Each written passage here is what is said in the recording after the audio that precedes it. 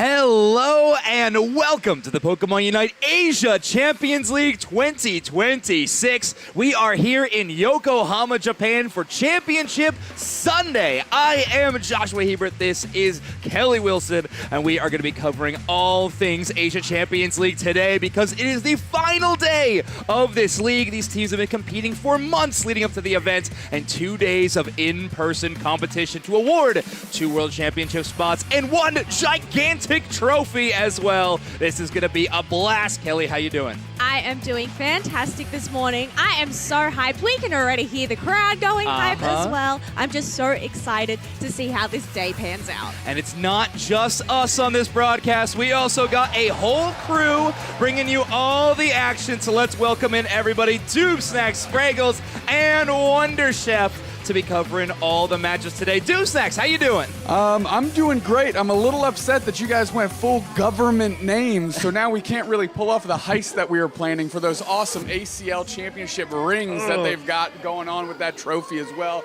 It's going to be a great day. Can't wait to get through it and see who our champion is. Of all people to be upset about the heist, I think I'm #1 in that. That's on me. That's on me. Spraggles, how you doing today? Amazing. What a day. I cannot wait. The games are about to start up on the main stage. It's going to be incredible. I had a thing to say, and I forgot it right before you threw it to me. Oops. Wonder Chef, do you remember what you were going to say at the start of the show? I'm back here again because it's the only way I can get the socials team to tweet about me. But I'm very excited to be able to see all of our teams still in. Unfortunately, they won't be in for that long, but all of our region is going to have a good time today.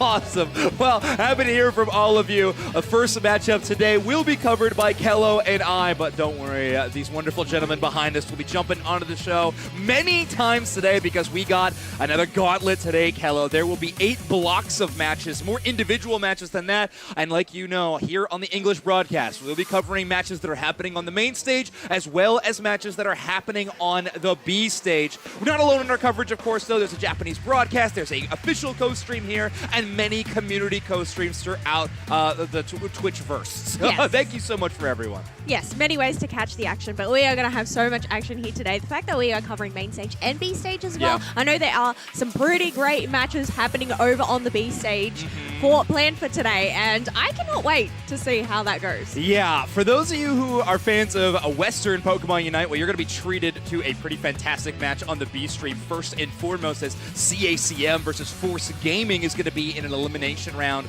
on the losers bracket, but obviously on the main stage, we're going to see some other matches. And if you were watching at all on yesterday's broadcast, it was kind of a method we do. We like to jump back and forth between the streams. Don't worry, as commentators, we'll do our best to keep you informed of where we're at in the tournament and what match we're watching, but we just want to make sure you don't miss a minute of this incredible Asia Champions League action. Yeah, exactly. We do not want to miss a minute because there's just going to be so much happening, so much to keep up with. But Exactly. I know in terms of just having these elimination matches, the fact that we have regions going up against their own region, like, hearts are going to be broken today. Yeah, Hearts I are gonna mean, be broken. we were talking about an all LATAM matchup in the first round of the B stage, but on the main stage, it will be an all Japan matchup as well. So no matter what, one of these representations from these regions will be headed home. So it's scary about heading down to the losers bracket. If you were not tuned in at all throughout our tournament, reminder, we are playing in a double elimination tournament. So a few teams, namely 4 of them, are still on the winner's side of the bracket, meaning that they can afford to lose 1 match, but then they will consume the rest of the tournament in the losers bracket. For the rest of the teams, it's win or go home at this stage. Best of 3 Pokemon Unite will define whether they can move on in our tournament. And we're taking a look right now. This is our winners bracket. Those 4 teams, Team Nemesis and Dignitas and Rival Esports and Fennel, the only undefeated teams left in our tournament. Yes, they at least have the safety net below them because obviously 2 of these 4 teams are going to land themselves there. But yeah, either Team Nemesis or Dignitas, that is going to be a great match.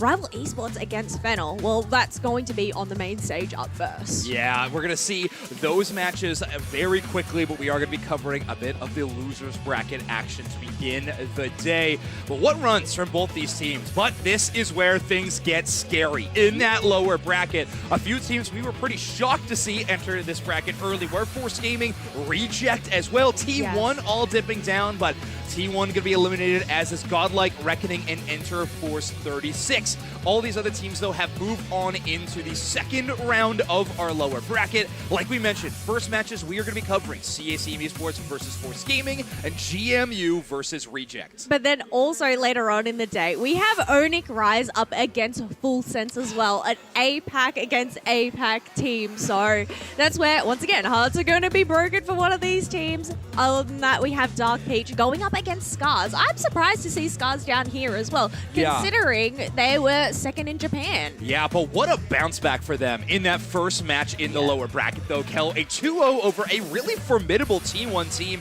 who had an incredible regular season in the Asia Champions League online event. But Scars playing for that hometown crowd. They're going to be continuing to do so. One of the last few Japanese teams still left in our tournament. I think we are down to 4 out of 5 at this given time, with only Enter Force 36 being eliminated from the competition so far. Yes, well, that's the thing. We are in Japan after all. I know whenever we have a Japan team up on the main stage, the crowd goes wild. So I think a lot of these folks here are definitely going to be cheering for them. Yeah, they got a lot of the crowd to rally behind them. That's a lot of energy given to these players on stage, and they're doing a pretty good job of flourishing in that energy. We see some of these walkouts on stage, and we see the epic intros and the energy that the crowd gives them. They are living it up out there. Yes, 100%, as we are going to be introducing our first teams on the main stage for today, GMU. Oh man, I'm so excited about this team. An early loss of the tournament, but still, this is the squad that qualified via the Winter Open tournament. This team have really proving that even if you are not invited to the Asia Champions League proper, Japan still has a lot to offer in terms of talent. Oh, 100%. It is so fun getting to watch their matches as well, just being able to work out their strategy and everything. But we have the players walking on out, giving their good morning hellos to everybody there. Yeah, this is a team to watch. I know they played a lot of their matches on the B stage in yesterday's broadcast. So hopefully you got to catch a little bit of the action, because they do bring out some really interesting Pokemon picks. We'll have to see what they bring to the main stage as they go up against Reject. Maybe the opposite effect or opposite story of GMU. Some fan favorites across the board on this team. We'll see how well the crowd reacts to this squad coming out. Yeah, but not only fan favorites in Japan, I feel like fan favorites from the West as well, because we do have Overlord that is going to be playing on a Reject this year. So we get to see him follow his journey and everything like that. And it's just been so incredible to follow it. Yeah, no kidding. Traveling across the world after winning multiple world championships to try to see what they can do in what a lot of people consider to be the most talented region in the world for Pokemon Unite. There we go. We have our matchup of the day, beginning with GMU up against Reject.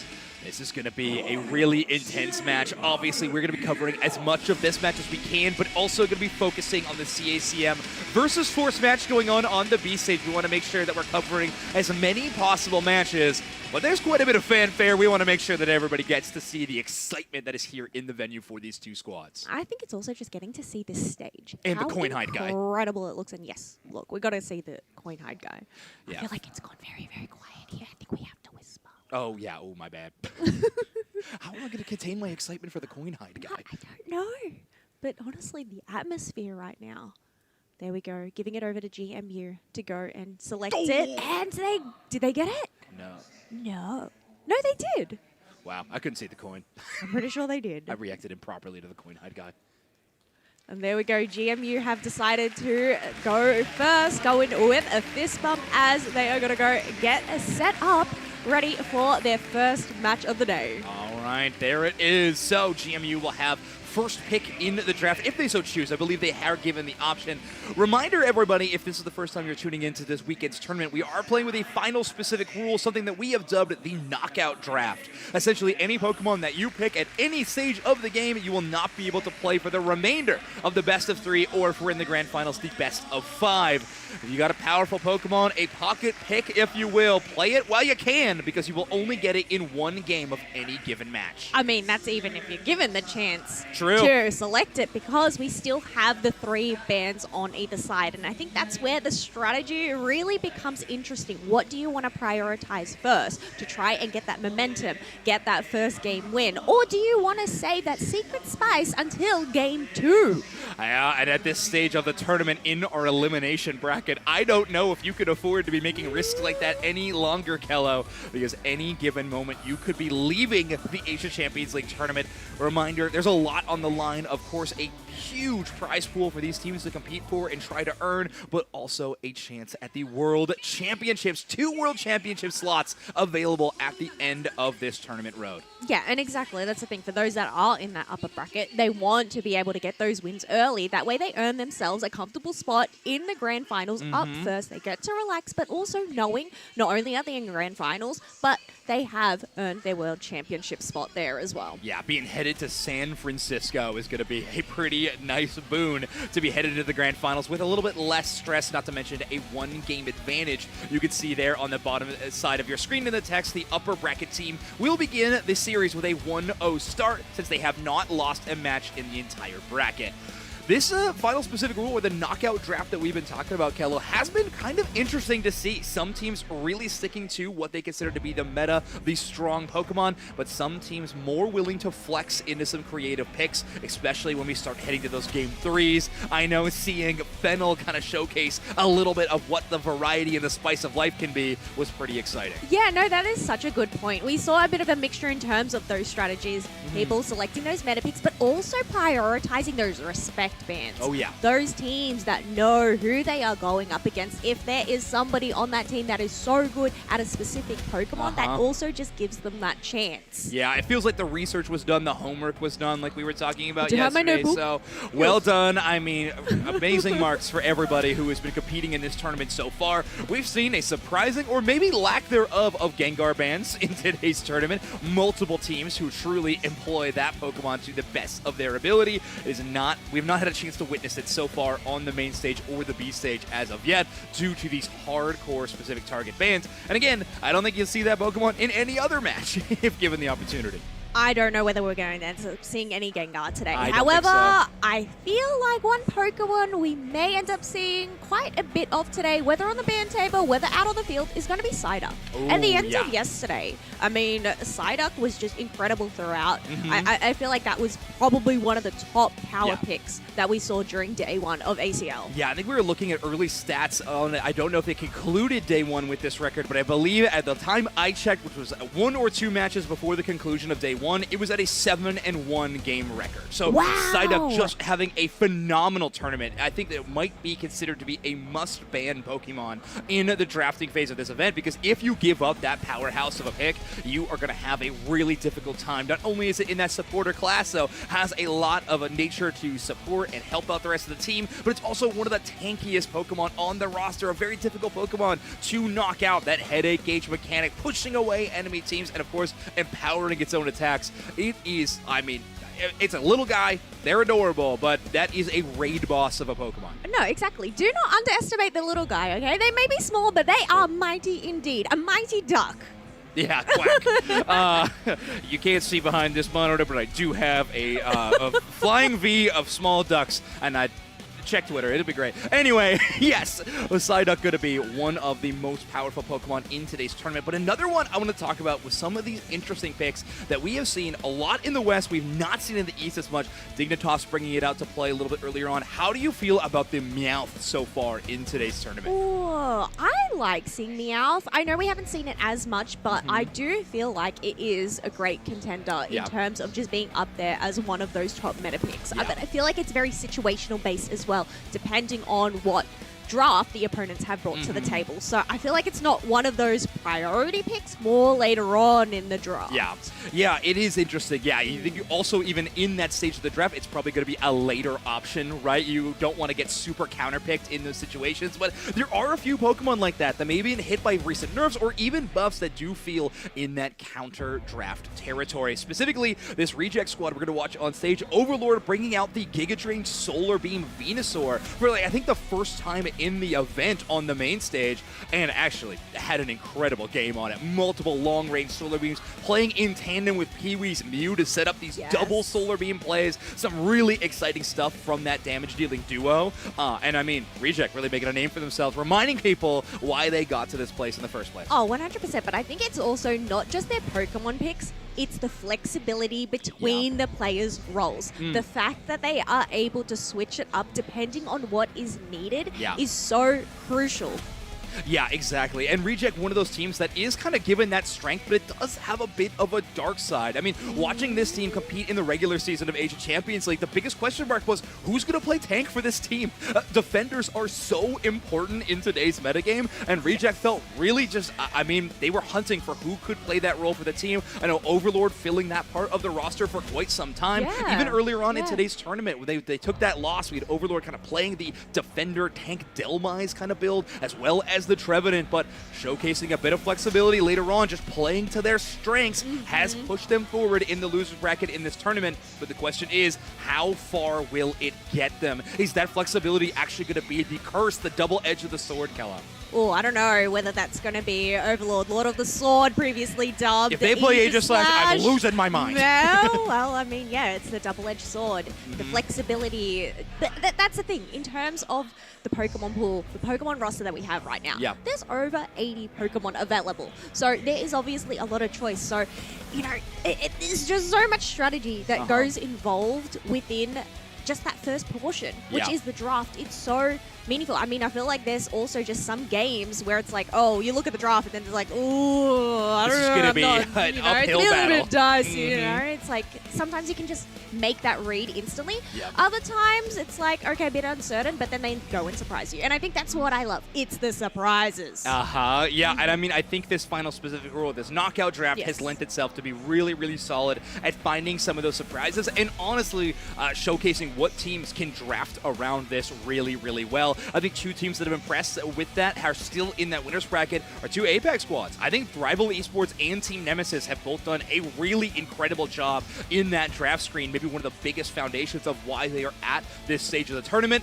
But I think Dignitas is right there as well, and Dignitas versus Nemesis is going to be, I mean, a highlight match we're going to have later on in today's broadcast that everyone's going to want to tune into. That, I think, is going to be a drafting masterclass between those two teams. I cannot wait to see that chess match happen before every single game. Oh, 100%. And I think all of the teams that you've just mentioned there, if you think about the players on there, they're all veterans. They have all been in this game from pretty much the very beginning. Right? Yes, we haven't had draft from the very beginning, but they have been there since the beginning of draft, being able to learn along the way, go and refine those strategies and everything. And I think it's just like, after all this time, after all of the tournaments that they have participated in, here, 2026, two World Championship slots on the line. Like, this is where you want to put all of that energy up here, out there, into the game, you know? Punch that ticket for San Francisco, right? I mean, you consider these teams, they've had a lot of competitions to be preparing for. For the teams playing from the East, the Asia Champions League was a really long season. They had to play frequent weekends, multiple tournaments. I believe the APAC section was playing a single elimination bracket every single week for placements and points. Japan was doing Swiss rounds every single time. And then our Western teams have been participating in a very similar format now with our regional leagues. So, I mean, a gauntlet amount of practice and preparation has happened so far in general, but then the last couple of weeks, it's been prepping for this tournament. So I believe we've set the stage quite well, but don't worry, we're going to be jumping into the action very soon. We're going to take a short break to let these teams get ready on stage, but when we come back, more Asia Champions League action.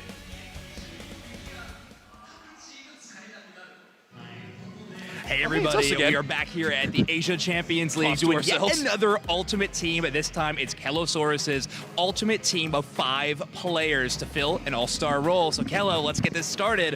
Who is going to be your first player on your ultimate team? I have got to lock in Inter from ROOT Dignitas there. All-around great guy, has the vibes, but also just one of my favorite support players to watch. All right, I like that vibes and skill. You're going to keep it up. Let's go with your second pick for the ultimate team. Second pick is going to be a Luna from Onic there. So, known for their Lapras, an incredible defender, just some incredible players. Absolutely love watching them on stage. Not a surprise at all that you went with a support player and a defender player to start your ultimate team, but let's get some firepower now. Who else do you want on the roster?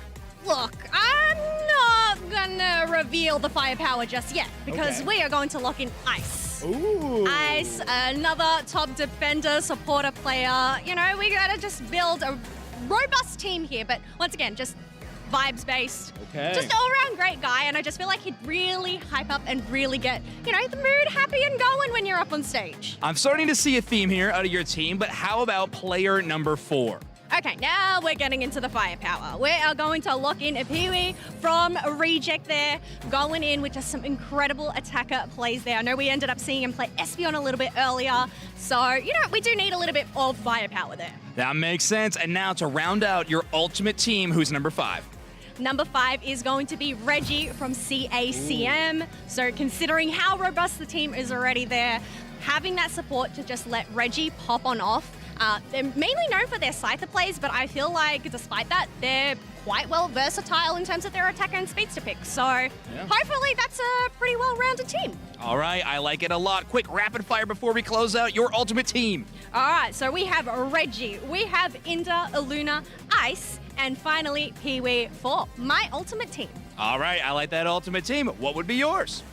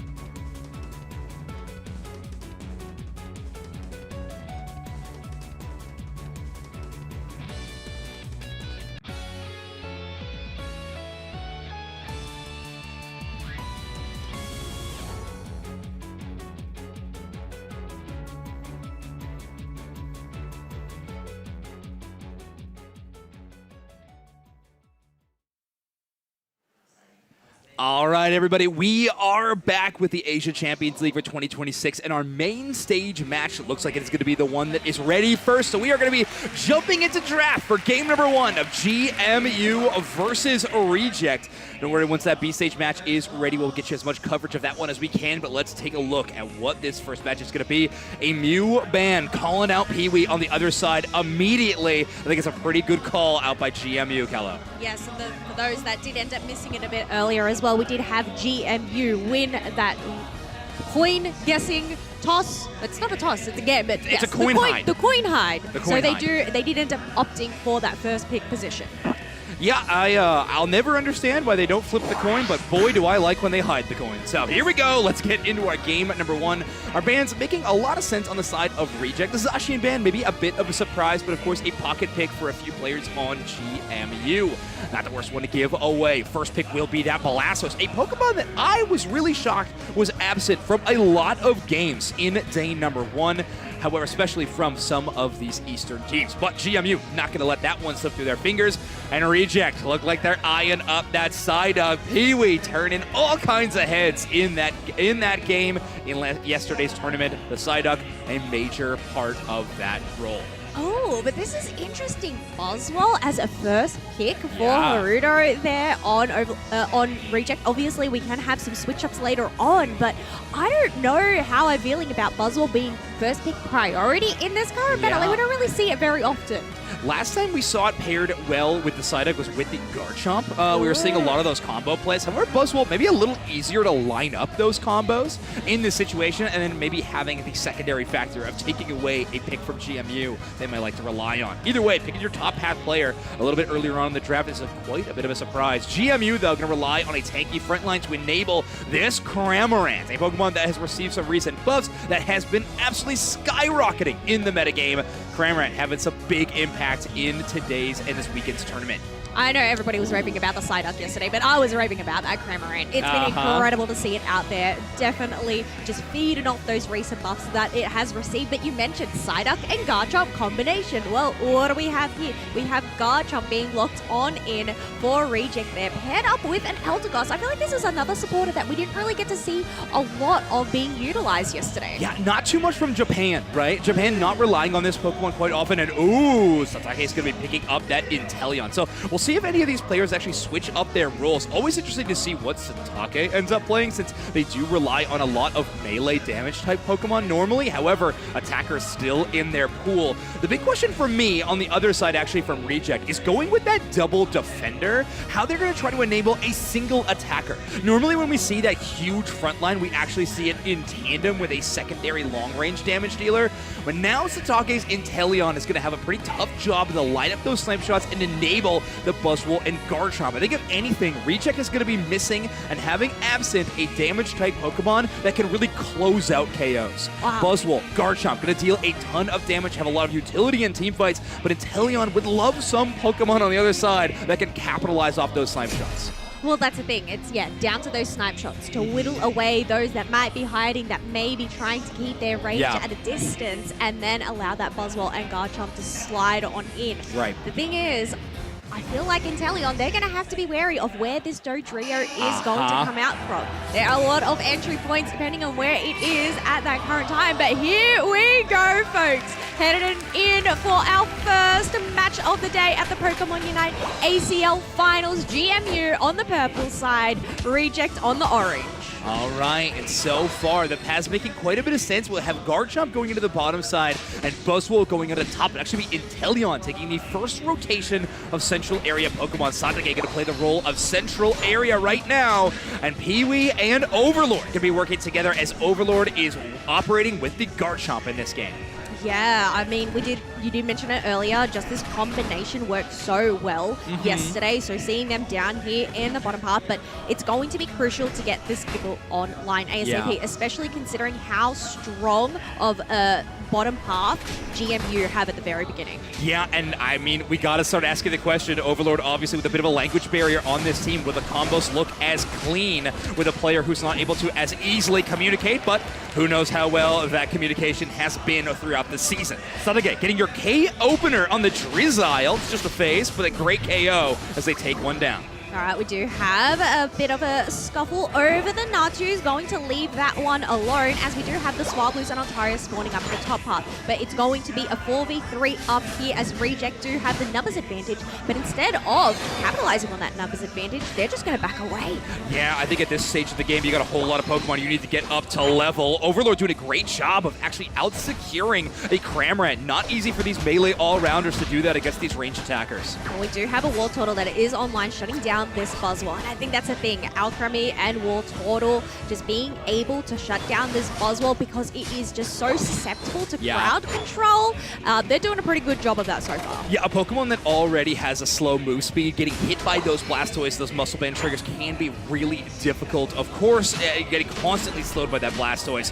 Overlord does find that Snorlax. The Dragon Rush will not pull away the Snorlax, and Pee-wee's going to take a ton of damage. Headache does engage. Big Pull and Puff healing not there in time. Dodrio going to close out that KO. Satake throwing in some extra damage into the Alcremie. I believe that might be a liquidation Inteleon. Okay. Yeah, I also noticed that is a liquidation Inteleon. I guess supposing they do have that Dodrio, the Cramorant that did prove to be quite slippery yesterday. Yeah. I feel like having the sure hit move of liquidation is probably going to be more reliable against this composition instead of that snipe shot. Absolutely. The only question will be how well can this Alcremie on the other side for GMU actually shut it down. Woo going to have their job cut out for them to slow down all of this passive damage of Garchomp and Intel.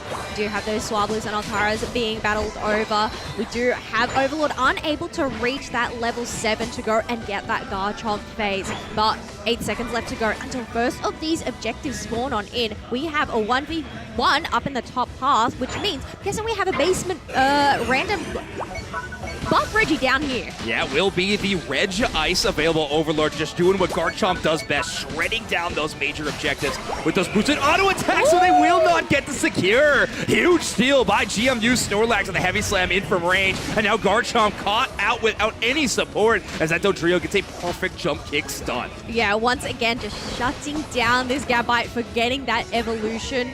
That way, they're not going to be able to get that experience. We do have that Reggie Drago there. Still, Waterland Array in the middle, as members are going to ignore it. Instead, 2 members from GMU are going to prioritize this Reggie Alecki, and it looks like no one from Reject are there to contest it. Yeah, Reject actually playing for the other side of the map. With that level deficit, they know they can't play for a secondary objective. Instead, playing for this Tier 1 goal zone score could give them an avenue back into the game. Pee-wee will trigger that Headache gauge. Mysterious power for the Psyduck enabled, and now Crammy will go down. Solid auto attack from Satake, who is almost at, or already has hit that level 9, but Unite move already employed.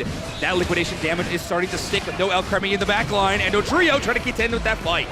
Rejects are just going all in on this bottom pad, being able to pick up multiple KOs. Eldegoss is going to make a run for it, as we have Blastoise trying to stand on their last leg with that Hydro Typhoon, but it just isn't enough to take down Reject, as all members are still remaining. Yeah, played around that incredibly well. Reminder, that goal zone siege without the help of Reggie Alecki, that was secured on the top side of the map by GMU earlier on. So great turn of events for Reject. They kind of pull a bit of the momentum of the match back in their favor, not to mention the Hyperscaler Garchomp, a Pokemon that just gets more and more powerful as this game heads into the late stages, is starting to get online. Overlord in double digits. Yes, we have triple double digits on the side of Reject, whereas the only double digit on GMU is going to be that Dodrio. So considering the slow burn, the slow beginning for Reject, they're starting to get these late scalers online.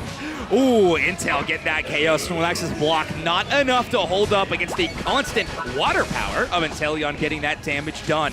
Blastoise is in range, but no Hydro Typhoon to try to contend with the last hit secure on the Reg Ice.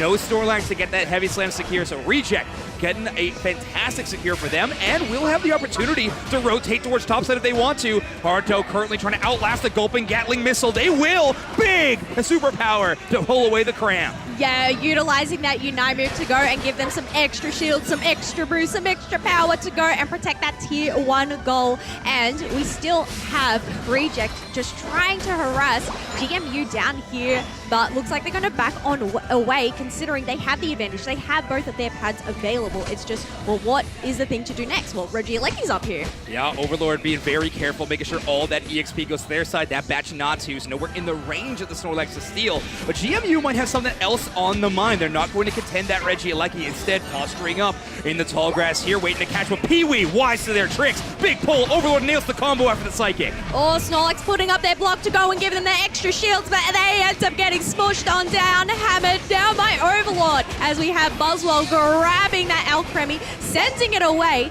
giving space for that LAIC to crash on through. They need to do some quick math to try and get the maximum overcaps. Reject now leading at 249 to 68.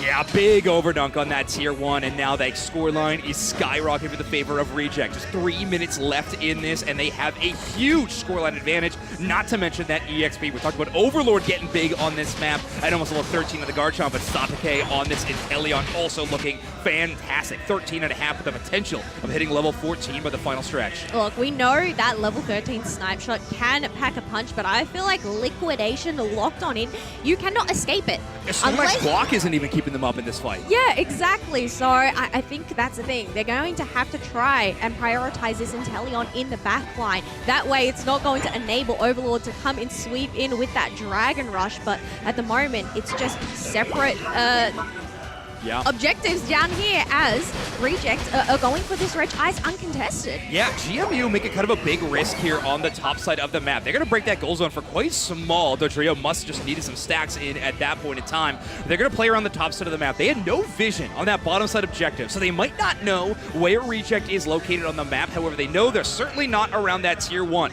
They're going to be playing around this top side. Dodrio currently not looking for a flank. GMU playing this really, really safe. Reject, on the other hand, have control of the enemy team's bottom L-bush, their own corridor, and, of course, the entrance to this Groudon pit. I think it's a really interesting strategy here, how GMU have wasted so much time up here in the tall grass rather than prioritizing getting any more of their scalers to those both plus moves positions. We still have a Dodrio at level 12. We haven't even had a Cramorant reach that benchmark, who's still at that level 11. Psyduck is going to push check with that Psychic. Alcremie also going to push check themselves with the Sweet Kiss, but for the moment, it's just a complete divide. Yeah, GMU not taking the bait of these early Groudon hits, right? You have Overlord just doing a little bit of damage to the Groudon, potentially trying to bait in GMU, and thinking they're forced into a fight. The Alcremie healing will do a good job of just kind of counterbalancing this Inteleon damage. But all right, now Groudon's getting down to dangerous levels, about half HP, jumping in with the Blastoise. Hydro Typhoon is available. Snorlax going to try to get into the entrance of the pit. Fountain Cloud Crash hovering above. Groudon extremely low, and the Blastoise will secure. GMU will take that objective on the back of a huge Blastoise Unite. Satake takes one buff back, though. Yeah, that's the thing. Even though they ended up getting the Groudon, they need to try and outlast Reject, who are chasing them down for the buffs. Inteleon and Buzzwell now have them on hand and are able to go and get these. Are they able to go get these dunks? That's the biggest question. Snorlax block will push up multiple targets, and now the reinforcements are here for GMU. Dodrio with no Groudon buff to work with, though, will not have that amplified damage, and Reject will be able to employ that for a absolutely incredible blitz on this tier 2. The scoreline at 387 and climbing, Kella. Yes, Cramorant still does have their buff on hand, but they're not able to stop in another hundo going in by that Buzzwell. 20 seconds left to go. Dodrio down, Cramorant needing to retreat. There is not much that GMU can do to try and take back this match. Yeah, with no room to work with, no time on the clock. This is Reject's map to win. They lose the Groudon with a couple of well-timed KOs right before they are able to swing things back into their favor. That Liquidation Inteleon having a fantastic showing in this game number 1. I was going to say patience may be the key there, and it did end up working out for GMU, even though they ended up getting the Groudon. The fact that they were not able to last that fight and give over those buffs to Reject just really paired well in their favor. Yeah, what an awesome showcase of what Reject can do in some of these matches. When they're given the room, they're given the macro. Early damage onto the Groudon eventually forces GMU into exchange. They might have lost the Groudon, but they are able to knock out the Dodrio even before the Groudon is taken, and then after that, the Inteleon is able to work. Biggest difference between Groudon and our other major objectives is no shield, no HP regain to try to play around. Still, the damage dealers will have a major impact, if not threatened. And with no Dodrio, that means that Teleon had all the room to work at the back line. But I think this just goes to demonstrate that not everything is reliant on securing the Groudon in the end. If we actually look at the level points that GMU were entering that fight, they were so under level. They only had a Cramorant at a level 11. They only had one of their top scalers at level 13. So yes, you can get these buffs. You can go rush on through, but the thing is they just were not able to go and fight on back, even with that extra boost against Reject. So, you know, the plan was there, the logic was there, but the thing is they just didn't have the resources on hand in terms of their levels to go and continue on forth. Yeah, it was a big challenge. I want to bring in Spraggles to talk about what their thoughts were on that game number 1 between Reject and GMU. Content Cowboy, how you feeling? I'm feeling great, man. Thanks for bringing me in here. I was listening to you guys cast. I was watching it. I thought that was a really bold play for them to continue smacking the Groudon in the center, trying to bait them in. For a while, I was thinking, why are you opening the door here for them to come in? But they, of course, were looking to bring them in so that they could KO them. They did that expertly in that moment. I was really impressed because the second I saw the objective go the other way, I thought, what a catastrophic decision for Reject to actually start getting Groudon low enough for the flip. But they were surgical in that fight. They had a lot of impressive fights throughout that, and it's great seeing Overlord on something that it feels like he can actually. It feels a little vintage Overlord too on the Garchomp. Yeah, it can make a big impact with something like that. So I think it was a really exciting game 1, and I do think Reject looks like a new team. Yeah, they look real good.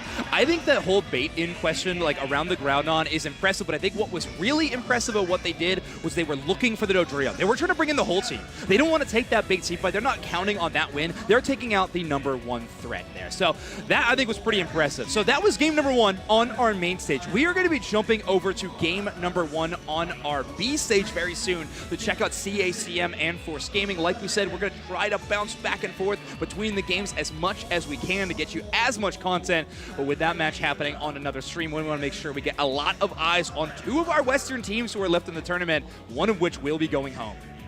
Yeah, isn't it amazing that somehow LATAM is going against each other? For the 50th time. Week in, week out, and here they are once again.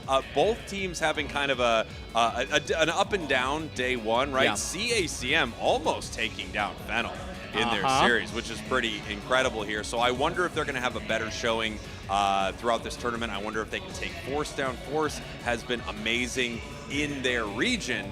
However, it does feel like it's some of these live events, they show up short. Yeah, it's a big question mark. How are you feeling about these 2 LATAM teams going head-to-head? Well, that's the thing. In terms of what we have seen in the regional league so far, they've only gone up against each other once. CACM only being one of the 2 teams to actually take a game of Force Gaming, the other team being Stamina, who actually ended up winning that whole set. I mean, if CACM are at least able to take 1 game, it's just a matter of whether they can take 2 of them. Yeah, it's a big question mark, but okay. I suppose I lied. We are going to be jumping back into game number 2 of our main stage. So here we are. Reminder of our knockout draft format, everyone. You can see on the right and left-hand side of your screen the Pokemon that either team will not be allowed to pick for the remainder of the series. Yes, and it does mean that Psyduck is not available for Reject this time. So I'm wondering if they're actually going to ban it on out, but instead they're going to prioritize the Urshifu, Mimikyu, and Mega Charizard.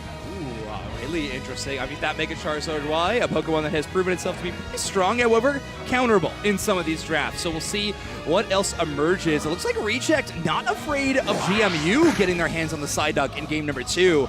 After picking it in game number 1, will not consider it as a ban option.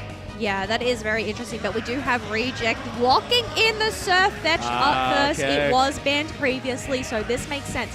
But yes, there we go. Instantly hovered over. Psyduck is appearing, and GMU are going to lock that one in, along with the Zarina, which also Reject banned on out. Yeah, we did see it a little bit in yesterday's event. It's a powerful Pokemon. I mean, we saw a lot of triple axle from it, as well as the Grassy Glide. It feels like into a lot of these all-rounder and brawling style compositions, Zarina can truly find a major way to show what that Pokemon's capable of. It looks like we saw the guy on the Machamp, a Pokemon that has been defining the metagame for what feels like a couple of months now. Espeon. This is, look, I'm wearing all evolutions today. As soon as I see an evolution, I am so hyped for this, but also just, this is an evolution we don't really see very much of as late, but I feel like especially into these melee compositions, the Zarina, the Mega Garchomp, its Unite move to lock them down can be so valuable, and we actually saw that a bit yesterday too. Yeah, it's really cool Pokemon because it does bring out that factor of the anti-dive like you're talking about with the Unite move, and you also have an awesome secure option in that Psyshock ability. Really curious to see how Reject rounds out this composition. Again, this is one of the only teams in this tournament that does not really have a true tank or defender player, and they are going to rely on that. All damage all the time. It's honestly, as close as we can see, is Machamp tank.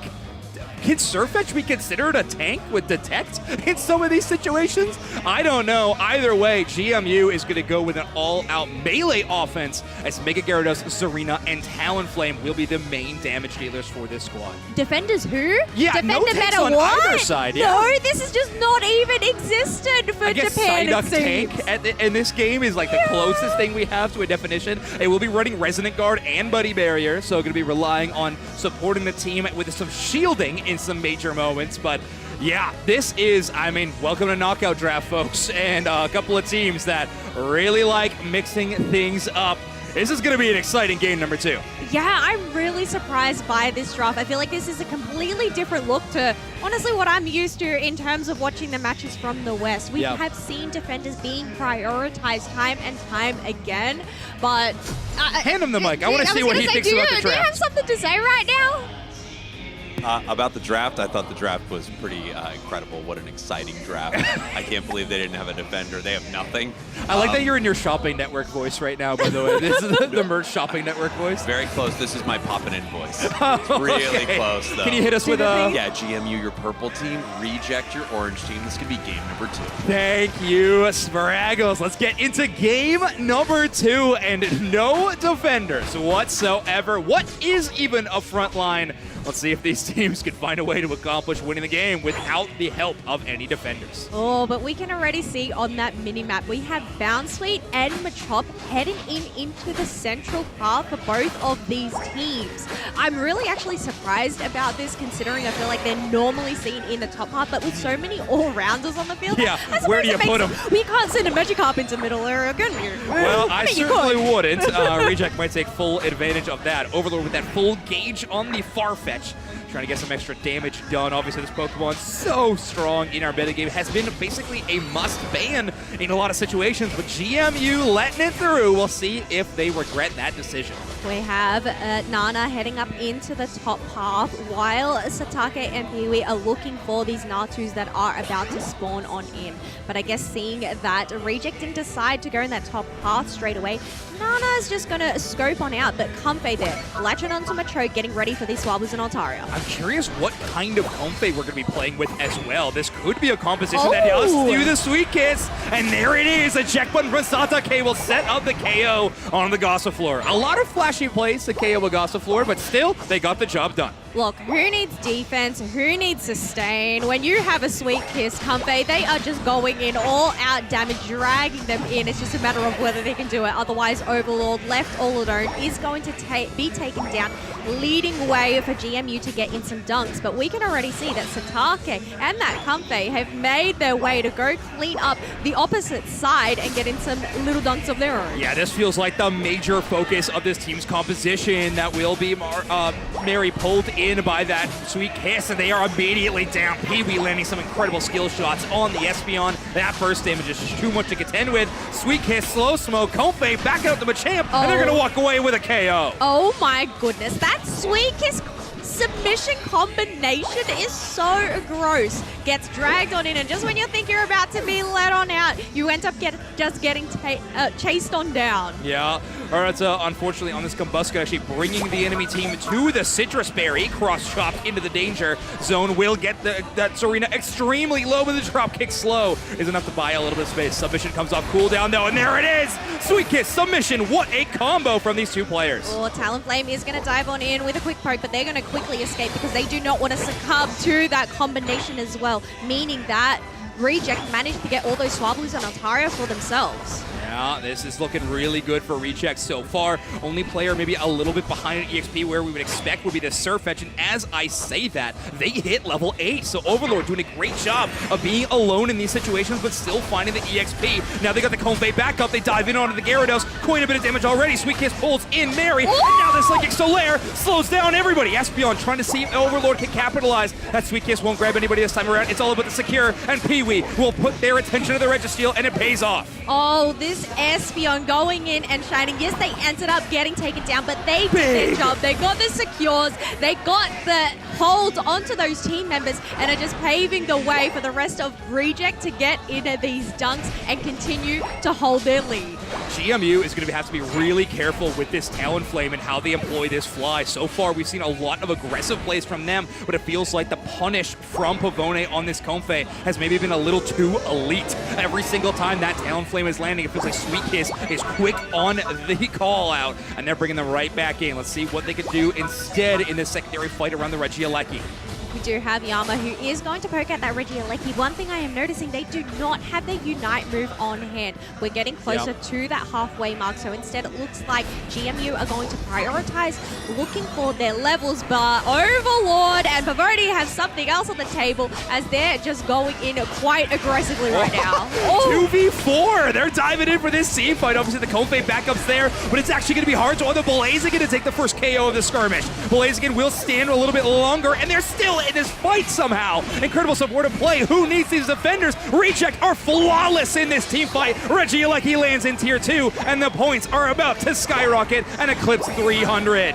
Once an avalanche starts, it is somewhat impossible to stop it. And I feel like this is what Reject are doing. They have Snowball, they have Avalanche. They already have 4 double digits over on this side, where GMU are just falling behind over and over again. And not to mention, that is a top path spawning in Regieleki with 2 goal zones shattered. Every single Regieleki KO for the remainder of the match will have the opportunity to walk towards GMU's home base. Shades of Zapdos, no, not the playable one, the boss one. Oh, but we do have that basement ready still available. GMU are looking for that, but Overlord and Pavoni once again have different things on their table. Just going in with that lunging Link Nova Blast, taking out 2 of those members, and the Avalanche is still not continuing to stop. Wow, and Mary actually feels the pressure, decides to Mega Evolve into the Gyarados, so Unite move doesn't get a lot of value. Big eject button from Talonflame, though. The Flame Sweep does pick up Pee-wee's Espeon. Can this Talonflame turn it around? They got the backup of the Eldegoss. Pull and Puff is there for the restoration. But Serena does kindly Unite move, but the Comfey not enough to keep up the Surfetch. Blaziken, the last damage-dealing member in this exchange, but not until Machamp's there for the backup. Sopticate along the backline. Haruto taking the front. Let's see if they get combo play. That's 2 down. Serena next. Machamp Unite move passes past the 2 supports. Sweet Kiss pulls in the Eldegoss. Eldegoss down. It's just the Gyarados inside it, left alone on the bottom side of the map. Yeah, even though it was only the 3 members, they have managed to sustain that, and Reject take the lead once again. The free space to go and take down this Registeel. Just continuing to shut down GMU's ways to get their comeback experience. Hello, when we talked about Comfey and its relevancy in this knockout draft format in matches prior, specifically in yesterday's tournament, it was always in tandem with 1 individual Pokemon, maybe 2 on the other side. You're willing to bring it out in certain games because you're likely not going to see that Pokemon in draft for the remainder of the matchup. But now, Reject has found a composition where they can combo with multiple Pokemon, and it is so devastating to deal with. Machamp, Blaziken, and Surfetch all love when a Pokemon is stationary right in front of them for the melee damage. I absolutely love what Reject just did there. Yes, they had that win condition of getting that Regieleki up in the top path that would be heading towards home base, but knowing that, they decided to prioritize this bottom path, knowing that GMU would likely be there to try and contest it. Yeah. So just taking these openings, just the knowledge, the observations that I'm noticing from this team is incredible. Yeah, Reject playing a really good holistic game. They're playing for the end game. We talked about how there were a few Pokemon who are desperate for levels in the game number 1 situation, a few level 11s. That is going to be a repeat case. Reject has done a great job of central area invades and really starving the experience of GMU in this game yet again. Looking at you, Omega Gyarados only at level 11, Serena at 12. Good call out by the side up, checking some of this tall grass will force Surfetch or Overlord a little bit away, but they do not have eyes on Satake. This Machamp with a Unite move in hand. Barrage Blow is ready to go, and the Konfei Pocket is already giving those resources over to Satake. They're engaging now! Yes, Psyduck ends up getting flipped around, sent back to the Pokemon Center, which means GMU are now outnumbered. Reject do have the lead. They don't need to go and take this one, but that isn't going to stop Machamp hunting down this Serena. All right, there's the lunging leak Nova Blast from Overlord will hit a couple of targets. Espeon does so much damage to those two right in the corridor, and it's just up to Talonflame and Psyduck to try to take away this Groudon. Flame Sweep in the midst. They do have the Groudon isolated. Fly is still in the air, will not do enough damage, but Machamp will secure the Groudon. Reject again with a flawless team fight as they take down the Talon, and this time they take the buffs. 3 KO streak for that Espeon. The buffs for free over there. Even with an attempt from that Talonflame, it just was not enough to handle the power that Reject brought this match. Incredible work, and now the score lead will stay relatively the same. Not enough safe goal zones for Reject to score on, and they're going to be conservative with these Groudon buffs. Over a minute left in this matchup does mean that things could turn at any given moment. GMU have the ability to knock out an enemy Pokemon on Reject, who is holding that Groudon buff, and steal it for themselves, increasing their goal speed, and of course, increasing their damage. But they only have 50 seconds left to accomplish this, and Reject is playing it safe. Yeah, well, some are playing it safe. They have decided to keep that Espeon down there, deciding to give up this tier 1, but 4 members are up here looking to put the pressure on this home base if they feel is necessary. But it looks like GMU, they've decided to retreat and take the fight back home. Big Unite. We have 2 Bird Unites to have a big push, and there's the second. Talonflame trying to contend with the remainder of Reject, whose offense in a secondary form is putting up some good numbers. Haruto down extremely low, but that form change will allow a bit of a shield to give them some breathing room. Gyarados' Dragon Breath comes a little bit short, and now Blaziken still solid for the team fight. We'll get 50 points in. Hundoburger, sliver of HP, and Reject will increase their score lead even more, and maybe more important than that, finish this game with a 2-0 fashion. Dispatch GMU in region rivals and continue on in our lower bracket. Yes, Reject have just played an incredible first match of the day, being able to take down GMU 2-0, continue their safety streak there, but that does mean we have to say goodbye to GMU. Goodbye to GMU, the Japan Winter Open Tournament winners.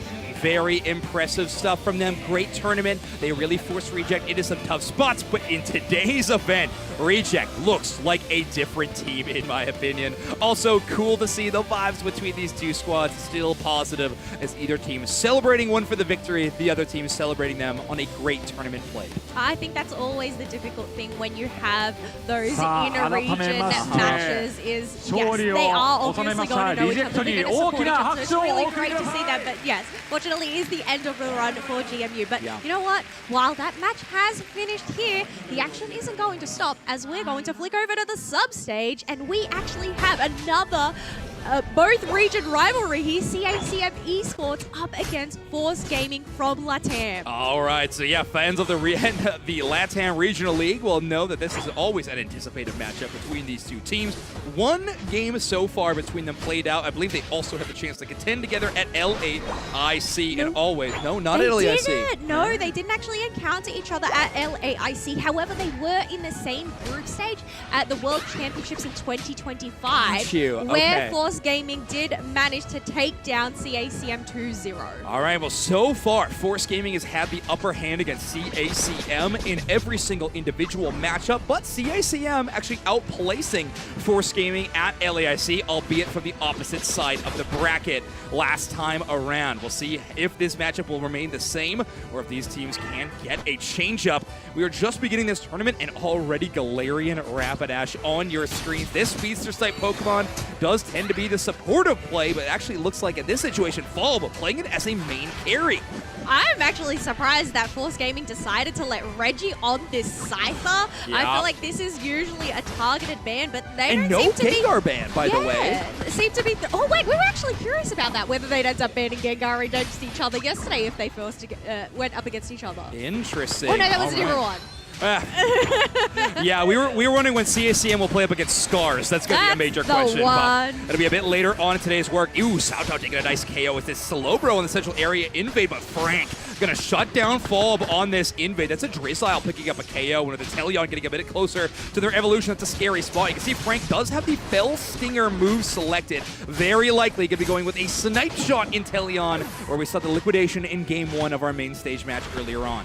Yeah, I guess in terms of Force Gaming's composition, Snipe Shot probably work well in their favor, considering they only really have to deal with this Rapidash with the dive. But with their front line, especially with that Crustle, they're the ones that are building the walls. That is some good protection against them coming on through. Yeah, that's a great point. And ooh, I was curious to see what Charizard we are looking at. I guess I should have guessed. It will be the Mega Charizard X, seeing as Mega Charizard Y was banned away by CACM. So a lot of big brawlers to work with. But Falb going to try to shut down that Pokemon while it's in the Charmeleon stage. Big KO with that Smart Strike. So difficult to deal with as they line up multiple. Scyther the next one to fall. But that will be Franks with a long-range Snipe Shot picking off the Galarian Rapidash. Yeah, 2 KOs for either side there. Regidrago is still left standing as we have Lel noticing that the Swablues and Altaria have spawned up in the top part. But it's currently a 3v1, so they do have to play cautious. Wait for this Machamp if they were to dive on in. Hello, I'm really surprised. That is Texas playing a Disable Psyduck, by the way. We're starting to see that little debuff that can electrically bounce between multiple Pokemon, actually increase the cooldowns in some of these situations. We'll see. Normally, we are seeing a lot more of that Psychic Psyduck, but instead, it will be the Disable. Good play, though, from CACM to buy some space around the Regirock. Will it be enough as Falb is doing so much damage? One Snipe Shot goes errant, and I believe that will be a secure for Force Gaming. Yeah, we do have Frank unable to land them up. Whether they were targeting the Regirock, whether they were targeting their opponents, they just didn't end up landing their hits. But that does allow Force Gaming to get the buff and dunk in a ton of points in this bottom half. And leave it on a pretty low amount of HP, so the potential for an overdunk in terms of scoring on the bottom tier 1 is going to be prevalent. Force Gaming with a really solid lead in the early game. We saw some moments from CACM as soon as we saw Frank on the Snipe Shot at Teleon, but it feels like the pace has turned for Force Gaming. It'll be a Regieleki now, and Reggie does have the Green Illusion Dive Unite move for Scyther ready to go. They may have the Unite move, but look at all of the Unite moves that Force Gaming Good have point. over on their side. They have a lot more resources, so we're not too fussed about this Regieleki. And CACM, it seems like they are aware of this. Just looking to play a little bit more passively and soak up whatever wild Pokemon experience is available while Force Gaming deal with shredding down this Regieleki. It does feel like a good call. Getting Mega Charizard X, most likely the priority target. They want to have a Unite move to work with, so they are going to be trying to get that Pokemon online and ready for the next big team fight. Like, it's a great point, Kella. You don't want to take a lot of these exchanges when you know you're going to be at a disadvantage. It's just not worth it. Better to go at the next team fight a little bit slower and at least have an even setup of Unites and resources to work with. Yeah, exactly. Sometimes you just use these objective secures, especially that Regieleki, as a distraction. Yes, you have the extra 6-fender. Otherwise, we have a bit of a brawl happening down here as Rapidash is going to dive on in, targeting this Scyther. However, they still end up staying up. We have them fighting on back as Rapidash is quick to flee because they are below half HP. Wow. I mean, Scyther not being worried about being trapped in the Bermuda Triangle the Galarian Rapidash can set down whatsoever. Actually able to contend, but there will be a trade of KOs on either side. Slowbro will finally fall as one Snipe Shot does land true. Frank and up into that Unite move, give full vision and automatic critical hits. It's good enough for the Galarian Rapidash to be shut down as we do have the Mega Charizard X from Ranma in the back line. Big push from Machamp though. Kai Luke's trying to buy a little bit of space. Teleon extremely low, but does not want to leave this team fight quite yet. No, Charizard is still left fighting. However, they have ended up losing their Mega. Submission is going to go and finalize that KO onto them, allowing a Force Gaming just to find some breathing room and a failed attempt from CACM to push this bottom tier 1 pad. Yeah, they get some big trades, some KO, so I don't think they're going to be too unhappy with the amount of experience they're working with, but you're right, having no purchase on that bottom tier 1 is going to make this matchup a little bit more difficult. If Force Gaming holds that point lead as we head into the final stretch with double points, that is a huge advantage for them to work with, and only 4 minutes remain. They got 2 minutes to try to upset this score lead. I mean, one thing I am noticing, though, is CACM have managed to catch up in levels. They do have double digits across the board, and that is only going to be elevated by a Reg Ice Secure. We have that Slowbro Unite move onto that member to try and take him down. Ranma ends up collapsing along with that Cider.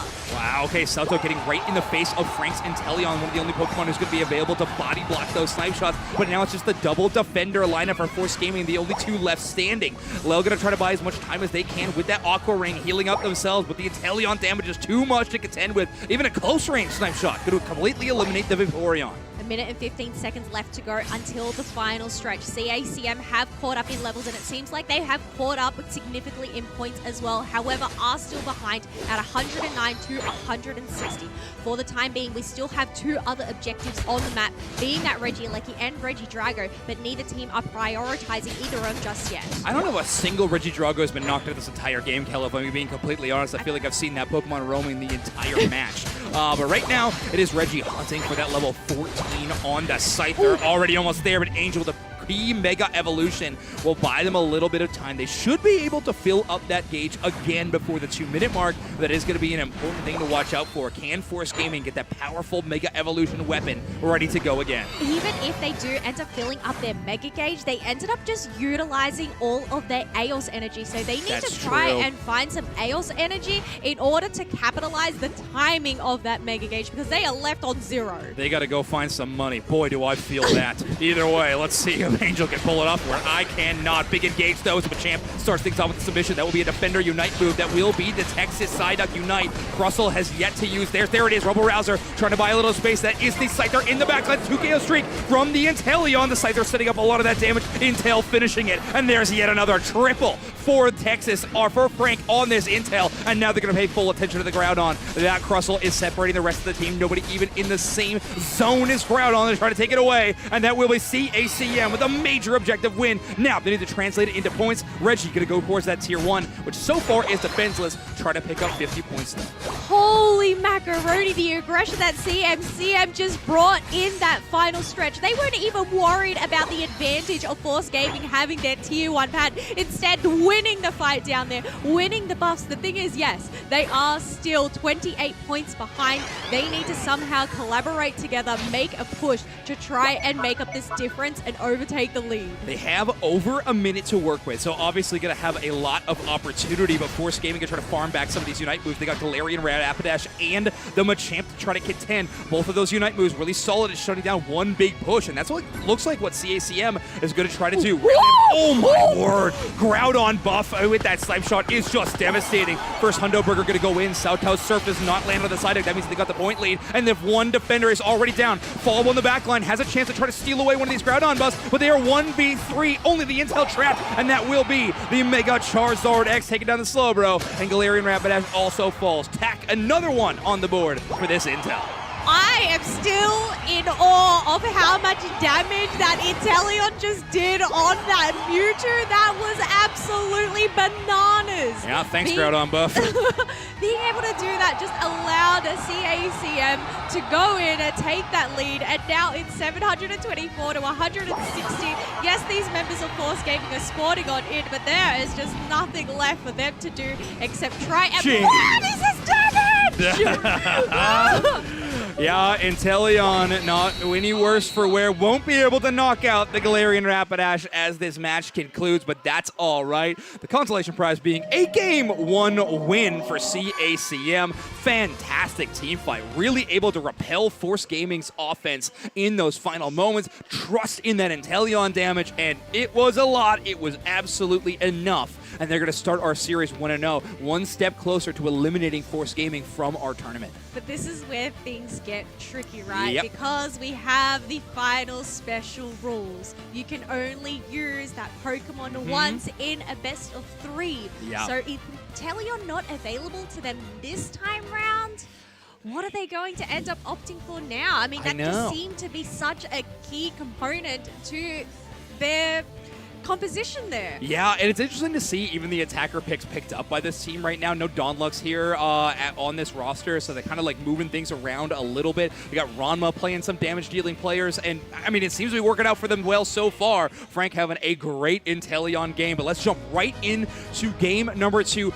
No Gengar ban, by the way, on the board. However, Reggie picking up a different ghost-type Pokemon, the Cerulege, locked up right now. Yes, well, they don't have... Rapid Fire Scarf Cerulege as well. Sorry, just... No, that's completely fine. I mean, we still have our final preparations. We'll see if they end up switching that up. But, yes. Sorry, I haven't lost my train of thought now. Yeah, that's on me. I got a little too excited. But a couple of swords to work with for CACM Esports as the Cerulege and the Zacian will both be picked up. And Texas will move on to the Suicune. CACM, one of the only teams in our tournament that's actually been really enjoying the power of the Suicune. Those nerfs have felt relevant, but with the Surf buff, maybe feeling a little bit more of a re-emergence in the metagame. And Venusaur will be showing up for Force Gaming. A lot of long range to work with the help of that double defender.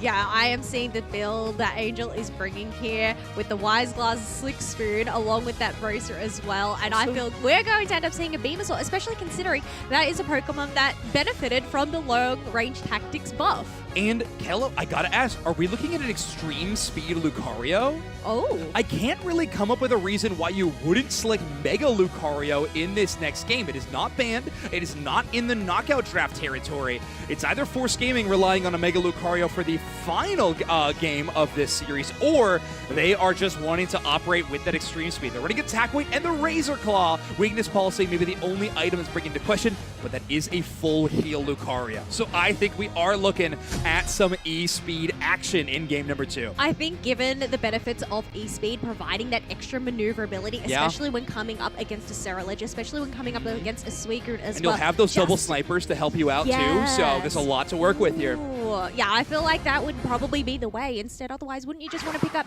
Mega Lucario if you do want to go with that close combat moveset? One has Mega in the name, so normally that's the one you would be opting with. But no, instead we are going to be jumping into game 2 with a standard Lucario.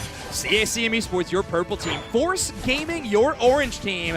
With the Cramorant headed to the bottom path. Zacian, the damage dealer, in the top side for CACM. Force on the other side, I can rely on the long-range damage of this Venusaur on the bottom side. And Fulb's long-range damage of the Alolan Raichu will be headed to the central area. Yeah, I think this makes sense, especially considering they do end up getting that Alolan Raichu evolution at level 5. So wanting to get that ASAP rather than prioritizing getting this Venusaur. Because I guess in terms of Ivysaur, can't really do much in terms of these early pushes. Now, Kello, I'm really curious on moveset when it comes to Fulb's Alolan Raichu. We've seen that they are one of the few players in the tournament that do rely on the stored power Alolan Raichu, but seeing as we have the synergy of long range from the Venusaur and the potential of the E-Speed Lucario, I'm curious, well, there it is, stored power. I was wondering if we might see more capitalization off the E-Ball build, but no, it will be those superstar stored power. Yeah, they always look so pretty, just shooting across, hitting those opponents, curing the wild Pokemon. Otherwise, they're just going to pivot towards the Natus in the middle. Reggie is left unattended. Umbreon has come online.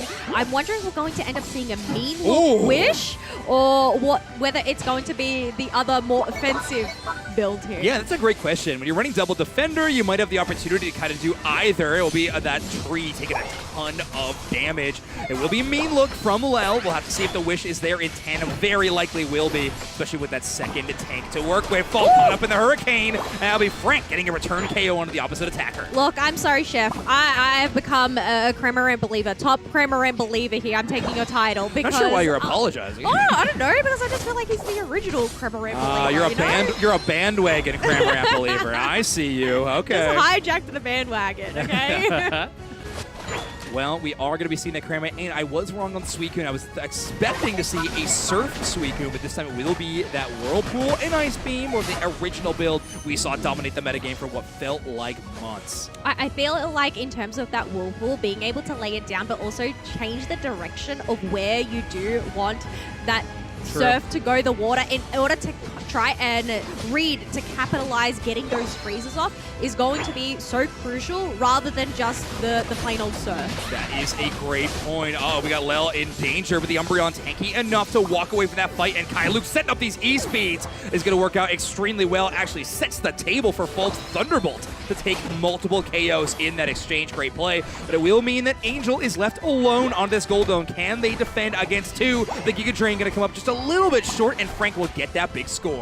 No, they cannot stop that, especially when they end up getting targeted by that Horn Leech, pushed away, just allowing that Cramorant to go and get in some dunks. They aren't actually stacking this time around, but still, they have that 78-point lead so far. Yeah, and will be Burmy running the wood build completely. So wood hammer and a horn leech on that Trevenant, going for maximum crowd control instead of trying to get those pesky resets that we see a lot of players running with the Trevenant these days. Oh, I like here how we have Bernie lurking in the tall grass, just making sure to keep eyes on where the opponents are, but it looks like the opponents are up in the top path as Force Gaming are going to take on this Zacian and this Kremaran. Now, we gotta watch out for the exchange between Angel's Venusaur Unite move and the Metal Claw from Zacian. I was checking out some Twitter clips that people were posting. You can, in fact, reflect the Verdant Anger with the Metal Claw on the Zacian. So keep an eye out for that. We'll see if we have a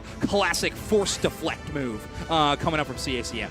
It's always, whenever you say that, it's never going to happen. It's never going to happen, but I just want people to be aware so that when it does, I look really cool. Here we go. Mega Lucario, not Mega, I keep saying Mega Lucario. Standard Lucario with the E-Speed build from Kylux will not get the KO as they are pushed away by the Trevenant. Reggie going to walk off that last team fight with quite a few bruises. Bruised and battered as they try to make it back towards their tier 2. They may be bruised and battered, but they don't end up getting the KO. However, who does end up getting KO down is that Alolan Raichu to that sword. The Zacian also ends up soon to collapse as they get cornered by 2 other members of Force Gaming. Yeah, this Venusaur just such a relevant factor right now in this metagame. This Solar Beam so powerful to deal with, and with the Giga Drain giving them a bit of anti-dive. It can be tough to take down this attacker. You get up close and personal, you end up giving them more HP. You try to fight them at range, you're going to get outpoked. This Venusaur provides a pretty difficult problem for CACM to solve. But looky here, we have Alolan Raichu now reaching that level 11. CACM are not too far behind, and we saw this in this last game. They fell off in that early game, but had a great late game. It's just a matter of whether they can find this experience to try and garner these levels. Yeah, it's going to be the biggest question mark. They're going to do it in the back of a topside Reggie, which will be providing one of those randomized buffs. LAIC will be spawning on this basement. And CACM seem to have their eyes set on that objective, seeing as they have already broken the tier 1. They'll be applying pressure towards the tier 2 goal zone, a bit more powerful there.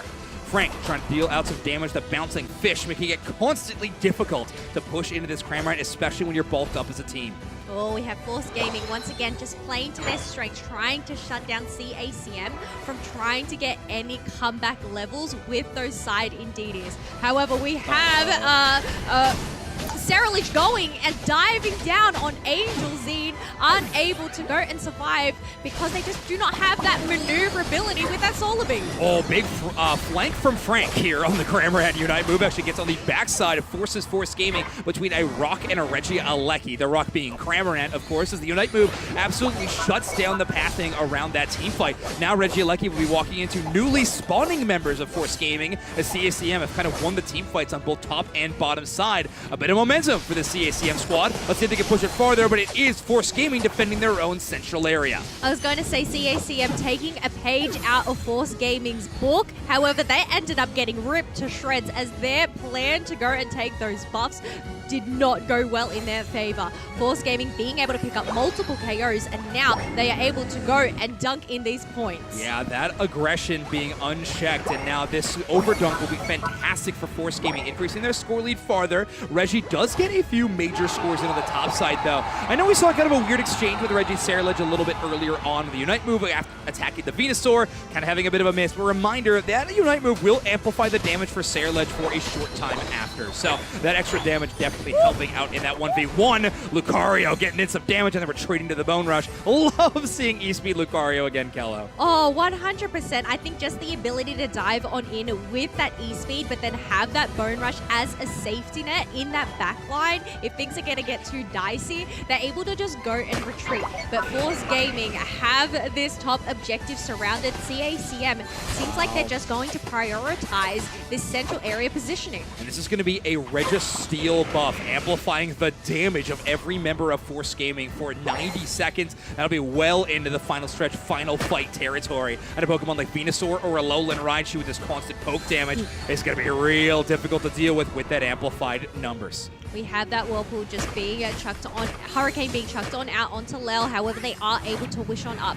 10 seconds left until the final stretch. CACM do have that 1 point advantage, but Force Gaming have the points lead so far. They just don't need to mess this one up. Yeah, it's not a fantastic points lead, but ooh, that early poke will do them a ton of favors. Good shot by Angel. Checking that tall grass. Texas is going to eat 2 solar beams to the face, and that Suicune will likely have to recall. No healing supports on the side of CACM Esports, and they are being pushed out little by little by these solar beams and thunderbolts. Yeah, it seems like they're just going to prioritize getting whatever wild Pokemon is available, just trying to get these scalers even further. Cerealedge has just reached level 14, highest level on the map so far.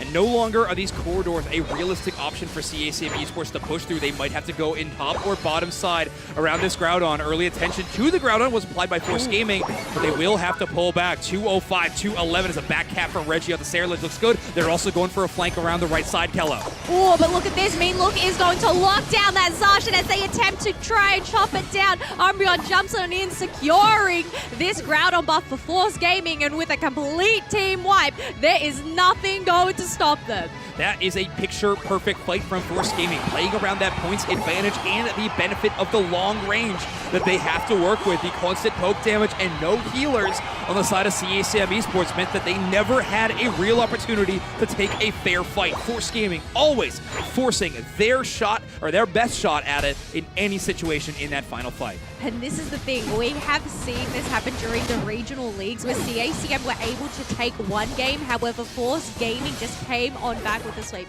It's just a matter of whether either of these teams, we're going to end up being on a third game here. Yeah, we're going to game number 3, and I don't think we'd want it any other way. CACM versus Force is one of the best matchups that we have in our regional leagues, and I can't believe that we get it here in Yokohama, Japan, all the way across the world, and we get essentially what is a rematch. But of course, they are fighting for their spot in our tournament in the lower bracket. Means that it is win or go home every single step of the way from here on out. And there we have it, folks. Force Gaming taking that lead, 837 points to 205. Wow, what a shot from Force Gaming. 13 KOs from the Alolan Raichu.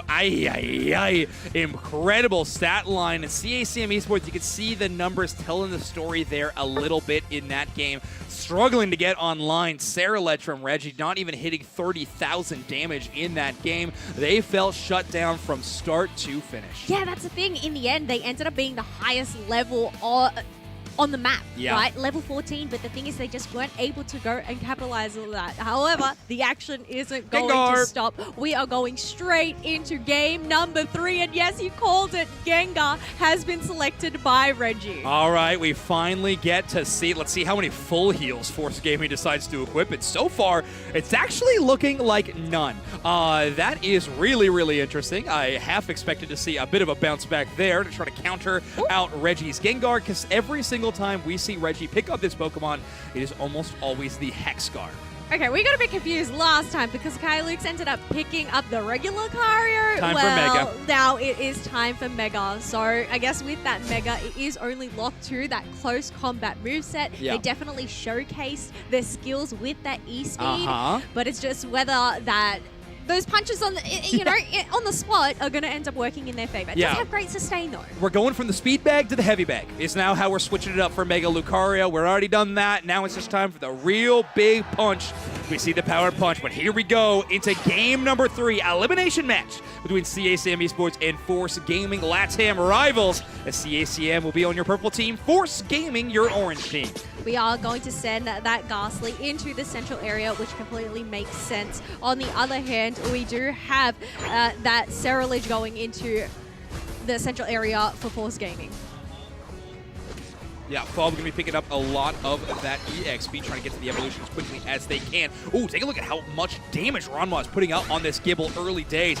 And will be the Lucario going down. Chansey the one to pick up the KO. Sure, that's not how CACM drew it up, but with Gibble on such low HP, the support taking that knockout will still be a good amount of EXP for CACM. I think one thing I noticed about the draft as well is that CACM have decided not to equip any stacking items whatsoever. So they can play a more passive, more laid back early game, not needing to risk getting those stacks in. That's a great point, Kello. Ooh, we're starting to see some move selections as well. Frank on this Icicle Spear. So going to be playing from range more of that mid-range damage. When we see the Ice Wing Glaceon, we do see it more of that long-range damage dealer, but right now Frank can have to kind of play amidst some of these team fights on the Glaceon. They do have a passive to work with, though, that should help them out. Yeah, I guess knowing that they are at that numbers disadvantage, they are just going to play on pad. CACM, however, are able to get in some other dunks up in this top path, having the numbers advantage up there. And there it is, Reggie on their iconic Gengar pick. Finally, in game number 3, going to bring it out. Force Gaming not willing to ban it, also not willing to equip any of those cleansing items. Nice, Saraledge taking away the blue buff. Yeah, incredible plays there from that Saraledge to go and take away that blue buff and instantly retreat back to go and focus on their own buffs. So I guess a slow rotation there by that Haunter is just going to slow them down a little bit more. Yeah, Fall needing a lot of EXP to contend in this team fight. We got 2 Ghost-type Central Area Pokemon, Kello. I'm absolutely in heaven, but we'll have to see the duel a little bit later on. Lel caught out by 1 Hex, but it will be a misinput from Reggie. Does not have the chance to follow it up, and it will be punished by Kylux immediately on this Mega Lucario. They're going to pick up a KO streak of 2. We do a Fall applying that damage over time burn effect to Texas's Blissey, and it will be enough room for them to get multiple scores. Angel's Leafeon yet to really have a big showing so far in this match, Kello, despite early game usually being the time to highlight that particular evolution. Yeah, well, that's the thing. While I mentioned that CACM were not running any stacking items of their own, we actually have 3 members on the side of Force Gaming that have that attack weight. So I'd say probably why we're seeing a little bit more of a slow beginning from this Leafeon. That way they can try and get online. But a failed attempt as they ends up locking down by that Icicle Spear. They do need to retreat back to the back lines and get some safe healing from that Eldegoss. Big Psychic pull on the side makes that fight in the bottom side a little bit harder, and Reggie on this level 8 Haunter still desperately looking for their level 9 evolution. Fall making it a little bit harder with the Saraledge on the constant injury. I think they're Unite moving off my mini-map. I'm seeing on the top side of the map, and they will KO that Blissey. So really, just a thorn in the side of this Gengar constantly, and it takes their red buff as well. Reggie is not even close to that level 9, only an 8.5. That's the thing, when you think about the maneuverability of Saraledge in comparison to a Haunter, they just have that advantage. So being able to just shut them down even further, they are now at that level 10 in comparison to level 8. And with Force Gaming just being able to go and take down the rest of CACM, dunk in some points, and now take this Red Ice for free. It might be Force Gaming picking up 2 of these objectives for free. At least this one's going to come at a slight cost, as both the Gabite and the Gengar are here, but neither of them matter. Kylux with the final Candle Wick burning out of their Mega Evolution gauge will take 2 huge close combat KOs. And that will be the Regieleki landing in the goal zone moments before either of these players can score, but Force Gaming still happy with top and bottom objectives. Steaks too juicy, lobsters too buttery, too much money in the pockets to go and get those dunks before that Regieleki. But nonetheless, that is still going to create the space up in the top half for Force Gaming. Yeah, I mean, unreal showing for them. Reggie finally online with this Gengar will Phantom Ambush just to dodge a Revenant Red, but they get the Bliss Assistance out underneath in another dimension. The Guard Shop buying themselves a little bit of space, actually get a Unite move. This Pokemon was at a sliver of HP moments ago, but they're able to contend. Phantom Force will dodge that final stun of the big damage from the Guard Chomp, and they are still going to stay up in this fight. Angel going to leap up with the Leafeon. Emerald 2-step takes 2 collateral damage on the Guard Chomp, and that's a 2-for-1 Unite move out of the Leafeon. Oh, now Glaceon is left to flee as the other 2 members are going to chase him down. They are able to make it over to that tier 2 pad, locking those Icicle shots. However, they did just not enough power to go and finalize some KOs, considering there's already 3 double digits on the side of Force Gaming. Yeah, big Unite move to defend that goal zone on the Leafeon, but CACM Esports are just taking any win they can right now as Force Gaming are dominating these stages. That Guard Chomp taking 2 KOs, though, during that Unite move might be a relevant factor, but good on Fall to play defensively on their Saraledge and dodge that and deny the big amount of EXP that a level 12 carry would be giving up. Heading on into the next objectives that are about to spawn on in. Force Gaming do have more resources on hand, having 3 Unite moves, whereas CACM only have the 2. A great Psychic from that Duck to go and pull out that Snorlax and just create some vision for Force Gaming to go and shred down this Regirock.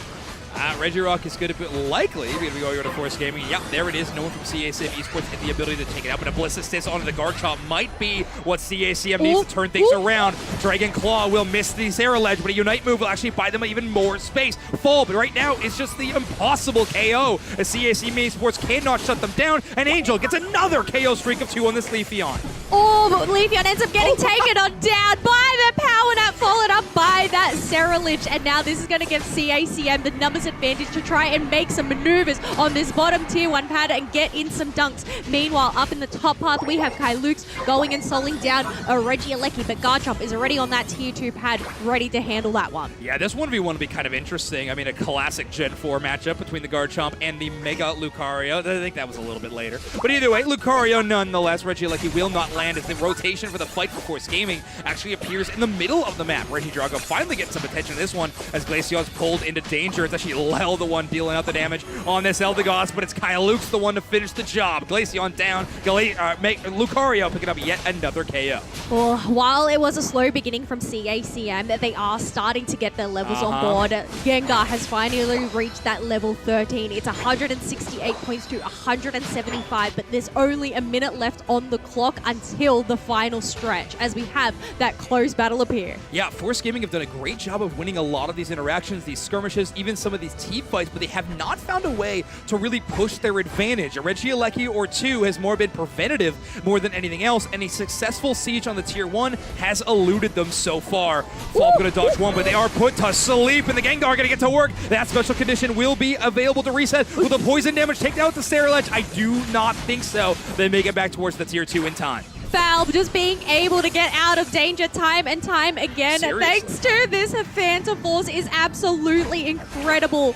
Even with that poison tick damage, it just wasn't enough to go and take them down. 15 seconds left to go. CACM have the advantage with the bottom tier 1 pad, and Force Gaming are aware of this. They're going to take close positioning to this Groudon instead. Yeah, Falm has been looking in the face of a KO time and time again and just laughing. Let's see what else they can do, and they're going to go right towards the Groudon. There will be a Sludge Bomb applied to the Groudon, so the resets for Hex will be there. Mega Lucario will enter their state from the back line as Snorlax goes for the engagement. It's actually Angel the one to take out that main support before the Bliss assistance can be used. They are shut down, but that will be the return KO. Glaceon out, and there's a couple of massive ones for Force Gaming. 2 members down for CACM, but that is Falb gone for Force Gaming, and Angel is on a sliver of HP. Angel is on a sliver of HP as they end up getting chased on down by the Snorlax, but Force Gaming have the advantage in this central area and are going to quickly shred on this Groudon. The thing is, they have to be aware of Reggie, who goes and takes down that Eldegoss. It's just a matter of whether they can take down any more members with that Bliss assistance. Maybe the Groudon, no, it ends up being Force Gaming to secure it. Kylux on the Mega Lucario to go and pave the way. Yeah, it was a Hex Gengar versus a Mega Lucario power-up punch, and Kylux the one to win that exchange. Not only did they get a great power-up punch secure, but a close combat actually picks up a couple of tangential knockouts immediately after. Now, this match is still extremely close, but Force Gaming will get a chance to get a massive score in on this outer tier 1, and they might have a chance to push it even farther. 2 members down so far, CACM Esports. Can they rally back for the defense and steal one of these buffs? Emerald 2-step shut down with a heavy slam, but that's so much damage. Glaceon does take 1, but they immediately go down in response. Yeah, giving back that buff. We do have that big old power nap coming on in, but even if they get the stun, it is just not enough to stop that Psyduck from emptying out their pockets. 30 seconds left to go. Multiple members of CACM members are down, and the cavalry isn't stopping as Force Gaming are going to continue buffing their stats. Yeah, Force Gaming having a pretty difficult start to our tournament, taking a tough 2-0 loss. A lot of head scratching when looking at how powerful this team has been in regional leagues prior, but now in the second round of the lower bracket, it looks like this team is starting to get some more life in them, some more wind in the sails as Force Gaming will dispatch CACM Esports in a 2-1 victory. Every single time CACM Esports go into Force Gaming, there is that slither of life that slither of opportunity, but unfortunately it just got yoinked away once again, only taking that one game, but Force Gaming coming out on top. This is the reason why they are currently top of LATAM right now. And Angel, I am so sorry I said anything about that Leafeon being quiet, because what a showcase from them. 11 KOs full with over 100,000 damage on the Sair Ledge. Such an impressive game. But Kella, we just covered 2 incredible matches. That was a whole lot of fun. Obviously some elimination matches, but we're going to be jumping to a very short break because we got more matches going on right behind us. We want to get you to them already, so don't go anywhere. Very short break. When we come back, more Asia Champions League. All right, everybody, we're going to be playing a game of Guess the Ditto. These 4 wonderful players have all been given a Pokemon, 3 of which the same Pokemon, but 1 player has learned that they are the Ditto. They're going to be trying to blend in. One by one, everybody is going to say a word describing or relating to this Pokemon. The Ditto is going to try to blend in. Let's see if you can guess who the Ditto is as well. Kella, we'll start with you. Fish. Used in today's... Oh, wait, it's 1 word? Sure, either way. Whoa, no, okay, I've seen it before, not 1 word. Used today? 2 words, close. Water type. Overpowered. Okay. Blue. Dumb. Oh.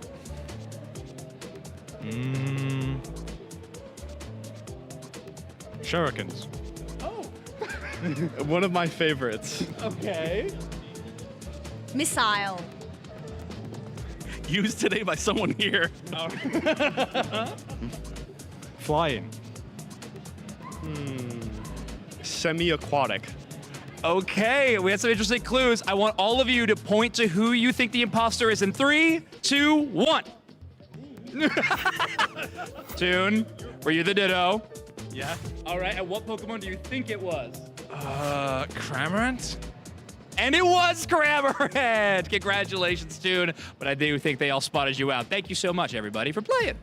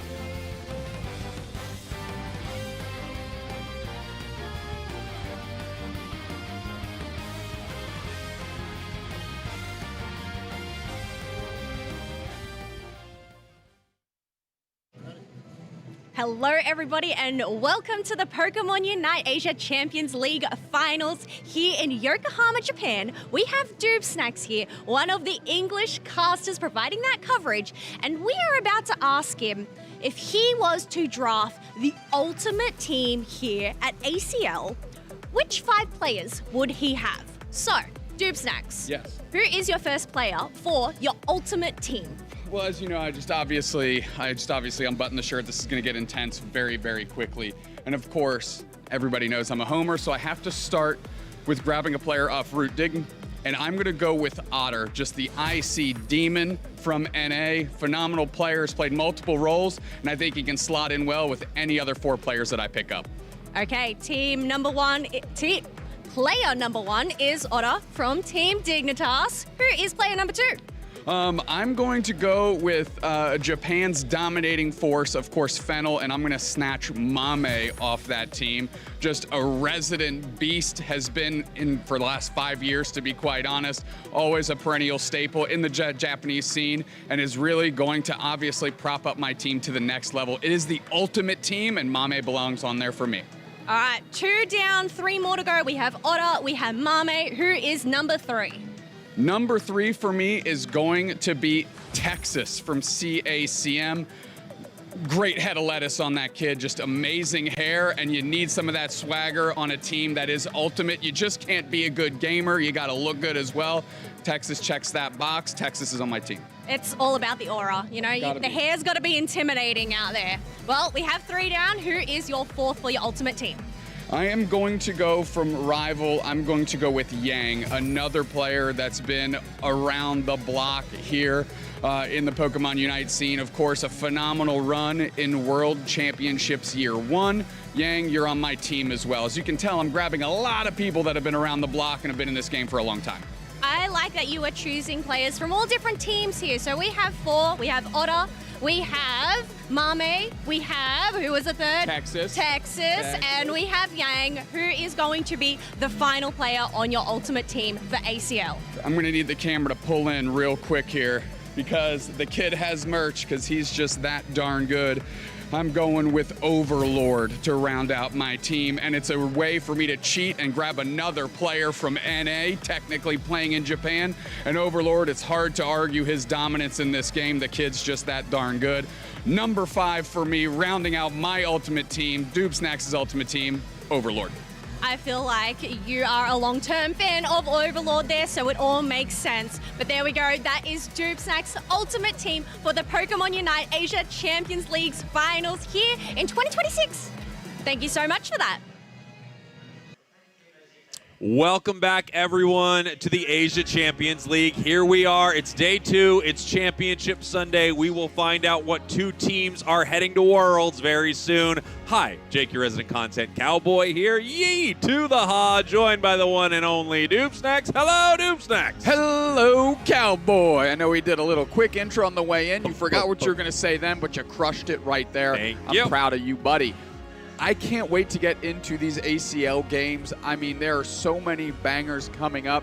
We are kind of getting the B stage set up. We're in the middle of one behind us as well. A lot of great action today, and we are burning through it. Yeah, we're going right through it. I mean, lower bracket games are being played right now, which means one of these teams are heading home. Up on the big stage, we see Scars out of Japan versus Dark Peach out of China. Going a little further than I think a lot of people would have expected them to in this competition, just given that they're not even playing on the same version as us, and they're taking games off of some of these teams. Really impressive, and a huge glow up from their year 1 at ACL. I couldn't agree more. What a large step forward that region has taken, especially on the international stage here. Game 1 did not go their way, however, choosing interesting things such as Fury Swipes, Surfetched, something we haven't really seen. And it didn't develop and deliver in a way that was meaningful there. Scars was kind of all over him. Yeah, this is going to be hard for Dark Peach because Scars is one of these teams that you really don't want to see have Dodrio, and I think if they can get that early lead, which we've seen them get before with this Pokemon, they can absolutely punish this squad.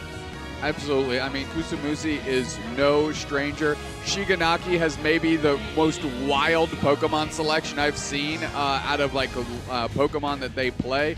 We saw Sableye, we see Machamp, they're now on Blastoise. They're all over the place checking a lot of boxes for this Scars squad.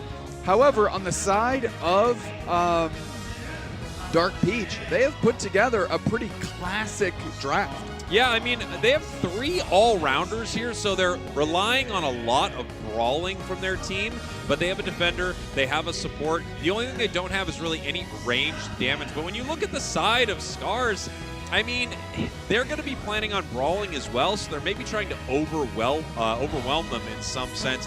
However, with that Blastoise, with that Vaporeon, if you could, you would love to rein in some long-range damage. You know, get some special attackers doing some big burst damage from afar. Of course, Dodrio could stop that, so I totally get where Dark Peach is coming from with this composition.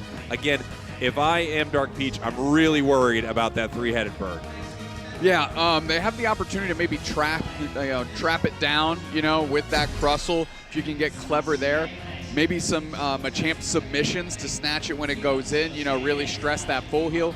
We'll see how this shakes out. But to the credit of Scars, they saw, hey, you guys want to brawl? Let's brawl too. There's not a lot of range between these two teams. Well, here we go. We're going to be heading into game number 2 here. Scars is already up 1 game. They want to move forward in this competition. Dark Peach, your purple team. Scars, your orange team. And again, Scars out of Japan looking to move forward. This would be China's last hope in this tournament. We have a cough button. Got a cough button on there. Wasn't able to handle it, but we do have it. It came at us fast, guys. Scars right now. We see Zarina in this bottom path here, seeing what they can secure. Doomstax is he's on the brink right now. I kind of want to turn it. Can I turn your mic back on? Here you go. It's back on. Just not only I'm choked on the water too. It's just All right. I'll let him get through it. As we see a bit of an invade happening here on the side of Dark Peach. There is the Vaporeon from Scars, looking to see what they can steal away. Not able to take that experience. We do have Cerulege evolving for Dark Peach. Can't guarantee that I'm over it, but I'm okay for now. We have weathered the first wave of the storm. Let's see how Dark Peach can handle it. Hopefully better than I can handle this cough that just put me on complete assault. To be fair, it wasn't only a cough. You had some trouble drinking that water, too. It's actually a running joke in my household, my complete inability to drink water like a normal person. Always coughing on that water. Here we go. My curious question is, because I haven't seen it because I was coughing, do we know what kind of Hoopa we've got here? I did not see what kind of Hoopa we had. I was also paying a lot of attention to what was going on with you. We have the Cerulege right now in so much trouble, but no, actually a miss there, a really rough miss for that Dodrio, and punish. Dark Peach coming right back at him. Great KO pickup by Astra right there on the Cerulege to make sure that they are keeping things at parity. Are you pressing them down? I believe we've got ourselves a little trick Hoopa here.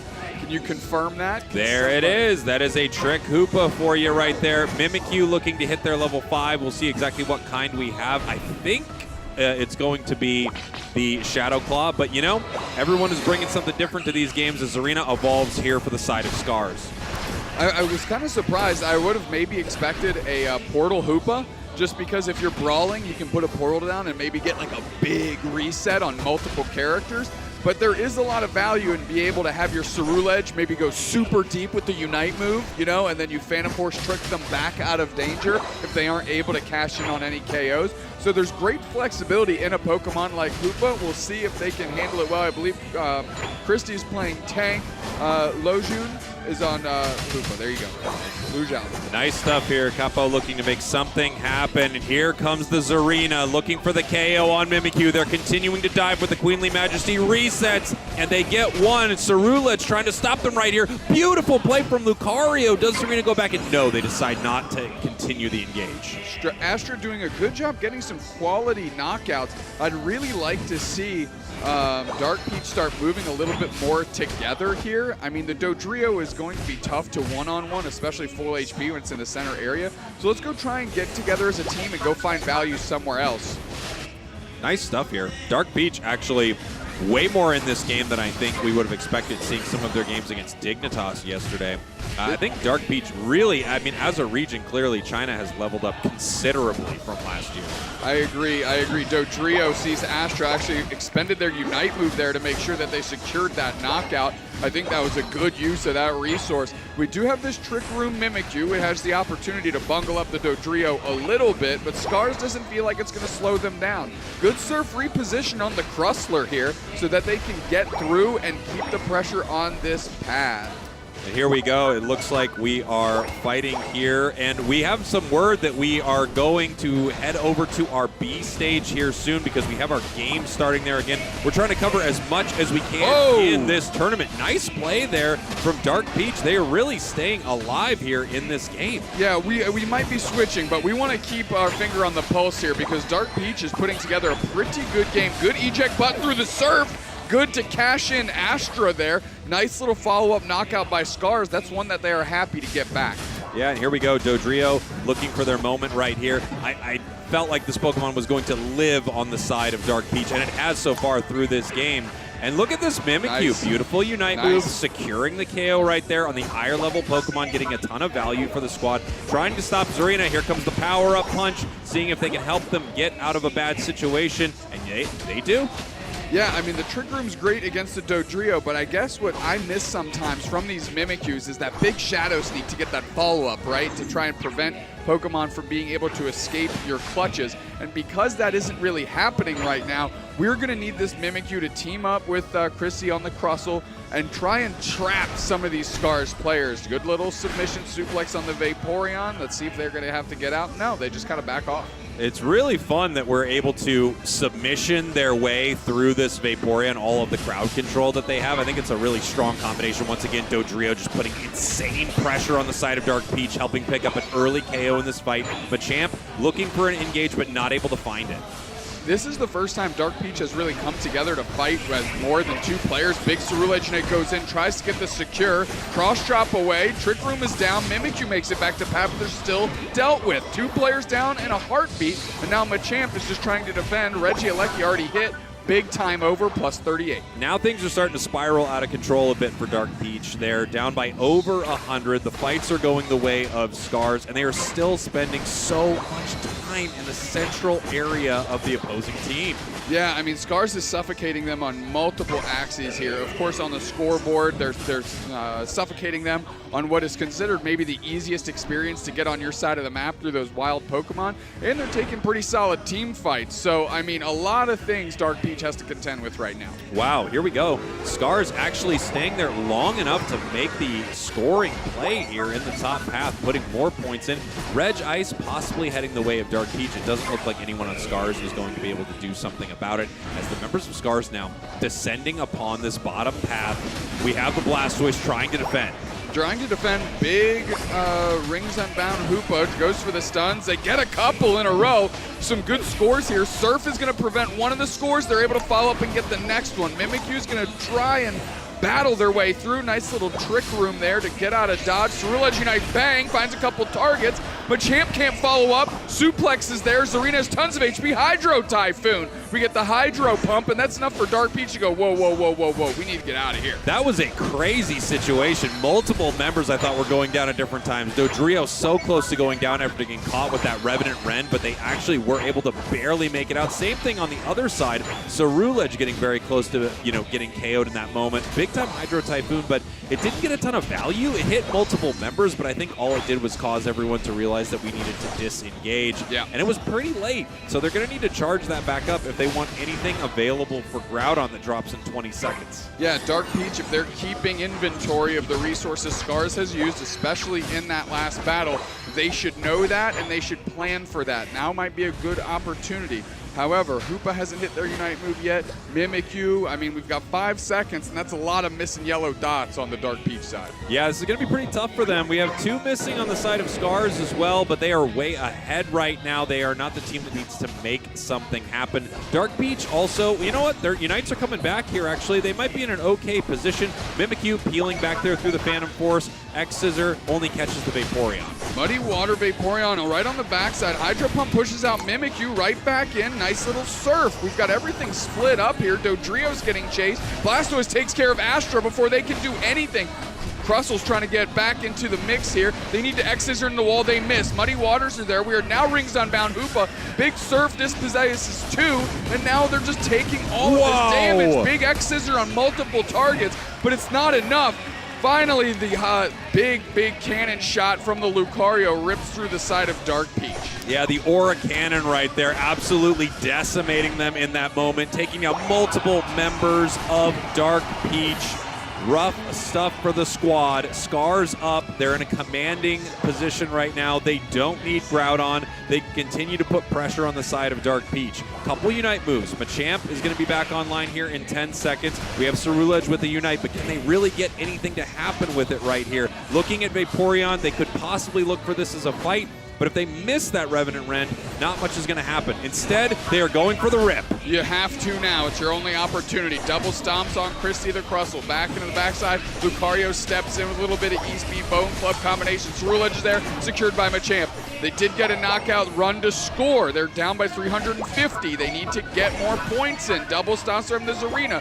They are bullied out. You've got to keep the pressure on. They're not scoring fast enough. They need to do their math.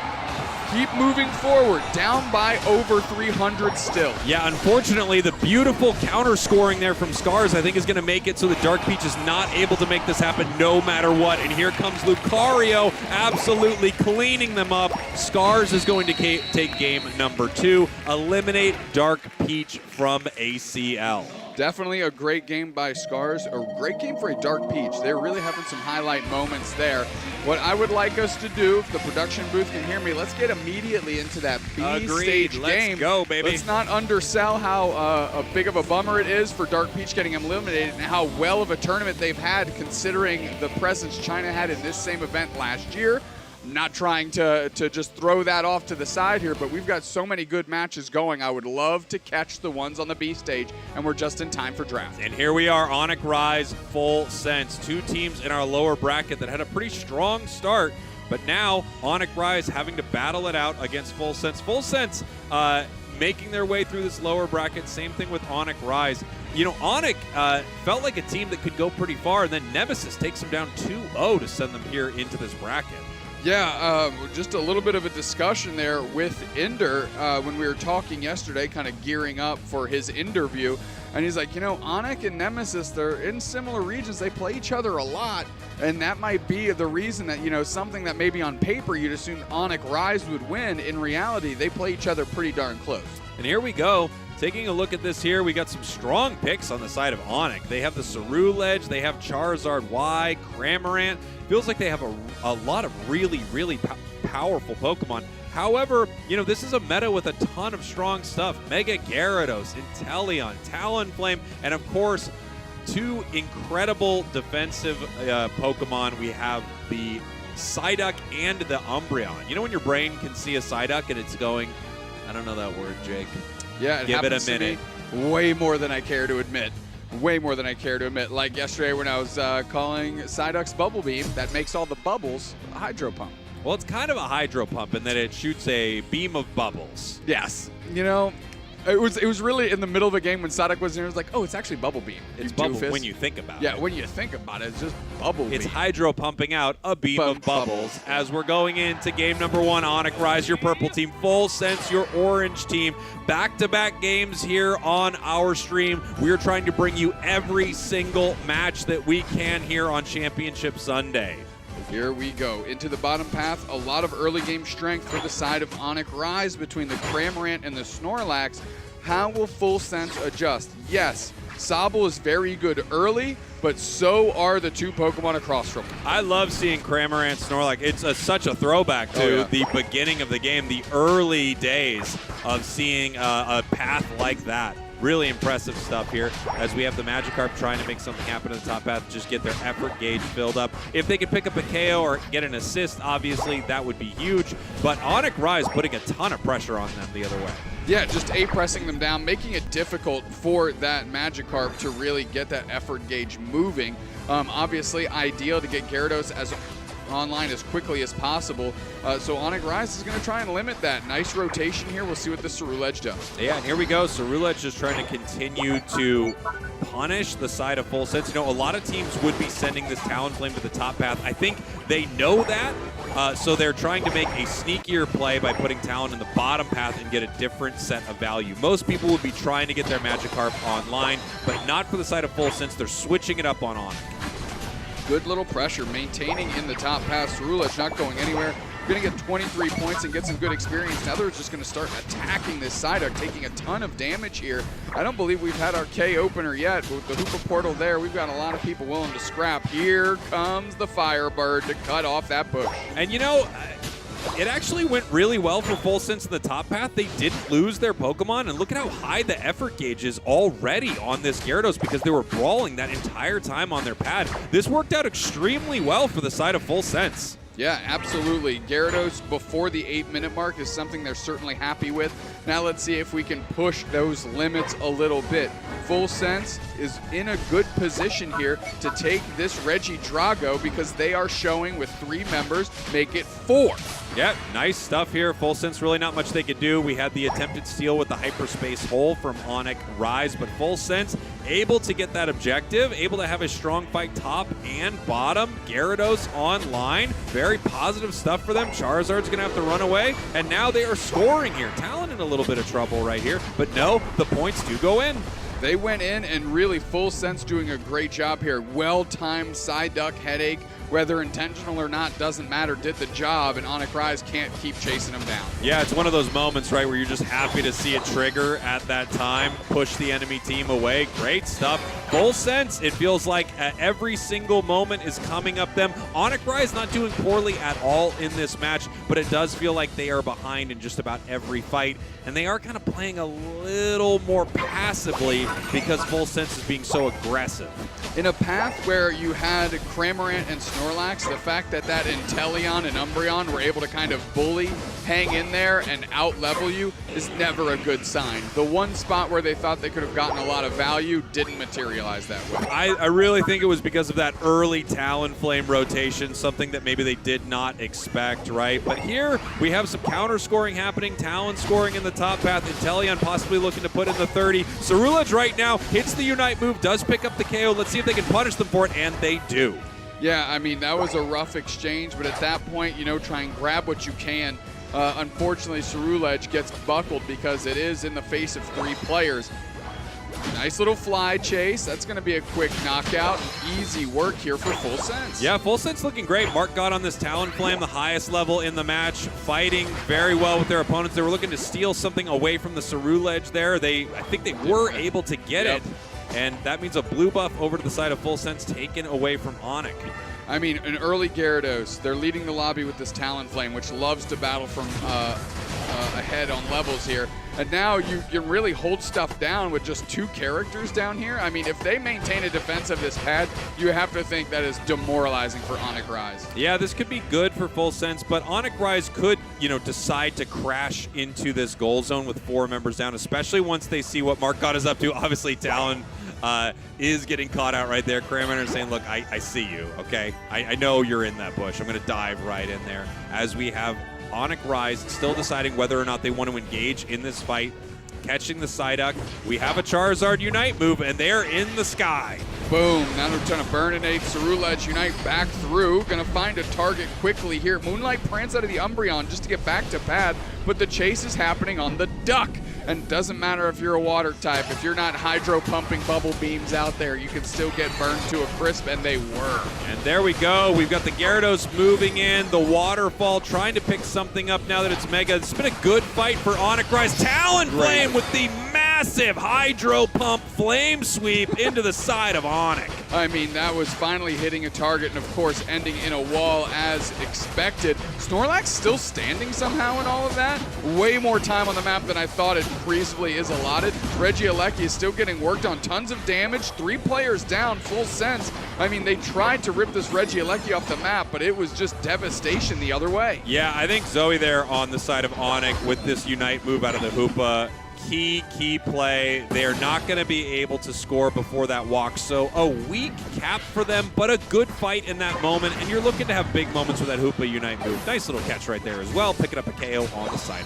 Yeah, a lot of quality knockouts here for Onic Rise, which they needed, right? Obviously, the scores would have been the icing on the cake here, but they'll take the knockouts. They got a lot of good ones. It looks like we've got the Charizard working through, sliding through, looking for some action. Talonflame is up. Talonflame is suplexed and burned. Let's put a Fire Blast on the ground. The size of that imprint is gargantuan. Mega Gyarados comes back to fight back and roar back. Megas are after that action right now. It's like a kaiju battle up here in the top path, but it is the Charizard that's going to reign supreme in Onic Rise that holds tight with a nice block out of the Snorlax with a flail chase down, and they close out a pad. Well, I got to respect that. The Talonflame on full sense right there. I mean, they were diving into a Cramorant Unite move, multiple members of Onic Rise, but they still said, I want to see if I can land this fly and get some solid damage right here. Onic having a great fight with Charizard, you know, creating this horrible area of influence that our opponents don't want to be in, and then Cramorant right there with a perfect sightline of its Unite move. Now they are right back in this 185, 147 levels, incredibly close, highest level on the map on the side of Onic. Headache just triggered by Psyduck, but it just has to be for a retreat. Onic Rise now is taking control of the map. They've got all of their characters scaled up, and it's really full sense now on the back foot. Yeah, 185, 147, incredibly close. Levels also incredibly close between these two squads. It does feel like Onic is getting back into this match. Are they going to be able to get this objective, and what value can this Regieleki provide them? With just a few seconds on it, it looks like Full Sense is going to prioritize their positioning at Groudon. Yeah, I kind of like the fake hyperspace highway right there to kind of bait that they might be going to cover the top path as well, because obviously that is information that is provided to both teams when that happens on the minimap. We'll see how they battle. They're going straight for it, my friend. Big liquidation as well. Yeah, and it looks like we've got Full Sense peeling back. Nice little hyperspace hold there, sending Snorlax back, so all the damage they took is not super relevant. Interesting seeing the flail block on the Snorlax also, something you don't see as often here in competitive. Dragon Breath misses, the Flamethrower does hit, and no one wants to make a huge play. Cramorant peels off. The Regieleki allowed the double time scoring instantly. They're now up 305, 147. Umbreon just peeling back.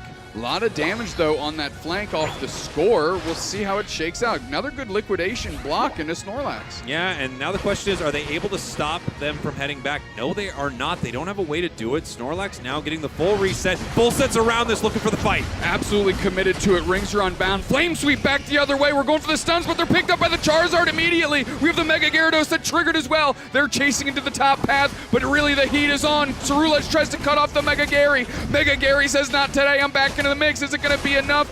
Not quite yet. The Hoopa still stands as they dip Skirdu past the other side of the wall. Now we're going for it. Finally, the Moonlight Prance comes out just for a little bit of sustain, but it's not enough in the face of the Kanto starter. And here comes Full Sense. 3 members on their side. However, with 5 members of Onic Rise, they are deciding that they need to reset. 45 seconds left on the clock. This is a really difficult position for them to be in. If they peel off and score, they are still behind. They need to take a fight and a win, and they need to get at least 2 scores. 35 seconds left. No damage on Groudon.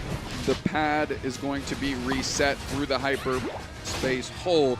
Quick knockout there by Cell. They're going to keep going. Another fly. Crash lands, but it's a KO streak of 2. Whoa. This Cerulege finally gets knocked out, but there's only 15 seconds left, Cowboy, and only an Umbreon on the side of Full Sense. That is going to be all she wrote, Noob Snacks, as we have a score shield on this Snorlax as well, and it looks like maybe there was a pause in the final moments right there, but that was the end of the match. So Probably just push on past that. go ahead and call that. While we're on us for a minute here, I just want to show you guys that we do have this cough fader right here. We're back. Love that at home. They love that. And also, in my defense, I know there's a cough button. Yeah. But that cough put me such under siege. Yeah. I wasn't even ready to hit the button. I didn't even know it was happening. It just attacked me. That's when you have to stay vigilant, my friend. I don't need to give you the advice here. I think you can note yourself and you can figure out what's happening there. Listen, I mean,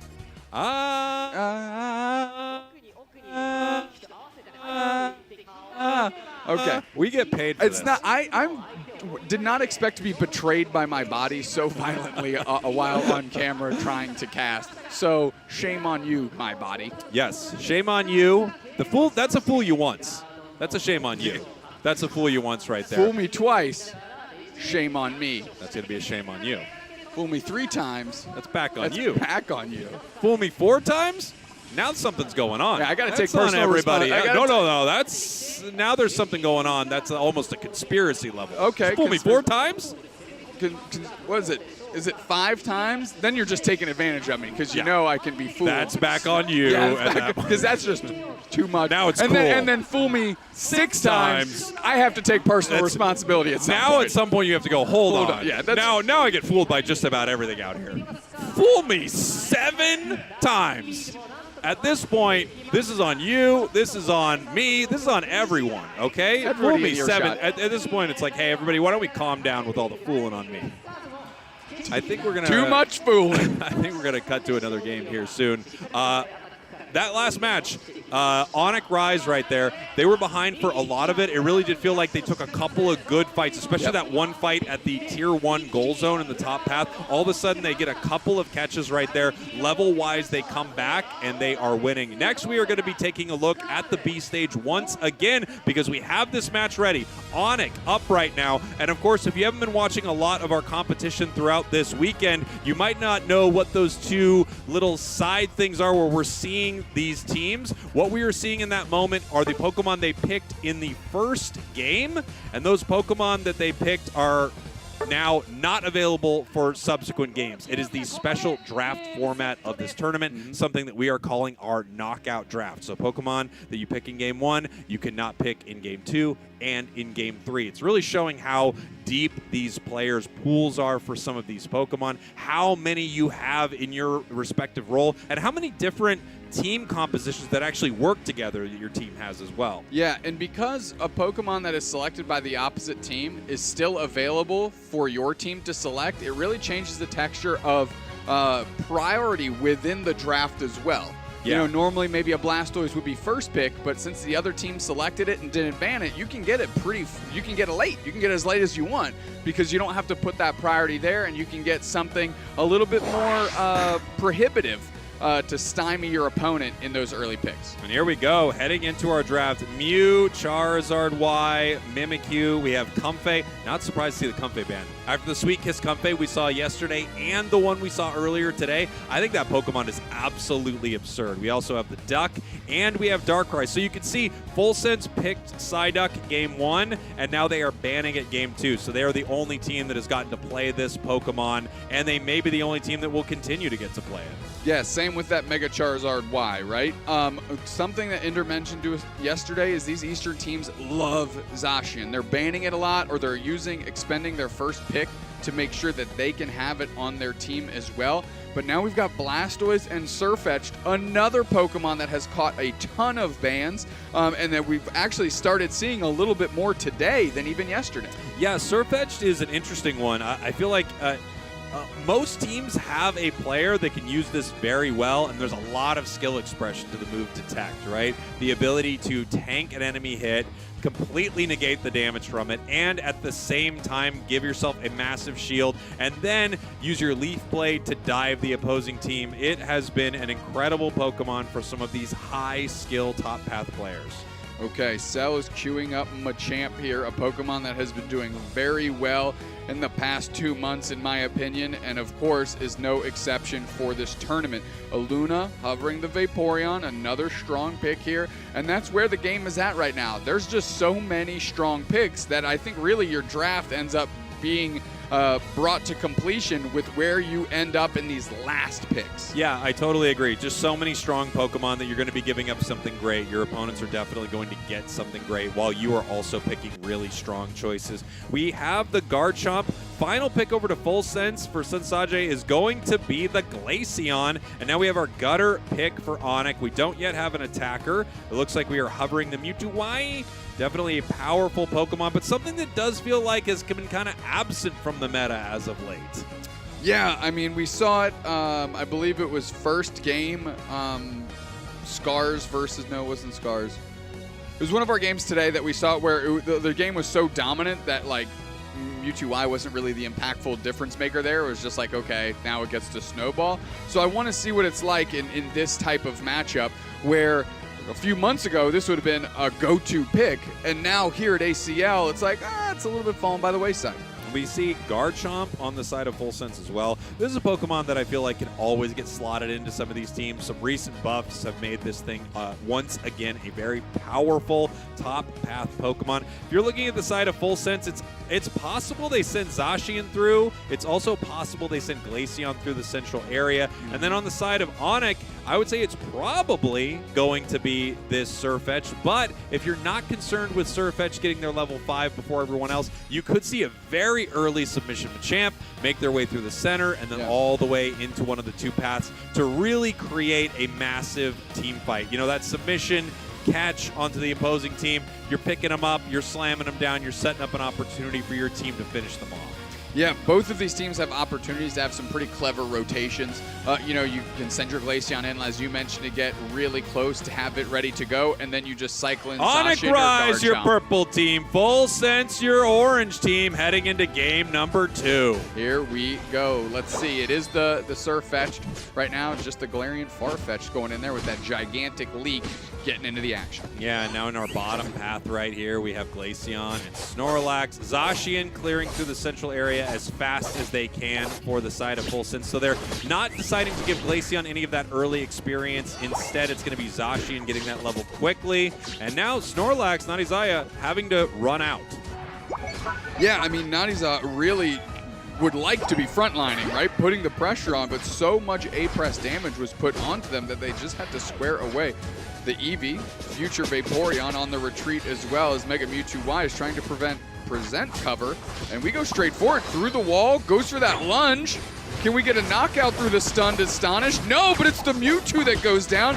Zacian picks up a big one, and we'd like to get a couple back, but Onic Rise can't. Yeah, nice stuff from Full Sense. You saw Zacian peel away from this fight, grab that berry that was pulled through by Hoopa. Really great stuff. The pressure that they were able to put on, stopping Onic in that moment. They got very close to multiple KOs there with Surfetch. The question is, are they going to continue to try to push in this fight? They're looking for the Gibble, but no, instead they head back through the hyperspace hole, and they actually are coming back.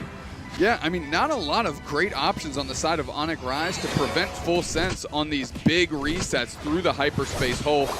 And we're going to see how they're going to manage that. Do they have to try and bait that thing out? It has a pretty robust cooldown. So you want to make sure that you get it out in the front of the battle before you deal all your damage. So when you do, they do need the reset, meaning Full Sense. They don't really have the opportunity because it's already on cooldown. Here we go. Surfetch now level 6 for the side of Onic Rise. We have Markon looking to see if they can score. I think it's going to be stopped there by the Mewtwo Y. And now we have Vaporeon actually getting punished for their chance at invading the central area. They are now sending the experience over to the Glaceon, prioritizing it, getting its level 6, which is extremely important so it can get its Ice Shard. Absolutely. Let's get this Glaceon into the mix here. Vaporeon is, of course, online. Glaceon going to take down the Regidrago. We do have a portal. It is just in time to get the Hoopa reset, and they know they've got the cavalry showing up, so they're looking to go into the top path. Nice little Dragon Rush poach on the Vaporeon. Are they going to commit to getting that knockout? No, it looks like they're just going to get some value somewhere else on the map. Yeah, they let Vaporeon run back through. They end up using that jump pad to head right over the wall there, but no, they finally pick up the KO. Zacian, level 7, making that happen. We have the Surfetch now here at level 8, and interestingly enough, that is a future sight on the Mewtwo Y. I would say that's the less common move set that you will see. Oftentimes you see the Psy Strike, which is that, you know, sure hit move that sets up the ability to become unstoppable. Future Sight pushing your opponents away, but also creating an opportunity to deal some increased damage. All right, we've got the Hyperspace Highway open. We'll see if we've got a rotation here as Vaporeon goes straight to the pad while the Registeel is taken by this Mewtwo and Surfetched. But it's just the Hoopa that sits there. They actually use the highway to send everybody down south. Yeah, here we go. They push them off the goal zone here, score in the top path. Obviously, Full Sense using that Regieleki to score in the bottom path. They've decided not to break the goal zone yet, still looking for some experience. Here comes Eeyore, seeing if they can KO the Hoopa, and they do with the help of Vaporeon. All right, let's see how big of an over we can get here. Did they do their batter math? Yes, they did. Bang, plus 29. Well done there by Onic Rise. Good math, good math, good math. You love to see it when a team gets it perfect, Dupe Snacks. It could be a little catastrophic, but no, instead we have a beautiful score right here. The Zacian in a lot of trouble right now, and they are going to secure the KO. They say, we're going for this right away. We're taking it. We're looking for Snorlax. We're looking for the Glaceon. Big-time submission into the Machamp Unite. The fight continues. Garchomp is going to decide to Unite move, but they are in a lot of trouble being surrounded by multiple members of Onic, and they also go down. The Hydro Typhoon there used a little late, but it's just to present some cover as the fight is clearly won by Onic Rise. I feel like Full Sense starts every game incredibly well, but they give the opportunity for Onic Rise to take one mid-game team fight and just rally back into it, and now they're completely ahead. Yeah, this is a stronger game than we saw in game one. They are getting an earlier sort of parity here with the other side. In fact, I would say after that fight, they are definitely beating them. However, Glaceon at level 10 right now, which is going to give them that incredible shred on their Icicle Spear. We're going to see if that's enough to take down some of these tankier targets. Okay, Zacian steps back, had an opportunity there, but now we've got kind of like a sandwich between the Vaporeon and Surfetched, enough to make Zacian go back to their side of the map. And here we go, bottom path objective, going to spawn just a few moments before the top path. Bottom path is going to be our Regieleki, and it looks like Onic is going to send one of their members down to prioritize that, as Full Sense has multiple players in the top path. They also have a Hoopa Unite move, so they can bring them in at any time. Nice heavy slam block on the Blastoise, again creating space. Moving straight for them though, Rings Unbound, pulling everybody through. Power Nap Glacial Stage. Registeel is taken, and that's going to be tons of damage that Full Sense can use to take a team fight here. Garchomp Unite onto pad, but all that does is put him in trouble. Dragon Rash back away, does take care of the Machamp, and now we're going for stuns and spacing, and Full Sense with a decent team fight, and they can square up the scoreboard, now taking the lead, +6. Yeah, now, I mean, this is really a tug of war right here, back and forth between these two squads, and right now we are once again dead even, basically. 213, 219, level-wise, extremely close. We had a great fight from Onic, and Full Sense, you know, sets up a great one for themselves. Beautiful moment for the Hoopa Unite move, giving them the opportunity to stun and secure that top objective. Okay, submission, cross chop, reset. Hoopa's awesome. Here we go. Nice little Regidrago for the side of Onic right there. Level 12 Surfetched, the only Unite move on the side of Onic currently. Full Sense does have that Zacian Unite. Nice little attempt to trap. They're going to get back to this portal and reset. The Icicle Spears are enough to bully out Onic Rise. And every time Onic Rise seems to have a catch, can they convert on one finally? Power Nap is used to get those shields up, and now we're spinning to win on top of the Zacian. They're gone. Glacial Stage to the other way. Garchomp now on the pursuit, along with this Glaceon that's trying to hunt them down. And Onic Rise uses Aqua Ring and their Coal Zone to get some of their HP back. Yeah, Onic Rise just having to run away from that fight. I think that's absolutely the right call. They just would have been continued to be ripped apart there by the Glaceon once they hit their Unite move. Garchomp trying to steal some of this away, and they do steal it away, head back through the portal, now using the jump pad and getting some experience in the top path. We have Hoopa just creating so many opportunities for Full Sense. What a match between these two squads, so even. It's incredibly even. Close game indeed. Blastoise susses out Hoopa. Tons of damage down. I don't think they're going to make it out of that one. They get submission, suplexed, and dusted very quickly. Cross Chop into the mix is going to bully out Garchomp, and now they're working on the Registeel. Really ideal for Onic, able to get this before we have Groudon. A huge damage buff for the squad. Hoopa getting caught right there doesn't make a huge difference when it comes to the final fight, but it absolutely makes a difference with the positioning around that top objective. Now we see Onic.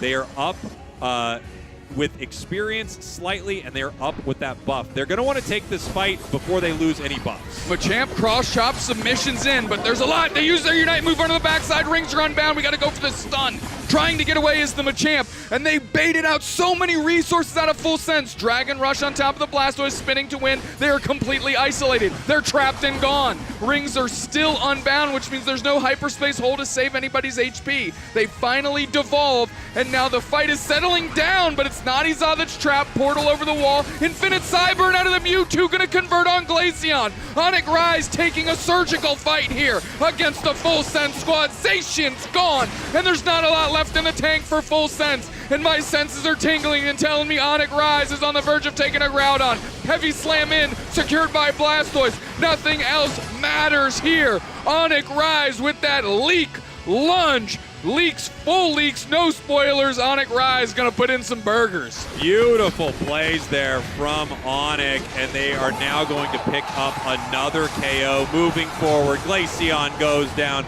All the members of Full Sense getting wiped. We have Snorlax coming back, but it is too little, too late, even for the big boy, as the rest of Onic Rise is looking to score in this home goal zone. 6:55, 2:19, another KO, and it is over for Full Sense. Onic Rise will continue on throughout our tournament. Full Sense, their tournament run is ended here today. Oh me, oh my, as we are on the stage, if you can hear that music. 25 seconds left. Onic Rise, Full Sense, but this one is all Onic Rise right now, up by 500 points. And what a fight at Groudon. It was amazing. Great fight from them. I mean, we've talked a lot about Machamp this weekend, and it really does set up these huge moments, right? I mean, they were just able to create a couple big catches right there. Submission, almost just allowing you to run through all of the Unite moves and crowd control thrown from the other side. Peel back to your side and then move in for a huge fight. Onic Rise, again, are going to be moving forward in this tournament. We've got some teams setting up on the main stage as well, so we're going to be getting to that here very soon. But there you go.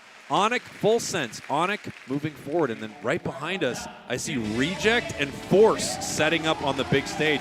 We are definitely going to be we are going to want to see that game, but more B stage stuff coming soon. We're just going to be ping pong and back and forth. It's Marty Supreme all day.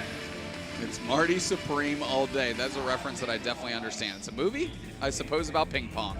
Let's take a break. We're going to take a break. We're going to take a break. We're going to take a break. Taking a break, I think. We're going to take a break. And break. We're going to take a break. We're taking a break.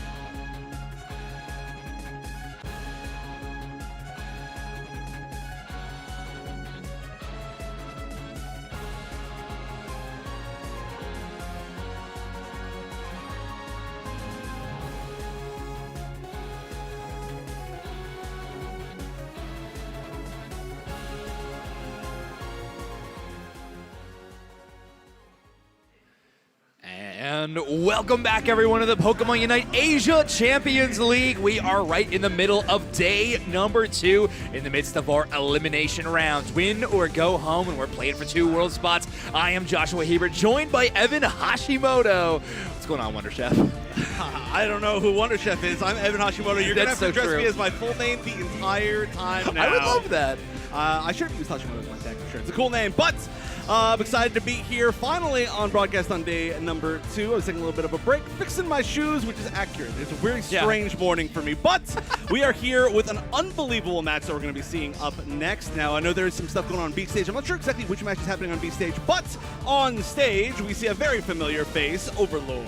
Yeah, Force Gaming going to be their opponent as well. So Reject, with an early exit into the lower bracket in our tournament, have a tough road ahead of them to make it up to those losers finals. The next opponent in front of them will be Force Gaming from Brazil. They have a similar story, kind of a tough start to the tournament, but having a great bounce back game, particularly a very close, hard-fought win against CACM just in the round prior. All of these teams have had some really tough matches. Well, I should say both of these teams have some really tough matches just making it here through the lower bracket. I mean, Reject in particular has had some of the closest matches that we have seen all weekend, all after that first loss that they took to Dignitas. So they have certainly earned their way this far into this lower bracket, but I mean, how many times can you pull off a clutch last moment win? Like, they need to find something and really start finding their moment, which I think they did on stage earlier. Yeah, a little bit earlier today. It feels like the story of these two teams is how good their bounce back is for day number 2. Obviously, if you're going to catch lightning in a bottle, today is the day to get it done. So hopefully these squads got a little bit more in the tank, but one of them is going to be going home. Force Gaming now, one of the sole 2 representatives from the West left in our tournament. Japanese teams have also been making exits so far, with Interforce 36 and GMU so far out of contention for the finals. Right, and both of these teams, I mean, literally in the last matches that we saw, had to eliminate another team from their own region, which is really unfortunate, but we actually got to see that 3 times in the lower bracket already today, which is quite funny. Or no, I'm sorry, it wasn't Reject that took out, no, was it Reject that took out GMU? Yes, it was rejected to me. Yeah. That's right. Sorry, it was. I was getting mixed up with Scars, who we just saw against the Dark Peach on stream. But you can see Force Gaming here, of course, players that we are quite familiar with. May I note, amazing stage intros from them. Yeah, they did a great job finally getting a chance to play out on main stage. And of course, they love the camera. The camera loves them. Force Gaming, definitely a story. Lel here, a leader and captain of the squad, by the way, a support player who is absolutely crushing it, even worldwide in total healing stats when it comes to our regional league competition. So really is a huge fan of those main support healers, likes to break up the rest of the team. The story could not be the more opposite on the side of Reject. In fact, actively avoiding those Pokemon quite frequently, seeing as that Pavone really is kind of playing both the tank and support role on that team at any given time. So curious to see what compositions Reject is going to be bringing out, and if Force Gaming is going to be ready for that sweet kiss Comfey. Ooh, yes, one way or another. And you can see here down in our lower bracket, Force Gaming versus Reject is going to play against a different loser of an upper bracket match, and Scars and Onic Rise will be playing for that same spot. And now they are only, after this, 3 matches, if they can make it through, 3 matches away from potentially qualifying for Worlds. Then now anybody who is in the top 2, so they're going to win the lower final, or you're going to win the upper winners final to be able to guarantee a qualified spot for Worlds. Oh, that is so intense. And yeah, I mean, the road just gets harder and harder from this point on. That Scars Onic Rise game is going to be really intense too. Another main stage match we'll have a little bit later on today.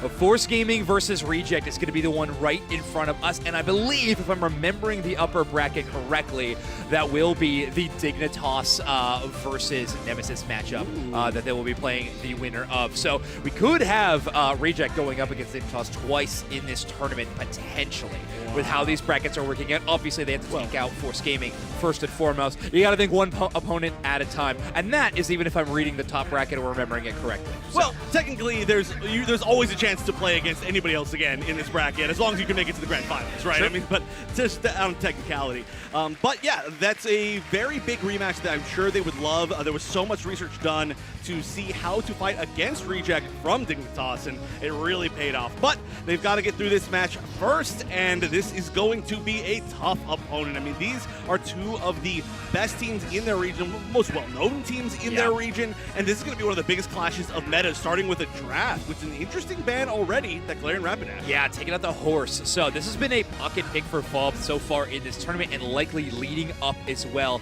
Obviously, a lot of research done onto these teams. A few of these teams have been in Japan for a little bit of time, scrimming against multiple opponents, and of course, word can get out about the Pokemon that are powerful enough. Now, we do have a few options here. The Psyduck is available, so is the Blastoise, of course. Reject, one of the only Japanese teams to actually give this Pokemon the time of day, but it will be that first pick. Currently, Force Gaming are going to be picking up the Psyduck. That makes a ton of sense to me. Lel has been playing a healing-based Vaporeon in this tournament. I think we're likely looking at that Aqua Ring Hydro Pump yet again. I mean, this Psyduck has looked like such an amazing pick forever. I mean, same thing. Okay, this combo, it's looking pretty similar. At this point, though, what do you do? Because you can't really steal away the Comfey. So, of course, we saw this combo with the Comfey, but they've already got some supports on the side. What I would love to see is Force pick up a Mimikyu in this situation. One of the best matchups into any Comfey-style composition. A Unite move that truly does bring out the best of a 2-for-1 trade in a lot of these exchanges. However, it looks like currently Fulb is hiding their final pick. They would be the player to pick up the Pokemon if they wanted to, but Kylux is going to bring out again this extreme speed Lucario. Looked amazing for them in the match that Kello and I were casting over a little bit earlier today with their win against CACM. This is going to be tough. Now, I wonder if they will end up committing to this strategy. It does look like they're kind of switching around a little bit. We might not see the Comfey comp quite as much, and honestly, it might not even be necessary. This is going to be a whole different combination, one that we saw from them as well on day number 1, where you go the submission into the Delmise hook, and I mean, just the combination of that damage, of course, from the Espeon is going to be ridiculous. And I really do like that Fulb was the one to hide their pick until the final selection, right? I was recommending the Mimikyu as a great counter. However, I don't think that Mimikyu lines up amazing into Delmise in a lot of situations. So actually waiting to find out what that final option is going to be, and Fulb having a full heal Mega Charizard X available will give them a lot of options. You know, oftentimes this Machamp is brought out to counter a lot of the epic crowd control that's available from a few Pokemon, namely the Vaporeon and the Psyduck. But when it comes to a Mega Charizard X, it's going to be all damage all the time that you're going to have to avoid. This is I don't know, I'm a little bit worried just because we have seen Overlord on the Delmise a few times, and while it is one of my favorite picks, one of my favorite Pokemon to watch in Pokemon Unite, it just so far hasn't really worked out. Not only within the bracket so far this weekend, but from what I've watched in their actual Japan League games. Yeah. It's such a cool Pokemon, and of course a pop-up play is always on the board for Overlord, but sometimes it just feels like it doesn't quite have enough, I don't know, like maybe damage to follow up or something. They just get the hit, and they just aren't able to make it happen. Yeah, we'll see what the follow-up's going to be in this first game. An epic and important matchup as we are in the lower bracket. You heard them. Force Gaming going to be your purple team. Reject your orange team. Obviously, Overlord's got a lot of match experience against this roster of 5, but the rest of Reject might be looking across the way for the first time yet. Soto on the Psyduck tank, by the way, a Pokemon that we have seen emerge a ton in this tournament and absolutely crush it in the win rate department. And interesting where they did decide to send up all of their Pokemon on the side of Reject. We are going to see that Machop currently in the center area trying to level up as fast as possible. Certainly to enable a lot of these big combos, you really want to get that submission, and we have seen it in Path a few times so far this tournament. However, it does tend to level up a little bit slow. I mean, while it's still Machop, it can have some certain struggles in Path, I would say. Yeah, 100%. It's got good last hits in here, but sometimes you're just really risking it to get those extra attack weight stacks and things like that. But since we are already at Machoke, I think Satake is going to be just fine. That central area clear working out well for them with no Pokemon of Force Gaming really threatening the invade. And submissions are ready to go. There's that combo play we've seen a ton from Pee-wee and anybody else in tandem. Panda. Any kind of slow stun, it feels like those skill shots are a 100% hit rate. This is something for us to always remember for these teams for later on. That combination gets popped. It pops off so fast. That was like 9 minutes and 20 seconds, and you get submission, and you get this side shock, and we see it again on Soto. This time, no passive to be able to save them. And I see why they're playing it out this way immediately. Yeah, big play. Southern Guy having access to the submission already is so potent, not just for the Espeon, but honestly, a lot of these players can pop off alongside of it. Take a look at that Mega Mewtwo already down. That might be one of the biggest reasons we see this Delmise, by the way. A Delmise Unite move, one of those surefire ways to get to the back line, that sure hit, long range, hook and dash. Overlord will be able to chase down that attacker no matter how far they are in the back line. Wow, there is a lot of aggression here in the center area. Lel's going to be going down. Angel trying to fight back some way, but I mean, look at this. The entire team is just fighting already. Wow. Combination popping up once again. This is clearly a combo that we're going to be seeing more in the future, and it's continuing one more time on Soto. Passive maybe even popped. I couldn't even see as they're just going down so quickly. All right, well, in the meantime, though, Fulba's getting a lot of points together in pocket. A lot of wild Pokemon outside of the central area were being picked up for secures. You can even see them on the player camp trying to calm down the rest of the team, say, just focus up, we got this still, don't worry, I'm at level 8.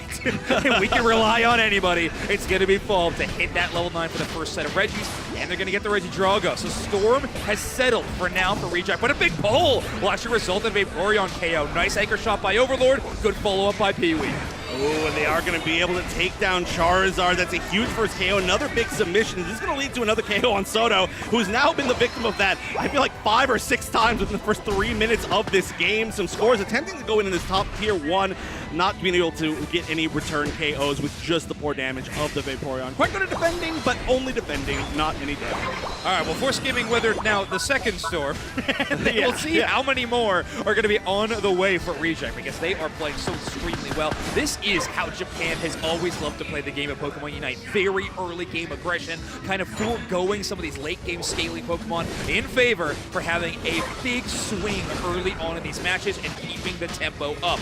However, they are now down to Regidrago and a basement Regirock. Only objective is that Regieleki with a big anchor shot pull. Pee-wee follows up perfect. Fall forcing to make evolve. I do like that they were able to get maybe at least 1 KO, maybe 2 if they can continue to take down Overlord, but no, the damage just isn't there. His Fulb is kind of alone. Everybody else backing up. Sato getting split up, and they are just not going to be able to get that much mileage out of that Unite. Obviously, originally it was a defensive Unite, and then they said maybe we can get something. They did get 1, but only a single 1, and this Go Zone should go down. I like that. They're waiting a little bit longer to make sure you get a little bit of a bigger overdunk, and then it's a 166-point lead at the 6-minute mark. So everywhere on the map, Reject is in control. Yeah, Reject feeling amazing. I think the only reason that team fight even slides the other way might have been that latent Regirock buff. A lot of defense made it difficult for Reject to put together some of those KOs, and I think that still will be a question mark for me, Wonder Chef. The overall damage on the side of Reject is rather low in favor of just a ton of crowd control. So we'll see how well basically the mechanics versus just the raw power is going to match up later on in this match. Right. I mean, the big thing is they're going to be able to probably be able to focus out one big option. Oh, the Unite coming out. They're not able to defend against those points, and they're going to get KO'd. That's a rough situation. We are going to see some points going in the top northeast tier 1, and an attempt to defend is not going to be successful. So I do like the fact that Force Gaming is able to find some points. They do not want to overdunk with 5 points. They will. They will, yeah. I mean, I guess you just got to get what you can, especially we're only about 15 seconds away from both of these objectives spawning. They want that extra safety. And we'll be Regieleki spawning in top as well. So, a major factor, they could try to swing the other direction, but they do have to return to their central area lest you leave that unchecked for just a couple of seconds. Reject will take full advantage. That's a blue buff over towards the Blastoise. Great work from Haruto to steal away that major force of EXP. Reject is really just everywhere. Force Gaming, though, they have been able to combine. Okay, this should be a KO. Yeah, that's a little bit too much to ask against all 3 of those members of Force Gaming. But no, Force Gaming have been able to kind of collect themselves and take a few objectives in a row. They don't look like they're completely shaken or anything like that. It's just they've got to catch up in actual levels. They're only a little bit behind. The points are a little bit behind. They are going to continue to push this Unite coming out from Charizard. Yeah, big Eldegoss Unite moves in preventative measure will top up everybody on Reject, but they're still getting rather low. Big pull by Overlord going right after the Mega Man 2Y. Another another anchor shot is successful. As meanwhile, the Machamp taking out one. Overlord finally finds their target as the Mega Mewtwo Y goes down. Lel just out of range of that anchor shot, but Overlord 3 for 4 in that team fight. Absolutely fantastic. A perfect example of, well, one of the ways that you were correct in saying that you were not going to be able to get away from Overlord on this Mewtwo, and they were not able to. I don't think did they even use the Unite? We're not even sure. To start the fight. Yeah, they did in that one, Yeah, but not even to have to chase them down. They just pulled them in a few times, and mobility's not super huge. They're just continuing to fight in the center area. This is just non-stop, never-ending. Everybody's popping everything. We are at the 3-minute 30 mark, so this is the time to pop it, but oh my goodness, the amount of KOs from the side of Reject is just unbelievable. Just not giving Force Gaming any room or even a moment to breathe. Reject with this unchecked aggression, and it truly has been unchecked. Force Gaming has not had an awesome answer. Finally, Lel at level 9 was Vaporeon, a few Unite moves, but that's our best anti-dive tool, along with maybe the Psyduck, but both have fallen short time and time again. We'll see if they can find some way to slow the epic force that is Reject, as 2 level 13s already on Suffocate and Overlord. Now, the big strength I think that Force Gaming had is what you said. The damage on Reject isn't huge, but if you're up by 1 to 2 levels, the damage is more than enough. I mean, that's really completely changed that. Was that an attempt at an ambush? Ooh, could have been. Yeah, I think the damage being enough too is often brought up just because the target focus fire from Reject has been fantastic.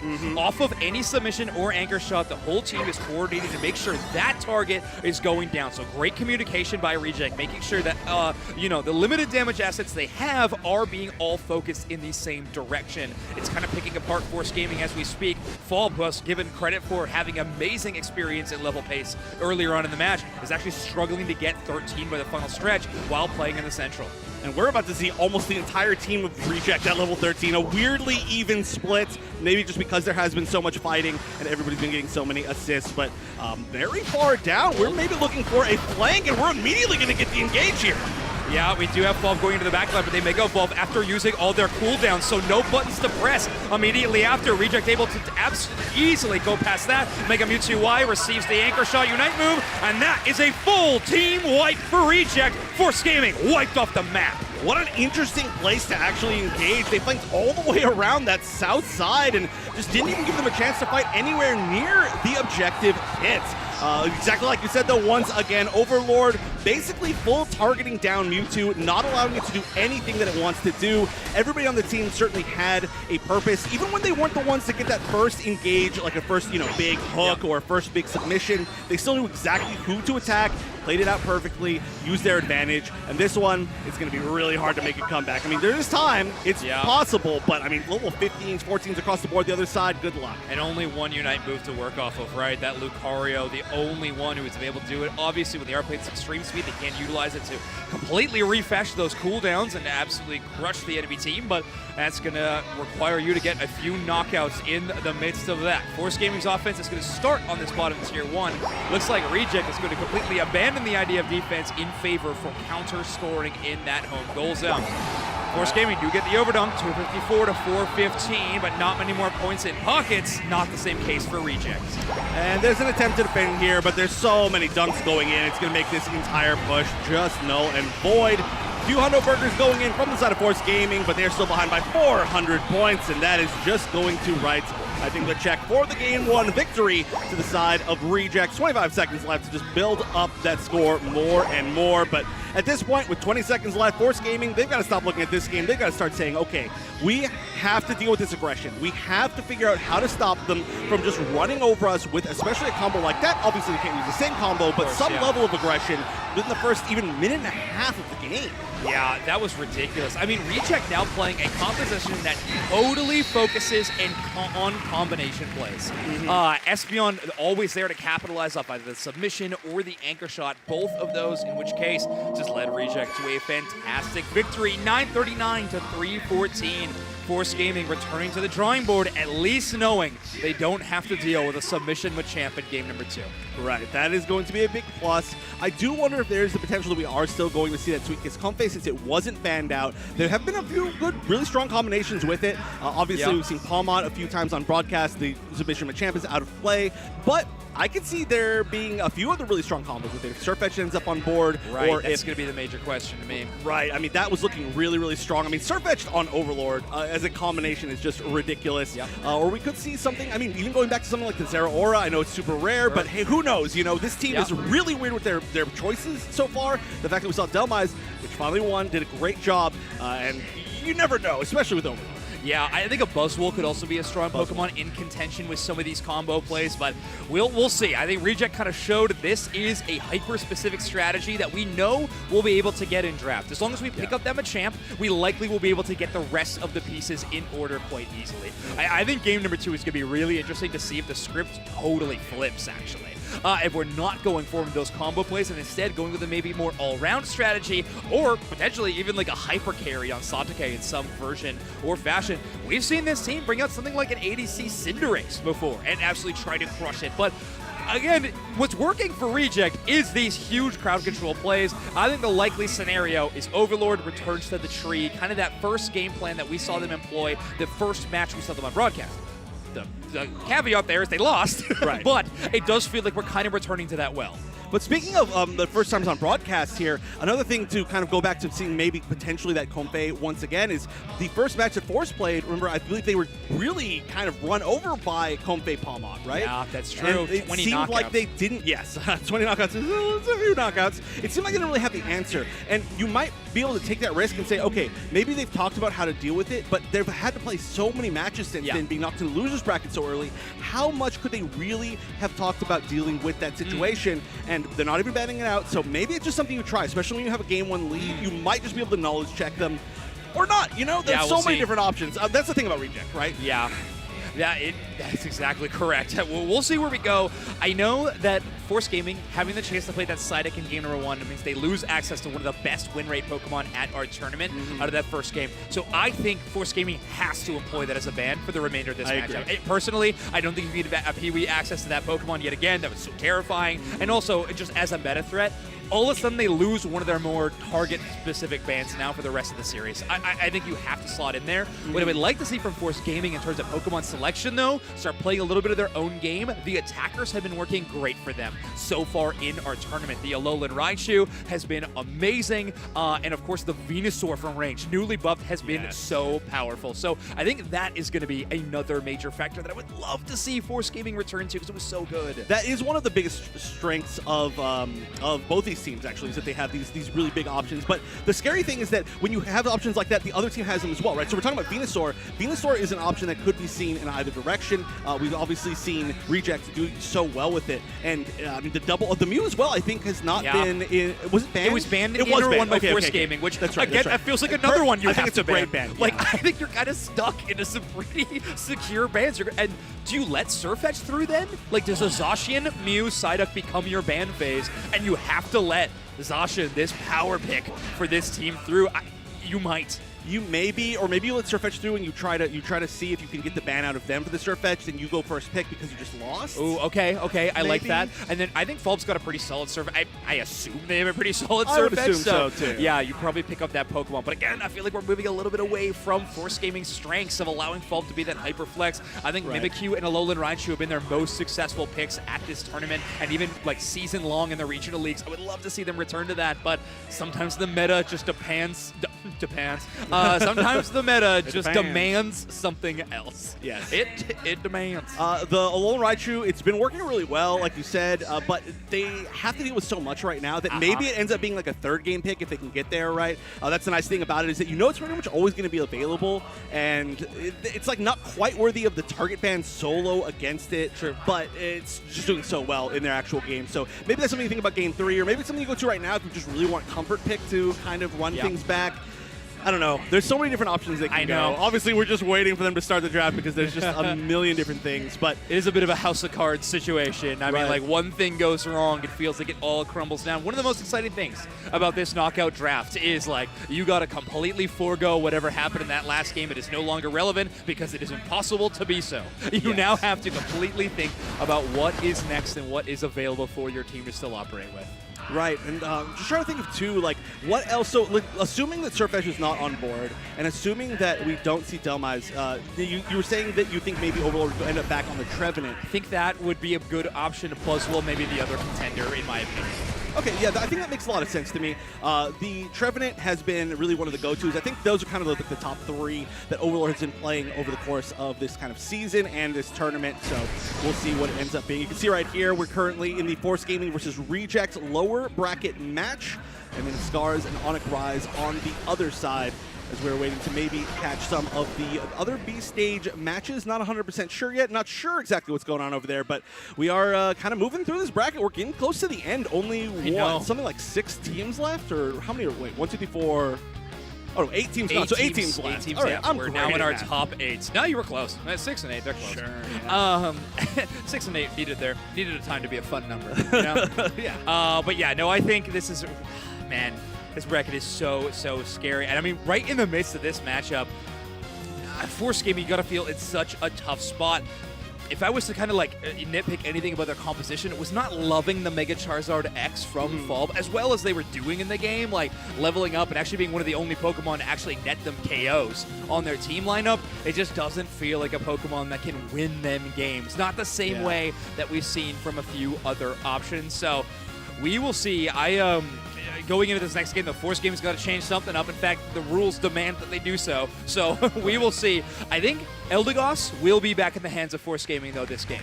Oh, well, we will see as they're going into draft. And the other tough thing about the Charizard, which, again, obviously we're not going to see again, is that it is a Pokemon. Any of the Charizards, I think, are somewhat dependent on you not being that far behind. They are so bad at fighting from behind because they do have some great self-sustain, but they have to be in there in the battle.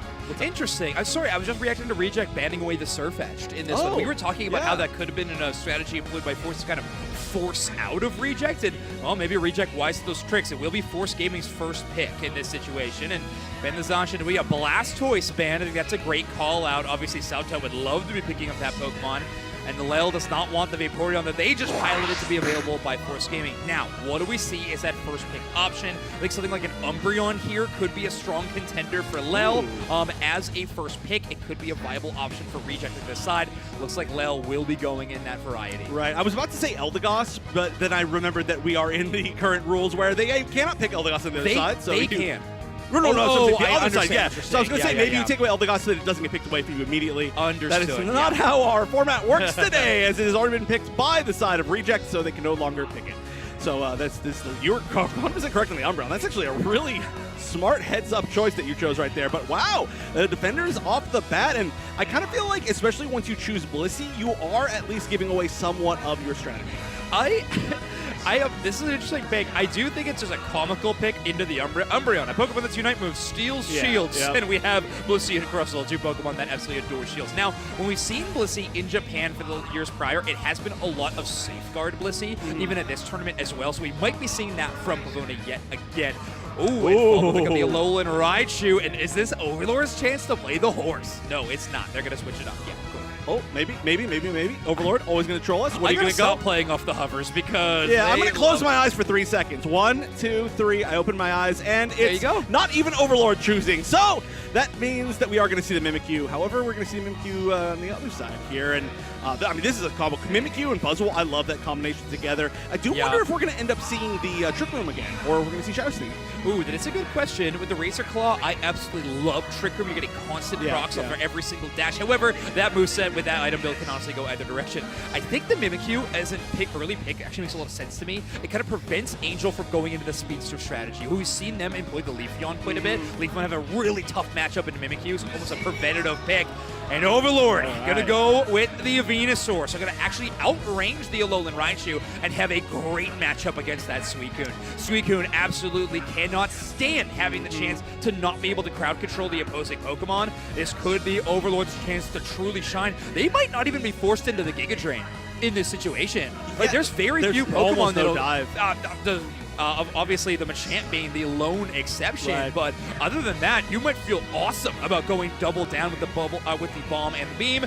The only thing is there's no one else you're enabling the special attack damage of with that special defense shred, other than yourself, which is still a relevant damage threat, so it might be worth it. Right, and just the fact it's so good at defending gold zones as well. But I do like the strategy. Now, I was kind of thinking about the way that they were hovering, where they were originally hovering that Galarian Rapidash. Now, Galarian Rapidash banned game 1, right? Yeah. Because Reject really did not want the other team to get it, didn't want Force to have it. Now, maybe they were thinking about originally stealing it away, and they said, well, maybe let's not steal it away right now. Let's choose something else that will shut down that choice if it was going to be the option.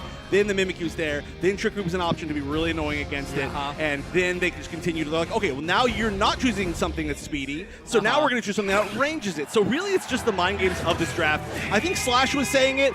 This draft is so important in this current meta. More important than almost playing, and I agree with it. Well, here we go. Force Gaming on the left, Reject on the right. Force Gaming's last chance to stay in this tournament.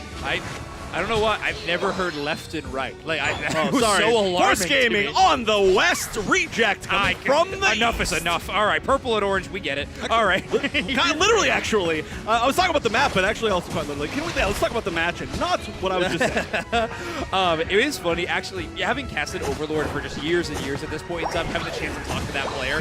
One thing I do know, looking at the enemy composition with Slowbro, Umbreon, Machamp, Suicune, there is no chance that that player is picking up a melee Pokemon. Every single time you see Cinderace or something, or a Venusaur here at range, they're like, I don't want to play melee into that. I'm going to get ground controlled forever. That just seems unfun. So very fun choice from Overlord here in this situation, but it does feel like it could be a winning combination. Fall already at level 5 is big, but that is a Sludge Bomb landing. Overlord going all damage all the time. Yeah, Sludge Bomb, I mean, like I said, even if you're only enabling your own damage, it does enable it by a lot, and also it is just so perfect at defending goal zones. I mean, how many times have you seen it as kind of like a solo goal zone defender, even when it's in this particular build? And so we are going to see a little bit of a challenge. First KO going on to a support, not the worst thing in the world, that kind of, I think, allowed themselves to get caught right there. Valve going to be retreating, and they weren't able to get the damage, or not the damage, they got a lot of damage actually trying to push that top path, but they weren't able to get quite any big KOs to slow them down. They're trying to steal EXP a different way. Yeah, this is a big amount of EXP, like that exchange, but I do think one of the big moments of that flank of the top side is they actually allowed Kylux to get the level 5 evolution. So they bought enough space, they bought enough time, even with that poison take damage, Kylux was able to get the last hit. That could be a very relevant thing. Machop versus Buzzwole can be a tough early game matchup, but already Force Gaming actually has the advantage. Overlord trying to 1v1 an Umbreon in the middle of the map. It's actually going to actually dip into Citrus Berries for that HP restoration and rally back for the fight. I do like the fact that Force has decided to be way more aggressive this game. They're like, okay, we were getting aggressive last game, we couldn't keep up with it. Let's just be more aggressive. Yeah. It's Brazil. That's their style in general. I love to see it. It is funny, you know, that might not be Force's style all It's the way actually sometimes kind of when you think about it, but either way, trying to lean into the strengths of their region so far, seeming like it's working out okay. Overlord takes the Regidrago! A Sludge Bomb snipe granny shot from outside the pit, and they will take out that objective. They will fall, though, as Cao Cao and Fall combine for the knockout on Overlord. Ooh, and again with the aggression, Force Gaming, they're pushing down this bottom tier 1 goal zone. They will be able to get that KO. That was such a huge chain of crowd control, and we're going to have to watch for that basically the entire game. I mean, the fact that we have Suicune, Slowbro, Umbreon all together in one place. Double surf, too. Yeah, just surfs all over the place. And that's not even counting the submission. Now, the damage is going to be really interesting to see if it's high enough on Force Gaming for me, but certainly their crowd control is ridiculous. All right, so we got Pee-wee playing his defender role, primarily the attacker player on this team, and it's tough to define roles on this team all the time. Here we go, Regirock is being deleted. Overlord a hair late with the Solar Beam will not get the secure, and now it's Force Gaming's turn to push farther on this tier 1. Sludge Bomb will slow, but it's Fall picking up even more KOs. Now Force Gaming going to be racking up the points on the bottom side of the map. Mimikyu is chasing, I was going to say Machoke, all the way into their center area, like all the way back to their home base. They were just chasing them all the way.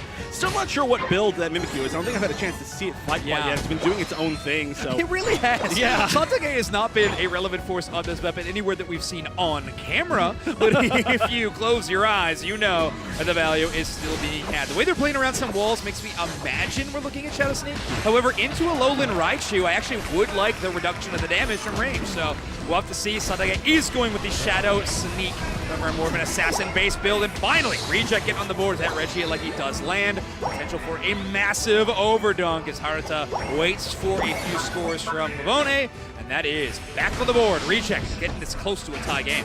Either of these movesets would have been good, and you can see right here exactly why this one's good, is they're going to pop that Unite as well. They almost didn't get that KO. There was a lot of kind of self-sustain there. They go back in? They are going 100% back in. They want to take down Lel. Not even the most valuable target, I would say, overall, but they just want to keep fighting. That whip past them, and I was like, okay, that's a whiff. And it's like, oh, it hits their teammate 40 meters away. The one teammate you want to hit, actually. Yeah. I don't even know if Satage knew what target they had hit with Shadow Snake. They just pressed the button. They're like, I don't want to be here. I may as well be there. Yeah. And they will take the KO as well as the knock on a Slowbro. So Satage absolutely crushing it on this Mimikyu. That play rough invulnerability been pretty nice for them to dodge a few of these attacks. And when they don't have it up, Pavone's actually been real quick on the safeguards to keep this Mimikyu always ready to fight and ignore the crowd control of either Umbreon or Machamp. So far, that's been a really cool combo from Reject. We'll see if they can keep that up the rest of the game, because Force Gaming's got a lot of CC that they can throw towards Reject's way. I mean, that is one of the nice things about Shadow Snake as well, is it can kind of bypass it even without the safeguard if you're just out of range. And wow, we're actually seeing Force Gaming push Reject back. I mean, Reject has the damage. They're trying to get that last hit on the Red Eyes, but the Unites are coming out against each other. Red Eyes being completely ignored. Beam's maybe going to be able to one to take it, but no. Yeah, wait, no, what? I don't even know what hit that was. Okay, it was Raichu. 3 members left up for Reject, and they are just getting melted here. We're assisting here. Yeah. Okay, interesting. That's a big investment. Overlord going to try to take one with. They will fade, so one down the other direction. That is a knockout onto Kyluke, but Venusaur does eventually get felled. So Force Gaming with some major KOs, not to mention a Reg Ice objective. Force Gaming taking a little bit of momentum back. The problem is Reject has been increasing their score lead again and again. By who? Yours truly, Satake, on the other side of the map, where you would least expect. They are just everywhere, and you always have to expect that there's going to be some wall that they're going to be hiding behind and hitting you with this Shadow Sneak. But so far, you know, things have actually looked quite okay for Force Gaming compared to the last game. The levels are looking great. Those team fights have been going really well for them. And honestly, the damage from Falb on this Alolan Raichu is kind of ridiculous. Yeah, it's like a fantastic boosted auto attack from Overlord going to secure that. That one got a little scary, but Umbreon not doing great in secure department. Slow Beam going to be employed immediately to take down the Mimikyu, and now Force Gaming can force this fight 4v4. Big coverage by Pee-wee, going to try to Unite move over there, but the Suicune Unite move is going to freeze them in place. Venusaur on defense duty will take out Falb. Good setup by Haruta on the bus, will put them in the perfect spot, but Suicune is still run at large. Big knockout there. Blissey frozen and pushed out of the fight. 3 KO streak for Angel, but how much longer can they force this fight? Satake has trapped them into play with me, and they're down. Reject bouncing back slowly but surely, and that is 4 members down for Force Gaming, and a Reject repel the siege on Tier 1. We got to see exactly how strong this particular move, the Acid, can be at dealing with a entire team pushing all at once. I mean, it's so good at defending gold zones. Just in general, this entire build of Venusaur is amazing at defending gold zones. So a really big attempt. I do like that attempt. It makes sense for Force Gaming. They want to try to even things up before the final stretch. Yeah, you want to make a big swing for sure. Right, especially against this team where Rejects can really play safe and just poke away, right? They do have that range advantage because of Overlord on this Venusaur. So you want them to have to move into you. Unfortunately, that's not going to be the case now. Going into the final stretch, Force Gaming, they're going to have to find their way to get initiation. They certainly have some options, but they didn't want to have to use those options. Yeah, exactly. If you could hold on to those, that would be just fine. Now, the one Unite move they're missing and absent is kind of scary. It will be Soto's Slow Beam. It actually just populates as I'm saying it. So 5 seconds of the final stretch. This defender-heavy composition has great positioning, Wonder Chef. This could be a problem for Reject to work around. They're going to use the Buzzwole to try to open up some space, but Soto able to shrug it off. Still waiting to see what target this Bliss Assistance is going to go on. That's when you know the fight's really going to start. But right now, Pee-wee's just getting so incredibly low. And we're going to go in immediately with the Buzzwole. They're getting so much damage and no support from the side of Reject on them. 2 members of Reject down. Bliss Assistance still up. All of their Unites still up. That's going to be 3 members down. Now only Overlord and this Bliss Assistance has to come out maybe at some point here soon to keep them alive. Groudon down to about 50%. And oh my goodness, 2 down from Overlord. All right, Fulbus, that's such a low amount of HP. Poison debuff onto the Groudon, but they will take it down. That special defense shred is available for both teams. The Alolan Raichu has amplified damage towards the Groudon. Alolan Raichu pick it up too, and Venusaur falls. Now, Force Gaming have a little bit of room, but they are still behind on a lot of points. Just shy of 100 points separate these two teams, and only, I believe, 3 Groudon buffs available to work with. Oh yeah, I can see. It looks like at least the 3 that we just saw right here. Like, think Machamp does not have one as they were respawning. Suicune maybe being the third option. Suicune is the third. Okay. Yeah, we just had a chance to see that. So they are going to wait. They are going to farm. They're definitely concentrating on one final push. They wanted to make sure they weren't overcommitting, giving away any of these buffs. They missed submission. Oh no, Machamp's now brought into the backline, but the wish shielding from Lel is absolutely perfect. With there, Kalusa to be able to walk that off, and Fall, trusting in this damage amplification, is going to actually get 2 KO streaks. Another big push by Herota to try to set up the play, as Slowbro is brought down extremely low. Eject button dodges the Solar Beam, and Sota lives to fight another day. This goal zone is yet to be scored on. Overlord still in the backline. They take out Kylux, but there is one big score. 258 to 256. Force Gaming are leading by just 2 points, and Fall is paving the way. 5 down for Reject. Force Gaming are going to force game 3. Wow, Falb's damage is ridiculous, hitting level 15 by the end of the game. A strong attempt to defend from Overlord once again, but just that 2v4 was not going to make it happen. What a return from Force Gaming, a great team fight, and I'm glad we're going the distance with this set. I told y'all about Alolan Raichu and Fall, didn't I? I told y'all that combo is just simply too good. I am loving what we are seeing from this Force Gaming team. Great bounce back. I mean, after you lose that hard in game number 1, keeping your mental solid is so difficult. We are going to go to a decisive game number 3. This is going to be a good one, Wonder Chef. I cannot wait. It is. Now, I do need to bring the mood down a little bit, and I have to point out, I'm not really sure what Reject was doing in that final team fight. Yeah. It was very strange. It seemed a little uncoordinated. I mean, they had a great attempt at initiation. I mean, first of all, we saw the Crustle get really low. Then we saw the Buzzwole go in and get really low, and they just one at a time just kind of went down by themselves. And I'm just curious what actually was happening in that situation. Yeah, it felt like we saw perfect Bliss Assist candidates one at a time go down without the Unite move hitting them in any of these exchanges. A really tough spot to be. Obviously, we're kind of hoping that Overlord will be able to secure the Groudon with the Venusaur as well. That also comes, but it does come short, right, in the end of it, right? So another option they do lose access to. Maybe they're playing around the Umbreon the entire time, don't want all those shields stolen, trying to bait out that Unite move before we see the kind of double down with the Blitz Assist, but either way, we might be just absent. But I know it's going to be an exciting game 3 coming up. We're going to be looking at our substage in between games. We're going to be jumping into this matchup between Scars and Onic Rise. Just briefly, don't worry, we'll get back to that game number 3 that's happening on main stage. We do want to talk about this substage game, though, so let's get into it. This is going to be game number 1 between Scars and Onic Rise. 2 incredible teams in our tournament. A real shame that one of them's going to have to go home. And Onic Rise, again, with this Gengar ban, Scars netting themselves more Gengar bans than CACM. And the Dodrio ban as well, which I feel like you might be a fan of against this team. And we can see here, just about the halfway point of this match, we are at just about even score. 2-point lead for Scars, and 2 points can mean a lot. And hey, if there's a fan, I'm a fan of the bird comp, so we've certainly got a bird comp on the side of Scars. 3 birds that I'm a big fan of. Love that play from Mega Mewtwo wide. Early Unite move to actually get some vision on what tall grass the enemy team is hiding in. And Onic Rise, with that vision, we'll be able to eliminate the Registeel so quickly. Heads up play by Onic Rise. Also, I'm looking at this draft right now, Wonder Chef. How on earth do Onic Rise have Psyduck, Blastoise, and Mega Mewtwo Y? Is that Mega Charizard Y as well? Yes? Yeah. How did they get this draft? I mean, if you look at the other side, there's some power picks as well. They exchanged Surfetched for a God comp, I think. I guess so, but hey, I mean, Cramorant's been doing really well this weekend too. That's true. It's not like anybody on their team is weak, but that certainly is a very scary comp on the side of Onic Rise. And hey, maybe, it's a strategy where you don't try to take away everything in game number 1. You let them get a really nice comp and you see if you can maybe exhaust some of their resources. I'm not sure. Just throwing things out there. And hey, the game's looking pretty close still. So that's a great point. That's a great point. Despite all of those Pokemon selections, as much as I think they're power picks, we are looking at an extremely close game. Onic Rise is wise to that as well. They do not want that Regieleki to land and make this an even closer affair. Instead, they're going to wipe that one out. And and try to fight their way into the Groudon pit momentarily. Scars with some early aggression here. Actually hit into the enemy central area, looking for maybe an ambush play with this Snorlax and Talonflame. I think Psyduck might know, but that's a double heavy slam pick.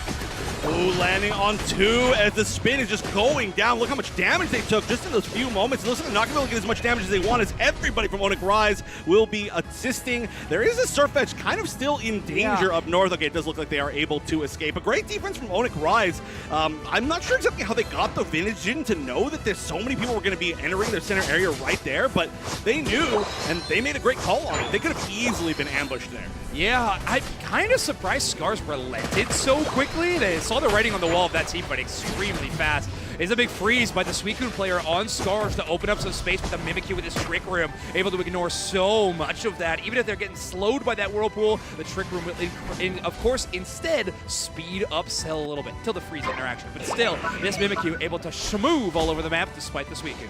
Oh yeah, it is certainly schmoving. We are going to see the final objective of the game, well, the second to final objective of the game, taken by Scars, uncontested, and that's some experience that I think Onic Rise would have really liked, but they just knew that they weren't quite in that spot to fight that. A lot of experience they wanted to farm before. They had to move forward. They've got some level 13s that they're pretty close to hitting here. Some level 12s that's pretty close to hitting, as Luna's going to hit that right off the bat. We do see one person to notice, the Talonflame, very far north, maybe trying to see if they can find anybody to catch out, maybe if they're going to back cap, or maybe they're just going to fight now. Oh, Onic Rise taking that fight early, but it's actually Scars setting up this block play. The Suicune Unite move interaction actually works out perfect in tandem between these two supportive Pokemon. However, Mimikyu takes down the Suicune, a very important early knockout, and the Mega Charizard Y takes to the skies.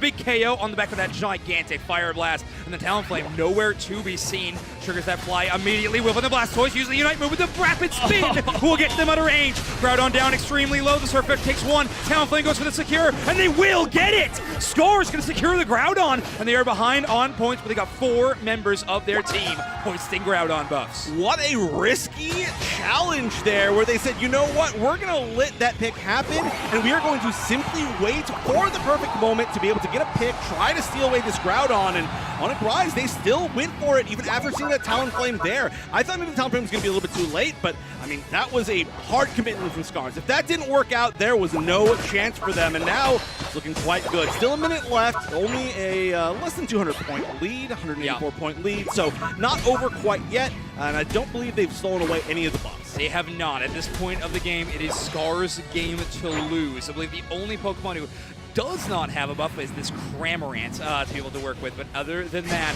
Onic Rise, ooh, they're going to call out the Talonflame as their first threat. Big stun, the Mimikyu getting the chase down. Trick Room will be back off cooldown quite quickly, but the Talonflame able to buy a lot of time. Big Psychic stun.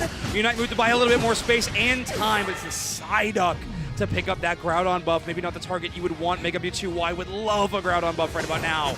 Ooh, jumped into the tall grass to check. The Unite's coming out from the Charizard Y. They're going to be burning that down so close to that Cramorant going down, but they're just not. And the Unite's going to do so much damage. No points in quite yet. The 50 Dunko, the Hundoburger actually being stopped twice in a row as they are just now melting. Zoe's going to go down. Another member and only Mewtwo left. Such a close attempt, but they just were not able to take down that Cramorant in time, even after focusing so much on it.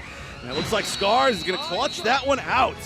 Great response from Scars to shut down that Mega Charizard Y. I think that was the scariest threat at that endgame. If Mega Charizard Y gets off maybe even 1 or 2 more Fire Blasts, that team fight might actually swing in the favor of Onic Rise. Scars hold on to their cards, and they're able to shut down that enemy bush. That was close. Not a lot of points separated those two teams at the conclusion of game number 1. So it'll be Scars taking an early lead. Well, now we are going to be jumping back into the draft for game number 3 on our main stage. That's right, 2 Japanese teams who are both watching fighting for their tournament lives right now, and this one's looking a little bit scarier after the last game with Rejects going down 1 game now to Force. It's going to be a 1-1 set, and there's a lot of adaptation I think that they need to make. The first game was looking so good for them, and it's always tough when it's like things are going so great for you and then suddenly they're just not, and now you have to make one more adaptation. It kind of feels like they're the ones who have to prove that they can win this game, and Force, they're kind of feeling okay maybe. They're going to give up the Psyduck in this next game. If Reject wants to pick it up, it's likely going to be a first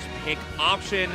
They're already going to lock that one in. So they're switching up their ban strategy. Mew, Zacian, and Surf Edge. So figuring out that Satage is maybe running out of major threats that they're afraid of and trying to isolate that a little bit more. Same with Overlord.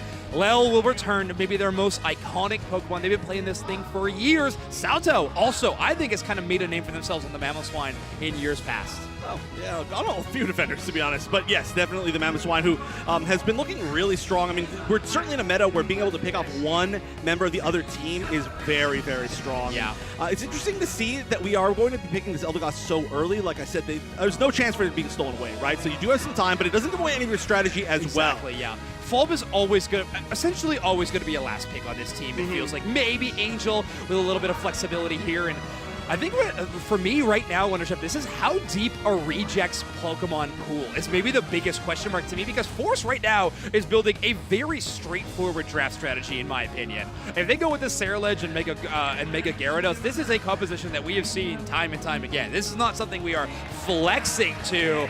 On the other side, though, Reject picking out some really creative ideas. Satoge on this arena. We could have voted on the Clefable. Maybe a Gravity Clefable to try to shut down some of the movement abilities of a Waterfall Gyarados, but no. Looks like the change-up might be to the Comfey. This has been a combo that has been looking great for Reject in games past, and it will be on top of the Serena most likely, and having the Garchomp as that extra combo piece at the end.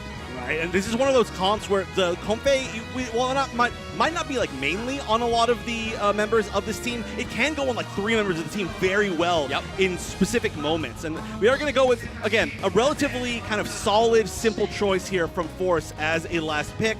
I mean, it's a solid one that they've played a lot. So I do think there's a lot of comfort going into this Game 3 from Force, which honestly I do think is a really solid choice. When you have to make this happen. You have a lot of your Pokemon off the board. Just go with what works for you, and this team has certainly worked for them. And I think right now Force Gaming needs something to help contend in the early game against how impressive Reject has been there. I know in this game they're going to have a Zarina with a weaker early game. They're going to have a Garchomp with a weaker early game. It's a little bit different of a strategy, but you also got Overlord on the Dodrio, right? So you need something to kind of slow the stem of that, and a Leafeon will have that early power spike to actually be a contender. Kyluke's on this Mega Gyarados. We'll see how strong it is. It's been a Pokemon that has received some nerfs, been a little weird in our metagame as of recently, but it has not been allergic to success. It feels like we are still seeing some big game wins on the Mega Gyarados. Right, it's still quite good at what it is used to doing, right? I mean, that Unite is still an amazing move for just like either entering team fights or being able to escape, being solo targeted. You still do a lot of damage, you still have a lot of mobility. Everything's still quite good about it, but it's just not maybe the spot that we have seen. But we'll see if this comp works out. Force Gaming, your purple team. Reject, your orange team. Hope that one's better for you. 1-1 final game of the series. Yeah, the crowd goes wild. All right. Game number 3 will be Overlord, headed into the central area this time around on the Doduo, which means that Satoge will be playing that Zarina on the top side. Just a little bounce sweet, having a tough early game. Harutoga to bring the Garchomp to the bottom side of the map. Not a Pokemon that's used to seeing this path. Their little vacation it's taking, maybe. So far it's working pretty well. But they will have the Psyduck to pair with. I think if you're going to pair the Psyduck with either Pokemon, I think it feels a lot better with the Garchomp, especially in that early game, as opposed to the Comfey. So liking that exchange so far.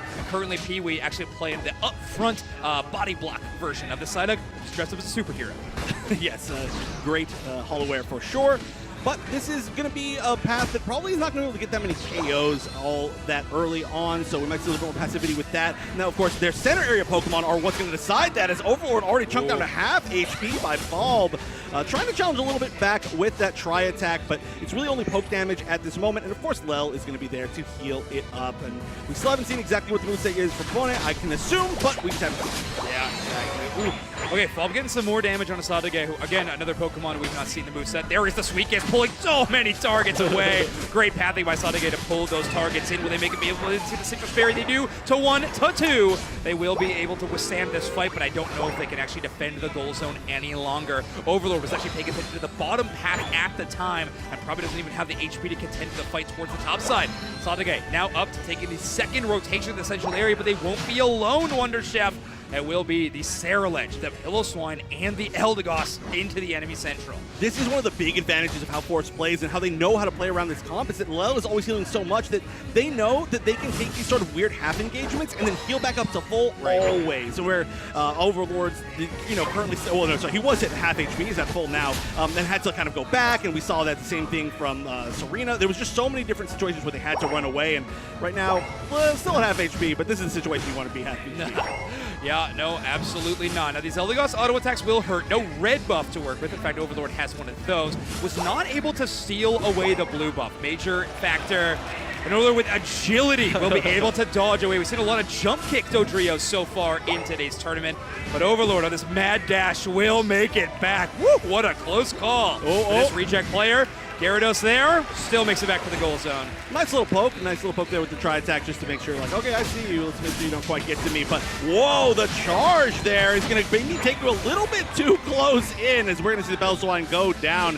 Not sure if that was supposed to go all the way forward like that. That might have been a little bit of a misinput because that just put them directly right into 3 members of the enemy team with no support. But regardless, it's not going to matter all that much with the KO. Regidrago being challenged now, and no huge challenge from Force Gaming. They are going to be rotate top. They, I think, anticipate maybe either a push or an attempt to take that objective pretty heavily. Bit of an embarrassment of riches with a Dodrio with a goal-scoring speed buff, with already having a passive that helps out a ton of that. We could see Dodrio look for an enemy score in the bottom goal zone, but actually it looks like they're going yet again into the enemy central. Force Gaming in the meantime, though, is picking up their experience the old-fashioned way, is secure the Regirock on the top side, and will give up the Regieleki on bottom. So Reject will be taking a lot of the map, just trying to outpace Force Gaming at the moment, but have not been able to force as many fights. So far, the biggest win for them has been on defending their own goal zones. Sweet Kiss pull, Emerald 2-step. Haruto's going to have to just walk away from that one. Good Grass Knot from Pavone to defend against a potential push from the Leafeon. Cool to see the Grass Knot as well. And once again, we've seen Stockade so far in. I'm not sure if they're going to be able to survive this. Unite coming out to try and challenge, and they are just staying in this fight for so long. No way. They took one on the way out. Will be Overlord joining the fight a little bit late. Can they sweep up the rest of the squad as a Mega Gyarados to contend with? Dodges the Dragon Breath. Unite move of their own, and they will take them down. So Comfey will eventually fall to Chaos Streak at 2, and Overlord will dispatch with the rest of the roster. Reject with a KO Streak at 2 for the Dodrio. Feels like it's been a long time since we've seen Overlord on this Pokemon, but what a classic they love to see. And I mean, it's working so incredibly well at the moment. I mean, this is a pretty big back and forth fight. The experience, though, really starting to favor Reject so heavily. They've got to catch up on the side of Force Gaming. They have had some pretty good fights, right? Some pretty good wins in those fights. Just it's slowly tipping out of their favor. Not a lot of objectives, not a lot of experience on the map at the moment as we're at the halfway mark. So yeah, they've got to find something. Yeah, I was going to say top half feels like the biggest win for them, but they haven't even had a chance to break that goal zone. In fact, scoring has kind of been a little bit absent for Force Gaming in this matchup as a whole. They have gotten the only Regirock so far that has spawned in on the map that could be a source of EXP, but it feels like struggling to get their levels is on the back of this Dodrio, who is constantly taking these central area buffs. Overlord are very acute to the timers of the enemy spawns. Right now knows there are no timers, so going up to help with this objective. Get to when the timers are there or when they're not there. That was so much damage on Soto immediately. Dude actually hit the Ice Fang, but it's not going to be enough as they're going to be able to escape. But Unite coming out from Garchomp. Great way to make it happen. A huge Unite from Lel actually able to keep them quite healthy. But can they win this 2v4? I mean, even with all this healing and the Mega, they are just getting melted down. A nice attempt to stop from Lel. They got a few points in. This could be a lot of KOs returned, but no. Overlord KOing finally all that damage. Oh! Big Revenant Rand marks multiple targets, but somehow Reject is walking away from this one. Angel Xene on the Leafeon tries to get an exchange, but the only one they take down is the Psyduck. Pee-wee very happy to jump on top of that landmine shaped like a Leafeon, as they are the only one to fall, and this is still going to be Reject in the lead. This has been so close to Rejects getting KO'd so many times. They've just somehow avoided it. I really thought, like you said, Fall going in with that Unite was going to be able to take down something, but really they just weren't able to get any mileage out of it. I mean, levels are starting to even up just a little bit, but again, we're seeing Reject push all the way to the other side, take even, let's look at even the ball toy, all the smallest experience you could possibly ask for. so they're just not allowing them to catch up. Over 100 points lead as well, and they're trying to get maybe a few more points. Fighting here on this goal zone, a little bit scary. You might have to just back up, but you don't want to give up this tier 2 like this. Wow, it's a lot of extra points in from Reject. That little sweet kiss combo is so difficult to play around. I mean, Fulp can only choose to ignore so much crowd control with these Phantom Force dives. Namaswine is going to drop the Unite move and just try to back up this Sarah Ledge a little bit, but they are just getting their HP bars absolutely evaporated. Look at Pavone dropping off of the Kofe, looking to try to take a knockout of their own, but that support cannot make it far enough and cannot get within range.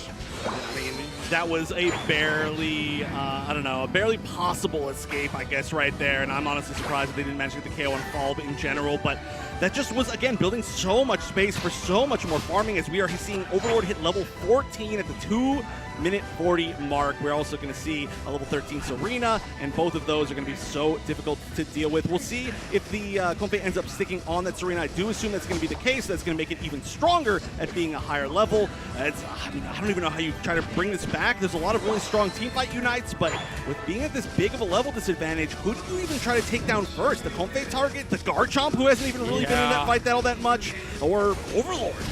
Yeah, this is really difficult. Well, they wanted to make too much of a choice. It's already to get quite a bit of damage on Serena. Saltigate brings them all into that corridor. The perfect grassy glide.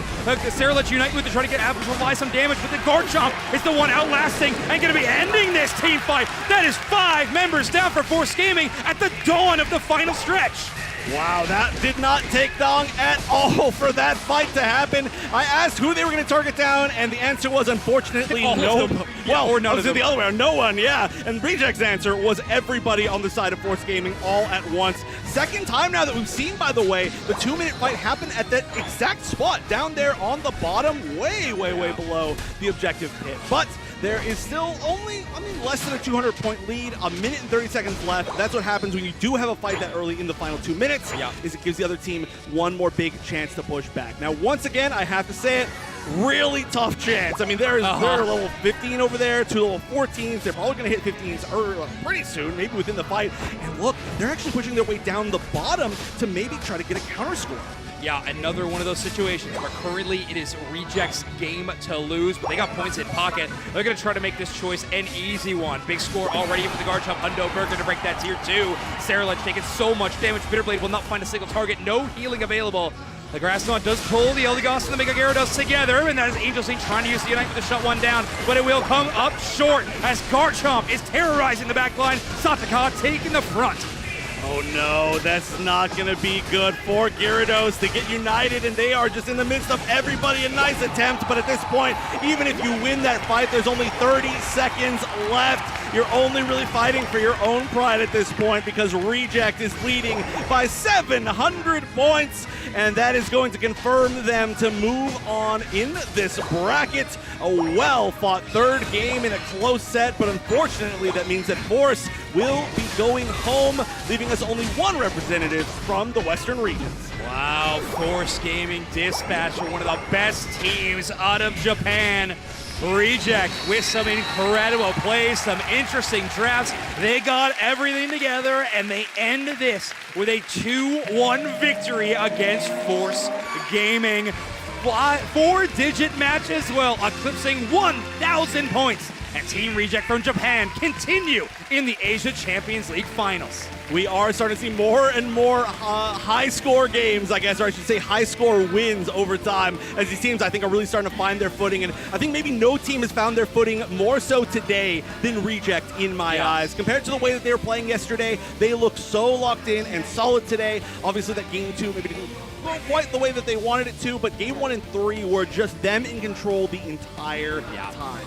And wow, potential of a rematch for their next opponent as they move on in the losers bracket. That will be very, very interesting, but congratulations to our winners. Congratulations to Force Gaming on a well-fought tournament, making their way all the way to this stage. Very, very impressive, obviously, on the back of some amazing showing at LAIC, but now having a great showcase at the Asia Champions League Finals. Playing playing against international competition. Right, and of course, just getting here alone is an incredible feat, but they also made it into the top 8, all right, out of 16, so that is an even more incredible feat. They are going to continue to be a full force to be reckoned with as they're going to try to qualify for Worlds within their own region, still sitting at the top rank. So, again, this is so cool that we get to see kind of a preview of how things could go at Worlds when we start to see these teams rematch each other once again, Force playing against a bunch of different regions over the course of this weekend. Yeah, I think the data that we have, or these teams are gaining from what the global competition is looking like, is going to be invaluable for stages later on in this year, whether it be NAIC with some international competition or the World Championships in San Francisco. He's still going to make their way there, obviously not taking one of the 2 available spots at this tournament. Reject still going to be in contention for that one. Oh. Overlord's talking. Kind of scale up. And the Dodrio was just a pretty good early pick, especially since we were in the 3rd game, so there was a lot of picks that are already gone. And Dodrio, I haven't practiced it much recently, but I was pretty happy with my performance, and I think I filled my role pretty well. Yeah, I'd be pretty happy with your performance too. I think he did quite well. He's like 15 at like 3 minutes, and he's like, yeah, I'm pretty happy with my performance. It was okay.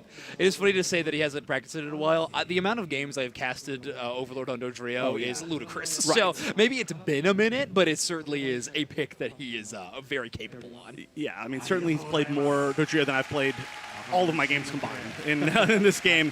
But that's what I was saying midway through the game. It was great to see him back on that classic pick, and it worked out really well for them. I mean, Dodrio is a very important Pokemon in the current meta. Specifically, Japanese teams, I think, have really figured out how to use that character just perfectly. And, I mean, they maybe should just let Overlord play Dodrio more. I mean, one of the best players in the world at the Pokemon, I think it's possible.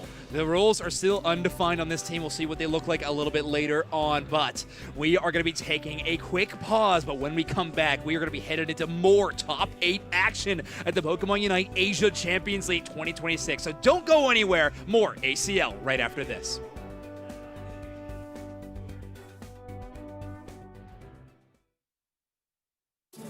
And hello there, everybody. We are live here at the Pokemon Unite ACL Finals 2026 Finals in the crowd. And we have spotted, well, I mean, you can see the face, Overlord's family and friends here supporting him. So I'd like to ask you a few questions. We have just seen Reject win their first game there. How was it? What were the feelings going through your mind watching that match?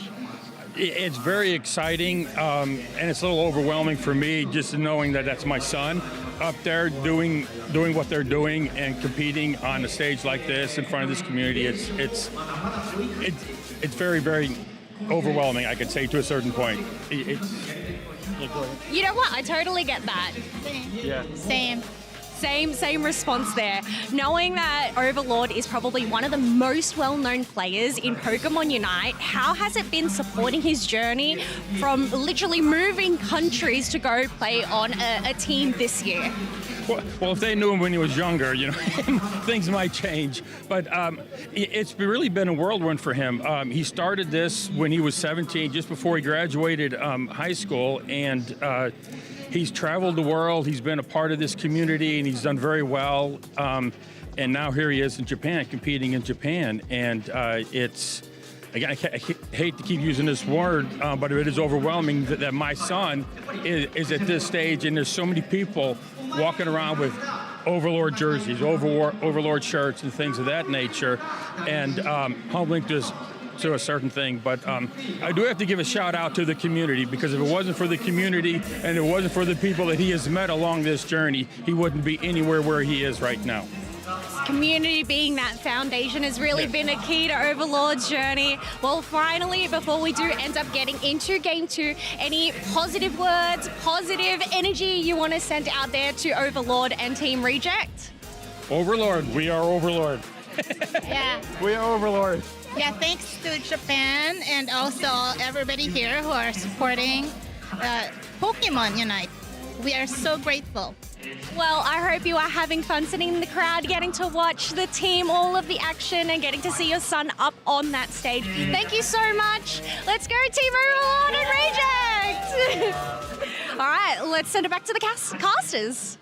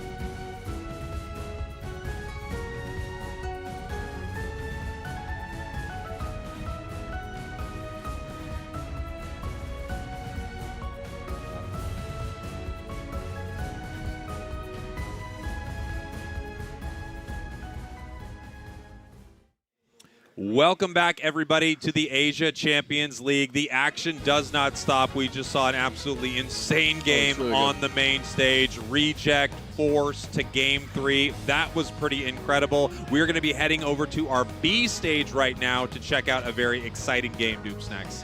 Yeah, we've got Onic Rise. We've got Scars on the B stage. It feels like we wish we had more stages. We had more cameras. We had a C stage around here somewhere. Can we get a D stage, please, as we go into game number 2. Scars up a game, and a team that has really hit their stride. Yeah, Scars now in our lower bracket against Onic Rise. Onic down 1, actually having a great run through our lower bracket a little earlier on broadcast, but they're running into Scars. Japan seems to be coming back fighting here in day 2.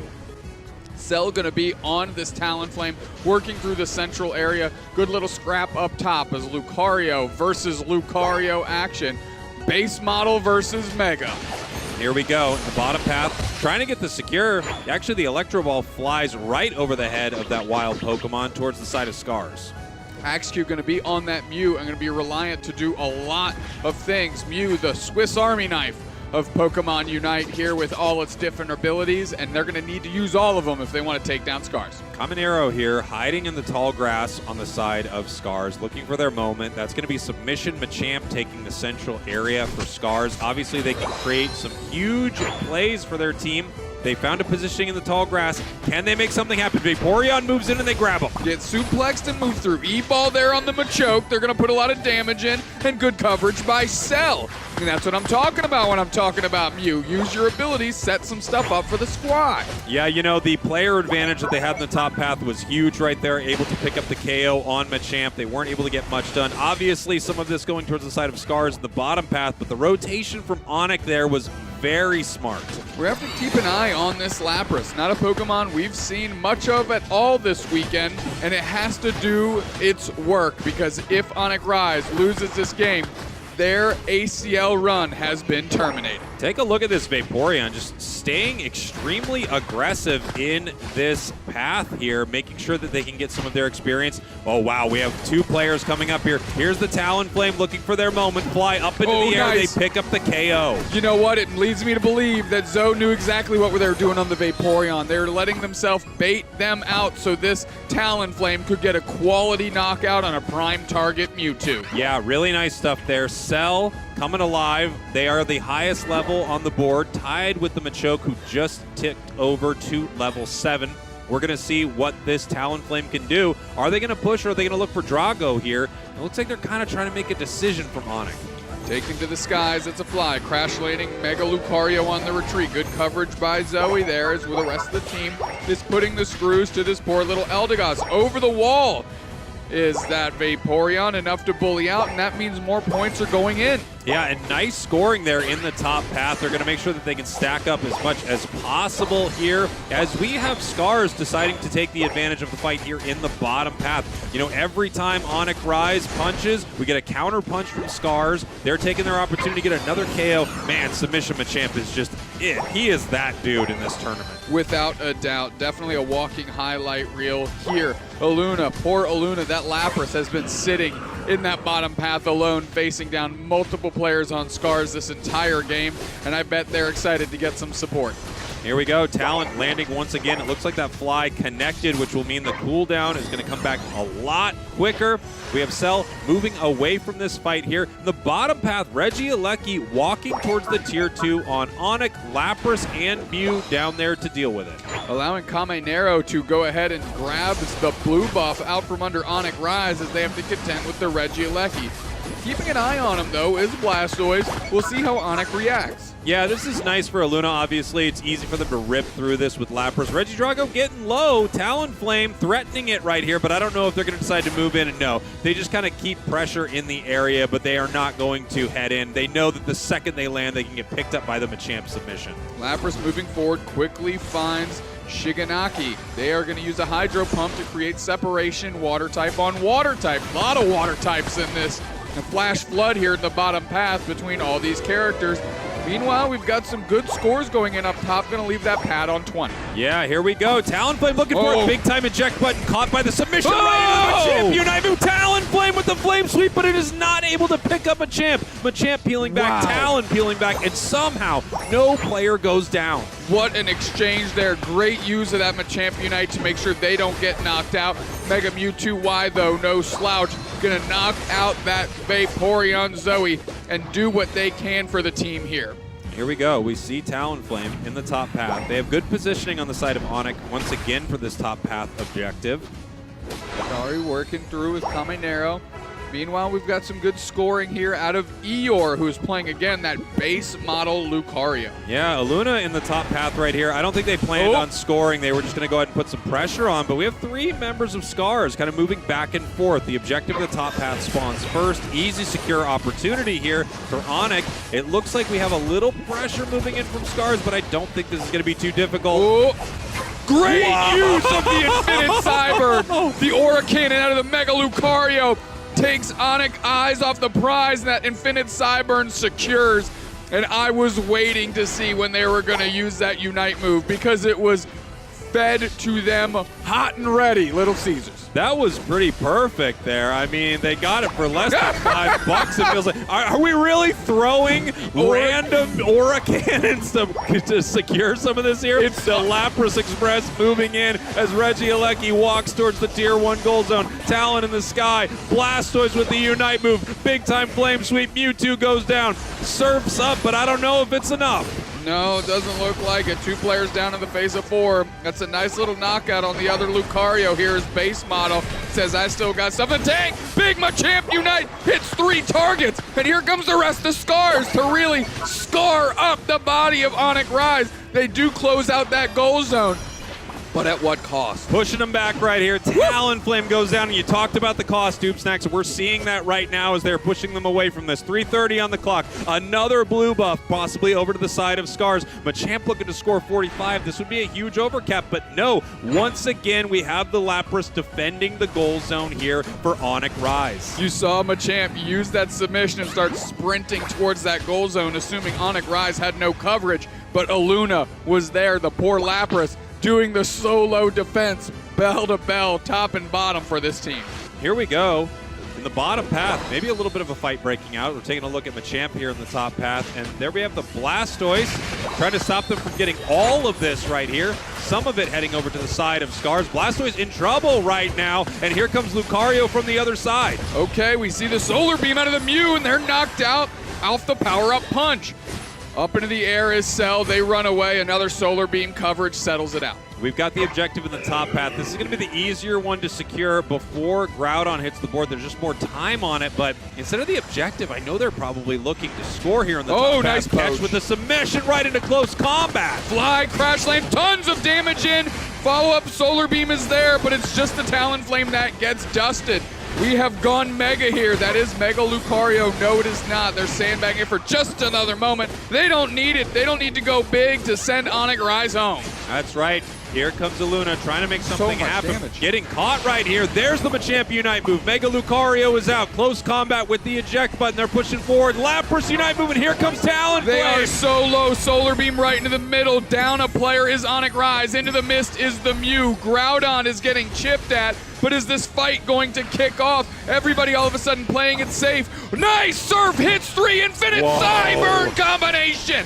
Talonflame sweeps into the middle, but they find themselves on an island with all of Scars, and they know that doesn't spell well for them if they hang in the pocket. Back into the air is the Talonflame. Cell is absolutely separated from their body, and that is a Groudon to Scars, easy money. Scars taking the Groudon, taking down Cell, looking like Gohan out here as they're scoring in the top path. 284, 218. The points will continue to rain in. Lucario with a possible defense. They crash land. 3 members of Onic Rise trying to stop them here at the goal zone. One already down, Machamp Unite move. Talon is here, but Scars is cleaning him up. Not enough Unite moves, not enough in the tank. Onic Rise will fall here to Scars in game 2. Under a minute, but it's complete control. Onic Rise, tournament life ends now. Yeah, Scars, another team from Japan, having a rocky day one, but pushing forward more and more and more through our lower bracket right here. Japan's hope of obtaining one of those world spots still very much alive in our tournament, Snacks. Without a doubt. As now 30 seconds left, we are in garbage time. Scars is going to see how high they can run this thing up, and Onic Rise is going to see how high they can make those numbers on that final screen. Yeah, 852 to 18. Onic, unfortunately, their tournament ends here today. They have had an impressive run throughout this, but you have to remember as we head in here to day two, every match has such huge implications for the rest of this tournament. Scars, still with us. We're going to have to take a look at our bracket here, and soon we are going to be heading over to our main stage when we have our next game. Scars has only looked better and better as this tournament has gone on. You can say the same thing for Reject. That puts a lot of questions on the board for me. Did they finally figure out the format? It seems like it. We're seeing clever selections out of these Japanese teams who, yes, I think everybody can agree Japan as a region is probably the most mechanically strong collective of players. But I thought that this tournament would be decided on the draft screen, and Japan finally seems to have cracked the code because they are piling up wins today. Yeah, I totally agree. Japan really feels like they are back in this tournament. A very tough day one for most all of our Japanese teams. Reject going down to the lower bracket early. We have Scars losing their it might have been their first match of the day, I believe, against Rival. I mean, we just had a lot of Japanese teams have a tough run. Even the best team out of Japan, or what is looked at as the best team out of Japan, Fennel, had a tough road to start their day. Yeah, they did. Taking game 3 against CACM, that was a very scary one for them. So a rough start for Japan. However, day 2, everything is cooking. Everything is moving in their direction. Yeah, I want to see how our next main stage matchup is going to work out. It is Fennel versus Rivals. Rivals coached by Slash, NA World Champion, and really a strong individual when it comes to game strategy and just having a mind for how things impact others. Does what this coach bring to the table for Rivals, is it going to be enough to topple the best team in Japan, Fennel? Is the draft screen difference going to be enough for Rivals to contend with the mechanical prowess of Fennel? Main stage matchup will determine that next. Yeah, we're going to find that out very soon. And of course, once we have our bracket, I would love to take a look at it because there's so much that has happened already today. We know a lot of teams that have been eliminated. We just saw Onic Rise taken out of this tournament. We just saw right before that on our main stage, we saw Force Gaming taken out of this tournament as well. And here is our bracket, Doob Snack. So let's step through this a little bit right here. We talked about Onyx earlier. They sent Interforce down to the losers bracket and then were dispatched by Nemesis. A little lower on our bracket, Nemesis took out Force. Force headed to the lower bracket and ended up getting eliminated just recently. Dark Peach from China moved through our bracket until they ran into Dignitas. Dignitas on a run. 2-0 against Reject. 2-0 against Dark Peach, and now they are going to be taking on Nemesis in our semifinals soon. On the other side of our bracket, this is where Rival and Fennel are going to meet. Rival have already dispatched 2 Japanese teams to the lower bracket, Scars and GMU, as they are taking our stage behind us, getting ready to face off against Fennel. Can their entire run exist through this Japanese region? We are about to find out. Is Slash Cans coaching with this rough-shod group of individuals that have played this game for so darn long? Is it going to be enough to carry them through? You're looking at Rival Esports now. We've got Ice. I mean, this is just an awesome collective of individuals here. Yang, Bachi, their coach, of course, as they are setting up the takedown in this winner's side, their 3rd Japanese team. Yeah, I mean, they really have been put through the gauntlet of some of these incredible teams out of Japan. And here's Fennel. This is the team to watch.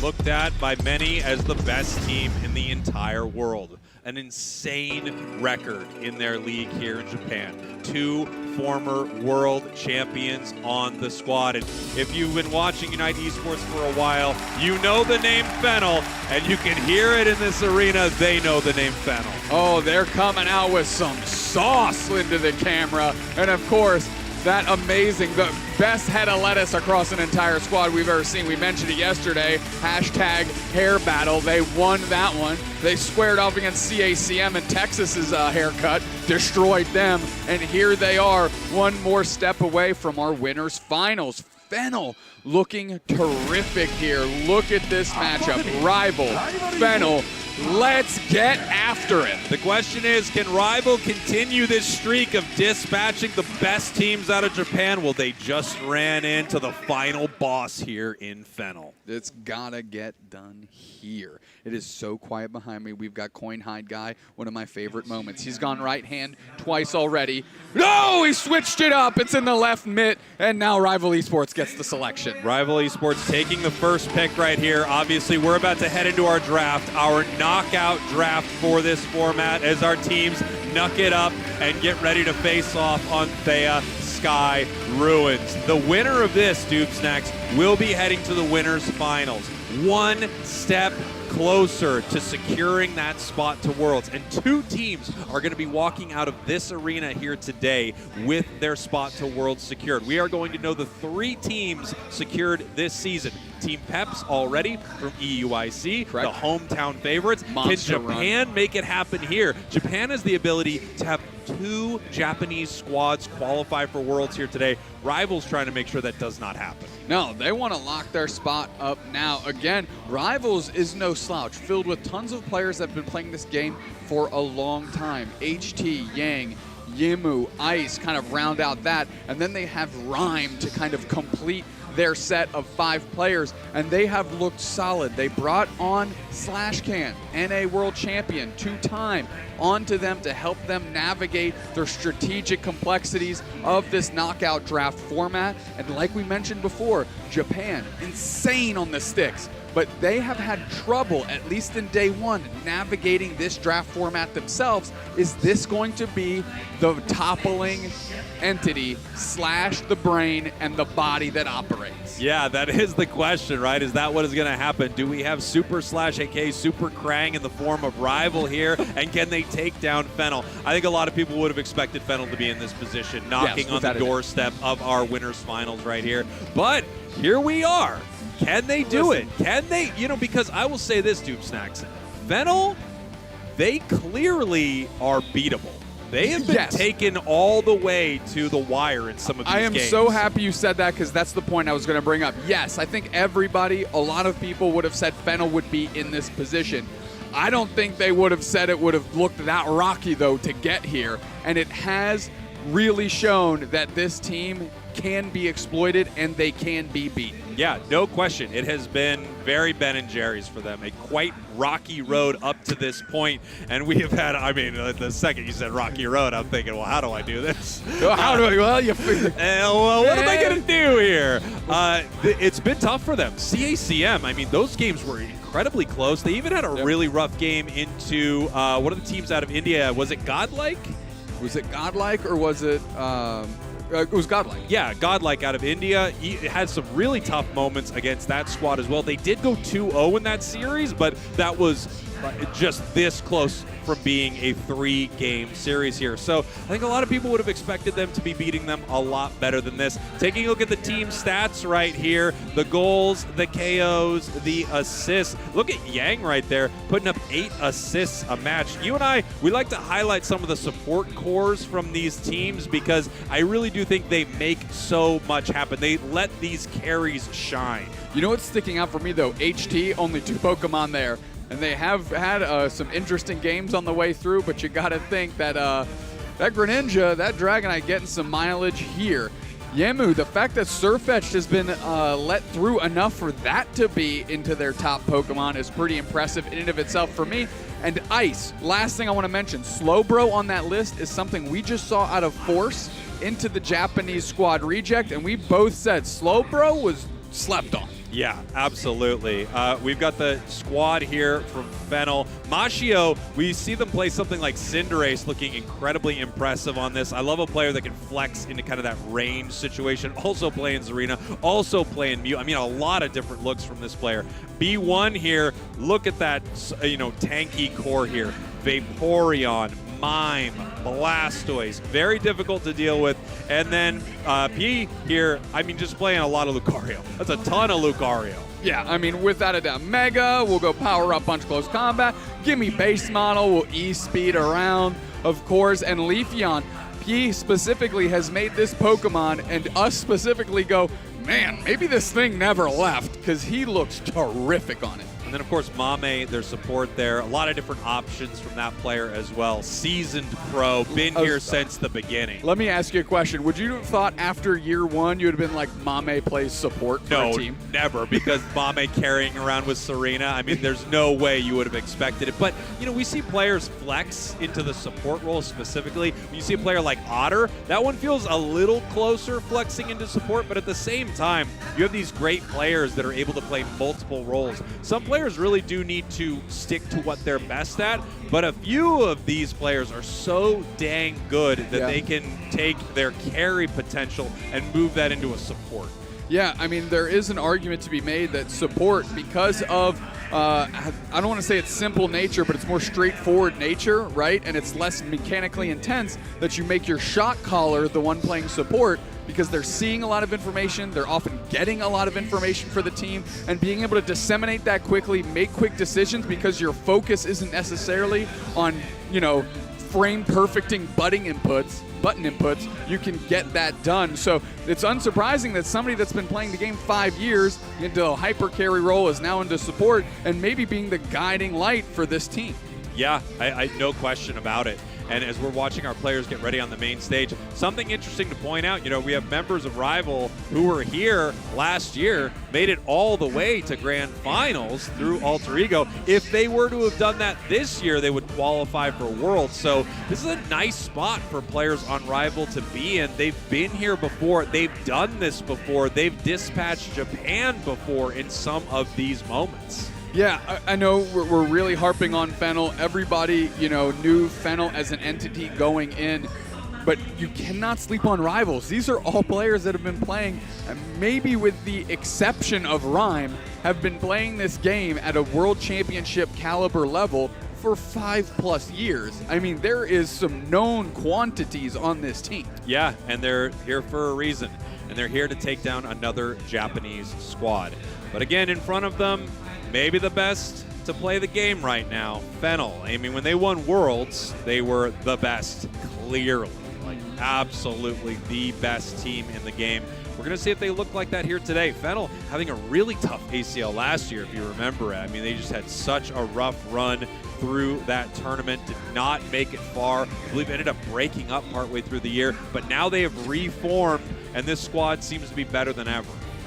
And they're going to have to be again. I mean, while ACL didn't go for them last year, I'm going to tell you, from A to Z, the talent and skill level of these teams here at this year's ACL is much stronger. It's much higher. So nothing is free here. You might be favored, but it's not like a 95-5% against a team like Rivals. You might be looking at a 60-40, a 55-45, and dare I say, a 51-49. You could get even closer if you start breaking it down into even smaller numbers. You know who I don't trust on numbers is our stats team, because remember when we saw something not picked and then they said it had a 100% pick rate? Oh. And then it was like, well, that's just not correct. Yeah, and they're like, well, it's close. And I'm like, that doesn't count. Well, they're That's like, not oh, how 100% works. The system rounds up to 100? Get out of here. Yeah. Unreasonable. Yeah, we're obviously still upset by it, and of course we are. Who wouldn't be? Anyone would be. I mean, we're professionals out here, and where you want us to tell people that something that's not 100% is 100%?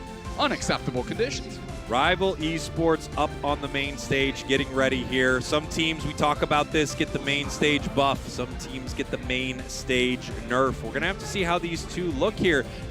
From what Fennel was looking like day one, they might actually be getting that nerf Noob Snacks because they perform so unbelievably well throughout their league. And here in person, they're good. Don't get me wrong. They're maybe not the Fennel we expected. Well, we're going to find out here in short order. This is these two teams' first match of today, again, because they're on the winners' side of our bracket. You can see it at the top of your screen there, upper semifinals. Winning this puts you into the winners' finals. Yeah, and that's massive. One step closer to your world spot, one step closer to the trophy, one step closer to those rings that they've been showing off. There's so much that you win here, and then of course, the most important thing of all, the thing that you can't hold, it's the glory it's the friendship that you get, and how that makes you feel glorious. Appreciate the pivot on the fly. Impressive. That's why they pay you the big bucks. That's right. I'm really tired of them giving you my paycheck too. I'm not. You know what? I handle money better than you, and you'll get it when you need it. Great. Right now, I need it. All right, let's stop talking about us and our financial destitution that we've got out here. Fennel, of course, great head of hair. We mentioned it. Anything else important worth noting? Well, I knew you were going to talk about their hair because it does look fantastic. I love what B1's got going on here. But I really think the story here between these two squads and the thing that's got me so excited is just this idea that Rival could be moving through an entire bracket, continuously dispatching a team out of Japan. As we're taking a look at this bracket here, again, Rival took down Scars, Rival took down GMU, Rival has another one in front of them. That would be Fennel. Yeah, and let's take a look at Fennel's run specifically, right? Fennel, Godlike Esports. Fennel won the first game. Godlike Esports lost the second game. No question about it. That one should have gone to 3 in my mind. So you're looking at that, you know, Fennel, a shaky 2-0, especially against a team like India, and you would say there's probably a region disparity there. Moving forward, Fennel 2-1 against CACM, and those games were close, like so close. CACM was just on the razor's edge of toppling the best team in Japan. Fennel squeaks through, and now they have Rival, who right now has really pulled the card of every Japanese team they've faced. Yeah, they've looked incredible, and we're going to see how they are going to do here today. Obviously, both of these squads here, this is their first game. You know, sometimes it can take a little while for a team to get warm and start winning here. And these teams have not had that opportunity. We talked a little bit about the other side of our bracket earlier, but in a little bit, we're also going to be seeing Team Nemesis and Dignitas. Obviously, from our Western teams that came here through LAIC, Dignitas was your champion. Dignitas, the only team left from the West. If the West is going to earn a spot here to the World Championships, Dignitas would be the team to do it, but they're going to need to take down Nemesis. Nemesis took down Force, took down Onic Rise. Now they've got Dig in front of them. Interestingly enough, they have not faced a single Japanese team on their way up here. No, and they would like to, most likely, I mean, if you're Team Nemesis, you'd like to think you want to play against Rival just because of like the grandiose lore that follows Fennel around, especially since winning the World Championship 2 short years ago in Honolulu, Hawaii. But there is nothing free out here, and I can't stop saying that. I mean, every single region has leveled up going into this event, from China to India to what we're seeing now. Everybody is hitting another stride, another gear. No question about it. I think CACM specifically, I want to highlight them for a second here. They really showed up for this tournament. Had a great set against Full Sense. So close against what is looked at as the best team in the tournament, Fennel. That was just a moment away in that final game there from CACM moving forward. Then they had to run into Force. Our main game is coming up soon, we are being told, which is going to be very hype. We've been talking about it. We've been getting you ready for it. That's Rival. That's Fennel. I can tell you this audience is pumped. The last few games in here, it is absolutely packed as here our draft comes. Rival on our purple side here. They are going to be our first pick as well. First ban on our other side, Fennel out of Japan.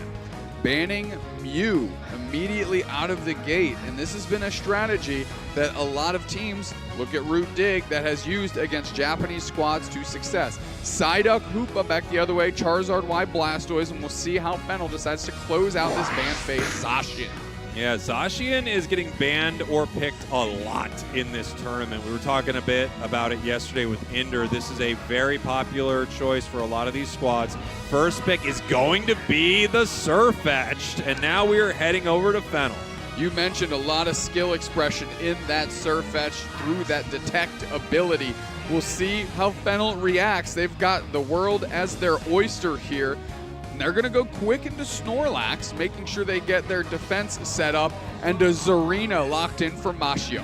Yeah, I mean, that single target shutdown Unite move from Zarina, and then also a Pokemon that just never seems to lose its value, especially here with some of our Eastern teams that dominate this tournament. Snorlax, kind of the safe pick.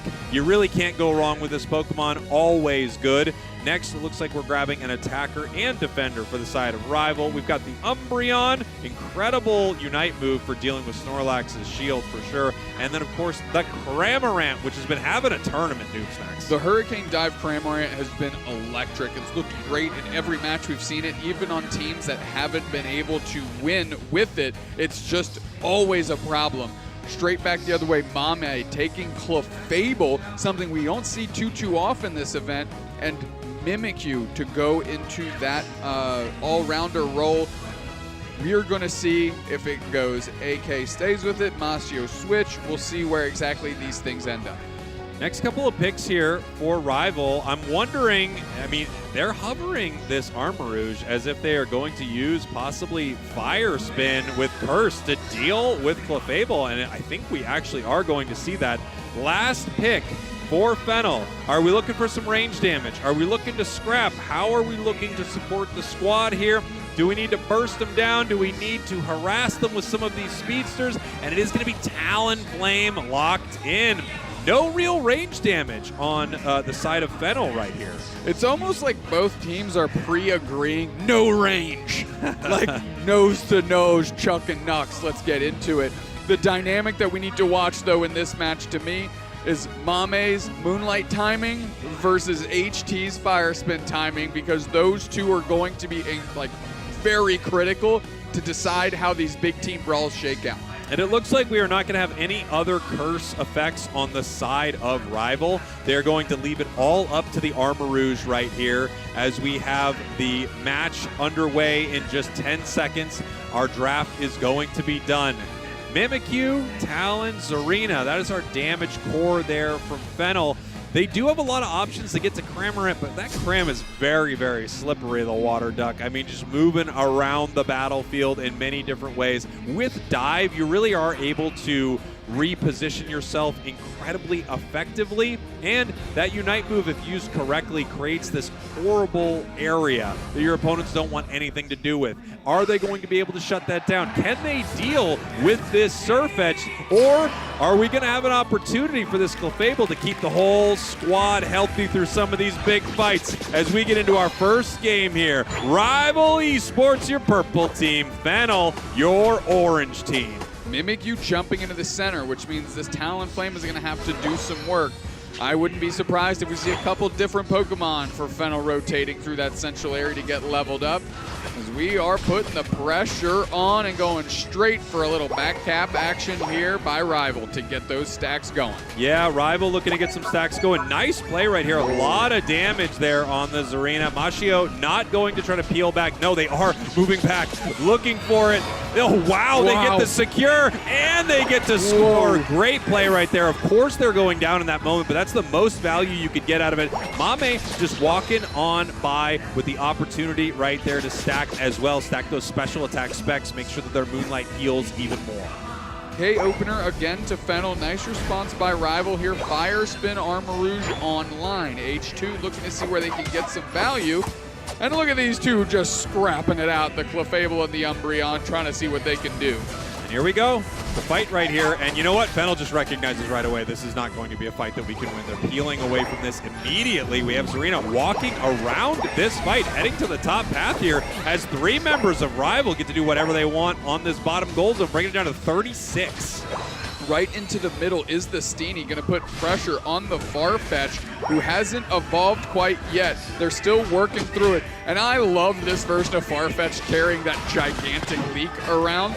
But my preferences aside, nice follow-up KO by Yang. Yeah, really nice stuff there for Yang, as we can see HT from Rival and Ice making their way through the central area here of Fennel, just punishing them, trying to take some of this away. Big time mean look, can they make it in time to pick up this KO? They're stuck there, but they are going to be able to peel back. Right back into it, though, and now that Mean Look is off cooldown and you're going to get knocked out. I don't think I agree with that choice whatsoever. And now the chase is on. Mame is low, taking a ton of damage from the Hurricane, closed out by Yimu, who has evolved into Surfetch. Here we go, Mashio, that's going to hit their level 6. Zarina is going to be online. Reggie Drago is in the hands of Rival, but Zarina is here, ready to fight. Stuck in a Mean Look, no, healing back from it. The full heal is actually going to help them push back as we have the Snorlax moving down here, getting knocked up, actually getting caught in a big way. Yeah, of course. Trick Room is down. Tons of pressure on Ice. Ice bites the dust. They are back onto pad. It is a 3v4. Is Fennel going to do anything with it or just hang out with the experience they gained? They're comfortable with that. Yeah, and look at this here. P almost level 9 in this top path. They have not been present in a lot of these moments, but they're clearly getting an insane amount of value up here against Yang, almost with their Unite move, highest level on the match. Reggie Alecki going to go to Fennel here, unless we can see a nice play out of Rhyme. They go straight in and clutch it out. Caster Curse is real, but Rival Esports is happy I said that. Nice play by the kid. Yeah, Rival Esports like, yeah, whatever else, what else do you think is going to happen, dude? Max, let us know, buddy. But what a play, what a steal, and they say we'll get one right back the other way. Yeah, well done by P, trapped in the Mean Look. Nice follow me out of Clefable, gonna pull the attention. Snorlax heavy slam, fire spinning, we're trying to win it on the pad. A lot of circular-based action here out of Rival Esports. Another Mean Look, another fire spin, a nice block creates separation. They're not willing to give up. Keeping the pressure on. Can they finally close the KO is the real question. Another heavy slam. We're taking to the skies. Big land on Rhyme right there. They take a ton of damage. And finally, the presence of Talonflame is enough for them to back off. Wow, Clefable holding that pad forever thanks to the block roll with the Unite move. Mame now moving to the center area of Rival to help support their squad as they peel back. 86 to 199 for Fennel, way up on the scoreboard. Rival not able to make anything happen with their top path push. Yeah, HT, once sensing the Talonflame, had to get out. You can't give up that much. They already lost so much time for no value. Here we go. Ice just getting healed up there by Yang. Rhyme in the bottom path here, looking for some experience. The blue buff is up, and they're going to go for it right now. AK1 just watching the central area here. This is that interesting moment in a Unite match. You know, the calm before the storm. And look at these two teams absolutely licking their plates clean. Not a single yellow pip on that mini-map because they've taken every piece of experience they possibly can. Objective spawning in 20 seconds in the bottom path, and we have Fennel ready to fight for it. Yeah, they're ready to prioritize Surfetch staying in the bottom path for Rival, as the rest of them are almost like on the hunt to try and get vision. They've recognized that Fennel wants to battle in the bottom path and go straight on top of Ice. Into the backline is Zarina, trapped in the Mean Look, taking the skies in the fight. Eject button cram out of the Unite to dodge the Talonflame. What a play. Now P is getting chased down by Rhyme specifically. Bird on bird action there. But here comes the Zarina. Armarouge takes down Mimikyu. Big fire spin in the middle. The Trick Room is down. We're battling now. Heavy slam. Zarina isolating Unite on the Surfetch. It's not enough. Two players down for Fennel. Mame and just the Snorlax remain for Fennel, the support core. Yeah, and here we go, looking for this Reggie Alecki here. Snorlax looking for a possible steal, and Talonflame moving down towards this bottom objective. Talon possibly taking to the sky, looking to see if they can make it there. No, getting pushed out by the Umbreon. The secure here from Cramorant once again on this bottom objective. It is going to be walking after that goal zone is broken. Talon on the other side looking to score. Clefable shutting the goal zone down. And here comes Rival to try to stop them, but the double KO for the Talon. I mean, that is just so much damage. Eject button burned a little earlier, wasn't off cooldown, couldn't save themselves through that. However, Rival Esports is feeling good. They're down on the scoreboard, but their experience isn't completely out of control. They need this Registeel, and they need to get some points in. Yeah, this is tough here. They don't have good secure, and here comes the Zarina. Talonflame also looking to break a goal zone. We have Cramorant not able to stop this. The Talon lands. Registeel getting very low right here. It's Zarina that takes it. Cram in trouble. Mimikyu's ripping through them. The targeted Unite move picks up Surfetch, and another, and another. I mean, there was barely missed another knockout here. Crash landing on pad, and that's going to spell disaster here for Yang. The only thing keeping them alive is the fact that Fennel decided not to take them out. Yeah, great stuff so far from Fennel. They're in control. 166-316. Level-wise, they are winning. Fight-wise, they are winning. Watching this top goal zone with the Zarina. We have Ice backing right now, heading towards their home base. How are they going to get themselves out of this one? One thing that they have to watch out for is this bottom objective. There's going to be a ton of time on it, but I think there is going to be a few seconds. Yeah, about 15 seconds before Groudon. The question is, does Fennel want to try to get this, or do they just want to have great positioning at Groudon? They don't need it at all. Rival knows that it could be a Regieleki walking towards their home goal, though. Yeah, so they have to show, because otherwise it's just going to get backdoored by that Regieleki hitting the home goal zone, and Fennel can just focus on scoring. We've got 20 seconds until Groudon. Yang did find one character, and now they're sending Umbreon up top. It looks like they're not interested in the Regieleki either, now that they know Fennel is. Well, here's the interesting situation for Fennel, Dupesnax. They don't need to push this fight, but they could decide to take it. They find the Umbreon. Now they know they're split from their squad. Mimikyu possibly moving in. No, just peeling back right here. Fennel with really aggressive positioning. Oh, straight into them is Yang. The fire spin is down out of HT.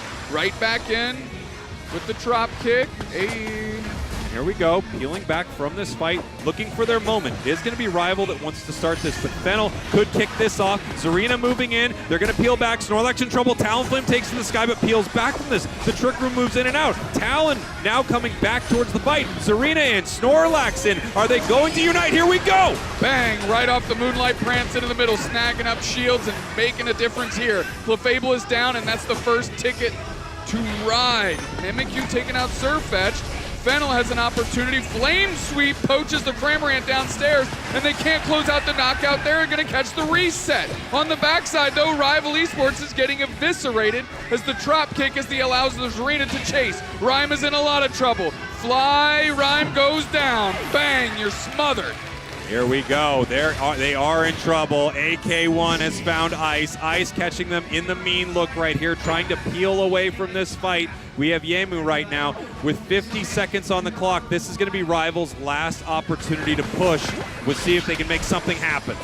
Right into the Trick Room there. We're looking to make some action happen. 40 seconds. Rhyme is coming off respawn, but I think it's done and dusted. Too many points are being scored behind them. They have to focus on Groudon, but now they're easy targets. They're in the absolute blender that is Fennel in this Groudon pit. Everybody's getting knocked out. Just Rhyme is standing. They get a knockout, but they have no HP. Ice is going for a counter score, but that's just not going to be enough. What an amazing fight from Fennel. I mean, I would say the second half of this game especially, an absolute master class from one of the best teams in the world. Crushing them. I mean, what a fight. It completely counterpunched every single thing they threw at them. I feel like they weren't worried at all throughout that. Just an expertly played Groudon. Yeah, for me, Rival Esports lost this game when they spent a good minute of the game trying to attack that Tier 1 goal zone 4v2 and couldn't get a single point in, didn't get any knockouts that were meaningful at all. And then finally, Talonflame showed back up and they had to retreat, otherwise they would be giving up crazy knockouts, and to me that was like a game tide turning play. You know, we talked about it, Dupesnax. This really is, for a lot of these teams, the final boss out of Japan, right? And that's what Rival is looking at right here. Of course, if they lose this, they're not out of this tournament, but they're that much further away from their opportunity of securing that world spot. They're going to need to turn it around here. I felt like the game was pretty close throughout a lot of our match, and then at about the halfway point, maybe a little before that, Fennel just started to take over more and more and more. A score lead, a position lead, breaking goal zones, putting Rival in a spot where they have to make a play somewhere at Groudon, and then they were just easily able to exploit that. Yeah, I must say, I did appreciate the gutter pick from Fennel, the Talonflame, a difference maker. Not only did it provide them all of a sudden with a ton of secure, the speed it had and the mobility to get up and down the map was really a problem for Rivals that they couldn't really match or contend with.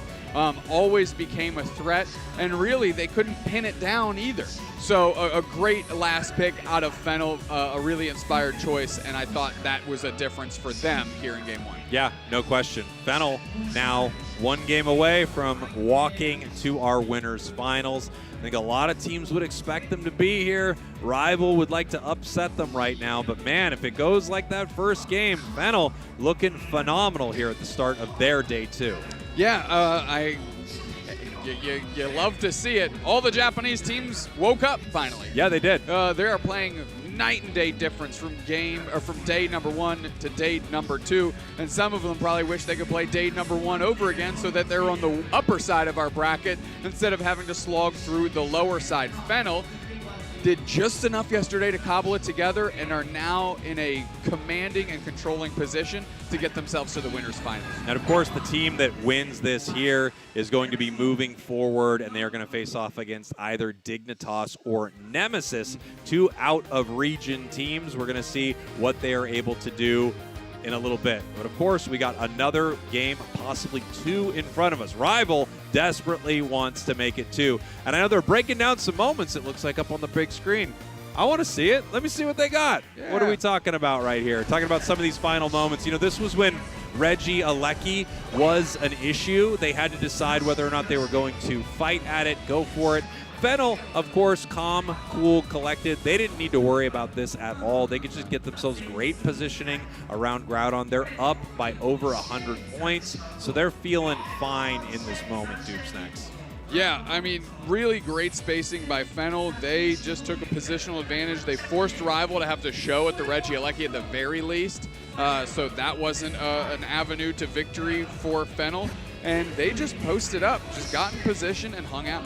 Yeah, and you can see right here, you know, we had a moment where the Umbreon decides to base right here so they could watch that top goal zone, and the lead doesn't get stretched out anymore by Fennel. They jump top here, and then Fennel starts to rotate around top, seeing if maybe Rival was going for a sneaky score on their Tier 1. They find the info that, oh, wow, Umbreon is here. They also recognize that Vaporeon is below them. When you see that from the side of Fennel, you know that you can split this and you can take this fight in a few different ways. So I think their first thought is, oh, let's heavy slam this Umbreon, see if we can actually pick that up right now. Go for the Cramorant, see if we can get that. But then once they do this, they have corralled 4 members of Rival. They know exactly where they are, and they just kind of get ready to crash in for this fight. Yeah, I mean, we have the Grassy Glide in, right? The Cramorant, excuse me, is diving back. We're putting the Fire Spin and the rocks, a little bit of a distraction there for Rival as well. As Fennel is just operating toward their way in. Fire Spin down, Psyshock down, Fly is up. Like, they have completely funneled these players into one location. Heavy Slam for 2, Mean Look on the wrong target. All the Unite moves come out. But really, it's Fennel that have the opportunity to hang tough here because they take out Surfetched and only gave up their Clefable in that exchange. And now they're possibly looking for Groudon right here, but with Zarina just doing so much damage, the single target Unite Armarouge is burst down immediately. Mimikyu picks up the Vaporeon. Then they find Cramorant. Cram trying to hide in the tall grass. Talon recognizing they're there. Crash landing as soon as they pivot back. Yeah, and then when you're just looking at a Surfetched and Ice with no HP, it becomes pretty simple at that point in time. Very well executed there by Fennel. Of course, that was the product of a very, very strong play earlier in the game. As we mentioned, that Tier 1 defense off the back of Mame, that Clefable, just able to sit there and maintain and sustain despite the Fire Spin Armarouge with the Curse item on it. They had just enough in the tank to buy enough time, and again, I mean, Rivals wasted a minute on that. Yeah. Maybe even more. It was really tough for them. You know, they got slightly split. They came back together. They were sort of in that alley on the way to Groudon, and that is exactly where Fennel wanted them. Kind of able to move in and move out fight them, peel back with the Talon Flame. Just so many good moments for Fennel there.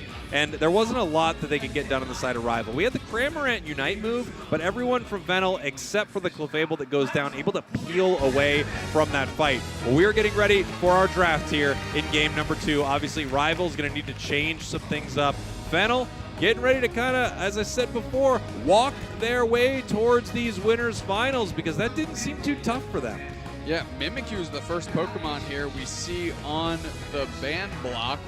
We'll see what the reaction from Rival will be, as Fennel has led this one. I'm surprised that Rival decided in taking the second pick here. We're going to have to see what happens. Psyduck banned out. The Mimikyu obviously banned out, something they had already played. Now they're making sure their opponents can't play it. We've got the Mew. We've got the Charizard Y for the side of Rival. Next ban here. Hoopa. Yeah, Hoopa catching a ban. They do not want them to have these two supporters. Yeah, they're going to try and see what Ice and Yang are going to do here for this game, for this team, with these support Pokemon eliminated from the option, and Leafeon is the last thing to catch a ban. All right, here we have Fennel. First pick, immediately they snap up the Zashi, and this has just been such a power pick for the region. Over to the side of Rival, they have to know that's coming, obviously. I mean, these teams are just grabbing it almost every single game if it's available. They didn't play it last game. So we're going to see what two Pokemon they were really interested in taking here. Blastoise immediately, and Darkrai. Interesting.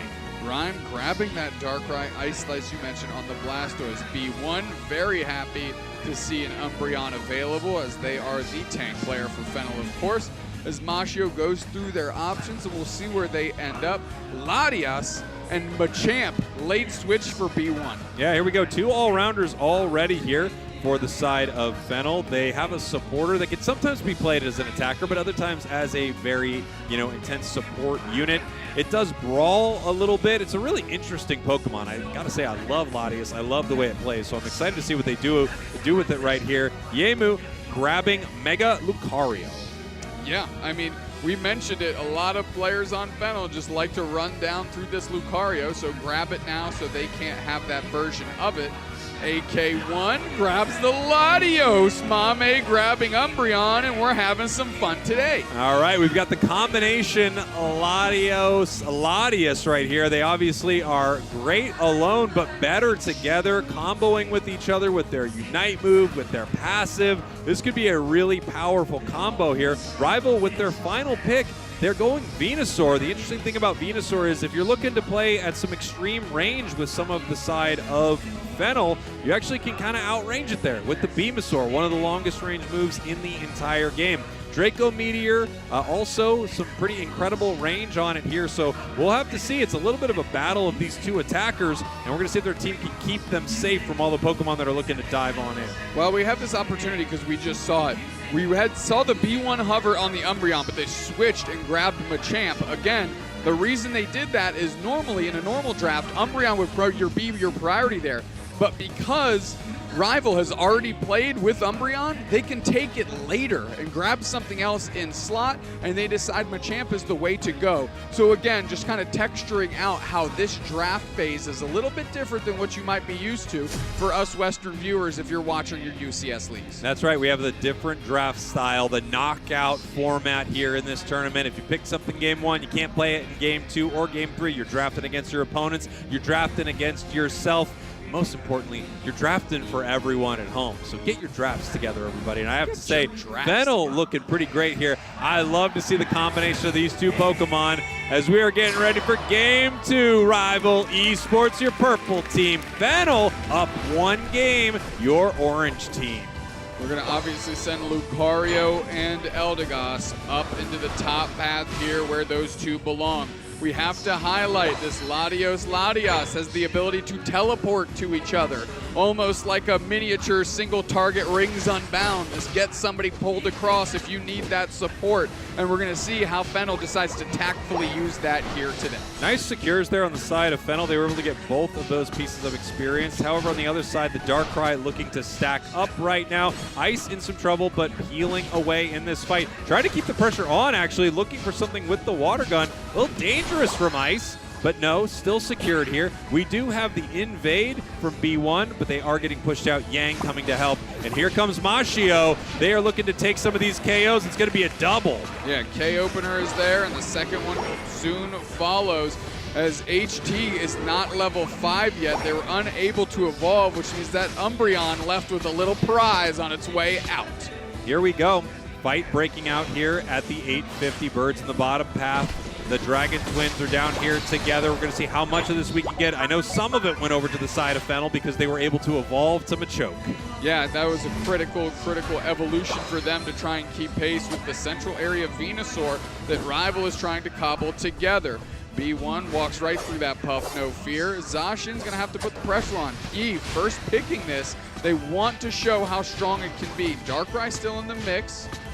Mame is low, though, and finally they do get dispatched of. What's going on, man? Yeah, Mashio just moving forward right here. You know, and one way that you can tell the story of this match so far, Dupe Snacks, I mean, just look at the levels on the side of these two squads. We got level 4s all the way for Rival. We got 5s and 6s on the side of Fennel. The only Pokemon keeping pace right now is going to be that Ivysaur, and they obviously need to get that online, but things are going great for Fennel at the start of this one. Yeah, especially because that Machoke-Umbreon combination was able to get a knockout on Ivysaur and then take some of those central area Pokemon. So this is very tough sledding here for Rival as Ice is trying to score their points to potentially evolve. No, it's not enough, and now they're going to get knocked out. Yeah, just continuing to build up these Aeon power stacks is that Latios. You know, every time they hit an enemy Pokemon after that Dragon Pulse, they are able to stack up. Every time they KO a wild Pokemon, they are able to stack up.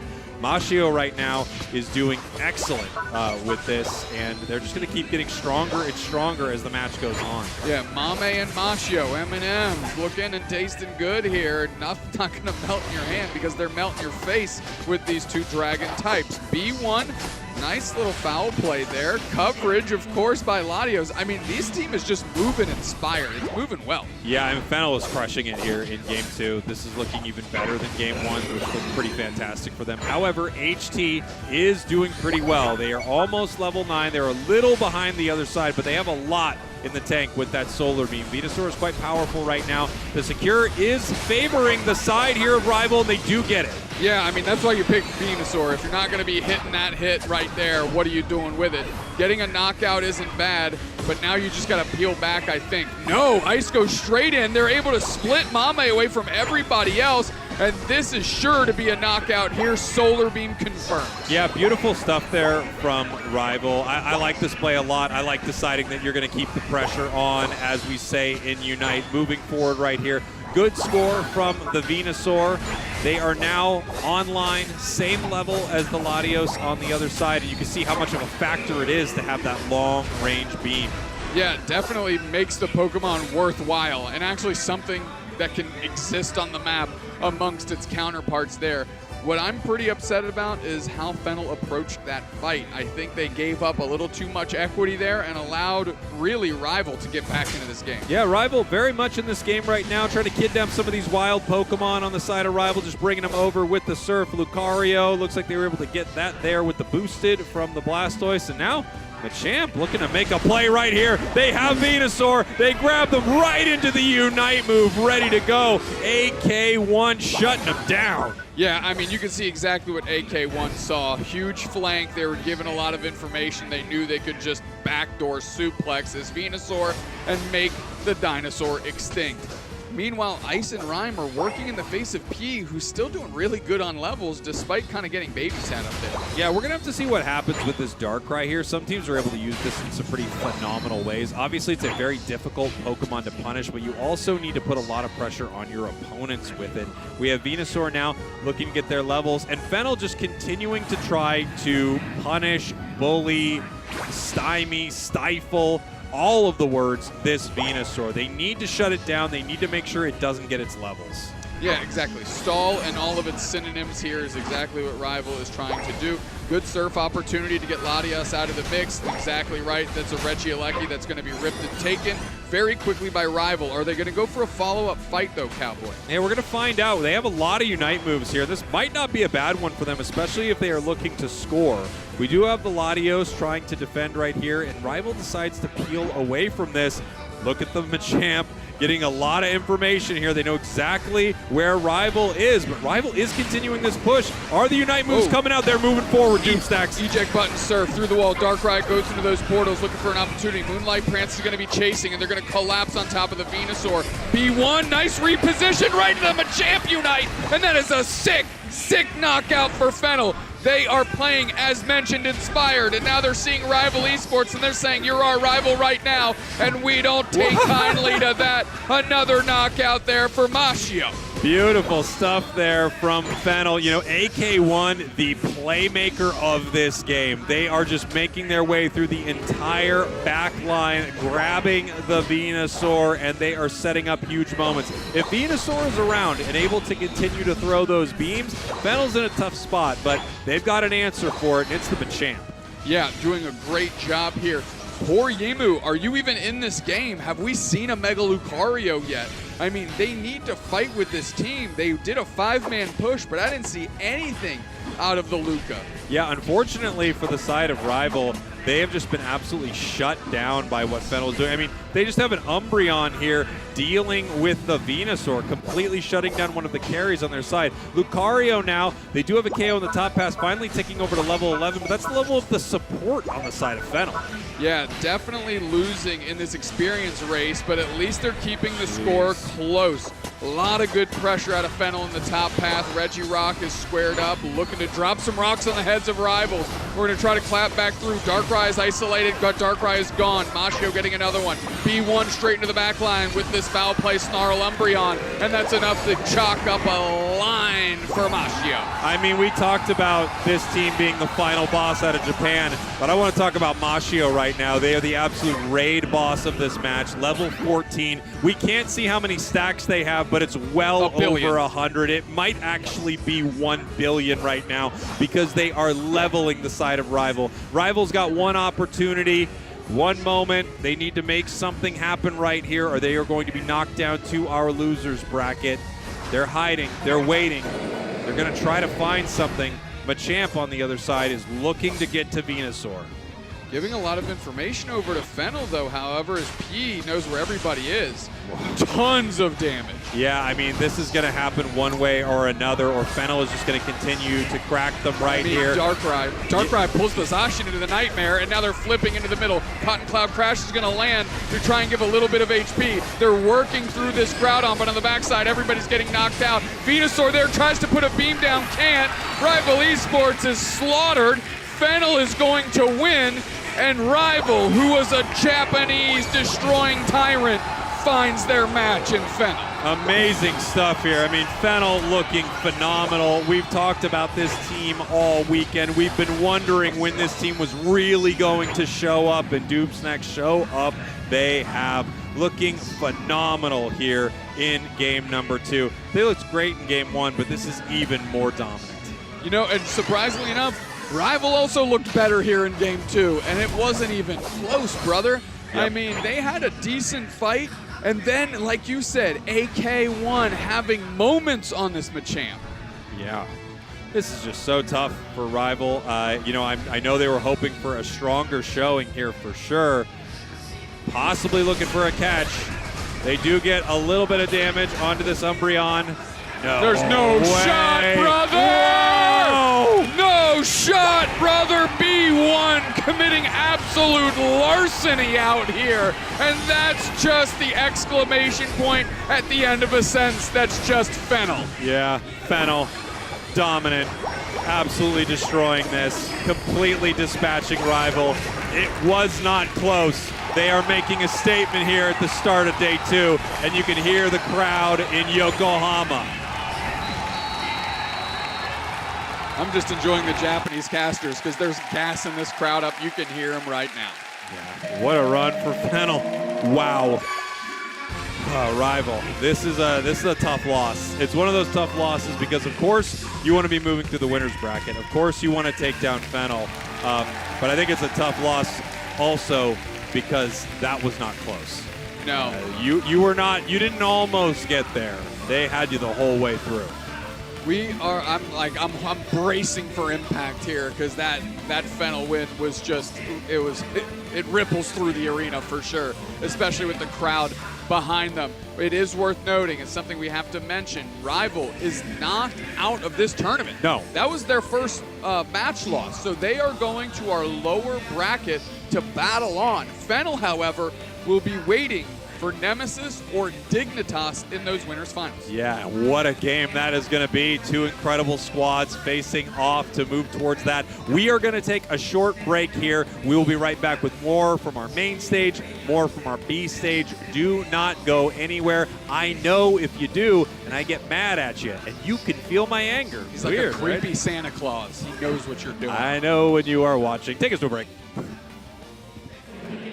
Hello everyone and welcome. We are here at the Pokémon UNITE Asia Champions League Finals, and using my keen eyes, I have spotted 2 Slowpokes from the crowd, so I thought I'd come and say hello. But can you tell us your names and where you have traveled from to Japan? My name is Taka, And my name is Kat. and we've come from Hawaii. They have traveled all the way from Hawaii. Wondering if it was a pretty slow journey. Was it a slow journey? It's always slow. Yep, slow mode. Especially when you're a Slowpoke. Well, so far you've been watching some of the matches. How have you been finding ACL? Super exciting. Yeah, it's really been fun. I love the energy here. Absolutely, yeah. I can feel the energy and the determination just like emanating from the stage. It's amazing. Emanating from the stage, is there a team that you have come here in particular to support, or do you have a favorite team that you're cheering for? Absolutely. Fennel. We're here for Fennel. Well, not for Fennel, but like that's our team that we're cheering for, because when we were in Hawaii, that was our very first Worlds that we went to, and they were the champions. So Yep. we're excited. We had front row seats and we saw them clinch victory in Hawaii. But you know what? That makes sense. Noticing, I'm pretty sure you wore exactly the same fit there to Hawaii as well. But I guess knowing that you're here cheering for Fennel, are there any positive words you'd like to give to them or anything, any messages you'd like to send out? Oh yeah, absolutely. Taksan hamburger o kimete. That means score a lot of hamburgers. Score a lot of hamburgers. And what about you? Ganbaru or ganbat? Gambare. It means Like good luck, give it your all. yeah, good luck and give it your all. Oh, I love that. Thank you so much, Slowpokes, for the interview. I hope you enjoy the rest of your time here at the Pokémon UNITE Asia Champions League Finals. Let's send it back to the action.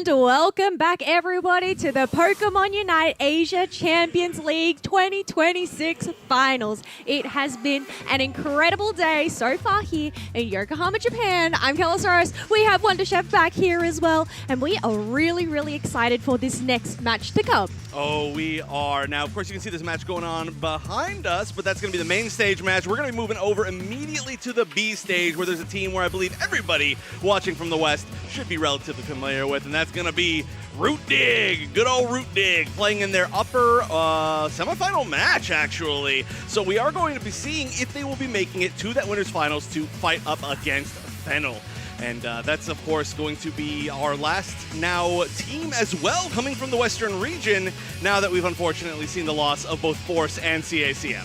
Yes, we have seen them lose there earlier on in the day, so we are going to throw it straight over to draft. But they have already started. We already have our bands. We have Mega Charizard, Mew, Zacian on the side of Team Nemesis, Comfey, Surfetched, and Blastoise on the side of Dignitas. All right, Team Nemesis and Dignitas both won their matches pretty early yesterday, and we haven't had a chance to see them play at all yet today. So it's been a long time they've been able to train.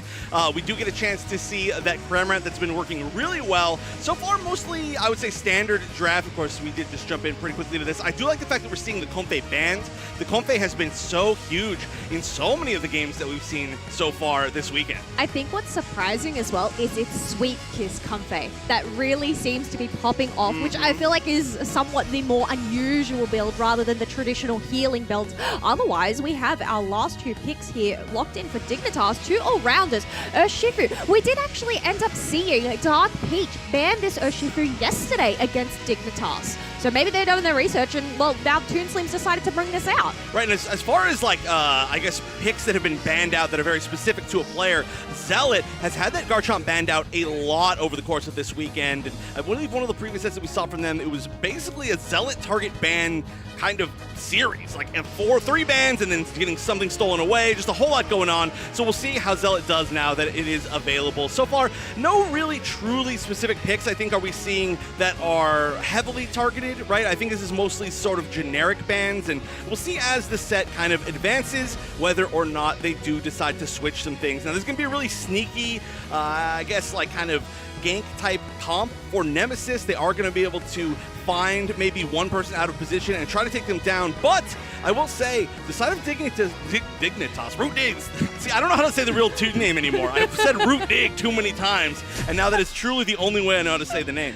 But the team of ROOT Dig is pretty tanky, right? They don't really have too many really squishy backliners that are easy to dive. The only one that's easy to dive kind of dives himself, which is the Cramorant. Look, earlier on, when I was with Zoinks, I did somewhat dub myself the #1 true Cramorant believer. Sorry, Chef, I've overtaken that title. Well, yeah, so we'll have to see how well Otter ends up popping off on here.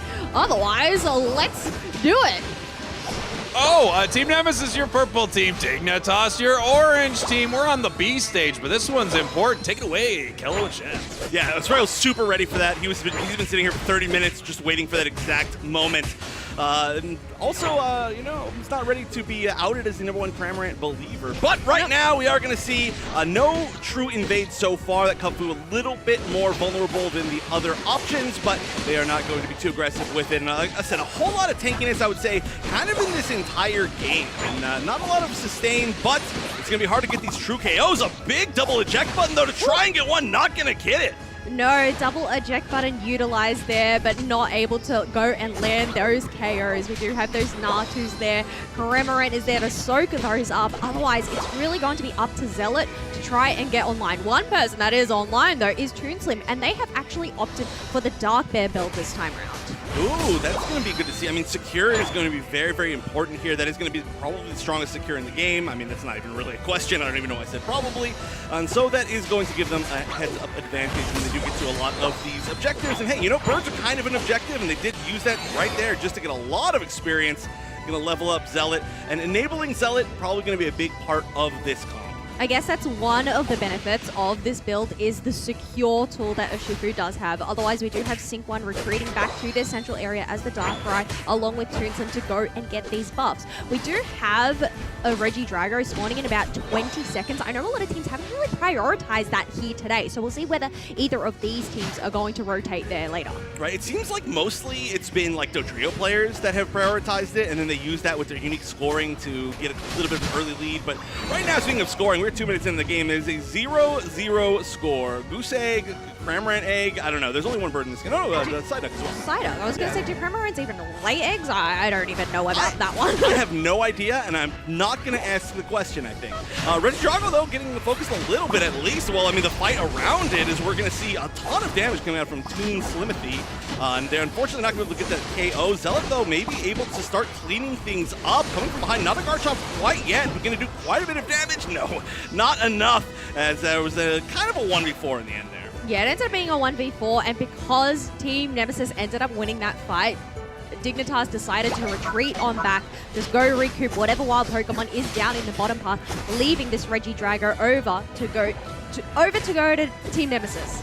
Now, it was pretty risky, actually, for Zealot to try to push in. Again, they're going to be pushing in. This time, it's a lot less risky, not a ton of damage. I mean, you have the Machoke, but not a huge follow-up. But they were being pretty aggressive, considering the fact it wasn't a Garchomp. Usually, I feel like we don't see Garchomps enter fights until they're actually Garchomp, right? So yeah, they're not Garchomp, just, yeah, there's still that Gabai. They still have a bit of shred, but it isn't going to be as much as they would at full power. Nonetheless, they do have Toonslim there to go shred that down and get the secure for Dignitas. Yeah, I mean, this rip and flip combo between the single striker Shifu and the, well, not Garchomp quite yet, but will be Garchomp, that's going to be so much damage to burn down objectives, and then you can just secure it pretty easily, considering there's not that much secure on the other side. You can also protect it with just the rest of the team. They're so good at stopping other secures, whether it's going to be Cramorant zoning people out or Slowbro slow beam. So a strategy that certainly Team Nemesis has to be aware of is that Dignitas can rip and flip for sure. Yeah, especially when they do have that secure. So they really can do it. It's just a matter of whether they can win these team fights. Otherwise, up in the top path, we do have Miva working on that Regieleki. Meanwhile, Slowbro ends up getting taken on down.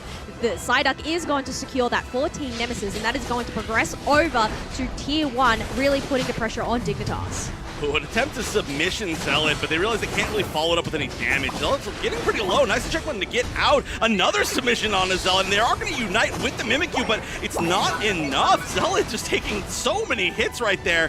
Unfortunately, the biggest loss was not going to be Zealot. It was going to be the goal zone, which might be more important, as now it's 90-0. Still 0 points on board for Dignitas, which is weird because it's not like they've been losing fights. They just haven't maybe been prioritizing scoring. I suppose considering the build from the draft, there's only one member from either side that do have those stacking items equipped. So Dylan on the Machamp, along with Toonslim on the Urshifu. So maybe not prioritizing getting those stacks earlier on for those members, instead just really trying to defend and, well, defend their own pads, push them, you know, it's going either way. Yeah, and Toonslim ended up kind of getting a lot of points early. They're doing quite well right now on their Urshifu, which can be a little bit of a problem if you're stacking from the center area. You don't get the opportunity to get a few little points here and there. A slow beam's going to end up on the Machamp, and that's going to go down immediately. The Psyduck Pop Unites to kind of try and play defensively. Zugrok will get traded out, but overall, that's going to be a better trade for the side of Dignitas. Oh my gosh, call them out into the tall grass, and they're going to continue after seeing that they got some extra damage. Toonslim finally going to have to back up, and delaying all this time is his Registeel. Well, okay, the Registeel was going to be a nice little advantage, but it did reset, which is going to take a little bit more time, and it's going to be healing and being invincible. Yeah, but interestingly enough, we did have those members from Dignitas retreat on up, and it looks like they're going to prioritize top. Meanwhile, we do have the two defenders here, seeing if they can get a potential steal on the Registeel, but it does end up being the Machamp to lock that in for Team Nemesis. That was a good attempt. I appreciate it. There's not a lot of high chance I think that was actually going to happen. In the meantime, though, we have started to see Toonslim get a few stacks in as they're trying to defend here. I mean, this is going to be a great way to defend this goal zone. Otter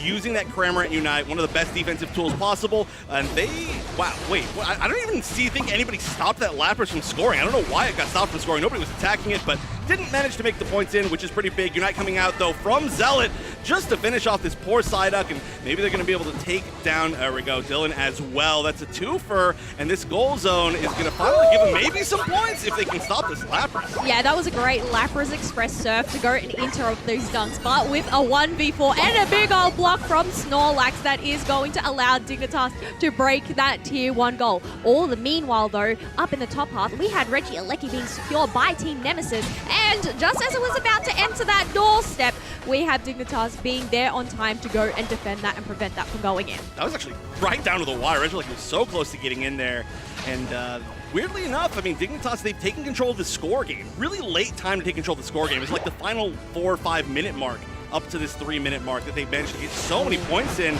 but they're trying to even it up. That submission might mean a pick here on Snorlax, but we are going to see Zug maybe get away. They are able to survive, but the goal zone will fall. So again, weird game, scoring so much in the final, 4 minutes of the game, the final 2 minutes before the final stretch.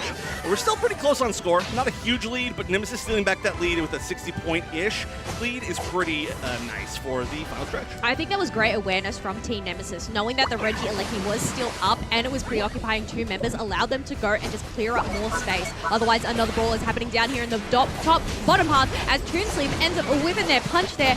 Snorlax going in with a heavy slam, and Machamp ends up getting knocked out as 2 of those members from Nemesis are looking to retreat. Wow, Toonslim backing in the middle of the path at basically 1 hit away from being KO'd. Pretty risky, but hey, does not get punished for it. They do want to back as soon as possible because they wanted to get back in time to start pre-positioning, as you do not want to get back around the actual spawn time. You want to make sure that you've got vision, you're not running any tall grass where you shouldn't be, and look at this, Dylan, a little bit out of position maybe for a potential final fight. Oh, and Zugrak's going to take that opportunity to try and get an isolation on this Lapras. They're getting pushed up into that Groudon pit, and a huge stun by Zugrak once again to just push back Team Nemesis. Ooh, they could have maybe started to rip and flip, but they are not. They're backing up, they're waiting, they're trying to heal. A nice surf in on a few members. Indra, though, getting taken pretty low, but the slow beam is going to counter and get a nice KO on the Machamp. Finally, the Cramorant Unite is used alongside the Garchomp. They might be burning down that Groudon. No, they're actually going to come back down and try to secure all of the KOs before it actually happens. RBX is going to be really, really low as well, just getting chunked up by the multiple hits of the Garchomp. Only Sync really left around to fight. Actually, it does look like Mimikyu is a little bit, yeah, they were down there really low doing something. Yeah, Darkrai ended up going down underneath the ground, trying to protect themselves, which means Mimikyu is left all alone. Otherwise, a great eject button there to go and dodge the submission from Dylan, which means that Cramorant is able to go retreat back to home base for safety. Not a lot of time left for Team Nemesis to, for Dignitas to make something happen. They only have 1 Unite move, and they're still waiting for a respawn on Zug. They, again, might just go for rip and flip here. I mean, look how fast it's going down. We are going to see the counter engage, though, from the Darkrai. Submission's running, trying to find a target, finds Toonslip, getting burned down with the Unite as well. Toonslip finally goes down. Zealot as well with the second submission. Groudon at 10%. Otter might be the third to fall, and there's almost nobody left to try and steal this away. But they can do it. It's Psyduck. It's always Psyduck, but for Nemesis, of course. Another Psyduck secure can be ticked on off there, as we have seen so many here this weekend. But with the Groudon in hand, Dignitas completely wiped on out. That is going to allow Team Nemesis to hold that lead. And, well, just want to say, happy birthday while we have Sync 1 there. Sync 1, it's their birthday. What a great way to celebrate. Gift. First match of the, well, first game of the day. That is a great way. I mean, a better gift would be, of course, winning the entire thing, which still could very much happen. Is there one of the only 3 teams now up still in the winner's bracket, and a win here is huge. Still, of course, only a 2 out of 3 set here in the semifinals.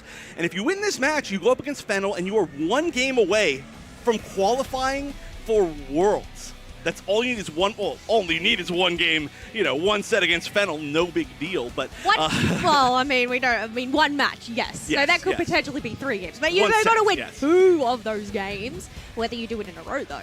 But yes, as you said, just 1 step closer to securing that world spot, that trophy, that title, and of course, the ring. Oh, the ring's the most important thing. Yeah. Well, yeah, no, nobody cares about worlds. You know, what's the world championship? You want the sweet ring that is the reward for the teams. If y'all haven't seen it, it's on Twitter. I'm surprised they don't actually have them kind of like displayed here. I think they might have last time. We do get to see the awesome trophy, though. But, of course, that was a great first game. Super close. Nemesis just not quite able to make it kind of back into that second refight, as it was a little bit of an awkward one with everybody splitting up, people fighting in different areas, and it's just a tough thing to kind of re-coordinate.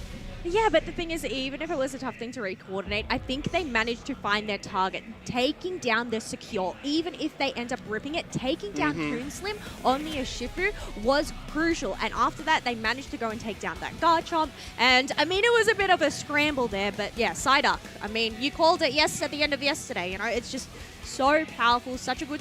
I mean, surprisingly a good Secure, but also just a great disruptor all around. Yeah.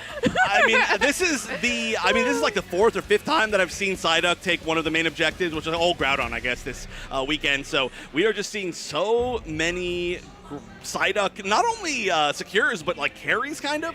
We've also, specifically me and Zoinks, every single time that another team ends up getting the buff, Psyduck always gets like 2 or 3 KOs and then just gets all the buffs for themselves. And it's like, you didn't need that. You really didn't need that right now. Psyduck wants it all. What can I say? Okay? Yeah, well, he wants it all. He needs it all. He deserves it all. Kind of has it all right now, if I'm being honest. So we'll see. I mean, Psyduck obviously off the table now for the team that used it. Of course, we are playing in this kind of final specific draft ruling, so they're not going to have to worry about it again. And I'm sure eventually it'll probably end up on the side of Dignitas. But there are so many other things to worry about. You do not want to be down a game in this format, as you're going to have to kind of flex around and figure out what you want to specifically ban or pick, and you now have less options. Well, yeah, that's the thing. In terms of the roster of Dignitas, I feel like it might be really important for Nemesis to ban that out, especially because Inter does play that Pokemon quite a bit. But let's have a look at how the tournament has gone so far. We can already see the Team Nemesis versus Dignitas is what we are watching right now. But over on the other side there, we do have Fennel obviously earning that spot in the upper final up first by defeating rival esports 2-0.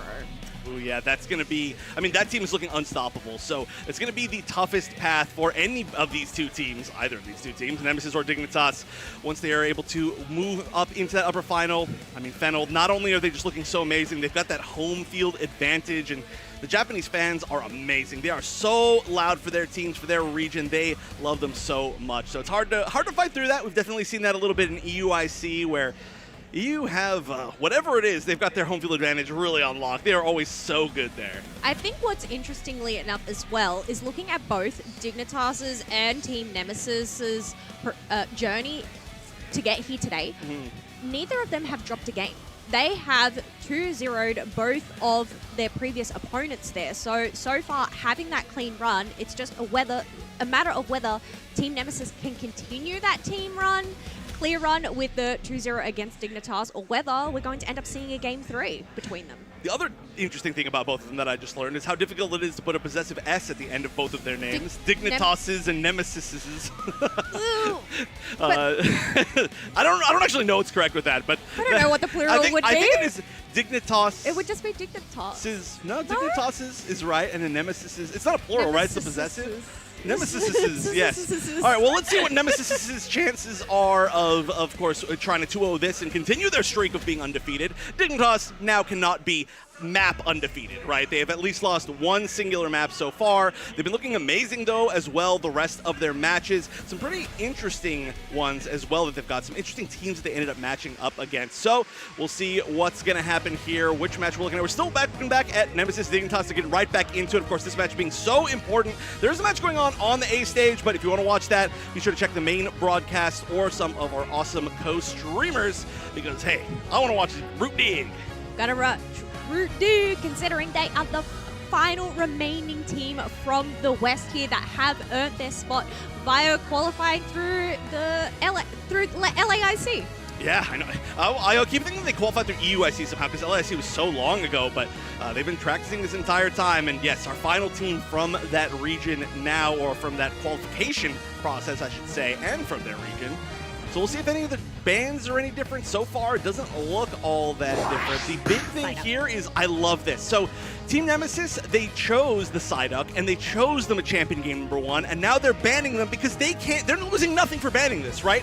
the thing is, Mew has been unleashed by Team Nemesis, so it's just a matter of whether we're going to see Mew being picked up by Otter, but Team Nemesis, they're on the ball. They're actually going to secure the Mew for themselves because Zealot has prioritized that Zacian. I'm going to wait for them to lock it in first because that is a really funny and cool strategy. And then as soon as I talk about it, they are going to switch who they are choosing, as the players tend to do, always trolling us here on commentary. But okay, it's definitely me, right? Okay, so I love this from Nemesis. The fact that they banned away the Pokemon that they've already used, so they're losing nothing for it, and they've chosen away the bans that they lost by doing that. I think that is just completely genius draft strategy, and Dignitas noticed very well, a very intelligent team as far as draft goes, I guess. So interesting to see what they're going to pick. So far, it's pretty much some, I guess, pretty solid comfort picks that we've seen from them a lot. The Alcremie, I feel like I've seen a little bit less from them. I don't know whether we've seen Alcremie on Dignitas, but I know we have seen a fair bit of Alcremie over the competition this weekend, but Zagrug is going to lock in that Mamoswine, knowing that Snorlax isn't available for them, but Miva is going to lock in another all-rounder, considering they played that Mimikyu last time round, and go in with that Blaziken. We were talking about these, Hormot, okay. I like what Dignitas, so I'm like just going to jump the track here because we had that 20 KO Hormot game from Team Nemesis yesterday, so it looks like Dignitas are trying to play those mind games with Nemesis as well. Right, Toonslam, we know for sure has been playing Palmont, hasn't brought it out too much recently, but it is a Pokemon that's very much a Toonslam style. Also, I want to point out Otter choosing this Alolan Raichu, which we saw doing so well from Follow on Force. I mean, there was really, this is a Pokemon that hasn't been picked at all, but it was running that show. I mean, it just was doing so much damage. Interesting to see what build they're going to end up picking, and this comp in general, pretty unusual, I would say, from Dignitas. Some interesting picks. I'm really interested to see how their moves are going to go. On the other side, though, there's just a lot of burst damage on the side of Team Nemesis. We're going to have Electro Ball. We're going to have the combination of Crustle walling people off and then allowing the bird to get some really big fly damage, maybe, if it's assuming it's fly. We're going to have the overheat. Hoopa itself can do quite a bit of damage, so it's certainly going to be a high damage team in general on Team Nemesis. Yeah, I know yesterday they did end up playing a Hoopa Talonflame comp, and I was curious whether they'd end up going with that Brave Bird Trick Room combination. They did end up going with that Fly and Hyperspace Hole, but I mean, both builds here work pretty great, I think. Yeah. There are a lot of different options that you can choose, especially on Hoopa right now. I was saying Trick because yesterday we got a chance to see Trick Room plus Trick, which was a really fun combination, but we've also seen Hyperspace Hole do really, really well. Of course, I don't think Hyperspace Hole is ever going to be a bad move. It allows so much mobility. It allows just instant resets with your tankiest Pokemon, so we'll see what ends up being picked, but Team Nemesis needs one more win to move. Well, let's pause the hype of the start of that match, as we are going to actually jump over the main stage as they're starting while we figure out what's going on with that offstage match, just for a little bit of a check-in. And you can actually see it happening behind my shoulder over here as we are moving into a little taste of Rival Esports and Scars in game number 1. Yes, and this is one from the lower bracket semis as well. But it looks like, so this is going to be the first game. We can see, we have a Glaceon, Vaporeon being selected here, but they quickly get sliced on down by that Zacian. Oh no, poor Vaporeon. Just looking at what is going on as far as the draft, doesn't look like anything too unusual. Yeah, Scars doesn't have some pretty unusual picks, but this is pretty standard to me, I think. Okay, I'm not sure. I'm guessing this is going to be a Mewtwo-Y, not a Mewtwo-X. But we do need to go and see the logo as confirmation, because you never know. It could be a Mega Mewtwo-X. I would be pretty surprised, but I agree. We might as well wait and see. But in the meantime, I will say there's a little bit more time that Rival Esports is going to take. Maybe not the most aggressive early game. They're going to have some strength with this Mew and this. I guess mostly the Mew is going to be getting all that early damage. Ceruledge as well is going to be able to enable maybe some damage, but right now just kind of like some low-power Pokemon fighting. That's what we can see right here. You know, Capio on the Talonflame should be pretty interesting, but they're not really going to be able to get, especially in that top path, too many KOs without the help of their center area Pokemon. Yeah, no, that is a really good point. It's just a matter of trying to get that final evolution on hand. Otherwise, we do have that shared experience happening there, allowing Yang on that Vaporeon to reach that stage. And I did think it was a Mewtwo-Y. I don't know, it flipped over too quickly. Didn't see! It's a Mewtwo-Z. Mewtwo, what? No, please, we cannot have that too. Regidrago is maybe not going to be challenged all that much, but in the meantime, while Rival Esports goes up to try and take that Regidrago, Scar is taking advantage and scoring a good amount in that bottom path, 37 points, maybe some stacks. Again, I gotta say, a little bit of a slow game, which is, I mean, that does mean, of course, we're gonna have a pretty big pop-off game later. I'm surprised there wasn't a little bit more aggression from Scars. You can have the Zacian do a lot of damage early, the Mewtwo can put in some work early, and Eldegoss is known for being pretty high damage for support, but they've been playing safe as well, just waiting for their moments. Yeah, I think that's the thing. We don't really know who's actually stacking at this time round, so maybe just trying to play it safe, not push on too far forward. But I guess if there is anybody stacking, the downside of waiting is their pockets get too full, and it just takes longer to score where it's easily to go and interrupt. Yeah, I mean, that's the biggest thing. We actually saw that from literally in the last game, right, with Toonslim, where Toonslim was stacking and then ended up 40 points in pocket. Right now, though, an attempt to defend against this invade. Very nice kind of blade and blade matchup, as we are not going to be able to escape a great KO. That is going to be huge for Rival Esports. You really want that extra EXP, and also just defending whoever was in that scenario. Oh, 100%. Just giving that EXP over to that Cerulege has allowed them to reach that level 9, but also gain their Unite move. We have that Regieleki down in that bottom half, as that Mewtwo is going to teleport to try and take down Ice. However, they are able to go and use that ability to heal on up and get that shielding, meaning Snorlax ends up getting taken down. That level 9 advantage is pretty big. They could actually just walk up there and then just see if anybody's going to challenge them, and then just immediately try to at least just use the Unite, as everybody's going to maybe potentially jump on them. But it does seem like Scars will be controlling this top Reggie Ice. Maybe not, though. There's a chance for a steal. We did see Rival Esports take the bottom Reggie, and it was going to be, oh, actually, yeah, wow, it was in the end Yemu who was able to take that. So double objective to the side of Rival Esports. Does seem like they're doing quite well at the start of this game, but there's been so much farming on the side of Scars, they're still staying pretty solid with levels. Yeah, they are staying quite even here. One thing I am noticing is this level 10 Cerulege. Otherwise, Capio is going to try to take us down Yang, but they are going to retreat because there's some other tasty birds to try and get a hold of. Don't be mean to the birds if you're a bird. Oh, Flame Sweep is going to land on one. I love that Bitter Blade to get out. Is going to get the double KO. Great usage of a defensive Unite move from Cerulege. We usually see that a way more offensive, but hey, you put them into the perfect position with that Flame Sweep, and they're just like, thank you, I will take my turn now. Thank you very much. I've done what I needed to do, taken what I needed, and they're just going to back on away there. Otherwise, so far, still quite a close game. 140 points to 109. The downside for Scars here is they are one pad down. Rival Esports just being able to defend and control both of these pads to their last brink.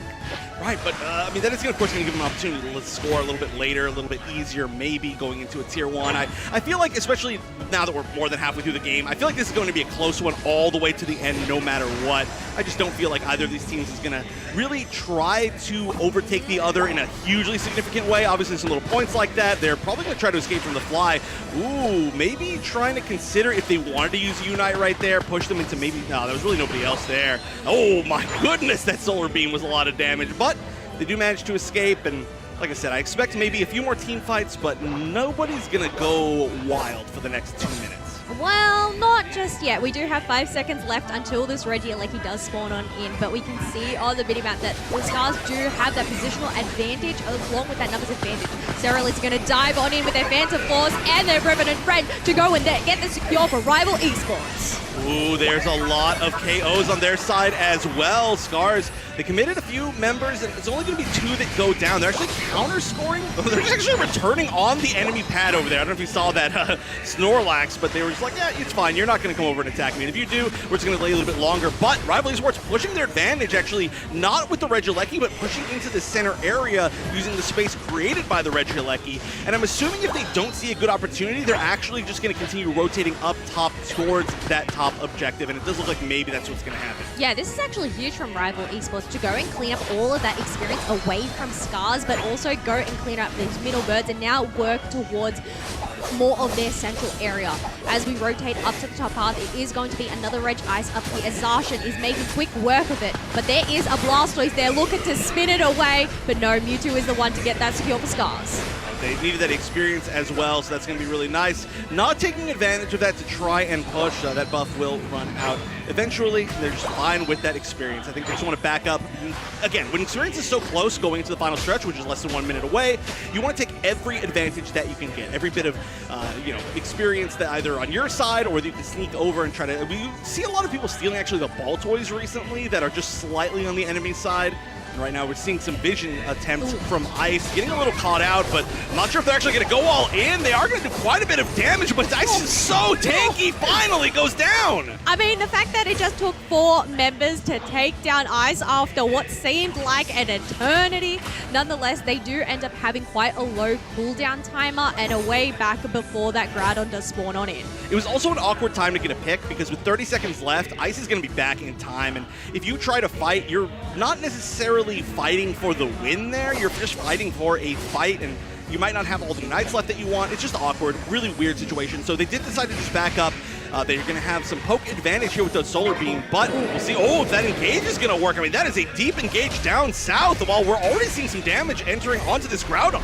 Yeah, but Rival Esports, even though they have the lead, they're going to start shredding up this Groudon. Snorlax pushing 3 members against the wall. Mewtwo is going to pop their Unite, getting some stuns, but after all of that, it ends up being Cerulege, Rival Esports, to get the secure and the buffs. They've knocked out 3 members. It's up to this Mewtwo and Zacian to see if they can stop any goals, but, well, Zacian's down in the bottom half. Yeah, Zacian maybe expecting that somebody was going to be attacking down into that bottom goal zone, but nobody did. The entirety of Rival Esports going up north, and this looks like this one is going to be pretty tough to defend for Scars. Now, the big thing here is Rival Esports needs to make sure that they don't give up any of these buffs, at least for another, 30 seconds or so, and ideally none at all. I do like this. I thought they were all going to back in that tall grass, but they're actually just kind of sitting there and waiting.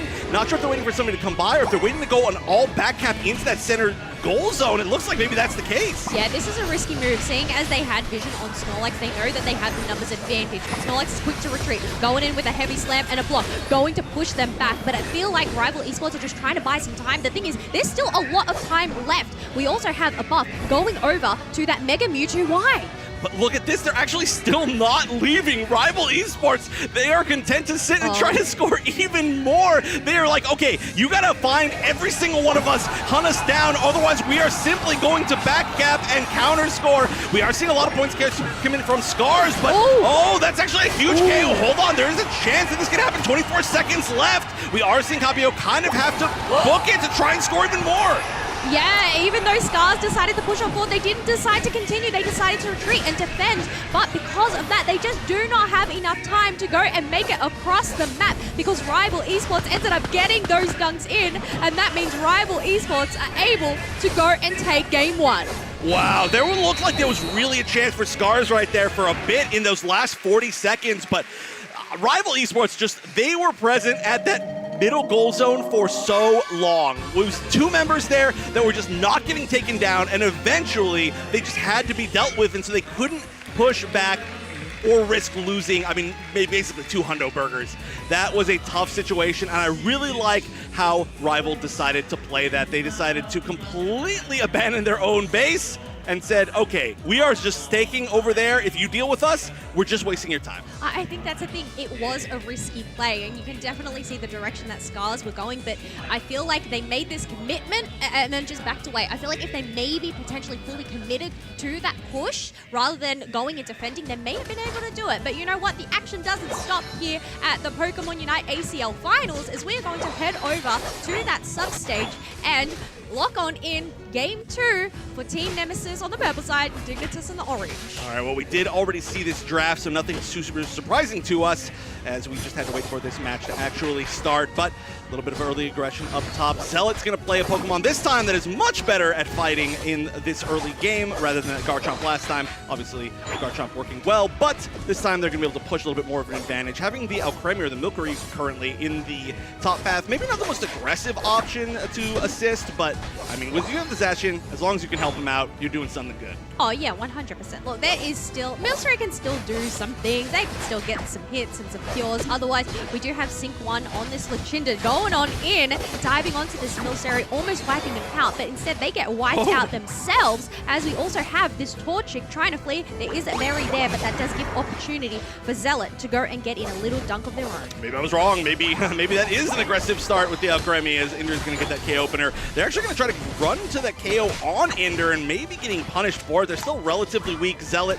is going to be healed up a pretty good amount. And finally, Ender goes down. Zealot can go down as well. Toonslim trying to, get some return KOs and does manage to get one, but could have easily had two if that Hoover portal was not there. So altogether, pretty good for Team Nemesis. I mean, this is some back and forth trading that maybe isn't giving too much of an advantage to either side, but Toonslim, already level 6, is looking nice. Yeah, 100%, and that is going to be one step closer to finally reaching that final evolution. We do have some Natus coming up on the board, as we have RBX cleaning those ones up in the middle as well. They are that level 5, but the thing is, this Torchic, they are still a Torchic at that 8-minute mark. That's pretty tough. Yeah, they're going to have to find something, some sort of experience. They're being gatekept from literally any sort of last hit, and on top of that, I mean, Toonslim just scoring in that goal zone, but if Toonslim's a little bit too aggressive, they might be the one that gives the evolution over there to that Torchic. Ender as well, they've got to back up, be safe, and it does look like unless they steal that away, we're finally going to see the Combuskin. Well, it is going to go and give that attack weight stack over to that Horma. Zugrug is quite low, is getting hunted down by this Talonflame, an Ice Fang to try and save them. And are they to make them escape? No, they are not, because Mew is there to get the last hit. Last game that we watched, obviously a different set from a different stage, but I was like, wow, this is a really safe game. They're playing really patient. This time around, it's just like Dignitas and Nemesis, they just want to fight. Toonslim is there, playing a little punchy critter that just really wants to be in the action all the time, and unfortunately a little bit too far in the action. But no, Toonslim with an amazing escape. Ender managing to save him just barely. That was a really nice attempt to kind of like pull in and get a little pick from Nemesis, but I mean, Ender is legendary for a reason, able to save with great reaction. I was going to say, Alcremie may look sweet and innocent, but Ender on an Alcremie, that's got a little bit of bite. You know what? Maybe a lot of bite. A lot of bite. Ender on anybody, I think, is a pretty much safe thing to say. You got to be worried about it. But Regirock now being challenged. Only a couple members here, only Otter and Ender. Oh, okay, 3 actually. Otter and Ender and Zug, but they don't really have all that much damage to try and steal this Regirock. The Fly is there as well, a great secure, so I think they're really just trying to get some vision and make sure that they can't easily push into that bottom goal zone. We are going to see Zealot run over to try and assist, while once again, kind of off on his own, Toonslim just leveling up, getting scores, and that is a huge flame sweep. That's going to be 3 members down immediately for Dignitas. Otter, as well as a big KO to be able to get. Oh, but look at this rotation. After getting those 3 KOs onto Dignitas, Sync 1 is going to instantly fly up into the top half and finally get in the first dunk for the team. 40 points. Toonslim has rotated down. Team Nemesis have multiple members to go and defend. Overheat is going to chunk a bit of damage from Zealot as they wait for some comeback, some heals from Ender. Oh yeah, now everybody's really low on the side of Dignitas. Ender's healing, not going to be able to keep up all that well. But they do decide to back up. They do realize the damage maybe is a little bit too high. The heat is a little bit too hot, and so they're just going to get out of the frying pan. But Sync going to get a few more points in up top. If they are stacking, that is going to be a pretty good amount for them. And I mean, getting within 50 points is pretty nice. They had a pretty big, well, never mind. Just kidding. They were in 50 points for about 1 second, as I said it. Big Electro Ball, by the way. That's going to do a ton of damage to Toonslim. Not sure if Toon can escape this one. The Flame Sweep, though, is avoided, only catching Zug. And they actually just leave Zug back there. They're just like, okay, whatever, we'll deal with you later. As Toonslim will once again somehow avoid certain KO for, I don't know, the 4th time. Just the brink of going back to the Pokemon Center. Look, sometimes you've just got to sacrifice that Hilo Slide to buy that time. That way you can make your own escape. We have that Overheat charging on up, otherwise it's just not enough to go and sustain. We have Hormot getting knocked on out. Hyperspace Holes ready to send back that Talonflame as they were on minimal HP, and they are still left standing. Oh, and this is a pretty big push. I think they probably want to try to break this goal zone now. They're going to get some pretty good overdumps if they can manage to KO the 2 members defending. They do see, though, Sync coming back in on that Talonflame. They do decide to back up, it looks like. I mean, that is a lot of damage. So far, it seems like a little bit... Oh, actually, speaking of Sync, we are fighting one-on-one with Zealot, but that Zealot self-sustain on that Zacian is too much.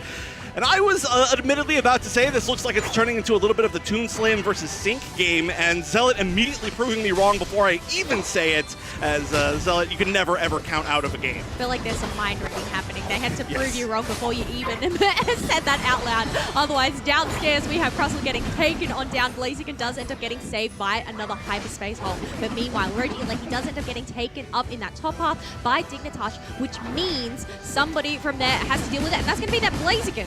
Ooh, okay, well, I can knocked out right there. Just kind of not going really far back towards their goal zone, going really far south. And unfortunately, they also used their Unite to kind of try and defend that goal zone, which didn't really work out in the end. I know it was kind of their last opportunity to do it, especially with the recharge. But, oh, that was almost not stopped. Zealot slowly walked up and tried to make that happen. We'll see if they can get the KO as well. Goes right into the overheat, steps out of the overheat, it looked like. That was really nice kind of micro spacing.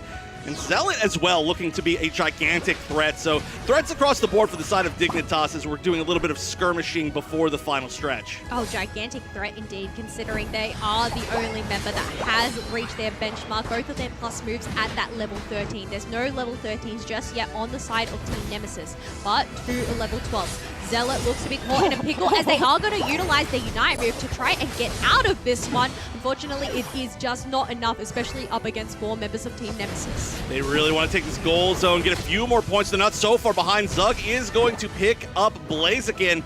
Milo is going to be able to maybe escape. I'm not sure. Toon Slim going in. We'll see if they can actually follow this up. The overheat's going to provide the hindrance resistance, but not enough to actually let them survive. Again, though, 40 seconds of final stretch. Those KOs are kind of okay. It's the problem is just giving away that experience. As we now got 3 level 13s on the side of Root Dig. I don't know why I was saying Dignitas. Root Dig, their true name. Before we're even 30 seconds away from final stretch. Not only that, they also have the points advantage at 225 to 73. Another hyperspace hole plus wall to make sure that none of their members end up getting taken down right before this Groudon ends up spawning in. Now again, I feel like I'm always the caster who talks about Secure, but it is pretty important. So I'll be the caster who talks about Secure again. Okay. Secure on the side of Team Nemesis is really good. Fly, we've got Electro Ball, we've got Overheat, we've got some of the best in just the entire business. They've got to be careful, especially being behind. I feel like a team like Nemesis can be really confident in trying to rip and flip once they see they have a little bit of space, maybe. So I do like the fact that Root Dig is sitting up pretty close. However, the closer you are, the more vulnerable you are to a Rock Tomb. The thing is, Root Dig do have the advantage of having both Tier 1 pads available to them to go and retreat if need be. Plus, they also have the Dolbs from the Acremi to go and heal back any poke damage that is going to be coming out from Dylan on that Mew. We do get a lot of vision from Toon Slim just kind of walking into the middle of the enemy team, and okay, it does take a lot of damage. Finally pays for that. A Unite coming out, though, from Zugrug. Nemesis on Unite, not going to be the most impactful, so I think they're not going to fully commit on that maybe for a moment as the Flame Sweep's coming in. That's going to be a KO on Inder immediately off the bat. Another member's going to maybe fall. No, Zealot just going to barely survive. Is it going to get 2 return KOs for the side of Root Dig? Oh, but we do have Kai unable to go and take that hyperspace hole because Zugrug was threatening them with that Ice Fang. Team Nemesis are the ones that need to make the play because they are the ones behind in points. Only 55 seconds remaining and a huge grab as soon as Cooper ends up returning through that hole. Why did they go back through? I mean, I know that they got to be worried about them burning through, but I mean, you have Mammoth right there. Zugrug taking perfect advantage, and the Zealot going to finally getting KO'd this time, even backing up into that Unite from Inder, who's now no longer really healing any of his teammates. And Toon Slim will get a little bit of healing, is going to be maybe vulnerable to this fly as Sync's going to move all the way down, trying to take out Zugrug,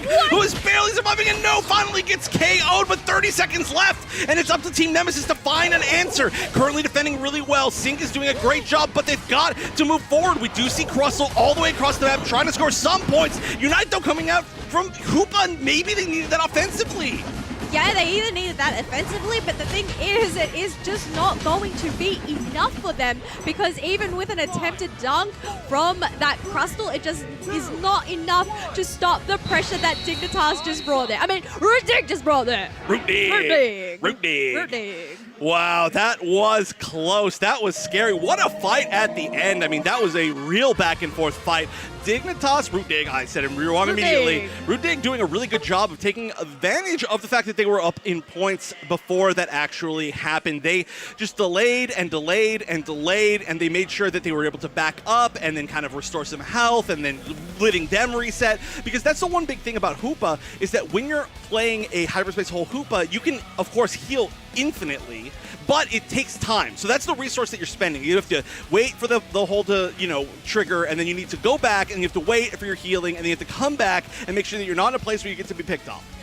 Yes, that is the key, right? You might be able to make it safely back through the hyperspace hole, but it's all about the awareness of when you return. And obviously, we just saw Kai there did not have whether they didn't end up scanning over before returning on back, which meant they ended up getting instantly ice-fanged by Zugrug and eliminated. That was, yes, an unfortunate situation for sure. We'll see. It looks like we're going to be maybe trying to find the Game 3 there for this set, and we're going to go right into the draft. So, huge game here. Again, Dignitas and Team Nemesis both fighting for a winner's finals spot. Is this going to be a real pick? We are currently hovering over the Sableye, a pick that we don't see all that often, but especially in a game number 3 in this version of this. Well, never mind. Let's pretend that I didn't say any of that. But, of course, some interesting picks could certainly come out now that so many are off the table. You can see any of those Pokemon on the sides are off the table for that specific team. Can we get that replayed? Because I'm pretty sure that's recorded. No, we may not. It's on record. It's on record. No, we're deleting it. We're deleting this entire VOD. It's gone. What? No, you can't do that. All right, so I am quite excited for these teams. Very wild to see a late final Psyduck pick. Now, of course, the reason is you cannot steal that Psyduck away once we've already seen Team Nemesis use it early on, and it does look like we are joined by our wonderful friend Zoinks. What do you got to say to us? I just wanted to say hi, mostly. And wow, go to Game 3. Okay, Yes. in the winner's semifinal. I mean, either of these teams going up against Fennel is going to be such a crazy winner's final fight for a world spot. That's going to be so exciting. But seeing the Palmont last game was really exciting. It makes no surprise to me, though, that Nemesis might actually consider picking it up for themselves to go up against Dignitas. Right, we saw them do so well with it before. The 20 KO is from them. I do feel like they have committed to a lot of damage on their team now, on the side of Team Nemesis, now that they have completed their 5-person draft. Decent amount of tankiness, but it's a lot of it's self-sustained tankiness, right? So we'll see if they can survive a lot of this burst damage that clearly Root Dig is threatening, and a Toon Slim final pick of the entire set, Dragonite, is really interesting. I'm curious, Zoinks. We have seen a Dragonite pop up here and there, but Yeah. what are your vibes on Dragonite currently, especially after receiving those buffs? Yeah, I don't know. It is a really interesting choice up against the opposite side. I mean, bringing into the team fights, your Hyper Beam going to be a little bit weaker against these enemy, or a little bit stronger against some of these enemy Pokemon. Your Objective Secure is still always going to be strong, but it is still a Pokemon kind of susceptible to that Hydro Typhoon. You can play a little bit from range, but either way, if you're looking for one Pokemon to kind of make a mastery of a Pokemon we haven't seen in a minute, I think you're kind of relying on Toon Slim. Yeah, I don't know. I'm trying to think of the last time that I actually saw Toon Slim play Dragonite, and it's been a while maybe. Maybe it's just me, but we'll see how that ends up playing out. I think actually a really important person to look at in this game is going to be, he left right before we were on camera. What was that? He was like, no. Yeah, he wasn't even here. That was me doing a voice impression. Oh, that's pretty good, Yeah, I actually. know. Yeah. I've been practicing. All right, well, do it again. Go ahead. I can't do it while I'm on camera, okay? It's only while I'm off camera. Okay, yeah. The Pressure. nerves. Exactly. Speaking of pressure, Game 3 to fight for a winner's final spot. Team Nemesis, your purple team. Team Dignitas, Root Dig on your orange team. Game 3 of this set. The pressure really couldn't be higher for either of these teams, but two teams that have, the amount of Worlds qualifications amongst all of the players on both these teams is, I don't know, a lot. It's like 15 or something like that. I don't know. It's a ridiculous amount. It's at least probably over 20. So they are no stranger to pressure as they're going to go into this game with, once again, no invades. Not a lot of invades this weekend, I feel. No, that is a really good point. I feel like in terms of Team Nemesis, their core there has been together for so long, from 2023 basically. They've only actually recently picked up Miva though during that winter tournament. So it's only been like 2 months since Miva's been on the team. Right, yeah, which there's pretty new additions to a lot of teams so far in this tournament, but we are going to see a rotation up top from this Palma that now has been pretty heavily used in this set, and I want to say contested, but technically not really contested, but it would be contested in normal draft rules. So we're going to see if the Palmot's going to help them try to enable this Gibble to level up, get a little bit more experience. This Cramorant should be quite good, I was going to say, at defending this Squirtle, but call me wrong immediately, as we've seen now the Espeon with the Psyshock be such a strong pick and actually being followed up here. A little bit of a reverse return KO, though, from Sync on this Palmot. However, I mean, that Espeon getting the KO already is going to slow down that Squirtle so much. Oh, slow down that Squirtle, but also give some much-needed experience over to that Cramorant, who is now at that level 5. Up in the top half, though, we do have some dunks going on in. Dignitas now leading at 26. 20 seconds left until the Reggie Drago ends up spawning on in. We'll have to see whether members end up rotating to go and prioritize this, or instead, they're just going to focus on these paths. Right, one weird thing about Dragonite, especially where it is, been taking the center area. Well, actually, hold on. Let's see if Zealot actually gets KO'd here. No, does manage to get away as expected. Yeah, so one interesting thing about the fact that Toon is on this Dragon is that it's a little bit slower as far as it's not going to be going and fighting like it was last game, although immediately I'm proven wrong as we see Wartortle being KO'd by this Dragonair. But normally you're not going to be going and fighting nearly as much. I think that was more happenstance. You're not going to be able to like auto CC stuff yourself. You're kind of scaling for a little bit more in the late game, and right now Inder getting pushed really far back. Aggression from Team Nemesis. No, that is a really great point, especially because you want to get that guard jump online. We already have that Palmer online. However, we also want to see that Blastoise online. Whereas on the other side, Dignitas, they just have such a great early game presence to go and keep that pressure. And well, they already have this Dragonite at level 8. Okay, so we will see what they're going to start doing with it and exactly how they're going to start playing it. We haven't really seen all that too much from it. Like I said, they just kind of happenstance managed to walk into a winning fight already. As we got the Evolution Duo, a great Evolution Duo down here on bottom. Feels canonical, and honestly, a great duo as far as in general, but right now, look at they're pushing 4-4-4, but everybody's low on the side of Team Nemesis, and Toonsland trying to follow it up, but not quite able to. I mean, look how low Miva is. Look how low both their damage dealers are. Inder, it's your time. Get a double KO streak. You can almost take it. No, but that is such a great play from Team Nemesis, knowing that they were able to take that Tier 1 and continue to put some dunks into Tier 2. They do end up losing that format, but still, nonetheless, they have managed to take that lead. Oh, Hunter picking up a straight KO there. By the way, it was Inder that got the KO. Of course, Psyduck, that's just what it does. It's weird how many KO Psyducks taking away from other members, including objectives or players. But right now, Inder going to be trying to space out alongside Subgrog. What a powerful duo of Pokemon to stop people from even getting to an objective. And we are going to see that Hyper Beam secure just even on top of that. So a nice little advantage for Dignitas. We'll see if anybody goes down and tries to steal away this Regieleki. They've been delaying it a little bit. And honestly, everybody is starting to make their way down now. Yeah, but Cramorant is soloing it down as Rubix is trying to preoccupy Otter, allowing Cramorant to get that secure. This goal is left on a pretty healthy 83 points, but all members of ROOT Dig are here to defend it. Oh yeah, see if that Surf is enough to start the initiation. Doesn't really hit anybody. They are going to back up, get hit by a huge size shock, and I do think that does mean they're going to have to back up. A Mean Look is going to get a nice KO onto that Guard Chomp. I mean, Mean Look plus size shock is a great combination. And second KO. Let's see how many times they can follow it up as they're just all running in. Sync going into the center to try and stop them all, but the damage from Toonslim is just too much. I don't know if they're going to get any more KOs after this. They are actually going to continue to jump through as the Unite being used from Zealot. Wilkin for one more, and the goal zone gone as well. They're going to just keep going with this. Zealot rolled out of bed this morning and chose absolute aggression today on that Zacian, on that Mimikyu, using that Play With Me into the Flux Zone, allowing Dignitas to go and deplete that Tier 1 pad was incredible.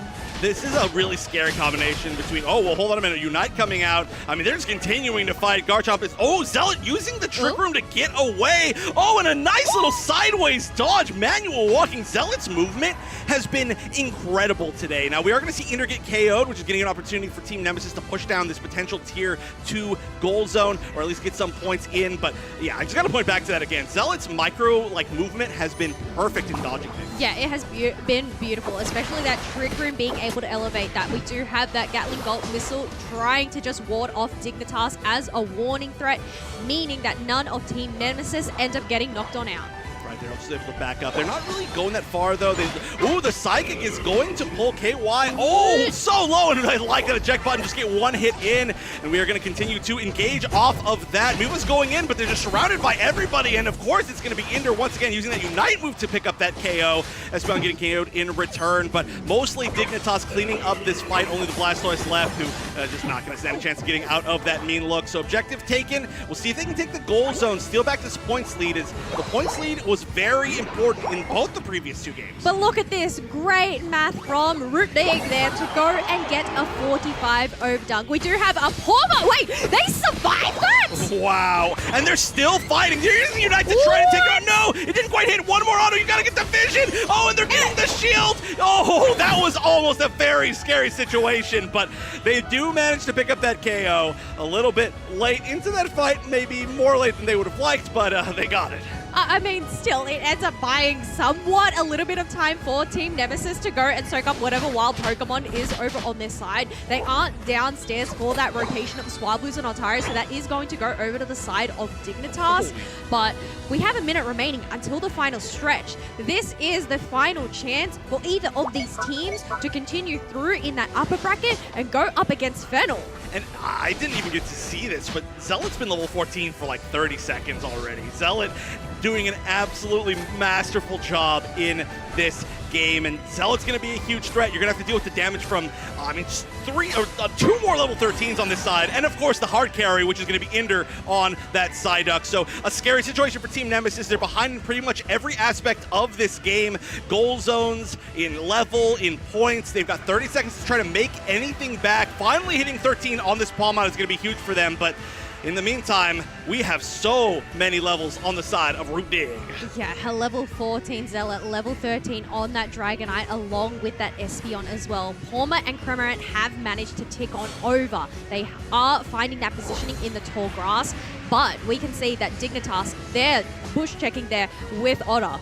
And the scary thing here is that Nemesis might accidentally go, I was going to say just do damage to Groudon, but it's not going to happen. Surf from Blastoise is going to target against Zugrug, who does manage to get out with the Unite move, but a lot of awkward Unites missing everybody. Great me look to stop that Garchomp Unite from doing any more damage than it already did. We're going to see a counter engage from Zealot, who's having to back up, having to run away. They're chasing him down. The Unite move to try and keep Zealot up, but Zealot's going to be the first one to go down. Inder very low as well. Otter's the second one going down. We're down to a 3v3 here. There goes a Dragon Rush trying to chase down Toonslim. It is a battle of the dragons. Hyper Beam is going to knock out that Garchomp. 2 KO streak for that Pormut. But we can see Toonslim, even though Dignitas have the lead, they're going to start on this Groudon. But Sync 1 has something else to say about it. Oh, I'm so scared that Toonslim actually started that damage. Sync double! KO with 1 Hyper Beam! Get the Colette as Groudon still continuing to get low, but they don't even need to take it. KY, the next Hyper Beam victim, as RBX maybe just tries to get out of there. They say, no, I do not want to be the 4th, but you have to do something. Groudon getting burned down. The damage on Dignitas' side is huge, and that Secure is available. Will the Hyper Beam be the one that secures it? No, but it's got fine in the world, as Espeon Psyshock is just as good for securing those objectives. Look at just having that back up there from that Espeon allowed Dignitas to get these buffs, push on through. We do have a jump from Eldegoss along with the Cotton Cloud Crash, but they are floating up in the air. They are unable to stop those dunks. We have Toonslim also crashing down. Team Nemesis hopes and dreams of continuing through the upper bracket. I mean, hey, this looks like it's pretty much over, but Dignitas is going to set us up a North American versus Japan winners finals to see who's going to qualify for Worlds. And Team Nemesis, of course, not out yet, just moving down to that loser's bracket. And with a set like this, how close that was, I would not be even sort of surprised if they ended up way further in this tournament. Yes, that was definitely a nail-biter indeed. But after all of that, Dignitas have secured that victory with that 2-1 and are going to continue through to go up against Fennel. But it isn't over just yet for Team Nemesis. There is that safety net of the lower bracket still to go. Whether we'll see them up against each other once again, well, we'll have to wait and see. Right. Safety net now gone, though, so they only are going to have one more chance. However, like I said, they're pretty far along as far as things go, and I do know there, of course, some of the losers bracket matches happening on the other stage. Not sure if we're going to go back to that. It does seem like maybe maybe that one just ended, but we are going to, of course, see Nemesis play against one of the teams that we are seeing on the other stage at the moment.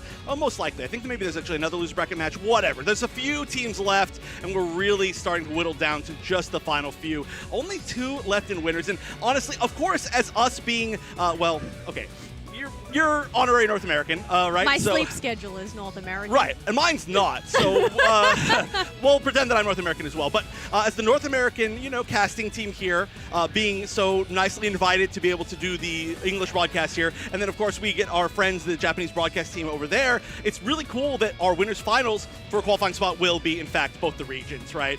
I think it's going to end up being a yelling battle between whoever's on. Yeah. 100%. All right, we have some words. All right, jumping in to try and give you the updates as we have them now. So the game behind us is going to game number 3 between Scars and Rival. A great Groudon fight by Scars in that last fight to kind of take and deliver on a commanding win there. So with that being said, you're right, Chef, I heard you mention we might have another losers match. We do. We're thinking that's going to be on the B stage, and we are going to set up Fennel and Dig, as you guys just watched win in that game 3, up here. That is not solidified yet. We're still trying to see how logistically that's going to shake out. But you're right, one more losers match to go. Winners finals, losers finals, grand finals. A lot of work to be done. Love you both. Bye. That is incredible how locked in Dupes was there. Just giving us like perfect information. It's like the most locked in I've ever seen here. He doesn't need the outfit. He doesn't need the reporter outfit. Not He's at just all. a natural. Okay. Oh, wait, we have more reports. Yep. Hey guys, just a quick analysis. I got to actually watch the Dignitas match right there, and I was also very locked in. I wanted to say there was a moment in that match where the Hyper Beam was lined up and it hit multiple Pokemon, and it was very sick. That's my analysis. It was sick. I agree. I think it's pretty good analysis. Any analysis on how Dupesnax did delivering us that information? I thought he was excellent. It was incredible. I thought it was basically like lining up a Hyper Beam to hit 2 Pokemon at Groudon. It was sick. That does sound sick, actually. Hopefully we get a chance to see that at some point during this tournament. Yeah, well, that would be really cool. That would be sick. If you had 2 Pokemon lined up and you had to hit a Hyper Beam, otherwise your team might lose everything right now, and then you hit that said Hyper Beam, that would be pretty sick. That would be pretty sick. I agree. Okay. Thank you for the analysis. Of course, guys. Yes. Yeah, good luck. That would be pretty sick. That would be pretty sick. Certainly, production can't let this go on any longer. But I'm not sure if we are actually going to move on to the 3rd game of our stage. It looks like there is a good chance that might be what's happening. But everything's getting really close. Now that we're down to the end here, we're getting down to the end. Only a few more rounds, I guess one could say, within this tournament. And a lot of game 3s. We just saw a game 3 there for that upper bracket semifinal. And we are going to be going to a game 3 for our stage match. So, but you and I in this block have casted a total of 6 games. We're about to have casted a total of 6 games. And it's only going to get even closer from then. And this looks like this is a replay from game number 2, the final 2.5 minutes. This might be the one that Dupesnax so expertly told us was a really nice fight from Scars around Groudon. Yeah, but looking at the points, 276 to 305, it is really close. In terms of these levels here, it is quite close, but Scars don't have any level 13s yet over on their side. And this does look like this is maybe a telestration segment from okay. So we are looking at Umbreon here. We are trying to make sense. Well, why do we think we're looking at Umbreon here? The positioning, giving the vision, especially because we can see Scars are pivoting down from that top tier 1 pad. Okay, so I think it is a vision thing, at least it's first. Okay, so Yang appears out of somewhere, and I'm curious who's doing this illustration. I'm going to have to look over, and they do get the full Japanese vision. casters. Yeah, well, certainly it's the Japanese casters. Just curious which one. Oh, dodges out of the way of the heavy slam. Wow. That is maniacal. That is perfect. And let's see what they actually do to follow up on that, because not a lot of their teams around. Well, I was going to say, even though they ended up dodging ice on the Snorlax, they have gone into 4 members of Scars here. They've gone and utilized their move there to go and just sustain some of the crowd control that is coming there. They're just getting... Oh my gosh. Yeah, their initial thought was like, well, I'm just going to fight them. It's only 5 members. That's fine. That's enough. And then just walk away. Well, yeah, I guess that is the benefit of Snarl, right? They were just able to go and sustain those hits. They are at half HP there, but I mean, the fact that they are now pretty much almost out of being cornered in to that chokehold was insane. Yeah, there are a few good strong shields in here as well. We could potentially see this Umbreon unite. Obviously, it's something that happened and we just didn't see, so we're just guessing, which is actually kind of fun. But no, they don't need to. Why would they need to unite when they have a Clefable that's just going to heal them back up to full in 1.5 seconds? And that's a great way to not only get some vision, but get a little bit of damage in and just kind of startle the opponent. Yeah, but thanks to that Moonlight, Umbreon is able to dive back in with their Snarl once again. They're able to sustain that block as they're getting pushed on back, but then able to just foul play themselves out of danger once again and receive even more healings. It's just these maneuvers baiting rival esports out over and over again. So I guess what the takeaway here is that Shigenaki on this Umbreon was invincible, and that's really the main takeaway. That's sick. It is sick. It is sick. That would be sick. No, this is a pretty brawly comp, by the way. We've got 3 brawlers and Clefable and Umbreon. So clearly their goal was to go in and just fight, and it does look like maybe Ice was the one that they initiated on, and they just continue to follow up. So, I mean, they do win this, obviously, as we know, because we are going to a Game 3 and watching this while they set that up. Wow, spoilers! Sorry. Thanks. Sorry. Did I know that? Yeah, I did. Otherwise, we'd be gone. No, so everybody knows that, yes. We know it. I just forgot. Clearly, okay, I'm going to look over. Oh, is it Shinohara who's doing it? Maybe not. I don't know. Somebody's over there. Can't really see. But they really want to look at this in slow-mo a lot. And you can see there really was Rival Esports just kind of stuck in this like Western position here. Not able to get out, right? There's just so much like AoE damage and look at that Unite to steal away the shields, and they were just kind of out of luck, I think. Oh, but yeah, even then with that Unite move, they managed to drag away 4 of those members and go and get some isolations. We have, we have the Surfetch Unite move in reverse there, as they managed to hit 3 of those members from Scars. Wow. Yeah, that's a Unite move that's really impactful if it hits, but we don't see it all that often for whatever reason. But it's really kind of like a mini flame sweep, right? I mean, you can really do this. And honestly, when you do something like this, it kind of feels like you're going to win the entire fight, but they were already down. Ice had already gone down in the middle of this fight. I wonder what damage they actually have to follow it up as well. I mean, Cramorant can maybe get a big Hurricane or something underneath them, but it doesn't look like that actually happened. Well, that actually did manage to do a fair bit of damage. We do have Monero also going into their Mega Lucario, as well as we are going to rewind. Do the Moonwall backwards over and over again. Yeah, I'm trying to see exactly what they're pointing at. Oh, they KO'd Ice with the Unite move to go Mega, right? Yes. Is what it looks like. Oh no, I'm sorry. They didn't. That wasn't actually. It hit them, but it was Serena. Yeah. Ice had already been knocked out. Oh, okay, I see. At that point, but even then, aiming their Aura Cannon towards where the majority of the team was, rather than, say, targeting it towards Yamu, who had just, gone and hit those 3 members. I'm not sure whether they would have been able to survive that, but I guess seeing how slow Scars is right now, there's not really much to do but wait for Charu's Moonlight to come off cooldown. Right. The fact that they had Moonlight is so important. I mean, look at that. They managed to, well, now we're going really fast. They managed to kill the entire team like 2 more times in these past few seconds. 3 KO from Serena. Serena showing up really strong in day 2 of the tournament.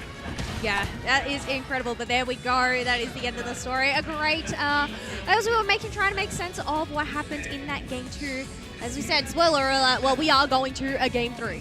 Yes. So hopefully they are getting that one set up on stage, but again, this one is not like our previous set where it was a chance to get into the winners finals. This one is fighting for your tournament life, and this is going to be one of our. So now let's see, what do we have left? Right, we have 3 teams from Japan, right? Scars, we have Reject and Fennel, right? Yes. So Scars, Reject, and Fennel are 3 teams left from Japan. We have now 2 teams left from SEA, I believe, right? So we have Rival and Nemesis. And then we have our North American team, Root Dig. And I believe that's it, right? Are we down to 6 teams now, I think? I don't know. I don't know if we're able to get it up, but maybe we can get an updated bracket to clarify whether we are correct or not. That would be Production. nice. Yeah, There maybe. is, I know that things are happening as we speak, so Maybe not. we'll see. But yeah, you know what? We're going Bracket into maybe game. after the that We have to wait. we hear that in the background. Okay. We're like, that's draft music. We know that. We know, and we're heading into draft. This is game 3, and we can already see the picks that are not available for either side there, but Carpio on this Gengar, very much well known throughout the Japan ACL season, is going to be target banned by Rival Esports there. It's a little bit of a shame because we've been talking about Capio's Gengar for the entire tournament and it's been banned out every single time. So it's kind of one of those things where it's like, you're just going to have to believe us and believe the other teams, you know, because there's a good chance we're never going to see it in the tournament, which is unfortunate. Obviously love to see a good Gengar. Big ban coming out with the Psyduck. Now, Psyduck has been getting through a lot, and I feel like it's been the MVP Pokemon for me over the course of this tournament. I mean, obviously we've seen some huge pop-off moments, but even on the not pop-off moments, it's just so good. I think it's not only just a single player that has had a pop-off moment. The fact that we've seen multiplayers across different teams pop off on this Psyduck. And, well, I don't know. We need some stats. How many KOs does Psyduck have in total? But also, how many secures on objectives? I feel like we've seen so many of those. Yes, infinite. And also secures on, like enemy players when they probably don't need that experience. But first pick will be, by the way, also the Sableye ban. I didn't get a chance to mention that. I didn't even actually see it. Hoopa ban as well. So support being kind of locked down by the side of, this is Scar is on the right side. And then Rival, they've got to make a decision. What are they going to choose as their support? Supports being chosen so far are, we have the Eldegoss gone, we have the Vaporeon gone, which is not a true support, but can be used as a support and was in that comp. So we'll see what they end up deciding. And Umbreon, as a little bit more of a healer, could certainly fit that role. Yeah, well, we did end up seeing that great Umbreon play by Shigenaki during that replay session there. So I guess knowing that it's not available for Scars there, they're going to lock that in for themselves. We'll have to wait and see which build they decide to go. But, ooh, we're going to end up seeing Surf Fetch being selected on the side of Scars potentially here. Ooh, I mean, it's wild to see that it's such a late pick, but I'm assuming it was picked in game number 2, so the previous game, by the side of Rival. So they cannot pick it once again. And so that's why we see some of these super meta picks being picked late in the draft in these weird situations. I was thinking, are we going to end up seeing a Ho-Oh game here? But no, they have decided to hover over to something else. Ooh, Latias. We did end up seeing earlier Latias and Latios duo, but no, Ice is just really keeping us on. Do we get to see some Wigglytuff? No. Do we get to see some Mr. Mime? You know what? I think no matter what Ice ends up deciding here, Mr. Mime is pretty exciting. Have we seen Mr. Mime at all this tournament? I think we saw one Mr. Mime. I was trying to remember what the combination was. We saw some weird combo of like, I can't remember what it was. I'll think about it later, but it was day 1. We saw one Mr. Mime game, and that's really the only one. We are going to see a last pick, a shift to a little bit more of the bird comp, as I'm going to keep calling it. And any birds in a bird comp are a bird comp. But the Dodrio, very valuable. Yes, I'm really interested to see why they opted for this Dodrio, considering Rival Esports don't really have much of a backline. They don't really have that long-range damage. Yes, they do have that Darkrai, but I feel like that's more mid-range. So who are they looking to target on down here? They do have that full heal equipped, along with its attack weight as well. So probably going to be looking at getting those early dunks in to stack that up. Right, it might not be so much that they've got somebody specifically to target. I wonder if their goal is that they're trying to get like an early lead to give themselves some space to get their full evolutions, right? We have, I think, on the other side, on Rival side, no evolutions. As far as I remember, I was just looking at the comp and immediately left my head, but I do believe they have no evolutions necessary. One? Umbreon. Okay. And I mean, Mega Lucario. No, I'm going to keep with no evolutions, despite those. Basically, no evolutions. Okay, and they have 2, stage 2 Pokemon where they need to get 3 full evolution stages, and unfortunately, it's going to take them a little bit of time. So maybe Dodrio building them the space, building them some score is exactly what they are looking for. But game 3 here, elimination match. Rival Esports, your purple team, and Scars, your orange team. I love how the crowd, whenever they start a match, they go, I love that so much. We need to try and time that next time. All right, we'll try it, or we can see if we can jump on the Japanese podcast and do it. But they have already gone in this game, and there's no turning back because one of these teams, it will be their final game of PUACL for 2026. Well, interestingly enough, these two teams have already versed each other here in this tournament. During day one, they versed each other in round 1. Rival were actually the team to knock down Scars into the lower bracket 2-1. So the fact that Scars have managed to come back and take a match off Rival Esports is definitely showing that they learned something from their encounter yesterday. Right, I mean, honestly, the improvement that we've seen from every team has been pretty huge. It's very impressive. I want to look back at Reject, who from day one to now have looked like a completely different team. But Scars as well has had so many chances to learn and try out comps and figure out what the meta is like, even from some of these other regions. And they are certainly doing that as they're spinning in a tall grass, trying to get some final hits here. Actually, it's going to be challenging Rhyme on this Darkrai, getting very low. They're going to eject button in to try to push them back, but unfortunately, they were just a little bit too short on this one. Up here in the top half, we do have a 3v2 as we have Charles on the mute along with that Farfetch getting knocked on out. That is going to allow Rival Esports to get in some dunks. Dodrio unable to stop HT from getting that 28. They just haven't been able to find what they want with the Dodrio quite yet, and I mean, they're going to need to get some scores in. I think that's really going to be, again, one of their big goals. We are going to see the spawn of the Regidrago in the center in 10 seconds, and maybe that's where they're going to start. We have seen specifically a lot of Dodrios prioritizing that. It looks like maybe it'll be challenged by this Mimikyu. HT is going to be in that relative area, and now it looks like Kusamusi is going to be just backing up, and nobody's challenging it. Yeah, I think that makes sense considering they decided to go and defend that top tier 1 pad. They didn't end up really having that time to go and get their buffs right on spawn. So that just allowed Rival Esports to go and take away that opportunity from Dodrio, which I think is great awareness from them. There are a lot of members of Scars in this tall grass. They're all just sitting here waiting. Everybody sitting here waiting. Yeah, wow, this is a nice little party. Nobody's really doing all that much. Everybody's just moving around in that particular tall grass, but wow, they are waiting a really long time. I'm surprised that, I mean, there was some center clear that Rival Esports could have taken before they moved up here, maybe, and wow, Scar's not even going to take this. Maybe they're going to jump in afterwards. They do manage to get one of those last hits, but they jump in a little bit too far, maybe, as one of the first KOs goes to the side of Rival Esports, who's going to continue up, not quite getting the KO on that Mew. Capio as well, one hit away. Can they follow it up? Mew's going down, but the 1v1 now will go the favor of Capio. Capio on the Surfetch being able to go and clean that up and get those 2 KOs, and now because they have those numbers advantage, that Dodrio is able to go and steal away those buffs from Rival Esports. In the meantime, Ice kind of doing his own thing. We're due clear out that. No, it wasn't clear out the center. They're just getting a few hits in.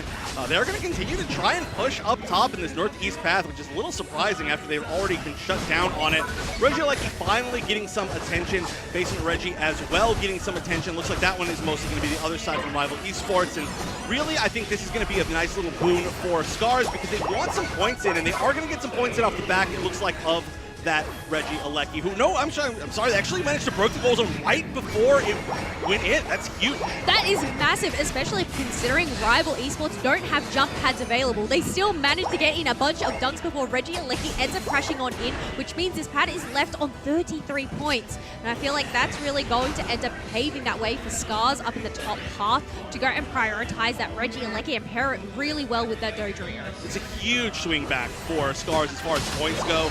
They're still not doing all that well in a lot of the fights. An attempt to jump in with the submission, but it does look like Machamp will get mean looked and finished off as we're going to see another member get taken down. This Blastoise not going to have any chance of escaping. So some points, victories for Scars, but like I was saying, they need to figure out how to win these fights. Unite coming out, it looks like from Surfetch. I think that's what that was. It was kind of hard to see, but Capio alone maybe not going to be able to defend all this. Well, they are not alone considering Dodrio is here for some backup and that Mew in the backline to go and do some damage. We have the Mega Lucario coming on out with their close combat, but Barrage Blow is going to hit them right back. Really low in this Dodrio. They really want to go in though. They really want the KO on Rhyme, but it's so risky at this point. I mean, a nice little pushback that we saw from Scars, and that was kind of a fight win. That's kind of what I was asking for from them. They are keeping up in levels as well. I mean, 11, 10, 10, 9. So actually, just, I guess up by 1 level technically, a very big technicality. as we are going to stay pretty even in this match. This might be another one that really comes down to the wire, so for a Game 3 for elimination, it feels like it's pretty appropriate. We can see that Blastoise has decided to stick down in this bottom path, while Rival Esports have decided to rotate up to the top. There are some wild Pokemon to secure before Reggie Lecky does end up popping on in, but Rival Esports, well, they're deciding to prioritize at bottom path with 3 members already down there. It's actually pretty scary. If this Regieleki goes in, it does seem like it's probably going to be a goal zone break. 39 points in the pockets of this Dodrio. That should be a pretty easy score, and then maybe attempts to escape. In the meantime, though, it does look like Rival Esports will easily get this basement Reggie, the Reggie Rock. So they're just going for experience as they were down just slightly right before that. 4 minutes left. This is all looking very even. There's going to be Yemu defending up there alongside. It looked like that was Ice. They are, ooh, wait, are they going to try and push this in from the side? Regieleki still at half-life. The submission going in on that. Well, it's not even there anymore. I was going to say Lucario, but it's just gone. Yeah, that was an incredible play by Scars to just wait in the tall grass, make sure they have vision of where their opponents are to go and make the play. Submission is going to flip over that Mimikyu, however, they are not going to be able to sustain that fight. Nonetheless, it allows the rest of Scars to flee and retreat. They need to even things up basically now. Regidrago is getting focused down mostly because there's not a whole lot else on the map. Don't think they're actually going to probably use that to score anywhere. Maybe they'll rotate up the top, but most likely not. A few, you can see yellow dots over on the far side of Rival Esports side, and that's basically all that they can do at this point. A pretty big push, looks like, from Scars up into this top path. I wonder if they're trying to steal away some of those birds that are about to spawn, which they just did, or if they were trying to get some points in. It does look like, seeing how many people are defending there, they just wanted that experience. They got some of it, I think, and they'll probably already start getting ready for the final stretch. No big objectives spawning before that. No, it is less than a minute to go. 109 to 193 in favor of Scars. Surf is going to push back those Swablues and Altaria over to Scars' side, just shutting down Rhyme from getting closer to this level 13. Oh, I guess we are going to get, I mean, technically the Regieleki is going to spawn up north, so they could really try to burn it down. Not sure if that's going to be their goal. They don't have that much damage, and I mean, it would be nice to stop it. Obviously, that can turn into essentially a Zapdos if they do let it into their main goal zone, but look at this. We're just seeing a walk forward to try and break down this goal zone. Lots of scoring, and we're actually going to see both goal zones just traded off. Okay, it's actually maybe not going to go down. They're going to leave it up, but what a weird little trade to make at the 2-minute mark. 120-ish points lead, 118 points lead for Scars as they are now entering the final stretch of their but one of these teams' final game here at PUACL. Mr. Mime setting up these walls, trying to push back Shinigami as they're going to go in with a Surf. Machamp is now taken on down as Mimikyu's going in with a Play With Me. Oh, and Capio's so incredibly low, but managed to use the tech to get out of it. A huge United triple trample is going to make down 2, now 3, now maybe 4 members if they can get this final hit, but no! Lucario still staying up, finally goes down. Only Umbreon available, but only a few members of damage dealers from Scars. Luckily for them, they do have the score lead. They don't need to be the ones to take down this Groudon, but they get to manage to clean up the final members. If they can just burn this down before anybody gets back, it's theirs. Mr. Mime getting really close. Mimikyu very close as well. Can they steal it away? No, it's Mew! And Scars will secure the Groudon! Yes, but there are those members of Rival Esports spawning on in. If they can somehow come together and fight on back, there might still be a chance, but Mr. Mime has been wiped on out, which means Rival Esports, they are at a numbers disadvantage. Ice already getting KO'd, means 14 seconds left before they're even back. They're going to have to wait for Ice to make one final push, but at that point, it's already so difficult. I love the fact that Scars did not take any risks. They didn't push at all. They're ahead by almost 200 points. They've just got to defend one, basically, goal zone, and that's all they need. But a lot of them going up top, they might be going for a bit of a counter score strategy, especially with their more mobile options, which are all the ones up top. They are going to let this goal zone go down. That's not going to be a huge overdunk, actually. 64 points. So still an exact 100-point deficit. A Hundo Burger right here will not earn the lead for Rival Esports. They're going to score in 40, but Scores maybe going into that center path. No, hold on. Can they defend? Lead now for Rival Esports. Oh, I don't know. Mr. Mime there, solo on the pad, didn't manage to stop them for some time being. Unfortunately, it just wasn't enough for Rival Esports as Scars ends up getting dunks in that home pad. And the score is completely being defended on the other side. You can see a few members of Rival Esports were trying to push forward, but Scar's defending it successfully. And just to be sure, let's look at this score, but I think it's clear that Scars will be moving forward in the tournament. Look at that, we don't even get to see those players. They are already jumping out of their seats. Japan getting another spot within that top 4. Yes, Japan being able to secure that win there means they still remain in this competition. It is, however, time to say goodbye to Rival Esports, one of the 2 teams remaining from SEA. That's right, now only one SEA team and one North American team remain aside from these Japanese teams, and most of these Japanese teams fighting their way all the way from round 1 through their losers bracket, including now a team that has eliminated the team that knocked them into losers. That is a very dangerous type of team where the only person to beat you in an entire tournament is gone, and you are the one to defeat them. So nobody else left in this tournament has been your opponent yet. A complete wild card. Yeah, no, that is such a great point, though. The fact that Scars were able to just go and make that comeback, the fact that they were able to just fight their way through the lower bracket to go up against their day one, their first matchup, and then win against them. What an incredible turnaround. Huge turnaround. We can see now the bracket. It's going to play out. Dignitas earning that spot up against Fennel, and we will be seeing that very, very soon. But down in the lower bracket, we do get to see a few of these other teams. Rival Esports, you can see, go down to Fennel recently. Nemesis going down to Dignitas recently. And, of course, these Japanese teams that we had a chance to see. So there is just so much, but not much left. There was so much in this event, right? But now only a few teams left to fight it out. And you can see there, Scars 2-1. They are moving forward. Ooh, we got to see that live. Oh, that was very neat. I know. And Reject versus Nemesis. We'll see if Nemesis can keep that alive. I'm sorry, I forgot. Nemesis is still in, right? So I might have been wrong as far as who was still available from each region. Whole lot going on, and it's starting to get a lot. Well, I mean, one thing is for certain, there's not very many teams remaining in this competition, especially considering how many we had from day one. But otherwise, that is going to be it for us for now. But don't go too far. We're going to take a quick break, but we'll definitely bring you more Pokémon Unite ACL Finals action very, very soon.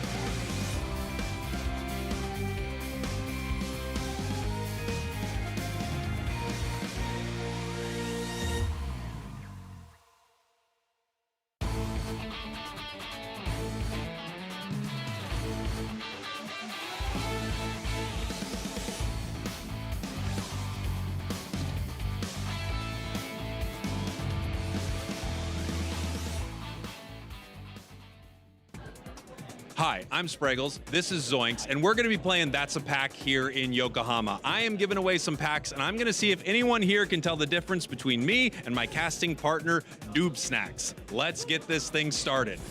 All right, where are we going to go? Where do we want to start with our first one here? Oh, excuse me. Watashi wa dochira desu ka? All right. That's a pack. Yeah, all right. Excuse me.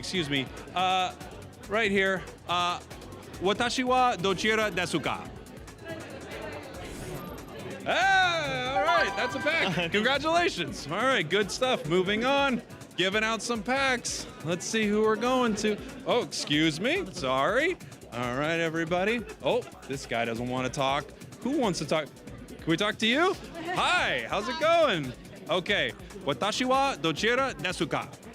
This one. Hey, that's a pack. Good job. They're crushing it right now. Why does no one else get it? They get it.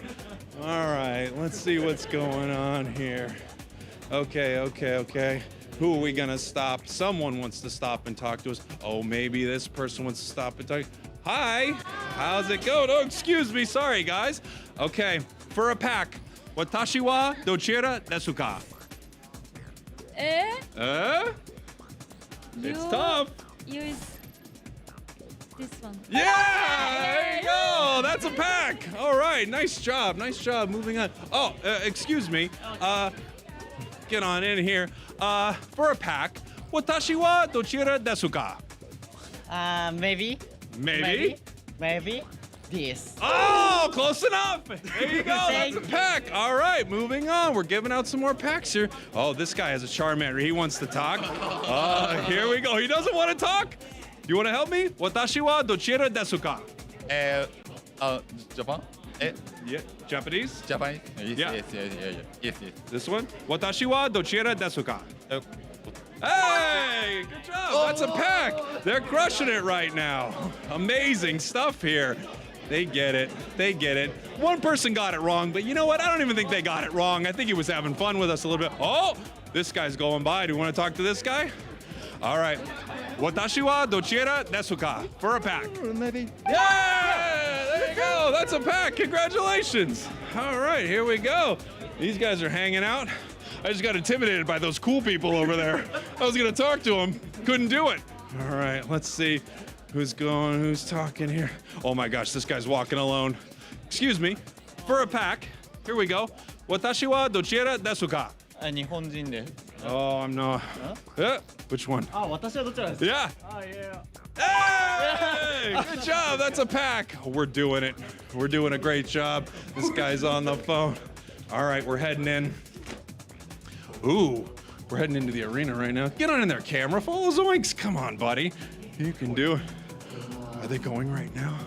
Oh, this guy. Hey, come here. Watashi wa dochira desu ka? Close enough. You almost got it. There you go. That's a pack. Okay, it feels eerily quiet in here for our last pack. Whoa, this guy. Come here. Watashi wa dochira desu ka? For a pack. Yeah! Congratulations. You did it. All right. That's a pack here in Yokohama. Goodbye, everybody. I practiced that a lot. All right, everybody, welcome back to the Asia Champions League here live in Yokohama, Japan. We are coming towards the end of this entire tournament, and it has been absolutely insane. Doob Snacks, we have a crazy match about to happen up on the main stage. We sure do. We have from Japan, the #1 team from Japan, Fennel. And your NA favorites all the way from North America, of course, you have Dignitas, LAIC champions, going to be scrapping on the main stage here in our ACL Winners Finals. Yeah, so the implications of this match, of course, you have to remember there is a world spot on the line for these two teams. Dignitas from North America, Fennel from Japan. They are going to square off. The winner right now will qualify themselves for Worlds. That's not the end of the tournament, of course, because they are going to be in the grand finals, the team that wins this. And they are going to face off against whoever can make their way through our lower bracket. One of these two teams will make their way into that lower bracket here. So we just saw Scars go against Rival, make their way up the bracket. Reject and Team Nemesis are going to be facing off very soon on our B stage. As soon as we have either of these games available, we are going to jump to them. But our main focus, of course, is our upper bracket. It is Dignitas Fennel. Yeah, and this crowd is starting to file back into their seats here because they know it's going to be an absolute monster matchup. 5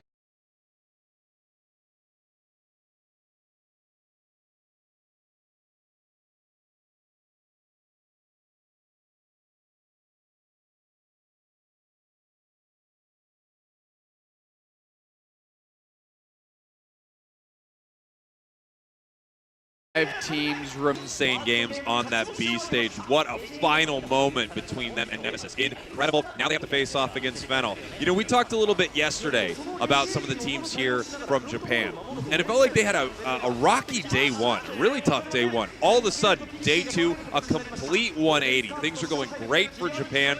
Teams that did well are doing better. Teams that struggled are actually having great games now, Doomsex. You kind of had an idea as to why that might be happening. Yeah, I think they just figured out how the draft screen works. They figured out that it wasn't a more traditional draft setup as they're used to. This knockout style, as we're calling it, draft, took them a while to get used to figure out where they needed to end up during this draft process, especially in those game twos. And now the Japanese teams are holding down their home region incredibly well. Ironically enough, though, you're starting to see some of these Japanese teams go into more of Western compositions based on how these drafts are shaking out. And it's a lot of fun to watch, just the growth process and the ecosystem that begins to evolve within a tournament is something you and I always talk about, and this tournament specifically is no exception. Yeah, it's one of my favorite things to notice, really, how things start to change as you move through a tournament. All of a sudden, all of the preconceived notions everyone has, you really start to see the raw data. You start to face off against some of the strategies, and you see what works and what doesn't. You see what Pokemon were overhyped and what things people were kind of missing here. One thing I've noticed from Japan is it feels like maybe at first they were being a little timid with playing their strategy almost at times, and now you will have moments like if you take a look at a team like Reject specifically, they're saying, no, we're going to lean into some of the stuff we know works. We're going to put Overlord on a carry in some of these moments instead of some of these hybrid roles that we were almost having in play, almost a defender, almost an all-rounder. One match they just said, just put him on Dodrio and let him absolutely run through the enemy team. The more that is happening, the better things are working for Japan across the board, it seems like. And yes, of course, you'll notice something that's working and you'll start to adopt it. Yep. One Pokemon that I think is unbelievable, and I feel like it is the playmaker in every single match I see it, is Machamp. Machamp is so good. It's so crazy. You can't stop it, of course. It's unstoppable as it's running towards your back line to grab your Venusaur, to grab that squishy attacker. I feel like every time I'm seeing Machamp, a team cannot deal with this Pokemon. No, I would honestly start banning it like crazy unless you can pick it, right? Unless you're in a position to nab it first. I think it has definitely earned itself into first pick territory. It is so oppressive, especially when you have that big pop of burst behind you as well. A team like Fennel specifically has been doing this incredibly well. Submission, run in, eject button, suplex that Pokemon backwards, and then you just see this gargantuan burst of damage hit that exact spot, and that is just one player absolutely eviscerated. You mentioned the squishy attackers, but how many times have we seen the tank trying to get vision and all of a sudden they're yanked way too far away from their team? The team can't help them, and now the front line defense is just gone. This Machamp, as you mentioned, is definitely candidate number one for me as the Pokemon of the tournament, and I don't think there's much room for any other Pokemon to take that spot from him. Yeah, so many good Pokemon. Machamp feels like a gameplay. I mean, every time I see it, it's just unbelievable. There are some other huge ones. You know, a lot of these Eastern teams that are coming into this league, they have been loving the Zacian. It has had some phenomenal games as well. Yep. We just saw Dignitas playing it, and a lot of teams are snapping that up also as a first pick if it's available at all. Yeah, as Ender mentioned yesterday, it does a lot of stuff well, right? It has great secure options. As we see a ton of Metal Claw Zacian, of course. I mean, it can scrap well. It has a great early game. It just checks a lot of boxes. It's incredibly safe and powerful, which is almost where you want to lead off in your draft. Just give yourself a good foundation to build off of. Zacian checks that box. Cramorant is another Pokemon that is finding itself in this attacker role through the Hurricane Dive build set that is elusive. Great burst of damage. Hitting a Pokemon with Hurricane keeps them stunned in spot. We've even seen combinations of Machamp suplexes into the Hurricane, and then it's just a player stuck in the mud and mire and they get knocked out. So definitely some honorable mentions is what I'll say for Zacian and Cramorant, but I still think Machamp is the place to be. Yeah, Machamp is amazing. So many powerful picks across the board, though. Dodrio having quite a tournament. Sweet Kiss Comfey feels like something that you can absolutely ban game after game if you know your opponents play it. It's just unbelievably difficult to deal with. The attraction when you hit that Sweet Kiss and the team just simply walks towards this area, it creates insane plays, similar actually kind of to Submission, where it's kind of guaranteeing that someone is being pulled somewhere they don't want. So a lot of those crowd control elements feel like they are taking they are front and center throughout this entire tournament.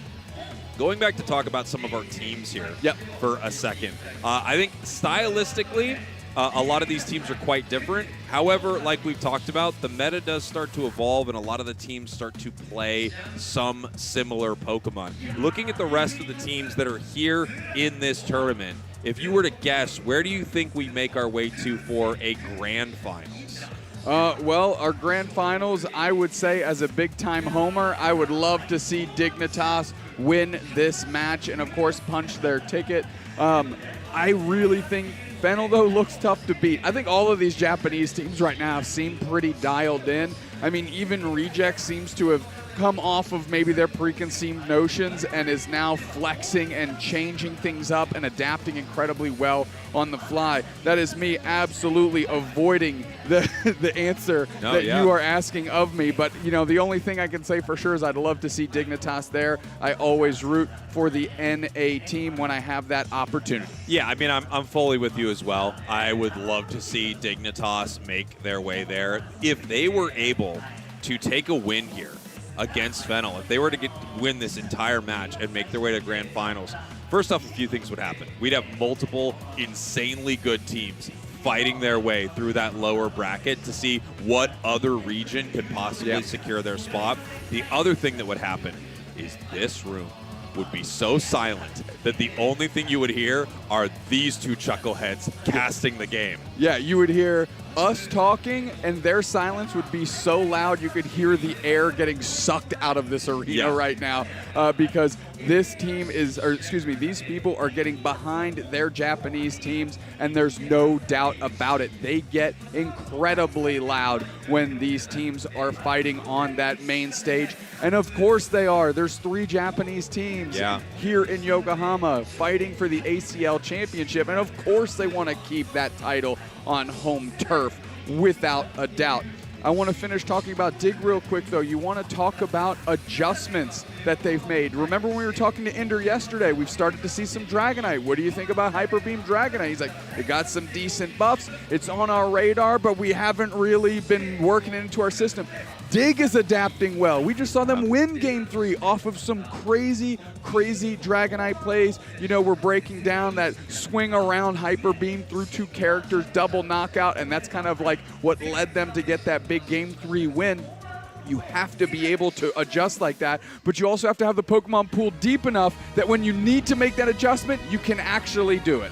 Now, we talked about this. Obviously, we want to watch as much as we can here at Doob Snacks. So this is from our B stage. As soon as things are ready up on our main stage, we will be watching that upper bracket match. But right now, we are going to bring you the game between Nemesis and Reject, as much of it as we can before we have to peel away to the main stage. Taking a look at our draft right here, they let Overlord back on to the Surfetched, and a lot of other Pokemon being locked in here. Miraidon, Mew, Psyduck, a lot of big Pokemon that we've known throughout this tournament to be power picks. A couple ones we just talked about. Zacian, banned. Machamp, banned. Comfey, banned.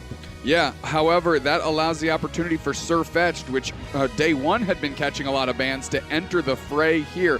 One thing you and I were talking about between games is we're seeing these Eastern teams starting to pick up Clefable, and it's almost as if the opposing Eastern teams are having a difficulty fighting into Clefable, not really getting the Moonlight timing down, understanding how Follow Me operates. I mean, I know they know how it works, but when you haven't had to play against it for so long, you kind of have to readjust, and there's not enough time to relearn it now. This is something, when I'm kind of talking about a more traditional Western setup, is this like heavy healer, Clefable type situation.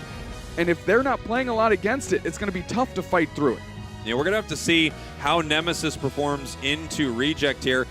Both of these teams were sent down to the lower bracket by Dignitas, interestingly enough. So we're going to find out which one of them can actually square off and have a better run. Team Nemesis took Dignitas to some tougher games here. Yeah, that is, I mean, it's Dignitas has certainly earned their stripes here, just like Fennel has. They've had to eliminate a lot of quality teams. Team Nemesis and Reject, no exception. And I can tell you what, if our top four is 3 Japanese teams and the lone NA representative, that sets up a heck of a story for not only the Japanese region, but North America. Yeah, no question about it. As Team Nemesis, your purple team, and Reject, your orange team, are going to face off here. Their first game. Again, this is on our B stage. We may cut away from this at any moment if our main stage game is ready, Doob Snacks. Yeah, we can already see behind us they are putting up the stats of Fennel and of Dignitas, getting this home crowd hyped up for that battle. Meanwhile, we're watching what Reject is doing. Pabone going across the map, going to try and get those early stacks in. Of course, as we know, Clefable likes to stack because it just cranks up those healing numbers. Yeah, here in the top path, it looks like a decent amount has been secured by the side of Reject right now.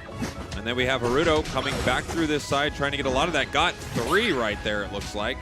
Yeah, we have 2 slow central area characters rolling through, right? We just evolved into Combuskin. Dodrio's moving into the top path. Sync 1, a player that I think really made their mark in Honolulu off that Metagross, playing Dodrio today. And here we go. Dodrio having quite a tournament as well. It feels like every team that picks it up is realizing how impactful this is and just how much pressure that they can put on their opponents. Dodrio making it to the top path. 4 members of Nemesis are here looking for the KO on Clefable, and they get it right away. Yeah, they were hiding in that tall grass, but that third head maybe being able to see just enough of them and commits to the hard attack, and they're able to get the K opener as well as all the experience. Yeah, nice fight here on the bottom path, though. Reject with the counter punch right there. We do have the Dodrio trying to steal away some of this experience. They know that is happening as Reject is sending a member of their team, Surfetched, into the central area. Nice adjustment, though. Snorlax RBX going to try and slow that down until the rest of Team Nem can adjust and really put the pressure on Overlord. We do have a Bubble Beam Duck here, and the Mew in support. E-Ball doing damage, boosted auto there, and Overlord might not be long for this world. The Moonlight Clefable is just too late. Pabone now has to run away. Yeah, has to peel away here. Back toward the center. Dodrio here now. So is Satake at level 8, by the way, on the Blaziken. Ooh, a little bit of a miss right there. And it looks like while this match is raging on, the main stage is just about ready to go, Doob Snacks. Yeah, a nice charge beam there from the Miraidon. I believe that's Pee-wee that was able to get that knockout. And since we're showing them, that means we're about to get to stage A. Here we go. Upper bracket final. Our teams are being introduced, Doob Snacks. This is one of my favorite things just to watch here because these crowds are just electric. You're going to hear the noise difference between Dig and Fennel real quick from this audience. You can hear the music booming in here. Some applause from the crowd. Let's see if it's slightly different for this next team. We'll find out. Yeah, we're going to find out. But first, let's give some flowers to Dignitas, who's going to try and hold it down for North America. Those lapels getting their flight logs in all the way in. Otter loves Dignitas, I think. I'm sure he was throwing that hearts towards us and certainly not his partner at home. Yeah, no question. I did see a post the other day that said, my boyfriend is so cute about Otter. He's all of our boyfriend now. Yeah, true. Sorry, my boyfriend too. Okay, let's see if there's a sound difference. God, the hair on this team, brother. I can't get over it. I am jealous. Insanely jealous. All right, getting ready for Fennel to take the stage here at ACL for our upper bracket winner's side, aka finals. Yeah, I think they like him. Yeah, I think I like him quite a bit. I see you, B1. Cutting him off there. There we go. Mame. A lot of people hit with that number 1. Let them know. Let them know. Number 1 in Japan, number 1 in your hearts. We're here to take it down. Our two teams ready to square off. Dignitas, Fennel, North America, Japan. Once again, a team from the West making it deep at ACL. We are going to give you as much action as we can. This B stage game is important. Of course, we're focusing on our main stage, but we want to show you as much as we can here today. Yeah, no question. We will pop back over to our B stage momentarily, but we will make sure we are back on our main stage very, very soon. I've never said, no one's been more excited about a coin hide except me last year.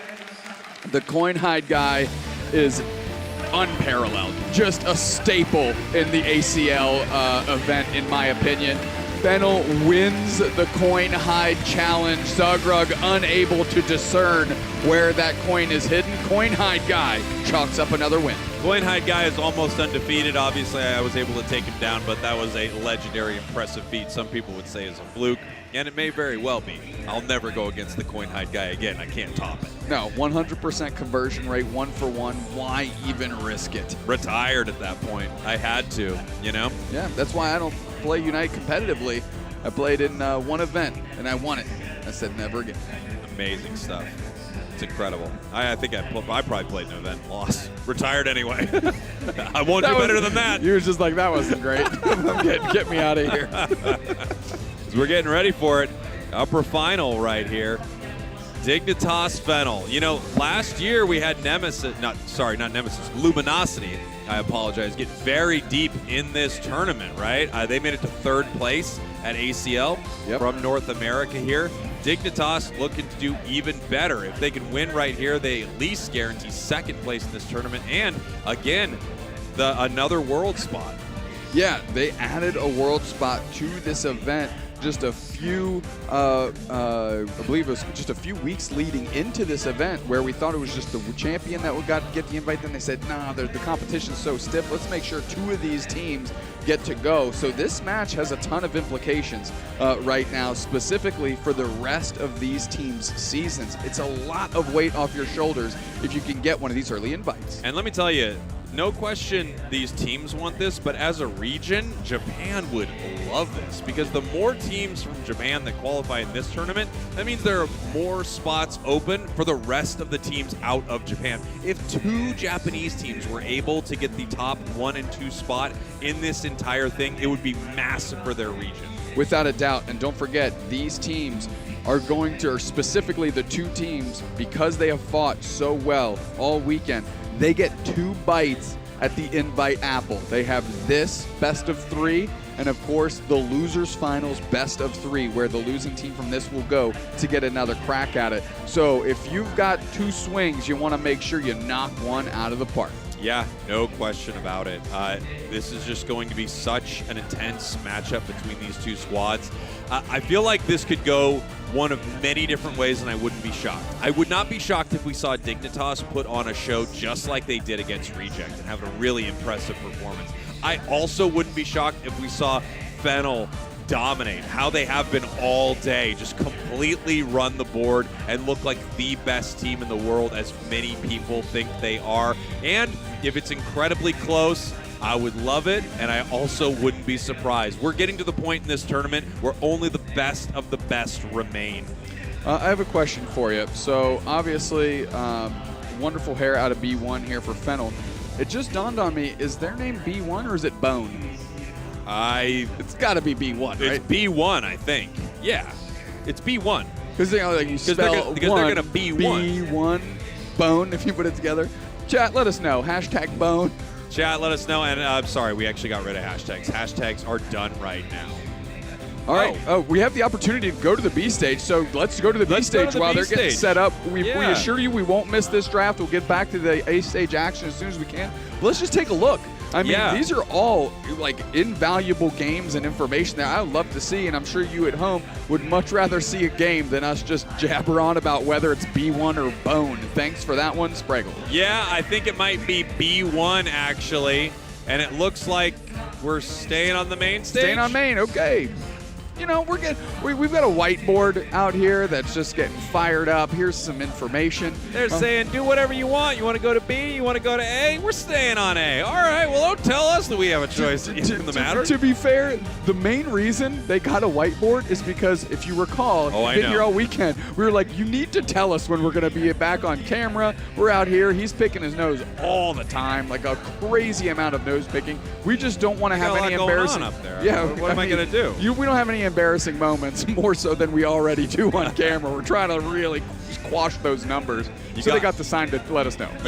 They got a sign to let us know now, and now they're communicating with us basically only through a whiteboard behind us.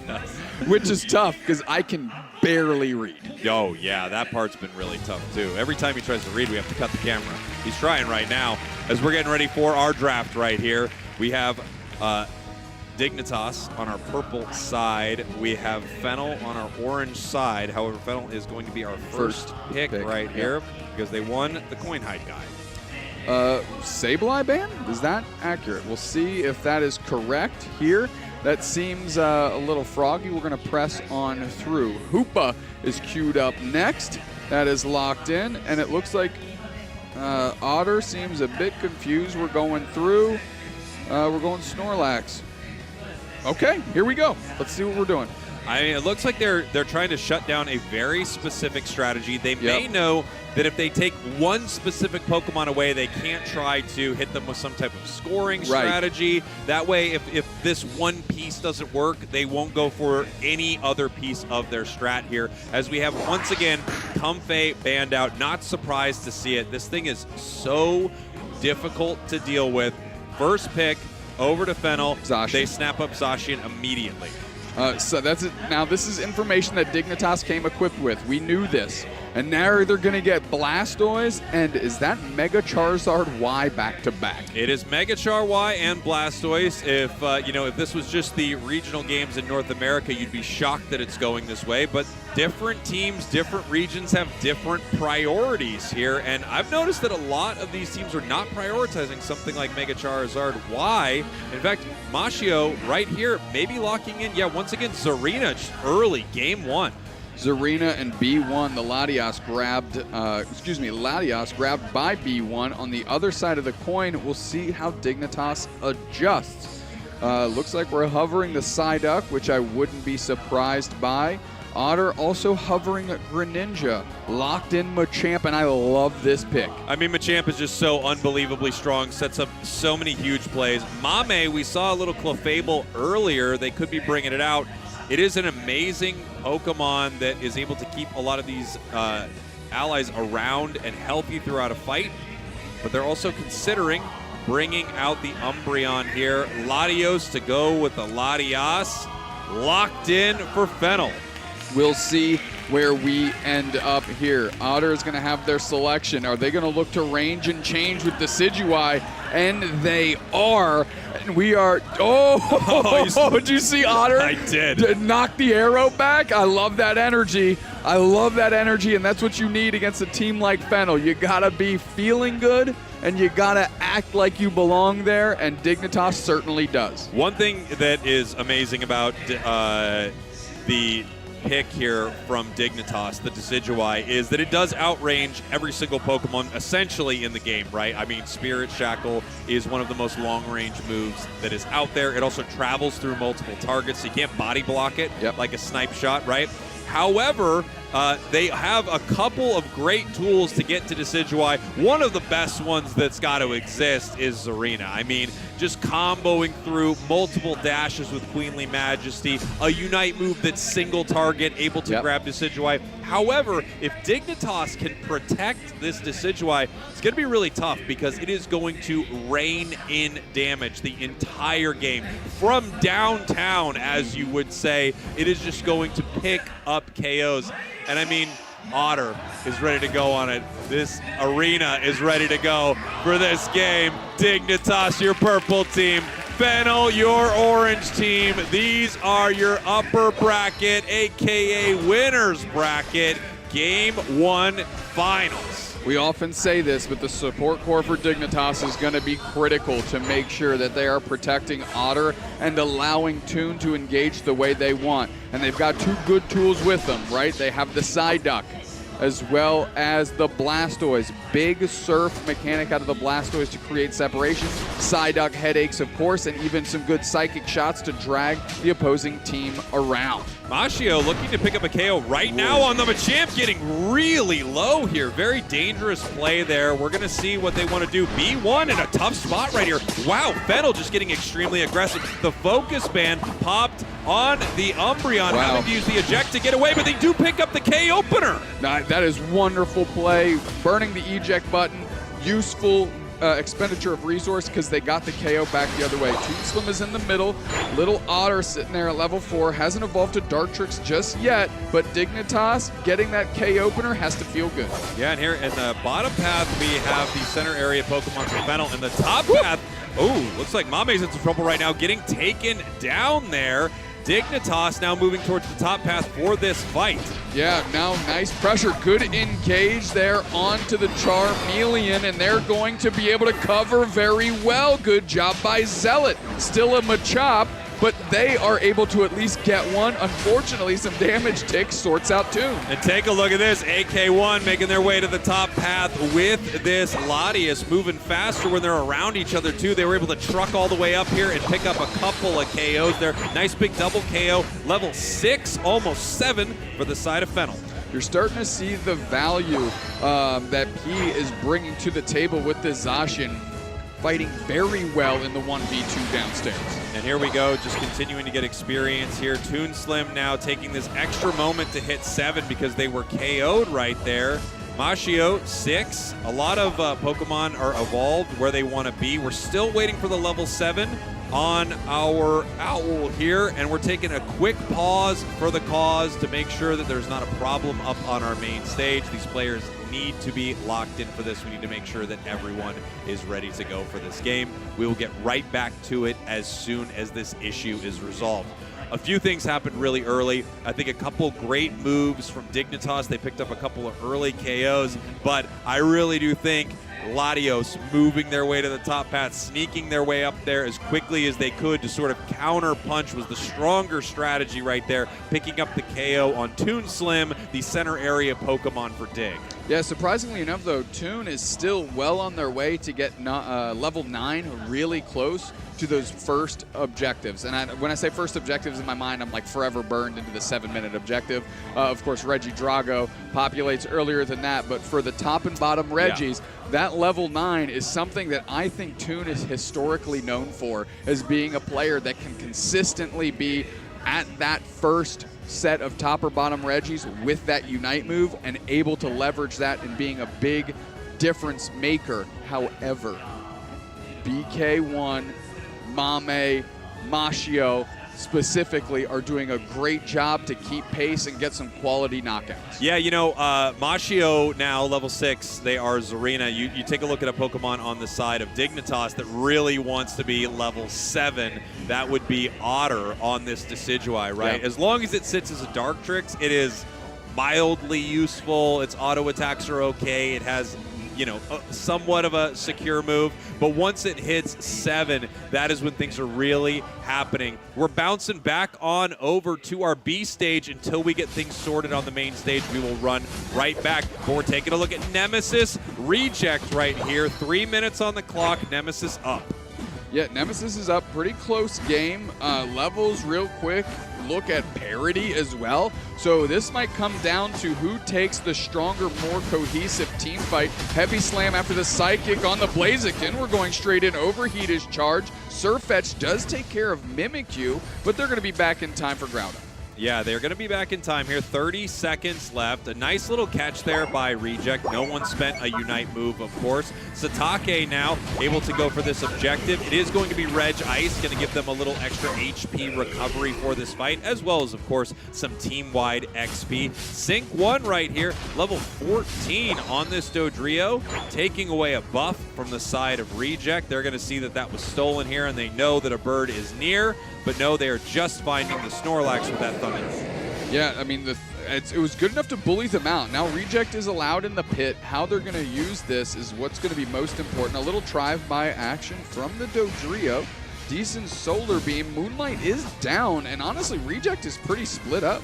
Yeah, we have the Groudon being chipped up here by Reject. Nice big charge beam onto the Snorlax. They use the block so that they can soak up some of that damage. And then, of course, we just have all the HP being recovered there by the Clefable. Overlord in some trouble right now, having to peel back. Yeah, I mean, right across the wall, gets the Miraidon Unite to be used as well as support. Is this when they're going to turn the... Oh, nice block. Multiple characters into the wall, Spraggles, but it's Surfetch drawing first blood on 2 back-to-back engagements. Yeah, I think the real impressive moment in this fight for me, or the impressive Pokemon, it's Pavone on that Clefable. Clefable just continually healing throughout that, making sure that they were fine the entire time. Groudon getting very low right here. Can we get a secure on the side of Nemesis? Doesn't look like it. Reject going to pick that up, and now they're looking to score. Overlord puts the points into the top path, 304 to 298. Nemesis looking to fight back here. They're going to need to pick up multiple KOs to make something happen. A huge block, but can they do anything right here? No. More points into the goal zone. 298, 404, 35 seconds left. Reject up. Reject is in fact up, and you just mentioned it, how strong this Clefable looks.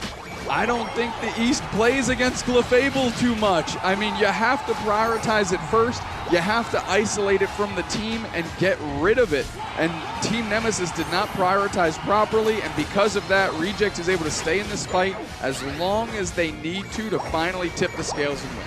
Nice stuff here from Reject. They are going to be taking game number 1 over on our B stage. They are in our lower bracket, but not out of this tournament. They still have an opportunity to win the entire thing. We're going to be heading back to our main stage. Our game is ready. Perfect timing here. Otter, again, that Dartrix, they need to evolve. They are level 6, but they have, they're a fresh level 6. They've got to make it all the way to 7 here. And here we go. Mashio looking for Regidrago. No one on Dignitas able to do much about this right here. We're going to see if anyone is going to contest. Not at all. That is going towards the side of Fennel. We have level 7 on the Charizard, level 6 on the Dartrix. They need those levels desperately. I don't think we're going to be seeing 9 before an objective, that's for sure. And we still don't have level 7 from Dartrix, so it does not yet have its Spirit Shackle. We're going to see where these teams decide to prioritize. I mean, Dig is still playing 2-1-2 here without an over-rotation to either objective. And Fennel is putting pressure in the central area, trying to limit Tomb from that level 9 we discussed, and they've been successful.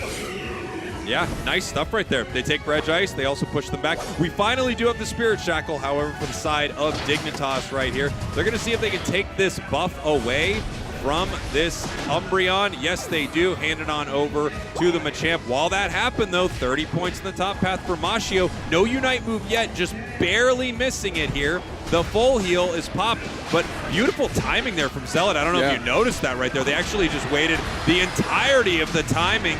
No, not able to pick up the KO. Mame with the save. You can see the combination of the strength of submission, right? It was submission into psychic into cross chop, and it brought Mashio very low. However, that drop kick stomp Zarina has no problem getting out of dodge when things are getting a little froggy. Yeah, and now it is level 9. So we've got the Unite moves on the side of Fennel. No Unite moves on the side of Dignitas just yet. Otter possibly being caught right here with the foul play, gonna have to peel back. They're going to be able to take some shots here. Blastoise giving great vision for the team. Getting good vision, but I think it was more to body block to make sure they couldn't collapse in a way that would be very difficult to contend with. Surfing those birds ways, hydro pump into the hands of Otter. Still, these teams are very much so respecting each other's power levels and really just kind of walking by. Yeah, it really does feel like no one wants to make a big mistake here, right? 0-34 on the scoreboard. The objective, the first one, going over to the side of Fennel. We have Zealot here on the Machoke, able to start a fight possibly. Zarina staying in the top path. Can they get Mashio right here? They could be looking for it. Yes, they take to the sky, trying to pick up the KO right now, and they get it. Right into the Psyduck Unite as well to mitigate that damage out of Fennel. And now it's just the Snarl Umbreon leading the charge with Mame in the back pocket, taken by Mega Charizard Y. They would love to have another target here. They did force out the Moonlight Prance, and that is another knockout for Dig. Meanwhile, we got Zugrug scoring a ton of points downstairs. Whoa. Big Machamp Unite into the back line. Reggie Alecki hits, and that's a goal zone closed. All of a sudden, Dig is up by 100. Mashio is so low. Can they convert into another knockout, says Dig. And it's enough to scare Fennel away. The knock-knock arrow flying, AK barely making it out of that fight. We have Registeel going down right here. Nice unstoppable right there from P. Able to take down the objective. We have them sent up into the air. Can they make it in time? They're trying to help, but a beautiful play pulls them away from that. What a back and forth fight. Now Dignitas up 130-34. As soon as that Charizard got its Unite move, the combinations from Dig have been impressive. Yeah, they're doing a great job too, making sure Fennel doesn't get any of this contestable energy. I love the use of the Hydro Typhoon Surf to buy time and see if they can get a cheeky knockout on Fennel, but they're not willing to play ball. You want to talk about back and forth? We're seeing it right now. Another knockout on that Latios. Yeah, that's a huge knockout right there. They definitely prioritize that. It's very important. We can see P not really able to fight this right here. If they stay too long, they're going to get caught. They did get caught by the Psychic. Another beautiful catch there from Inder. We're going to see if this, nope, does not get KO'd there by the Unite move. Inder may leave for this fight. The Spirit Shackle does find Mame in the bush. The question is, do they want to keep throwing those arrows towards it? Dragon Breath misses as they're going to peel back. B1 on the run as well. Reggie Drago is here. Mashio's going to focus on that. Another Charizard Unite. They're isolating this arena down. You've got the Latios Unite back the other way. After they are isolated by the Queen, they are put down. Knock Knock Arrow is back. Mashio is down. Tons of damage in. However, Mame is able to just hang tight for just long enough. Are they going to go down? Yes, to the other support on the other side. Yeah, and here we go. We have Toon moving down towards the bottom path. Reggie Drago picked up there by Ender. So far, the fights are really back and forth here. Obviously, we have AK1 on this Latios. The longer the match goes on, the more powerful they will become. But we only have a minute now until Groudon dupes next. Dignitas is ahead. The fights are going well for them. If they continue getting these catches and these combinations, it's going to be tough for Fennel to win. They are solo isolating Mashio right now. If that Zarina is in sight, that Charizard Unite move is being used. We are going straight into the Charizard Unite. Knock Knock arrows, this, that, and the other. Everything in the kitchen sink to set up a knockout on this arena, because if you let it go unchecked, it has so much escapability and self-sustain. And here we go. Charizard actually in a lot of trouble right here. Massive catch. Massive catch for Fennel, and they are turning their priority towards this big fight. They're continuing to push right here. Ender noticing it. Can they stop them from getting the Decidueye? They do. Huge Unite move, and Mashio goes down. Mashio goes down. Machamp missed a lot of targets with that, however, but the advantage is now to Dignitas. Oh no! Two back-to-back. It's the Flight Twins that are getting it done. The Wonder Twins summoning the KOs for this Fennel squad. Now they pivoted to Groudon. They're working right through it. Dignitas is working their way in. Charizard scoops to the skies, and they just have to burn everything down. But it's AK1 that takes it for Fennel, and they're looking to bury Dig under the weight of these two Pokemon. Beautiful timing there from Fennel. You saw them hesitate for a moment to make sure that the Spirit Shackle could not get it. We are now trying to see if they're able to pick up a KO right here, but instead they have to run back from this. 229 to 422. A beautifully executed fight there by Fennel. As soon as they caught the Charizard, they knew that they were able to take this objective. They just had to pull more and more members of Dignitas in. An incredible catch. Incredible catch, and Dignitas could not keep themselves from getting split. They had a miscommunication there. You saw Zugrug shoot to the middle. Meanwhile, Ender was on the left-hand side of your screen, and Otter was getting beat up on the retreat. Fennel, great job dissecting Dig. Right now they are looking for where multiple members of Fennel are. However, they were not able to find anyone. You see the damage from AK, almost able to take down Blastoise in a single moment right there. Looking for a score here, Blastoise Unite move, but I don't think it's going to be enough in this moment. 590, 351 with only 22 seconds left. They just simply don't have enough points on the side of Dignitas. They're trying their best, they're doing everything they can, but they are too far behind. Beautiful final fight from Fennel. They were behind heading into the later moments of that match, but they caught Charizard. They knew it was enough, and as soon as they did, they were able to take a huge win. Massive, massive game one. Big time double stomp out of Zarina there to put the exclamation point on this victory. Fennel taking game one of your winners finals. We gassed up Machamp quite a bit, and Zealot could not really feel like it was having the same impact we've been seeing all day. You know, I don't know. I actually think that there was insane impact from multiple members of Dig. I just thought as soon as Charizard got caught, everything started to go wrong. Before that, it was a well-oiled machine. I was so impressed with all the catches. You're right, though. Even more than Machamp, it was the Psychics from the Psyduck that was setting up so many massive plays for Dig. If Charizard does not go down, if they are not split like that, if Fennel doesn't put the pressure on in that moment, I think that was going to go another way. But so well played by Fennel. I mean, what a great choice to really get aggressive when they saw Charizard wide. Yeah, obviously that was a great catch. I do think there was an opportunity, though, for Dig to bounce back. Obviously, when that happens, it's easy from the cheap seats up here as we are going into what looks like the last 3 minutes here of game number 2 of our lower fourth. Yeah, we'll talk more about Dignitas and Fennel very soon. Reject Nemesis right now. Nemesis needs to stay in this tournament. The only way they can do that is to beat Reject here and take them to a game number 3. Sync 1 at level 13. We've got the Inteleon also at level 13 on the side of Reject. Once again, Overlord on the Delmize. Nice charge beam Miraidon here. I mean, they have great consistent damage on a pretty tanky front line, right? I mean, Blissey, Delmize, and Blastoise on the other side. You're working with this charge beam Miraidon to try to shred that down. On the side of Reject, though, they are slightly behind on the scoreboard. Not so bad on levels. Yeah, very, very close on levels for both of these squads, but a little bit behind. Reject is going to need to make a play. They get Umbreon, not much happening here. Mean look right now. Delmize in some trouble, and it looks like we're moving forward, Dubesnacks. Big time liquidation as well. Charge Beam Miraidon needs to try and close the door on some of these. We're forcing out the stomp, but the Mamoswine goes down before they can trample anybody. So now you have the support core again just down for Nemesis, which means Reject is in complete control. They still have 4 Unite moves. They got 4 Unite moves, and they also are just looking for this objective right here. Overlord getting pretty deep as we have multiple members of Nemesis trying to get closer towards this Groudon. It's getting very low right here, turning into a flip. Who is able to get it? It's Reject. That was a shaky call. That did not look as convincing as maybe Reject would have liked it, but they come away with it anyways. Now they still need to score. With the whole team down, though, I think they got a decent chance. Yeah, that's usually a way to do it. If you KO the entire enemy team, it's kind of easier to put the points in, and this means Reject is going to move forward here, eliminating Nemesis. Yeah, I mean, all they have to do is not completely punt away the game here to the other team.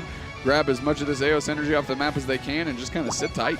Yeah, just hang out, wait for them to come by. You also can run towards their goal zones and score more points. It's always possible. You're getting great information here just in this tall grass. Looks like it is over for Nemesis unless Reject makes a huge mistake.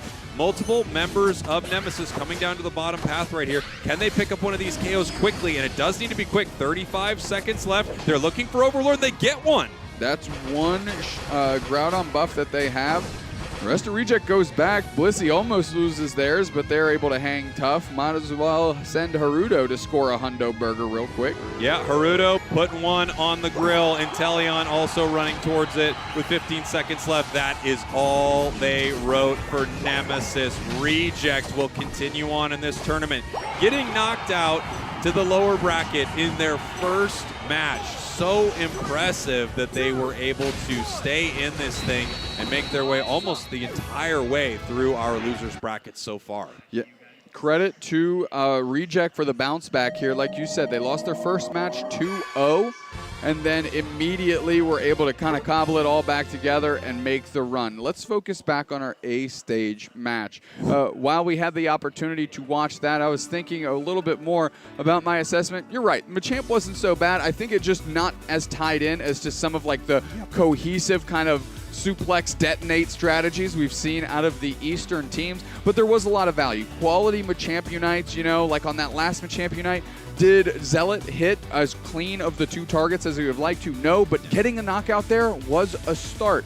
And that's why I want to draw your attention back into not necessarily the catch. I think the catch was obviously a huge impetus, but I think what was even more devastating than Toon getting knocked out is the kind of craziness that it injected into Dignitas. Yep. Because they ended up in 3 different spots across the other 4 players, and they still tried to drag this thing back together as we are watching the final moments of this Groudon Secure. And you can see it's just not low enough yet. And this is something I was talking about. They held it. It's not low enough yet, and they just didn't have the arrow ready to go after that. Finally, the Secure here for the Latios. And, you know, by the end of the game, it's so unbelievably strong that it's able to make a play like that. Charizard not able to get there in time to stop him. The knock-knock arrow not able to make it happen either. Fennel stayed in this game. They kept a cool head about it, even though they were behind heading into this fight. Got a great catch on Charizard. And then, yeah, they really just got Dignitas to kind of fan out, make some mistakes, spread their squad out, put Fennel in a position to secure. I think if I'm Dignitas, I'm very happy about 2 things. One, Fennel can't pick up Zarina again, because I think that was an issue. 2, obviously, the Jet Engine twins aren't going to be available either. I, again, want to harp back on the catch, because it was the most critical moment in that match. You mentioned yourself that Dignitas was ahead, doing a good job, you know. At worst, they're at parity on experience, probably just a little bit in front. So getting the catch on Toon was huge. But you have to focus back on where the split happened.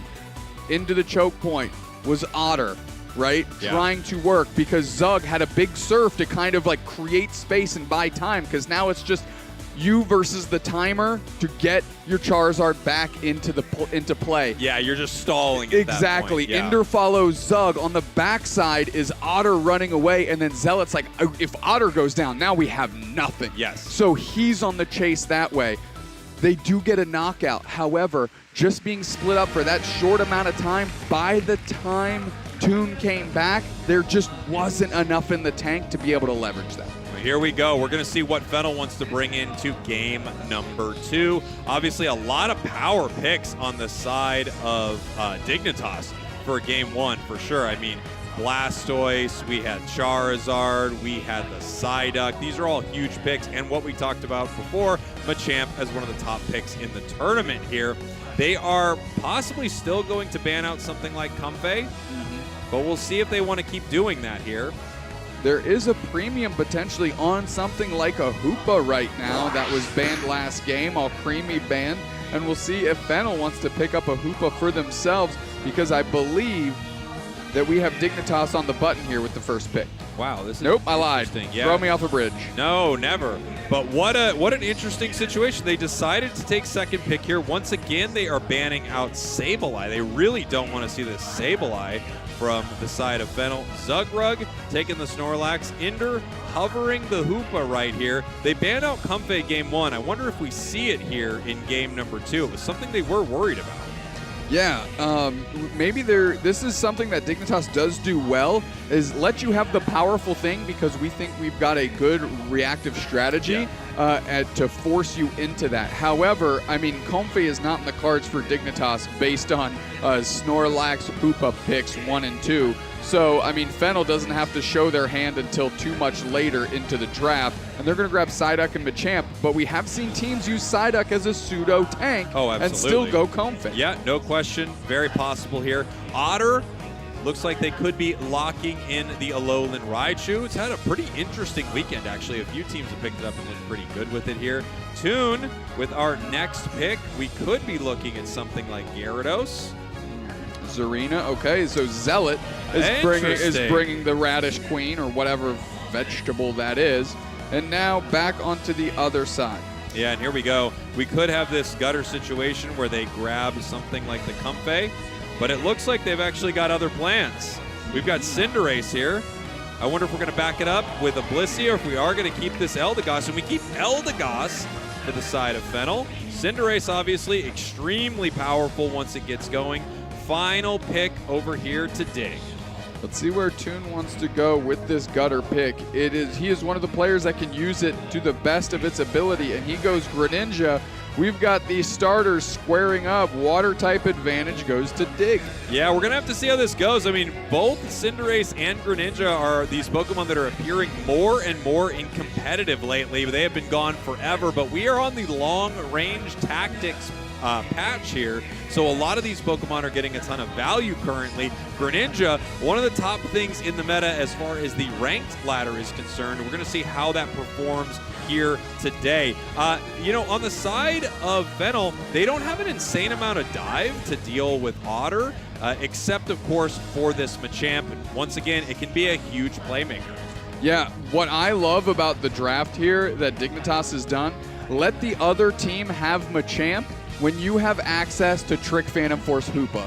So if something does get submitted, hopefully you already got the trick on it and you can pull it back through with the Phantom Force. So I can tell you, for many reasons, I want to see this game go to Dignitas. I would love to see a Game 3 right now. Absolutely. Of course, this arena wants to see Fennel move on, and if they do win this game, they secure their spot. They are the next team qualified for the World Championships. They will be joining Team Peps. Dignitas, your purple team.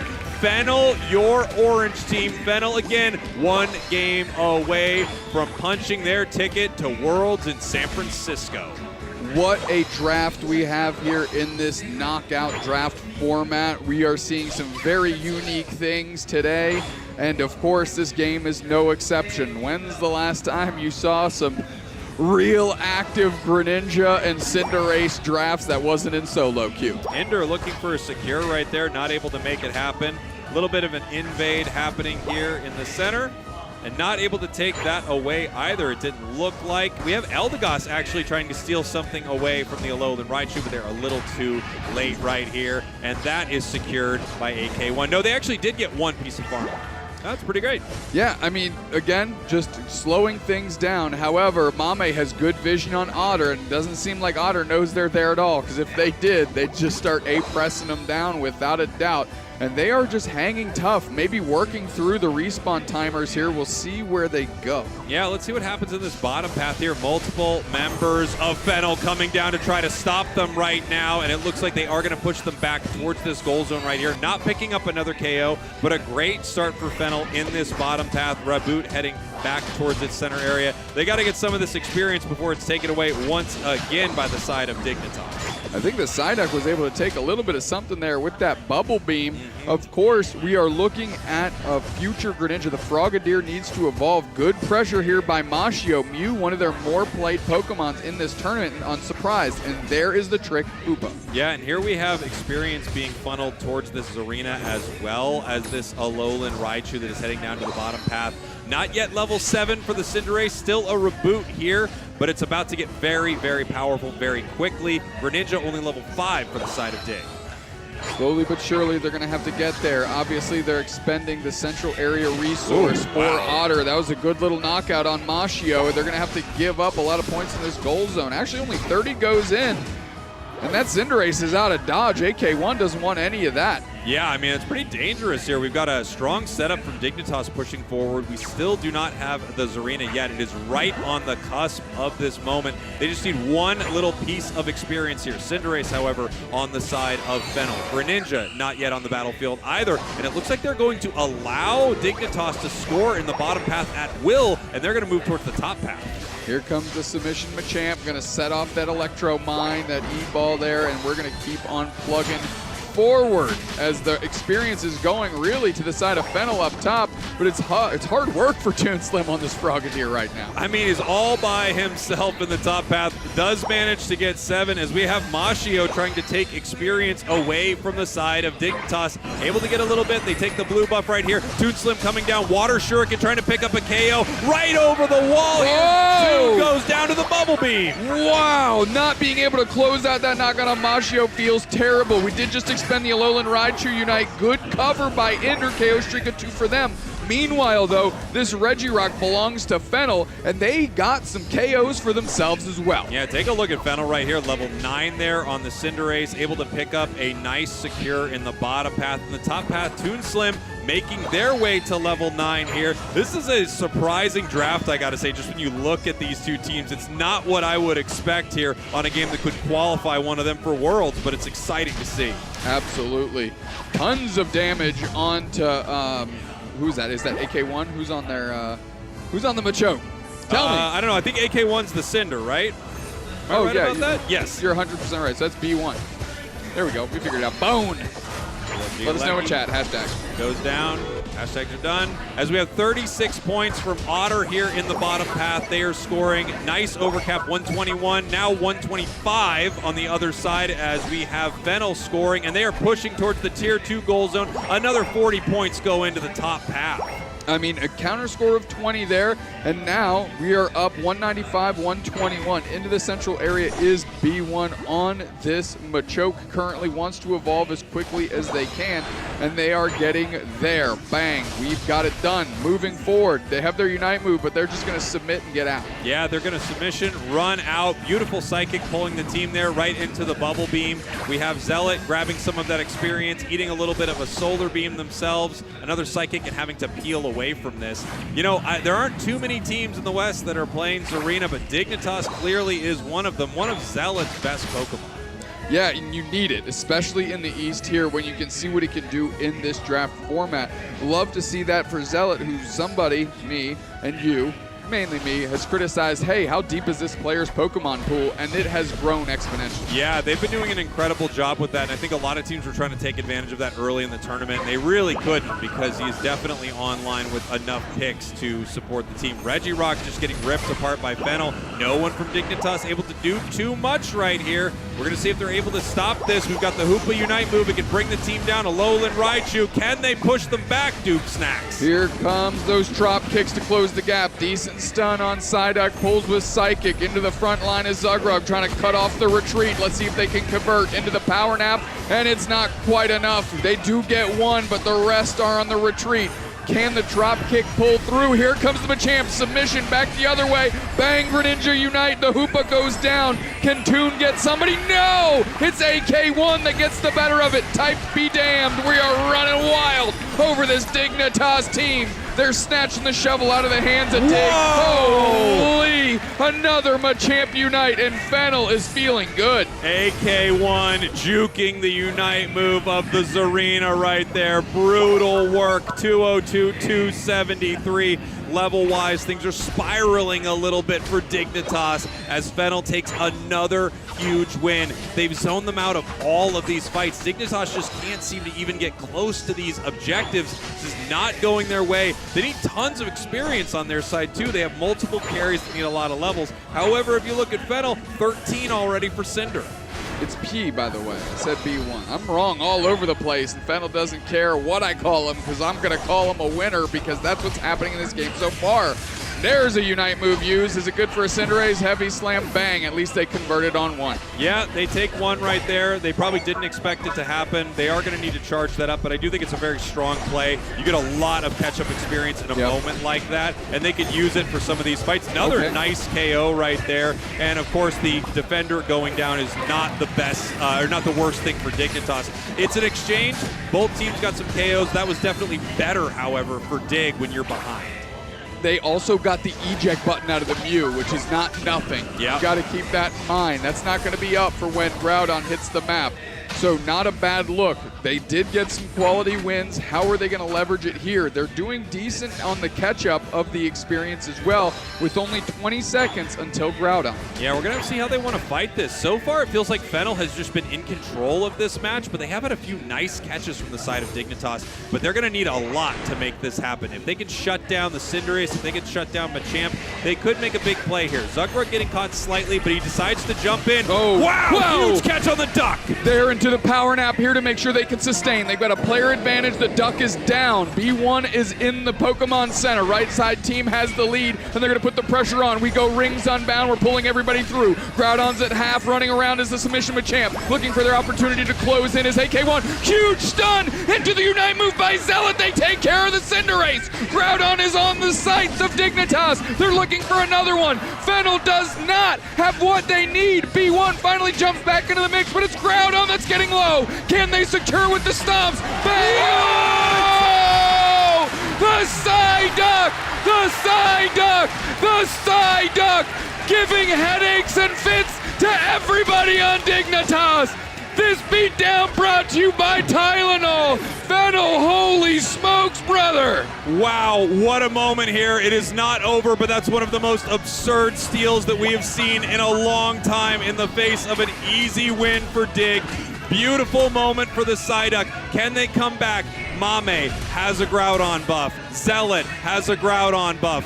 40-some points separate these two squads. If Mame scores full pockets, that means Zealot's score will be nullified. How do they play this Dupsnax? This is going to be insane. This is wild. Fennel keeping themselves in the game, and they're just racing. They're just sending everybody. They're just going for it. It's going to be a scoring race in the last 30 seconds, Spraggles. Get your calculators out of your sponsored abacus, because we're going to see what we can do. 4:21, 3:53, Fennel's in charge. 20 seconds left, and I don't think Dig knows that they're losing quite yet. Bears are Greninja Unite. They're going to try and pick up buffs. They need to send buffs. Oh, Ender's on the backside at the home base. They can pull back through and go for scores. 4:43, Dignitas is winning. We're going back the other way.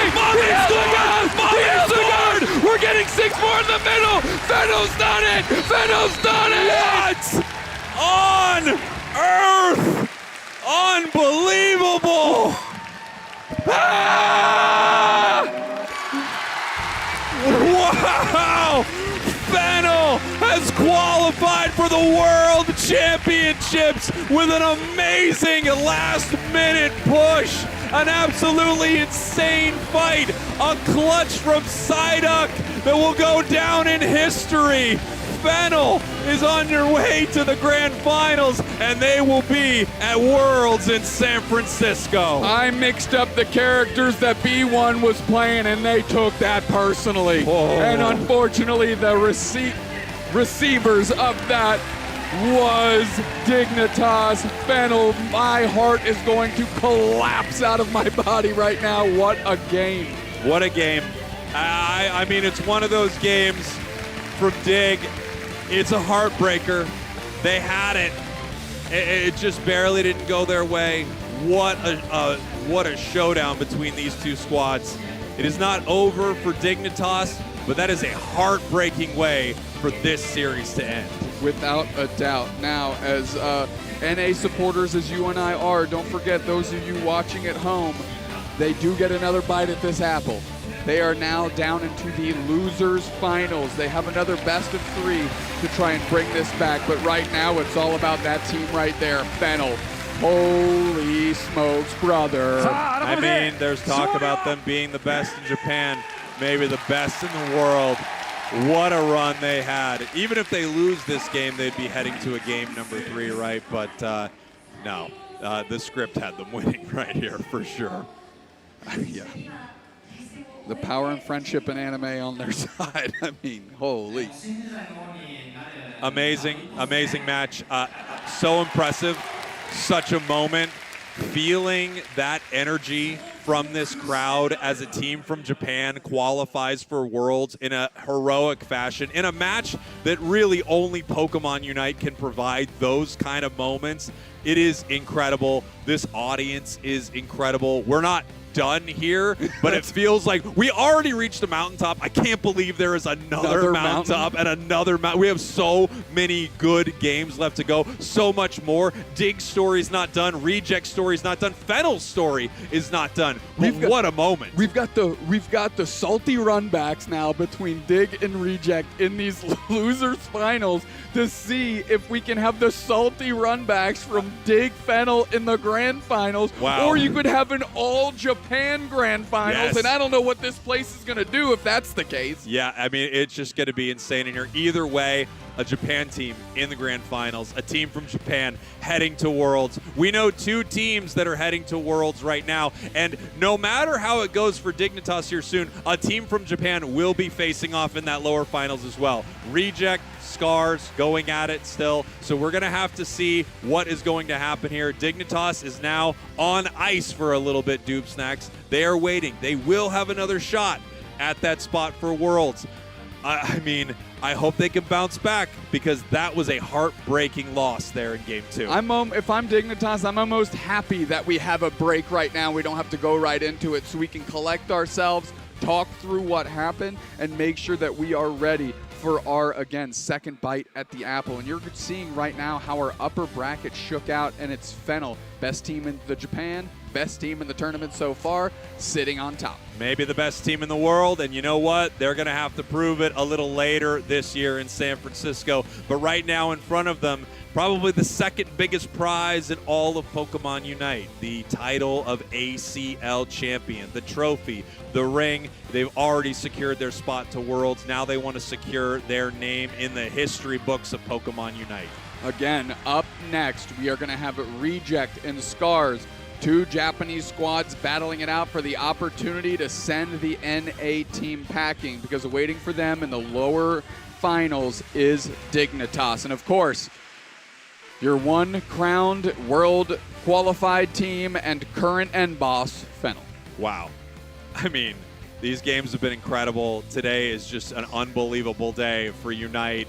It's matches like this, the feeling in this arena, it's like these moments, I am so grateful I get to be a part of Pokemon Unite and get to be a part of casting some of these games, because it is unreal in here. It is. I mean, I'm glad we get a break so I can try and slide back down to a regular heart rate here. I'm glad they have a medical staff because I'm going to go check in with them. Yeah, we check in with the medical staff a lot. They're kind of annoyed at us at this point, but that's where we're heading right now. You don't head anywhere because we have more incredible action coming up. We've got some games going on. We will then be moving after this towards our losers bracket final that will decide the second team heading to Worlds and the team that will be facing off against Fennel. Don't go anywhere. We'll be right back.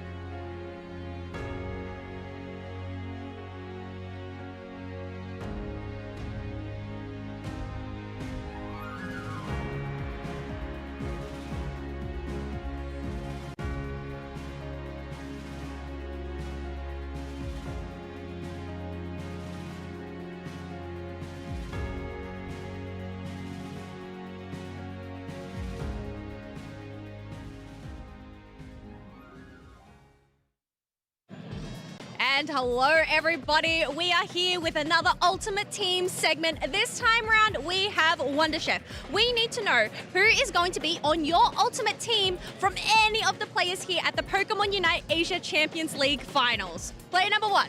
All right, if I have to choose my dream team from all the players that are here, number 1, Zugrug. All right, Zugrug number 1 from ROOT Dignitas. Who's going to be player number 2? Inder from ROOT Dignitas.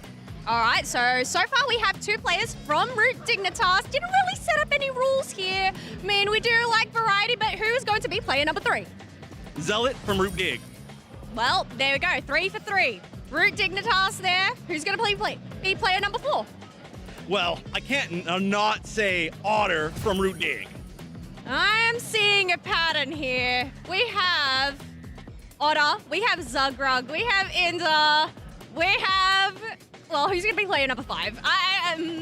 Well, I can't not say the most important member of ROOT Dig, Kid Tans. Sorry? Kid Tans! Kid Tans, there we go. We have Kid Tans coming on in. So, sorry, Toon. I guess you're excluded from Chef's Wonder Team, Dream Team, Ultimate Team. Who? Whatever team it is. Who are you talking about? Is it the Toon Team? I don't know. I don't know who that is. All right. Well, there we go. Thank you so much for that, Chef. I think we can see a team he is clearly rooting for here at the Pokémon UNITE Asia Champions League Finals. Welcome back, everybody, to the Pokémon UNITE Asia Champions League Finals, and we are headed into our losers semi-finals matchup. We are down to the final 4 teams in our tournament from an original 16. A lot of broken dreams, but a few teams with a World Championship spot still on the line to play for. I'm Joshua Hebert. This is Kelly Wilson. Kelly, how you doing today? I am doing great. The crowd has been absolutely amazing. The matches have been absolutely amazing. Yeah. But you mentioned there's 4 teams left.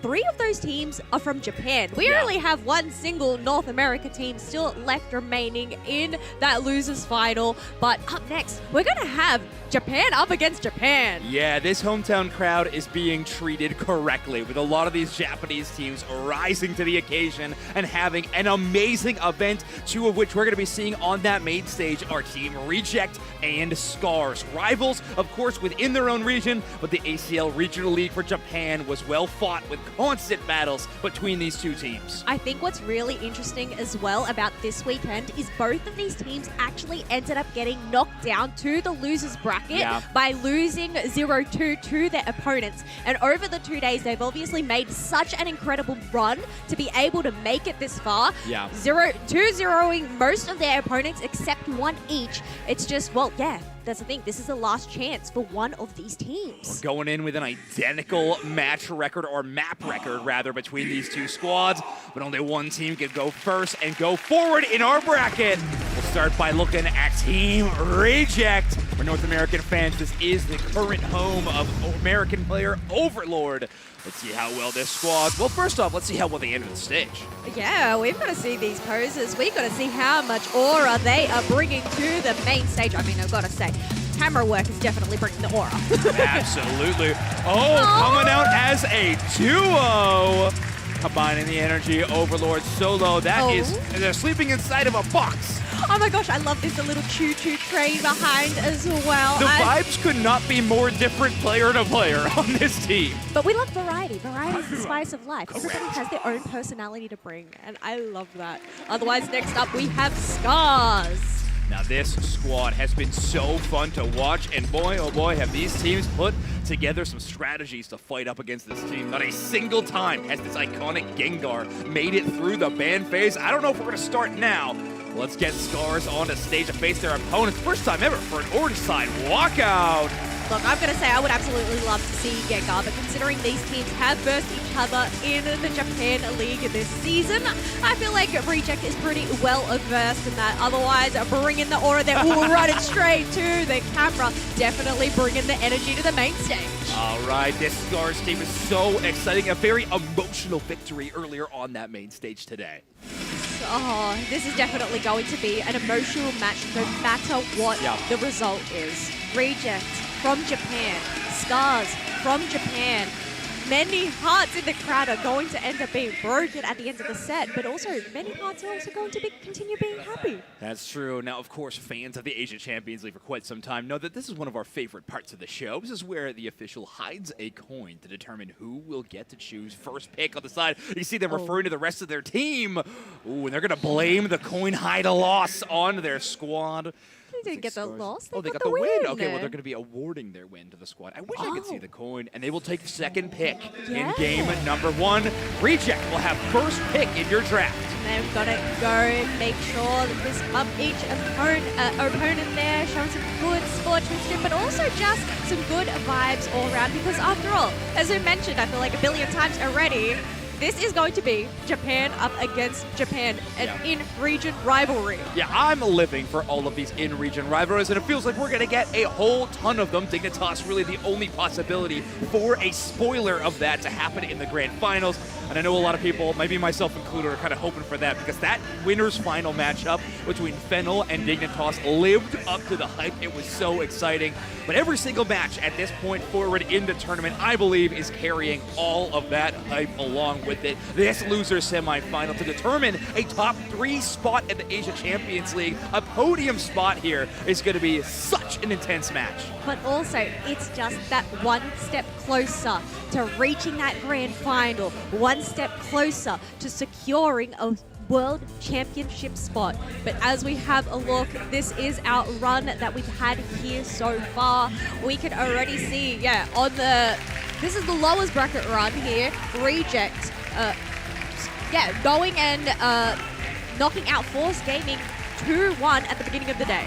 Yeah, essentially all the games we've seen today are on this bracket, including winners and losers bracket. But yeah, Reject, Force Gaming, and Team Nemesis dispatching them. Scars taking on Onic Rise and Rival Esports. So a lot of really intense matchups. We take a look at some of the team stats actually from Reject. Overlord averaging over 150 points scored per game.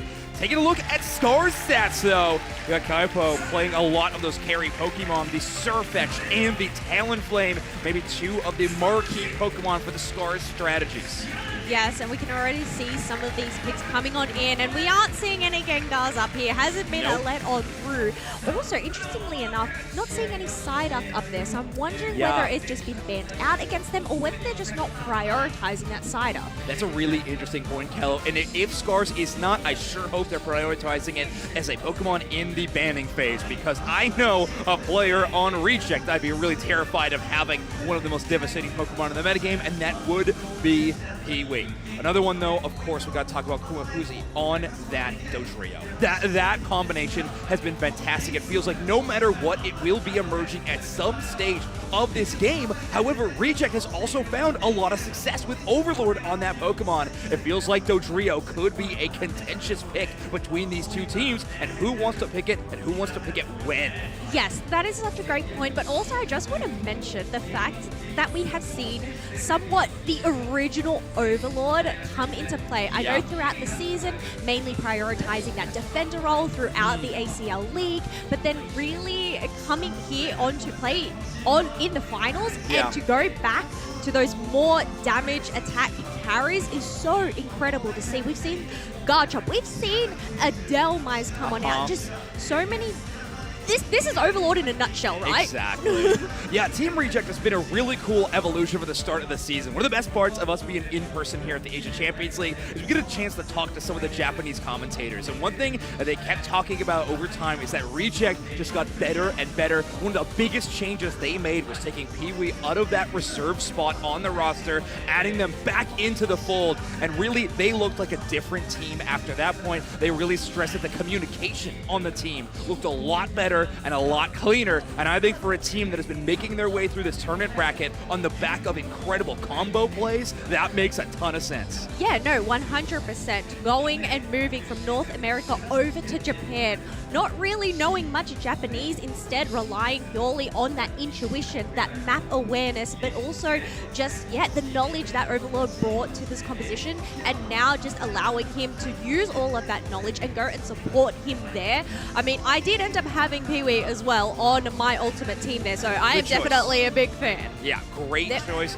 I'm always gonna give props there. I think I had Otter in that role, but Yeah. Pee-wee a close contender as well. But this Scars team, I think, has maybe been one of the most impressive ones at the tournament. Right before we hit the go live button on these cameras, Kello, you and I were discussing how these two teams might be some of the most creative teams in terms of Pokemon selection left in the bracket. They are very willing to pick weird options whenever they think it'll give them some success. So I do think this drafting phase between these two teams could be strategic, but also extremely interesting in terms of the outlook we get from these squads. You know what? I am all about interesting. I want to see some weird comps come on out up next, but we'll have to wait and see what they end up deciding, whether they do decide to go for some weird, unusual comps that we haven't really seen to try and catch their opponents off guard, or whether they're just going to play it safe, especially considering how much is on the line. This is the lower semi-final. There is no safety net after this. It's either win or go home. Yeah, there is no room for error in these best of threes. It can also be quite unforgiving, and that's even before we start considering the new rules implemented for the Asia Champions League finals in what we're dubbing the knockout draft. Obviously, only having one opportunity to play a Pokemon in the entirety of a series. In my opinion, that upper final kind of defined by that. So many power picks for Dignitas in that game number 1. Taking that loss and having access to none of them in game number 2 was really, really tough for them to play around, in my opinion. We'll see what it looks like going into this next game, though. This will be really, really interesting in how we start, because obviously, whether win or lose, those Pokemon will be eliminated from that option. But here we go. We are headed into draft for game number 1, Kello, in our loser semifinal. I know I'm a little bit earlier, but let's go here. I mean, I feel like I need to wait until the actual game starts. But, oh, look at this. You mentioned this no drill when we had this discussion. And Reject are going to ban that triple-headed bird straight on out. Now, the question to me is, do we also see a Gengar ban? At this point in time, obviously you have first pick. You could be a bit more creative, but 2 extreme targeted bans has been quite rare in our drafting phase. But there will be an Umbreon ban as well. Okay, so a little bit of flexibility. So far, Scars might be salivating at the chance of getting our big old Ghost Boy. Well, we can see that Surfetch is being hovered over here, and Feels it like a is great going option. to be locked on in. It's Whoa. just going to depend on what there was no delaying there from Team Reject. They decided to go and ban away that Mega Charizard. Mega Charizard, why such a powerful threat, and Zacian right there with the best of them in terms of meta-defining Pokemon at this tournament in particular. Reject will have the chance to pick up them a champ, which does mean we have options like Blastoise, like potentially Psyduck, of course. So many incredibly powerful Pokemon, and that's not even considering the fact that Scars might get their chance to play this iconic Gengar finally.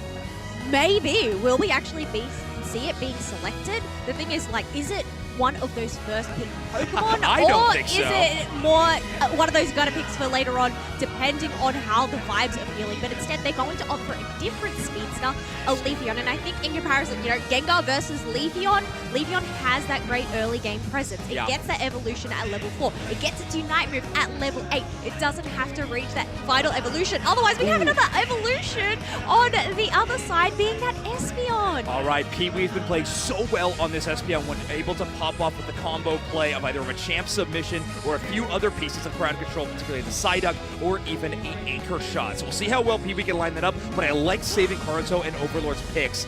Currently, Scars hovering a Buzzwole and a Latias. Latias Pokemon likes to work in tandem there. Kusamuzi going to go with a different kind of bird. No Dodrio available. They will pivot to the Cramorant. Hold up. They've decided to keep Carpio's pick until the last second there.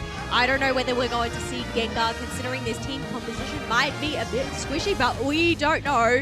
One other thing, though, we have is Garchomp being hovered over. It's just, what is Overlord going to select? It's going to be the Delmites. We have actually seen this multiple times over this weekend. Yeah, it's interesting to see the Delmice in this Oh, line. yes! There it is! We get it! The Gengar! There are so many Zoinxes in this crowd right now. I can't believe it. I can't believe how many people are sharing the energy for the Gengar right now. Kaipa going to be running double glasses as well as that Drive Lance maximum special attack damage.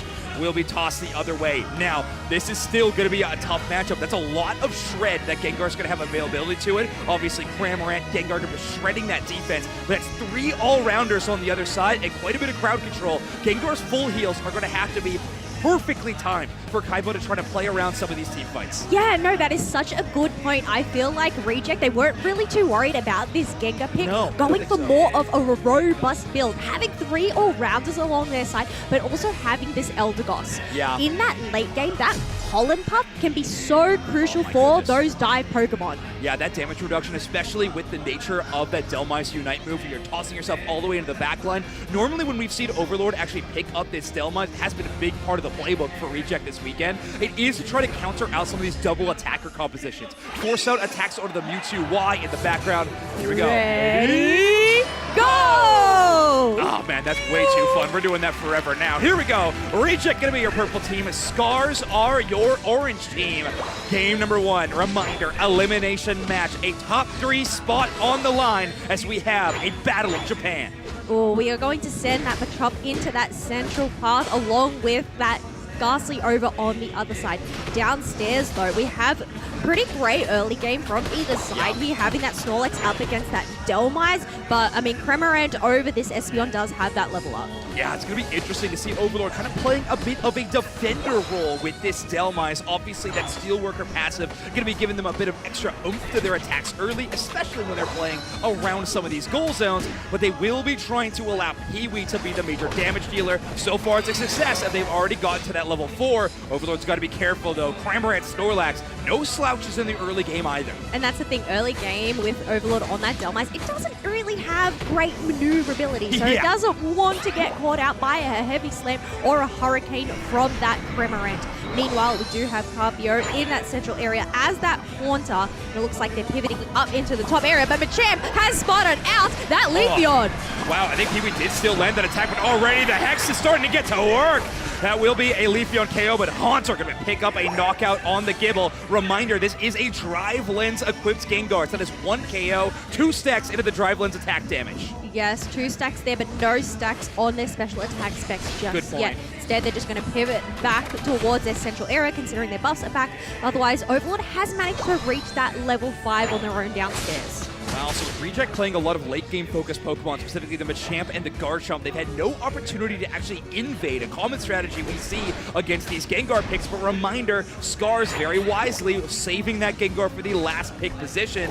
Knew that it wouldn't be a problem, and Central Area has been safe so far. Snorlax going to take a ton of damage, but a lot of speed options. The X-Speed and Battle item, as well as the EXP share equipped to their Snorlax. Yeah, that is going to put that on cooldown for quite some time, but also forces them to retreat on back, allowing Reject to go and collaborate down in this bottom path. It's currently a 4v3. Big score for Overlord, actually getting 30 points in. Heavy Sun going to cut up short. And Reject is actually very happy with how things are going in the bottom path, I have to imagine. Espeon getting a few levels, Dhelmise getting a few levels. The problem area is absolutely this top side. Scars is crushing it. Eldegoss just finally getting available as they were stuck in that Gossip Floor stage for quite some time. Big push, though. Oh, I was going to say, it wasn't only the Gossip Floor, it was also the Gibble that got shut down quite a while, only turning into that Gabite. Otherwise, we are seeing some momentum from Reject being able to get in some dumps finally in this bottom path. A big old flip for the Snorlax, but the Berry is there to go and save the day for them. Yeah, incredible play from this Snorlax, playing around that Gluttony passive for a bit of a speed boost back to the healing berries. But he has the Leafeon moving in the back line. A check button for the Garchomp will keep them safe, and they Dragon Rush away. Reject catching their breath after they almost lost all of it. Yeah, that was really close call for that Leafeon. Not only did they have that Psyshock, but also the Dhelmise tried to catch it out. Oh my gosh, the Anchor Shot onto the Latias. They are able to use that chip onto that Cramorant. Nonetheless, it allows Reject to go and get that Regirock. Yeah, big power whip as well.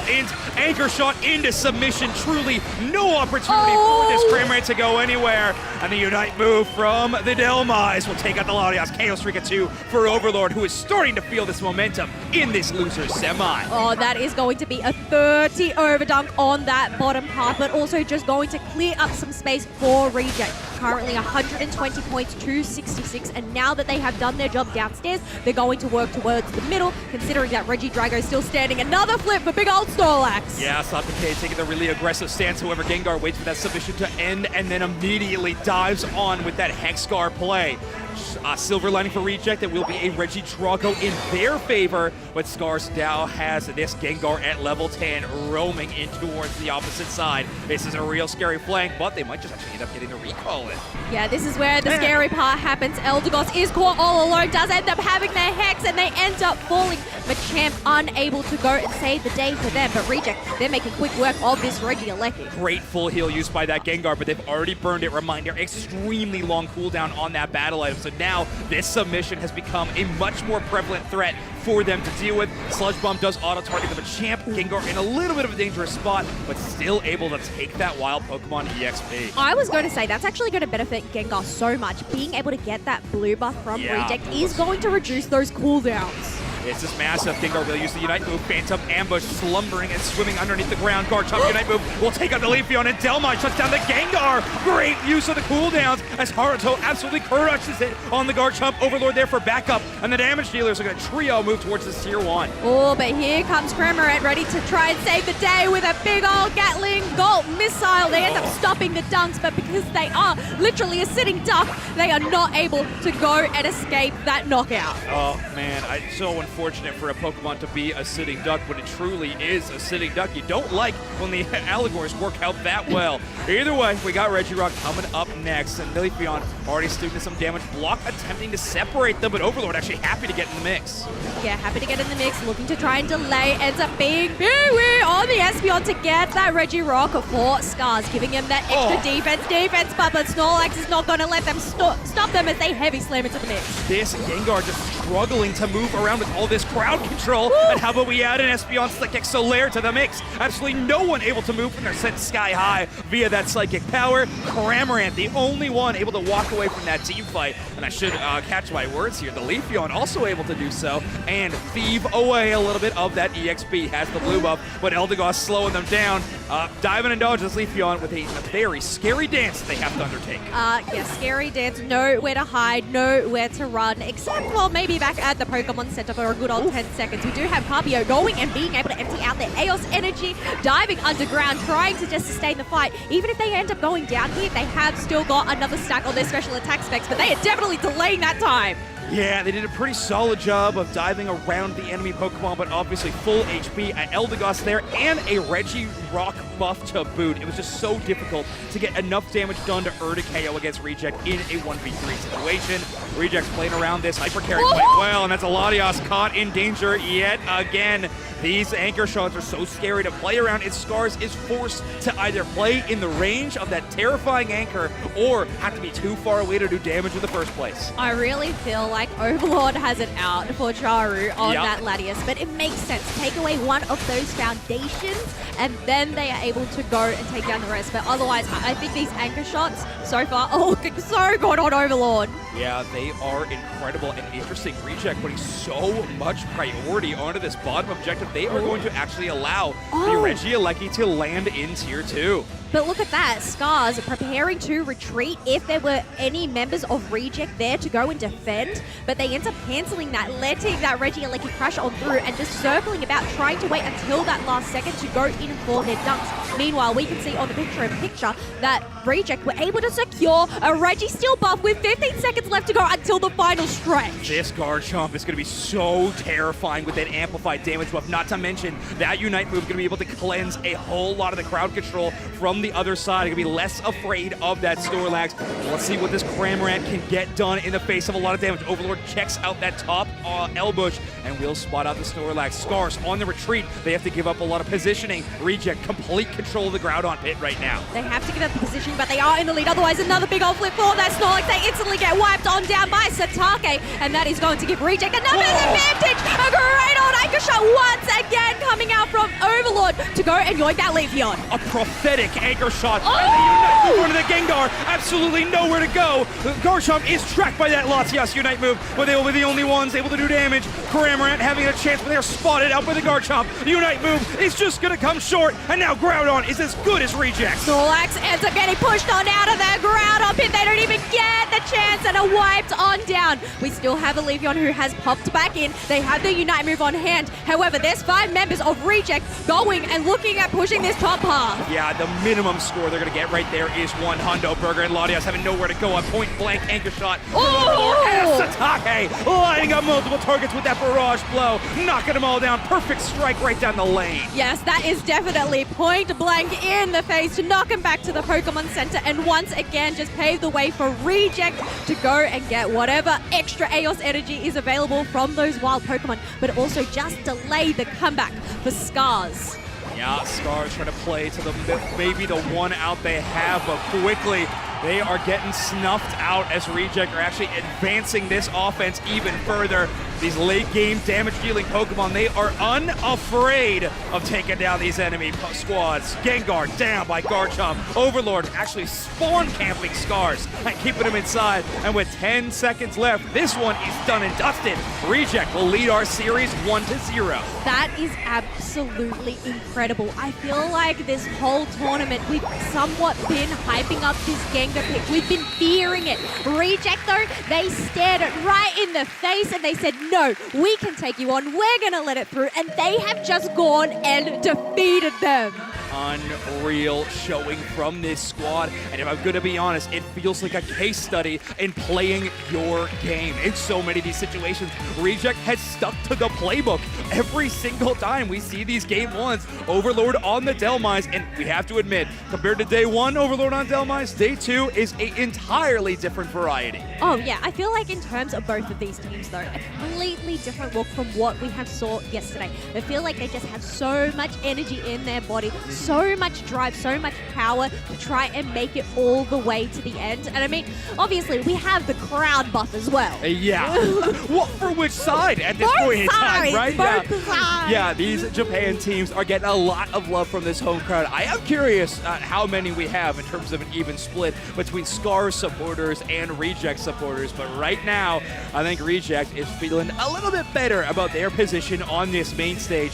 A 1-0 advantage could be so important when this goes deeper on in the series. Knockout draft gets scarier and scarier.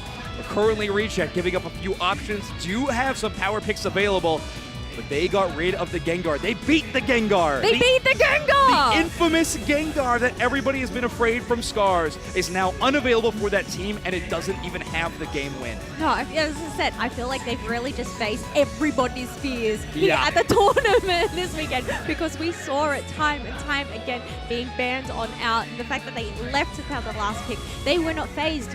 And, you know, it seemed like, oh, okay, this Gengar could potentially work here, but I feel like Reject, they just had that plan in their mind from the get-go. Notable nightmare defeaters, Reject. Notable nightmare defeaters. Notable nightmare defeaters. They are crushing it. Really cool to see Overlord stepping up to the plate. I think Satake had a really impressive game on the Machamp as well, but I think this was one of Haruto's best games on the Garchomp. They had so many just game-swinging team fight moments with that Pokemon, really able to win some 1v1 fights and also be a big factor in some of the bigger 5v5 moments. This is things where things start to get a little bit more tricky. We do have the final special rules in that sense where if you have played it in that first or second game, well, they're obviously going to that second game, but if they've already played that Pokemon in that first game, they're not able to select it this time around. So what are they going to opt for? That's Delmise out. That's Garchomp out. That's Eldegoss and Machamp out. What are we going to end up seeing moving on forward? I mean, these teams, though, I feel like they have deep pockets in terms of the Pokemon they can play anyway. Yeah, if I'm in Reject's shoes, I am focusing on trying to get the Psyduck pick. If I'm in Scar's shoes, I am absolutely banning that Pokemon right out the gate. I think you do have to still ban out the Surfetch. It is an extremely powerful meta threat, and with the way that I guarantee Haruto, Satake, or Overlord, all three of them can absolutely play that Pokemon, I think you gotta keep going back to that ban every single game. You might be locked into that one for the entirety of the best of 3. Yeah, well, that's the thing. We didn't even see Psyduck ban nor pick in that last round. Right, which is kind of bizarre to me, by the way. Man, maybe it's just a matter of, saving it for that second game, no matter what the result was. I think it has to be. In a world where you play Eldegoss or Psyduck, I'm basically going with that Psyduck almost every single time. But here we go. Let's get some answers to the questions that we were posing here, Kello. These bans might actually be some of the most important ones of any of the games I've casted so far. Let's see if Reject returns. For them, I actually don't think much reason to pivot either way. I think the Dodrio ban worked out quite well for them. I could see them returning to that. Wait. Okay, so we don't have a Psyduck ban, but we have a Blissey ban. I know we don't exactly have stats this time around. I know we have seen Blissey come on out, that Safeguard helping hand, but I'm wondering what the play is here, considering we didn't see it in that previous game. Yeah, we haven't seen it in the previous game. We have seen Reject play it a few times early on in the tournament, so not a huge shocker there. And reminder, these teams have switched who's picking first a little bit, so I think that is the story for why Surfetch is being banned away by Reject. Now, Scars have so far banned away the Blissey and the Mew, and there it is, that Psyduck ban. I think you have to ban this Pokemon against Reject. Maybe in Game 3 we see it emerge. Will be a Machamp ban as well. Okay, like these from Reject. Now, what does Scars want to put towards that first pick? Blastoise, in my opinion, a great contender for an option. But you also have Umbreon and, Zacian. Okay, here we go. Zacian, we've actually seen some incredible Meta Claw dodges from Zacians here today. So I'm wondering what Rejects are going to answer back with. But yeah, you called it. Blastoise being such a great contender to pick up first. Yeah. We have Reject hovering over that Pokemon right now. Ooh, a Mimikyu. A very early pick of the Mimikyu, in my opinion. I think currently Scars does have a chance to draft extremely defender or tanky heavy and try to slow down that Pokemon. However, that has not been the identity of Scars whatsoever in our tournament at all. So this could be a really cool risk by Satake to pick this damage carry early on and kind of force Scars out to say, I know what you're going to be playing. And yeah, a Mega Charizard Y option being picked up this early. They're loving the Mimikyu pick right now. Yeah, exactly. That's actually working out in their favor. And I guess Mimikyu can be quite versatile depending on what moveset you go to. So it doesn't really just make it work with whatever the opponent does into picking. But that Mega Charizard Y is going to be paired up with that Umbreon. We have seen some great Umbreon plays here today as well. But okay, Miraidon is a Pokemon I feel like we haven't seen as much though. Yeah, not much at all. Now, it might be a call out to see what Scars is going to be attempting to play. So far, they don't have a lot of dive. It is just a lot of backline. Mega Charizard Y and Zacian going to be joining the brawl. So it will be a relatively safe Miraidon so far up until this point. Scars might have an opportunity to get something that could get into the backline. Hovering a few options. It might be that Ceruledge. So actually kind of focusing on the brawl between the Blastoise and the Mimikyu a bit more than trying to dive this Miraidon. This is a relatively safe Peewee, by the way.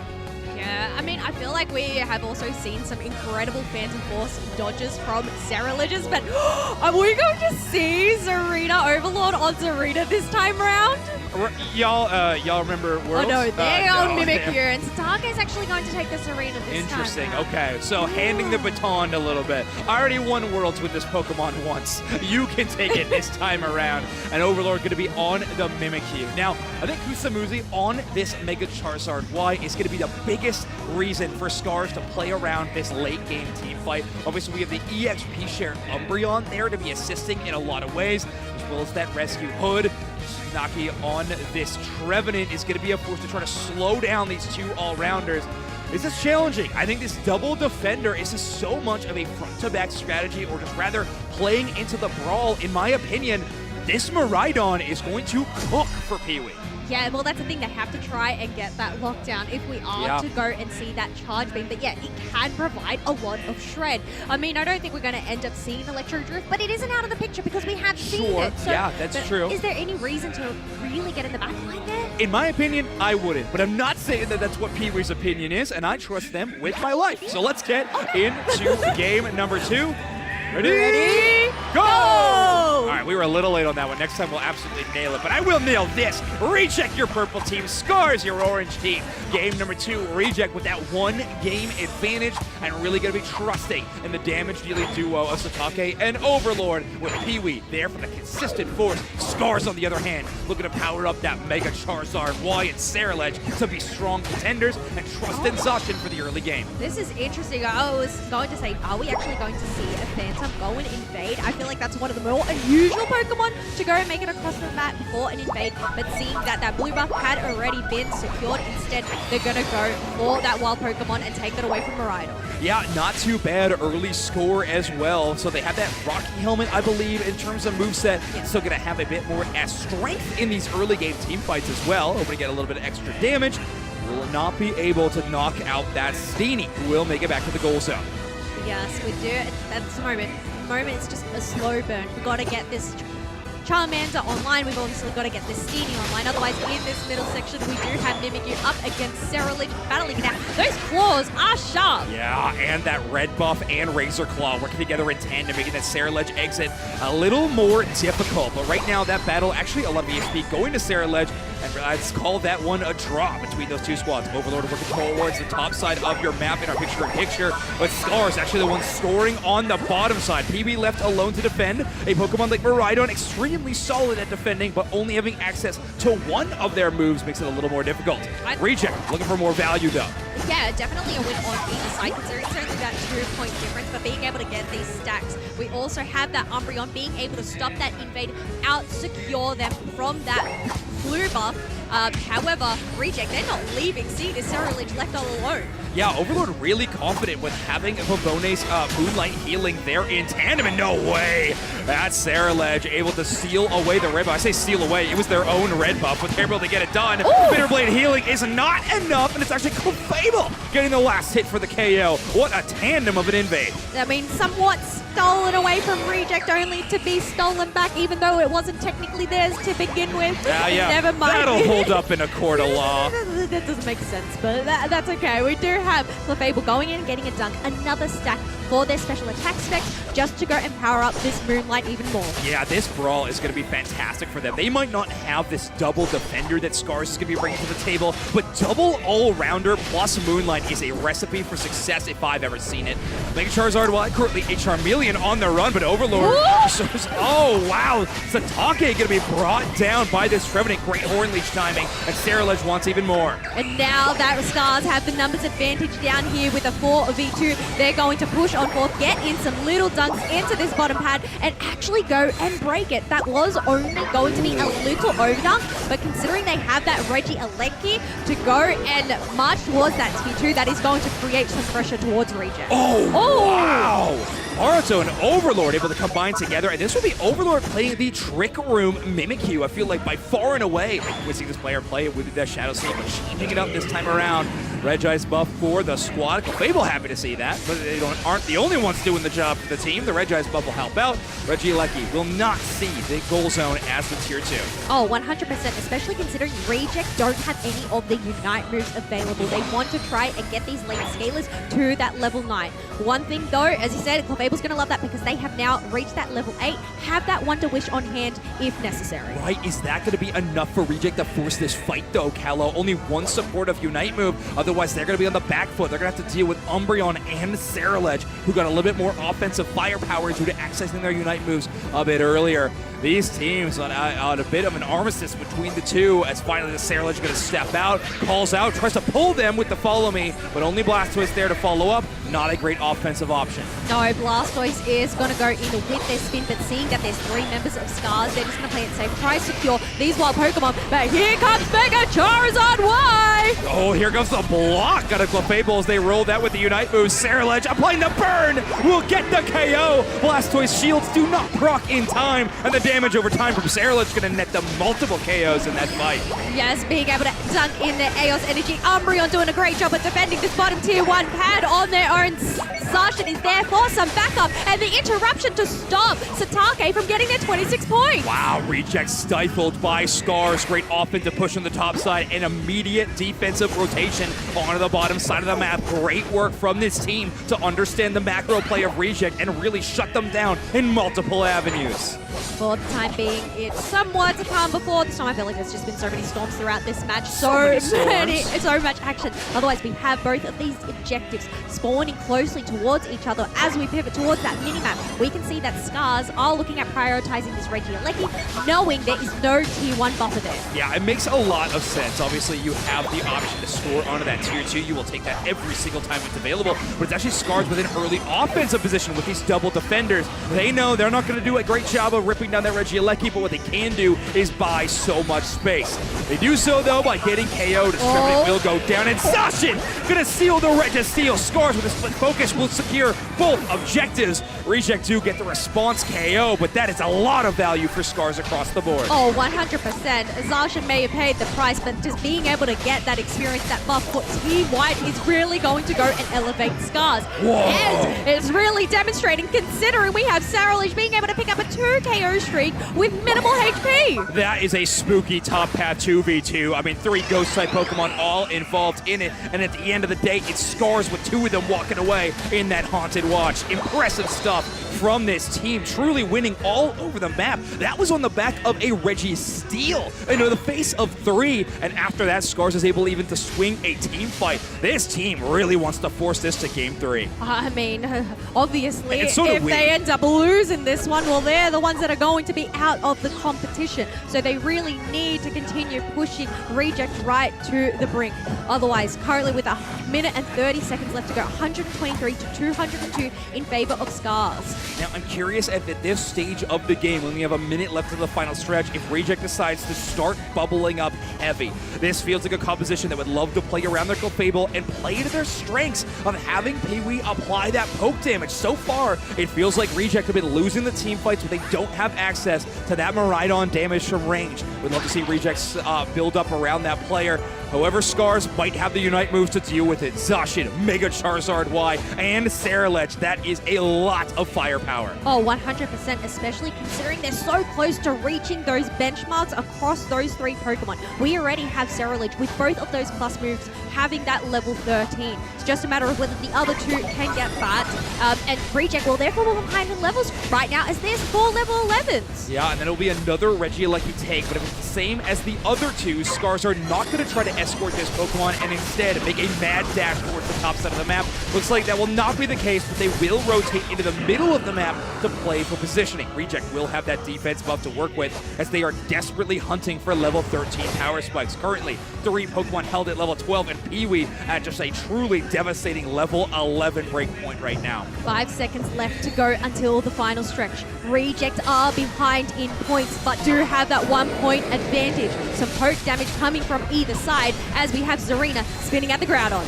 All right, there is some early damage to the Groudon, trying to buy some space, but that Saralech will immediately target the Mimikyu. Overlord will Unite move, but they are 1v3 in the backline right now. Will eventually go down. Reject not doing enough damage to the Groudon to threaten the rip, and they will be trying to force on the Trevenant. Unite move's going to buy them a little bit more time as Blastoise now spinning to win. Does have the Unite move, they're getting in range. Hydro Typhoon, will it buy them enough time? It's the Clefable for Reject to secure the Groudon. And now it is up to Reject to go and dunk in these points, make up the difference. But the thing is, there is nothing in their path stopping him because Scars have been completely wiped on out.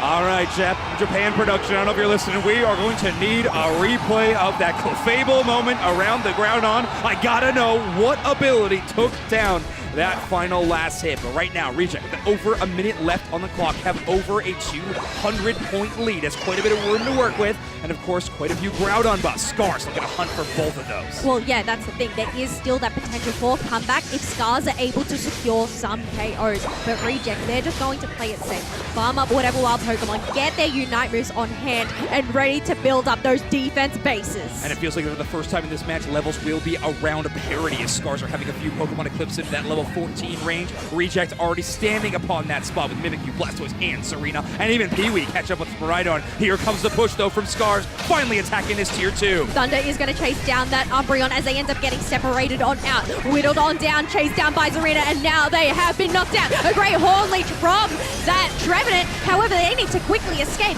because Zacian ends up getting wiped on out too. Yeah, Mega Charizard Y will finally earn the Unite move. They will set the sun, but it will be setting on Scars' tournament run as Reject will close out this series 2-0, move into our losers final, and still have a shot at San Francisco. Wowee, the crowd goes wild as Reject are able to take the win. Winners for them as they continue on through that incredible lower bracket run. Who can stop this team? Reject has looked like an entirely different roster in day number 2 of these Asia Champions League finals. And now they are set up, Hello, for a rematch against the opponents that set them down to the losers bracket to begin the tournament. It will be Reject, it will be Dignitas for a spot in grand finals in our losers finals match. Oh my goodness. That is insane. It was so incredible getting to see that yesterday, but I guess knowing these players' history, the fact that we do have Overlord, who has moved over to Japan this year to play on Reject and now going up against the North America team, the only North America team that we have here at the Asia Champions League, by the way. Once again, I have no words. How many times has Overlord played against Ender and Zugrug for a world spot in their career? At this point in time, I mean, it is a tale as old as time, and now it'll be Reject versus that team yet again. I mean, I cannot wait to see that rematch, but you can see here on stage, these two teams showing a lot of love to each other. Again, Scar is going to be exiting our tournament in a top 4 position. What a run from them. Such an exciting team, really interesting picks, really interesting strategies, but it will fall a little bit short. It felt like the stars just shining a bit brighter on Reject today. No, that is such a good point. There is love all rounds, but also in terms of the story, in terms of the Japan regional, the Japan ACL League, right? We actually had Scars coming into this competition, into the finals in that second place position. Right. Reject in third. The fact that Reject were able to go and defeat one of the biggest contenders throughout the season to continue their run in the finals is such an incredible feat. Yeah, they surpass yet another opponent that is in their way, and now they only have one more to really write their records and have a chance against Fennel in that grand final. It will be Dignitas in this next matchup, and that is such, maybe the most exciting I've ever been for a rematch in my entire career of commentating. I cannot wait until this losers final game. Yeah, and we've had a lot of rematches here today, whether it is from that competition or whether it's just from that season-long run, and we absolutely love to see these teams, these players evolve, make new strategies, but also just learn from those previous matches they've had against each other. Yeah, and here it is, our bracket, our final 3 teams remaining in the tournament. Dignitas, Reject, and Fennel. Of course, a reminder on our grand finals rules, it will be a best of 5, but Fennel will begin that series with a 1-game advantage due to playing their way through the winner's bracket and not dropping a single match. That is going to be so exciting. Our lower final, which will be coming up next, however, will be a best of 3. Yes, I'm so excited for that one. I feel like a lot of people are going to be excited for that. I feel like I've used the word excited so many times here It's starting in the to last, lose its like, meaning. 1 minute. It's true, yeah. I think I said I'm the most exciting I've ever been for something. Yeah, well, truly the word is in the wind. I need a thesaurus right now. I need to think of some other words of excitement. I've never read a thesaurus in my life. I'm not going to start now. I'm going to keep saying exciting because it sure is. Kello, this is going to be an awesome conclusion to the tournament. It has been an amazing 2 days of competition. It's honestly remarkable to think that we are in the final hours of our event as we only have 2 more matches to conclude the Asia Champions League finals here in 2026. That is bizarre. That is incredible. And I know the matches are going to deliver for these next 2. It's funny because I feel like these days have been really long, but in terms of my energy, I feel like it's even more than what it was at the start of the day. Just the hype, the atmosphere is really just channeling that. Yeah, Japan truly brings something special to these in-person tournaments. We talk so often about how in-person Pokemon Unite is on an entire another level. The Asia Champions League fan base here in Japan filling out this stadium in Yokohama to support the teams playing, of course, from here and internationally has been remarkable. I mean, this energy is unlike any other. It is so special. It is so exciting. see what you did there. Accidentally. I think not only that, it's not only the Japanese crowd, the fact that we've also had folks travel from overseas as well. Not only just to support their families or their friends, but also just general fans all round of Pokemon Unite and seeing these teams. Yeah, it has been so amazing to see, of course, fans actually make it into the venue, but I know there's also a ton of fans supporting at home, so thank you so much for staying up late, getting up early, whatever it is, and tuning into the Asian Champions League broadcast that we're able to put on. Your support is truly meaning the world, and I know these teams are also loving all the energy and support. I'm sure chat is already full of a whole lot of dig wins for the next matchup, but you don't have to wait too much longer. Our losers finals matchup is going to be up next right after this break.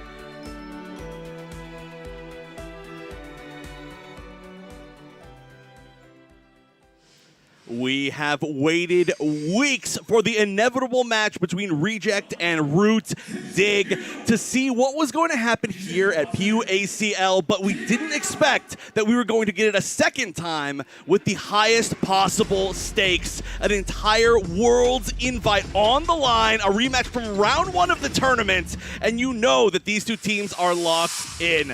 I am Evan Hashimoto, joining Joshua Ebert to bring you potentially the most important match here of the day. I cannot wait. I was so jealous when Spragos and Doomsnacks got to cast this match earlier, and now we get the opportunity to do just the same, but the stakes are even higher. Not only is this a spot in the grand finals, a chance to play for the trophy, the lion's share of the prize pool, adding the big old championship rings, there is a world spot on the line.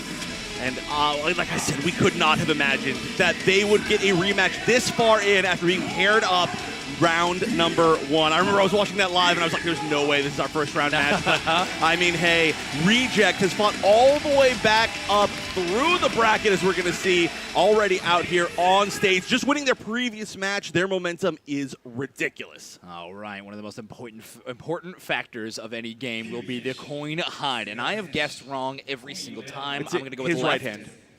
Oh, my first one, it is left. Reject deciding if they want first or second pick. PUA going to confer with the rest of the team. This is actually quite a bit of talking to decide this. I feel like a lot of times they've had the answer pretty well decided. By the way, the tension is so high. I feel like I can't even talk. Everybody in the entire arena is so quiet. All right. Dignitas. Yeah, we can talk now. Dignitas, yeah, that's an interesting choice. Yeah, Dignitas will be getting first picks. We've actually seen quite a few times the teams handing it over. You see some smiles between Otter and Overlord there a little bit before headed back to their seats.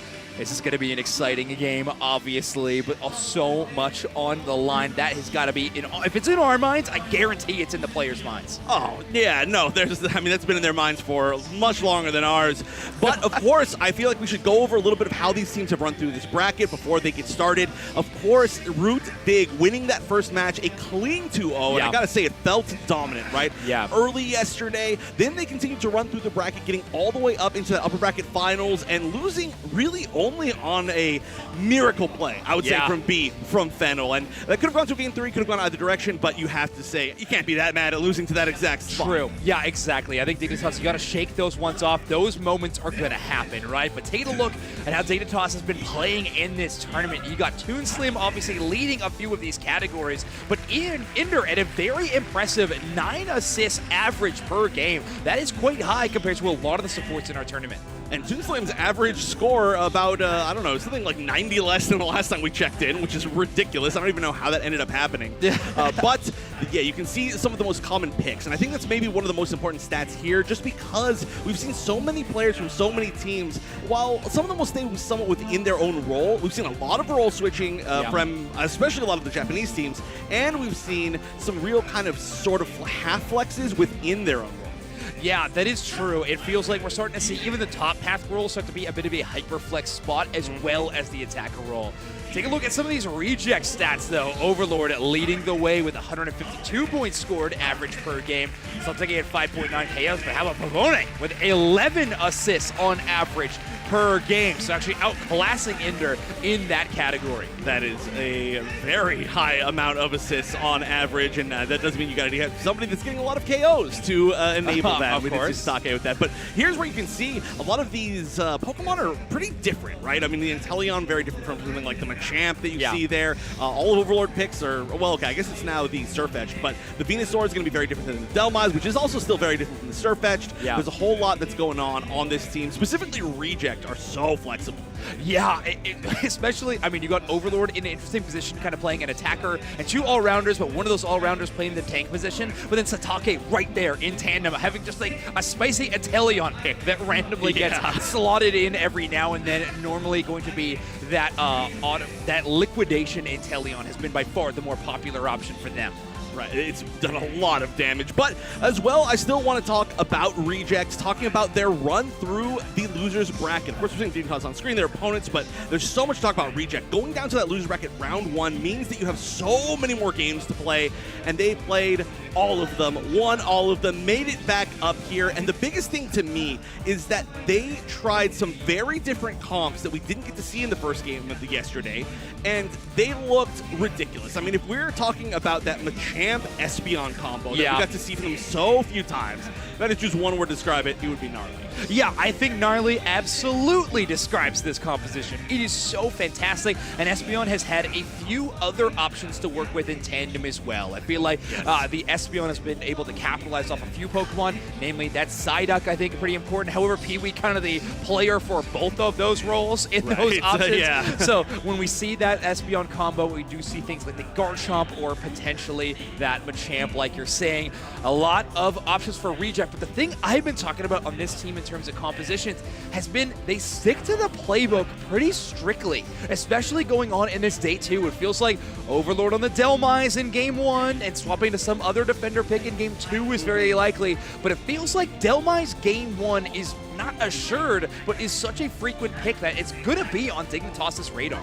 It has to be, especially because I do believe that that was how it went the first time that they played. Yeah, exactly. So you have to expect that they might go for it again. However, the fact that it was shut down so hard the first time they played means that, who knows, maybe they're going to try something completely different, something very wild. Yeah. They have so many different comps, and Delmise, while it did look quite strong in some of the matches that we've seen, it also looked a little bit weak in some of the others. True. But when it's working, especially when it's working alongside the Espeon combos, it is ridiculous. It is just so hard to get away, and it specifically seemed like it's really strong against damage dealers that don't have a lot of mobility. Yeah, a lot of attackers that maybe aren't going to be like zipping around, like an Inteleon might not be the right call against that, but we saw the Mewtwo was obviously, you pointed that out when we casted it before, a perfect example of a Pokemon that cannot easily get away and kind of just get pulled in, and then pulled in, and then pulled in, and then they unite you, and you're just like, I can't do anything. Right.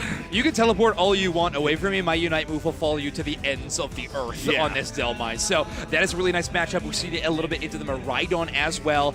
We could see that force Otter away from some of their more creative pocket picks that we've seen, like the Decidueye. It could kind of dissuade options like that. But I am curious on what we're going to see in some other avenues of this game. Actually, I'm curious what you're thinking, Wonder Chef, about the bans. Do you think there is any Pokemon in this matchup that are almost considered to be worthy of permaban? I got a few in my mind. I think Psyduck you've got to consider up there for an option you do not see hit this game. Another one, though, that's Zacian. I think Satake and Zealot both going to be fighting over that option. Another one to consider in terms of top bad Pokemon as well. Maybe Machamp does not see this battlefield. Yes, so Machamp has been used so incredibly well by Reject. I could see a world where you just get rid of it. It's enabled so much of what they wanted to do. Zacian, a lot more complicated. And it has been a Pokemon that has, I feel, been complicated since its release because a lot of times it's contested. And so you want to be able to pick it, but you don't want the other team to be able to pick it. So a lot of times I feel like it doesn't get banned, except for when it was really, really good. And you just try to fight around it. And that's a big question, but I do agree that was a really, really key Pokemon, and actually kind of a lot of that second half of today. A lot of the matches, and I don't really know what else you go there. Yeah, we'll see how much is fought over in this one. I know no matter what in the grand finals, that will be a Pokemon fought over. P is just a phenomenal Zacian player. So if you're looking for Zacian bans, I would look forward towards that grand final, but we might see a little bit of that in the lower final as well. Zealot has been an interesting player to watch in this tournament, has looked amazing on a few Pokemon, and actually, as of recently, has looked great on that Mimikyu.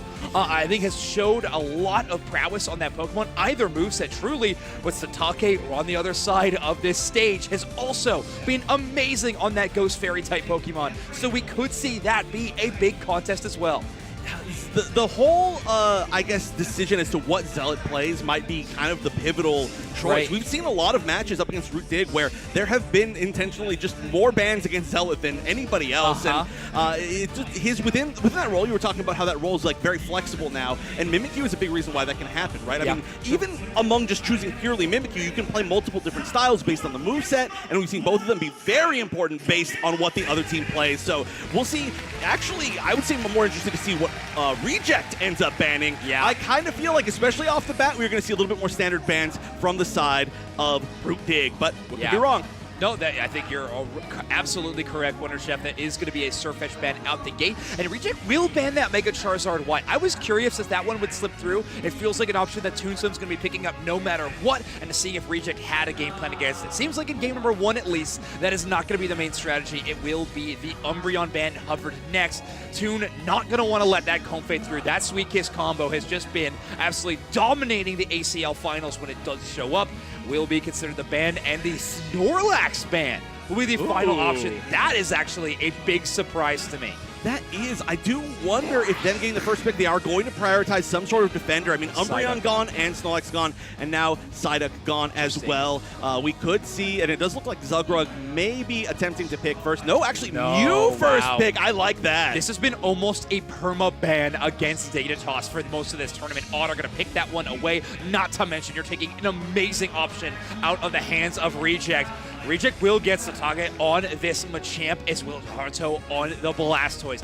Satage plays this Machamp as more of a hyper carry than I think we've seen from any of the teams in this tournament, by the way. Yeah, and as well as on the other side as we're seeing the picks. Okay, well, of course I was about to talk about Zugrug, but unfortunately Zugrug did not pick. I was going to say Zugrug has a lot of options kind of in that lower, I don't want to call it tier, but lower challenged amount of defenders that he's very comfortable with, but we'll see which one gets picked in the end. I don't know if this is real. Mr. Mime, Overlord's picking Mime? Yeah, no, I think we're waiting for the swap. Yeah, so Pee-wee's going to line up on that Espeon. That is no surprise to me, right? The Machamp combo you were talking about earlier on has been phenomenal. Pee-wee very happy to have that burst damage there for the tandem. Now, Zugrug and Toonslim still need to find their options. Almont could be a consideration. Zugrug going to pick up the Crustle. We do see that work well with attackers, and Dragonite kind of fills that hybrid role of attacker all-rounder. Toonslim going to have a lot of secure opportunities, and Otter and Zugrug are going to be so terrifying in that bottom path together. Now, the big question we have been asking basically every single game that we see Zealot on this Mimikyu, what do you think Mimikyu is going to go? As Overlord's going to be going to that Garchomp in the end. Again, a lot of evolutions on the side of Reject. But do you think we're going to see Trick Room? I feel like Trick Room versus this combo, the Machamp into Espeon combo, could be kind of good. I do like it a lot. The question is Pavone going to want to go into the Gravity in this situation? Gravity does shut down both of those moves, right? Shadow Sneak also will have a tough stun as soon as they appear on whatever target they marked, if they end up in the Gravity. But Trick Room will also have the opportunity to kind of play just on the outside of Clefable's influence. So, in my opinion, we are likely going to be seeing the Tricky Room. Not to mention it might slow down Pee-wee's damage a little bit on that Espeon, but not a lot of range to play around. Another big question is what will Ender end up choosing? We've seen the Trick, as we've called it before, the Trick Room and Trick, which is a pretty cool combo. Also, again, I feel like I keep coming back to the fact that we have to deal with the Champ Espeon combo, but it has just won them so many games today. Trick could be an excellent choice for that. Yeah, it could be.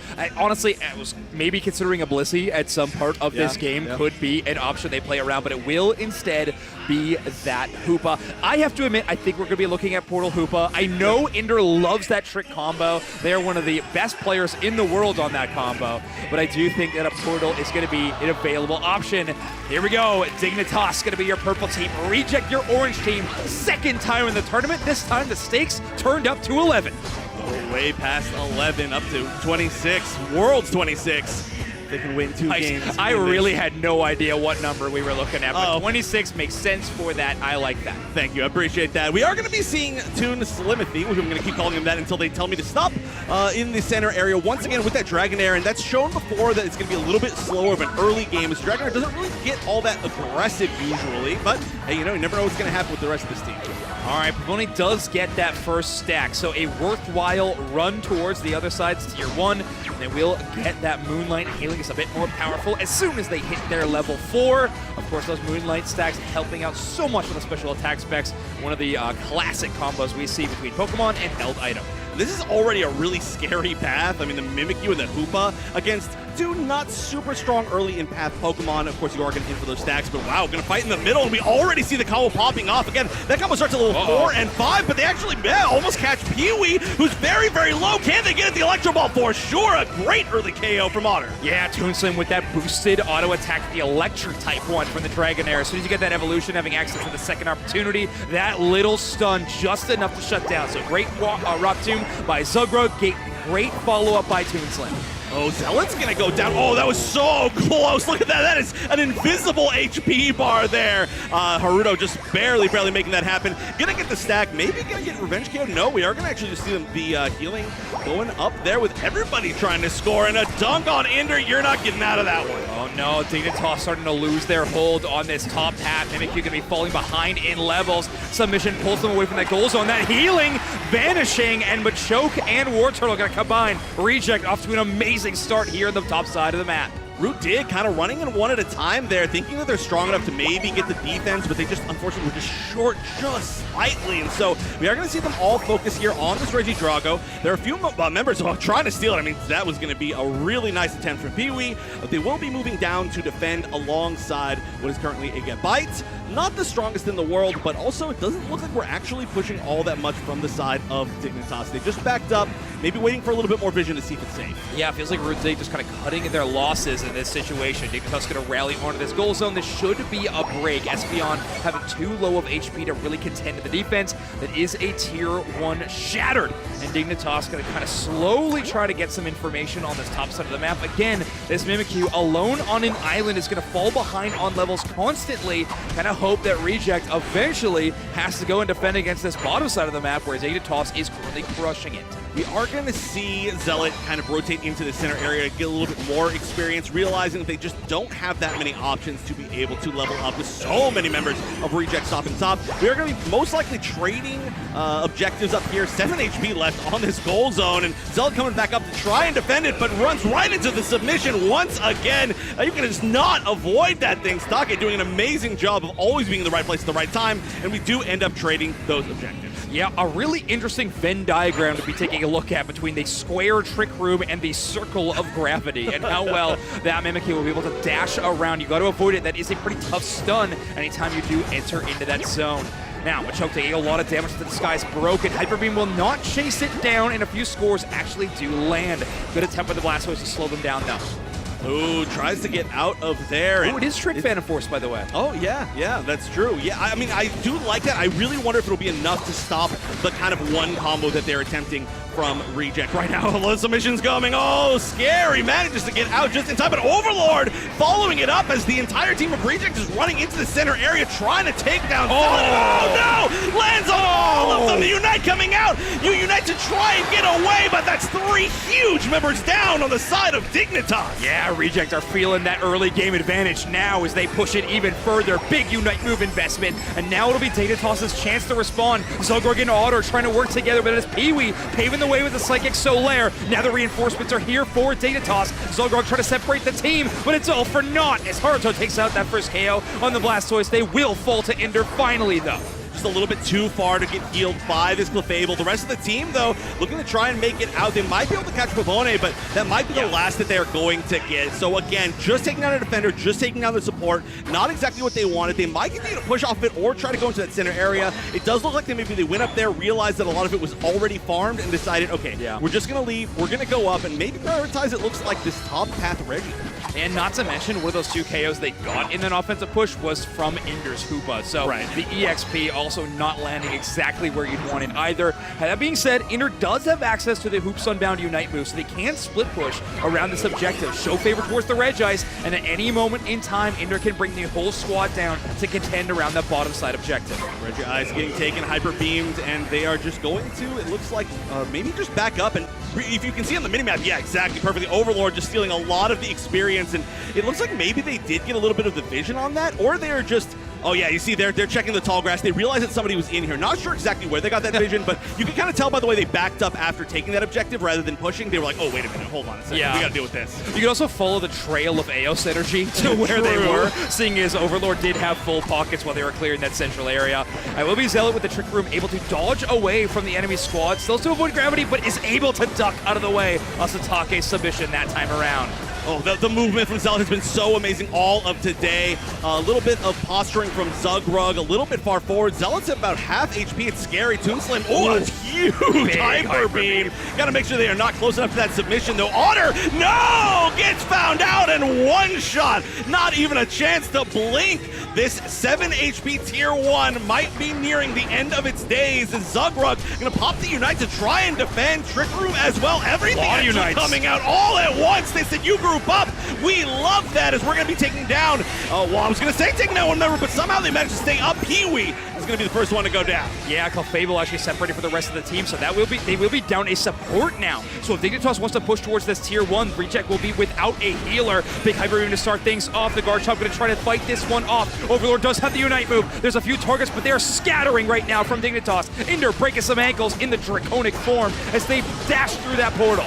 But everybody coming back from the side of Reject, and they're not going to be able to Ender's moving. Oh my goodness! Trying to get the 25 in. I mean, yeah, okay. Why not? Good attempts. You're not making it any further than that. At least delay, at least make them turn around and deal with you. But wow, what jukes from Ender, absolutely. That push, though, really did end up backfiring on Dignitas. They were just a little bit too slow to make it happen. I mean, I love the fact they pushed off those KOs, but the respawn timers were just not quite there yet. Yeah, oh wow, without the Clefable, I really thought they could have pulled that off, but Reject rallying back for a big defense. They're going to hold on to a points lead. It is not a super large one. We talked about how Dignitas was having a tough time in the top path in the early game. Well, Zealot has caught up on those levels, and the points have been raining in on the bottom side of the map. So Dignitas is keeping this one close, absolutely. The only thing they are hurting in might be those EXP levels, as Reject has now one member at level 14, and you guessed it, it's Overlord. My only question is, how does Dignitas do enough damage to take down this team? Okay, the submission in, an attempt to take down Zugrug, getting caught out, immediately getting in, and Zugrug will fall!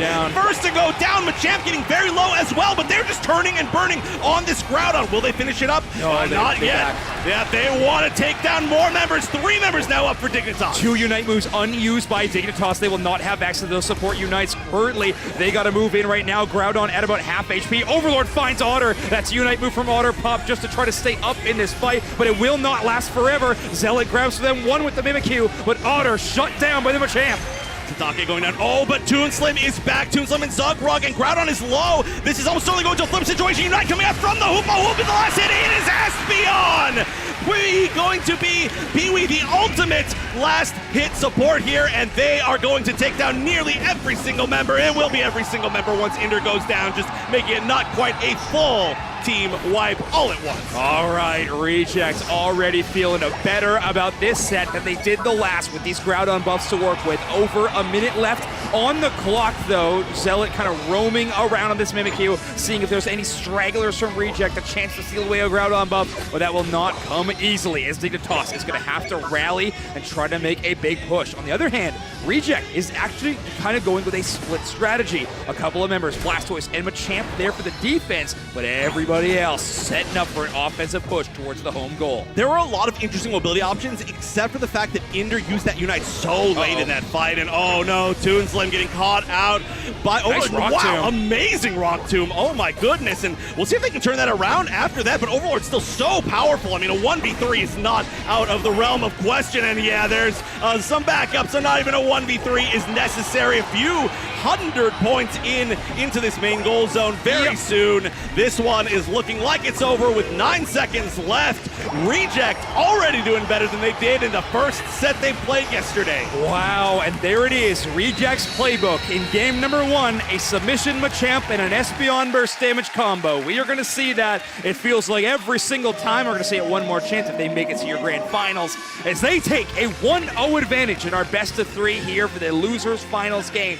Reminder, a chance at the podium, a chance in the grand finals, and this game will determine a team headed to the WCS finals in San Francisco later this year. Oh, wow. All the way here in Japan, and there's one more match to decide who is going to go. But, so we got to talk about just the remainder of this set, right? I mean, ROOT Dig, they did such an amazing job in their first set against Reject yesterday, the second match, I guess, technically of the day.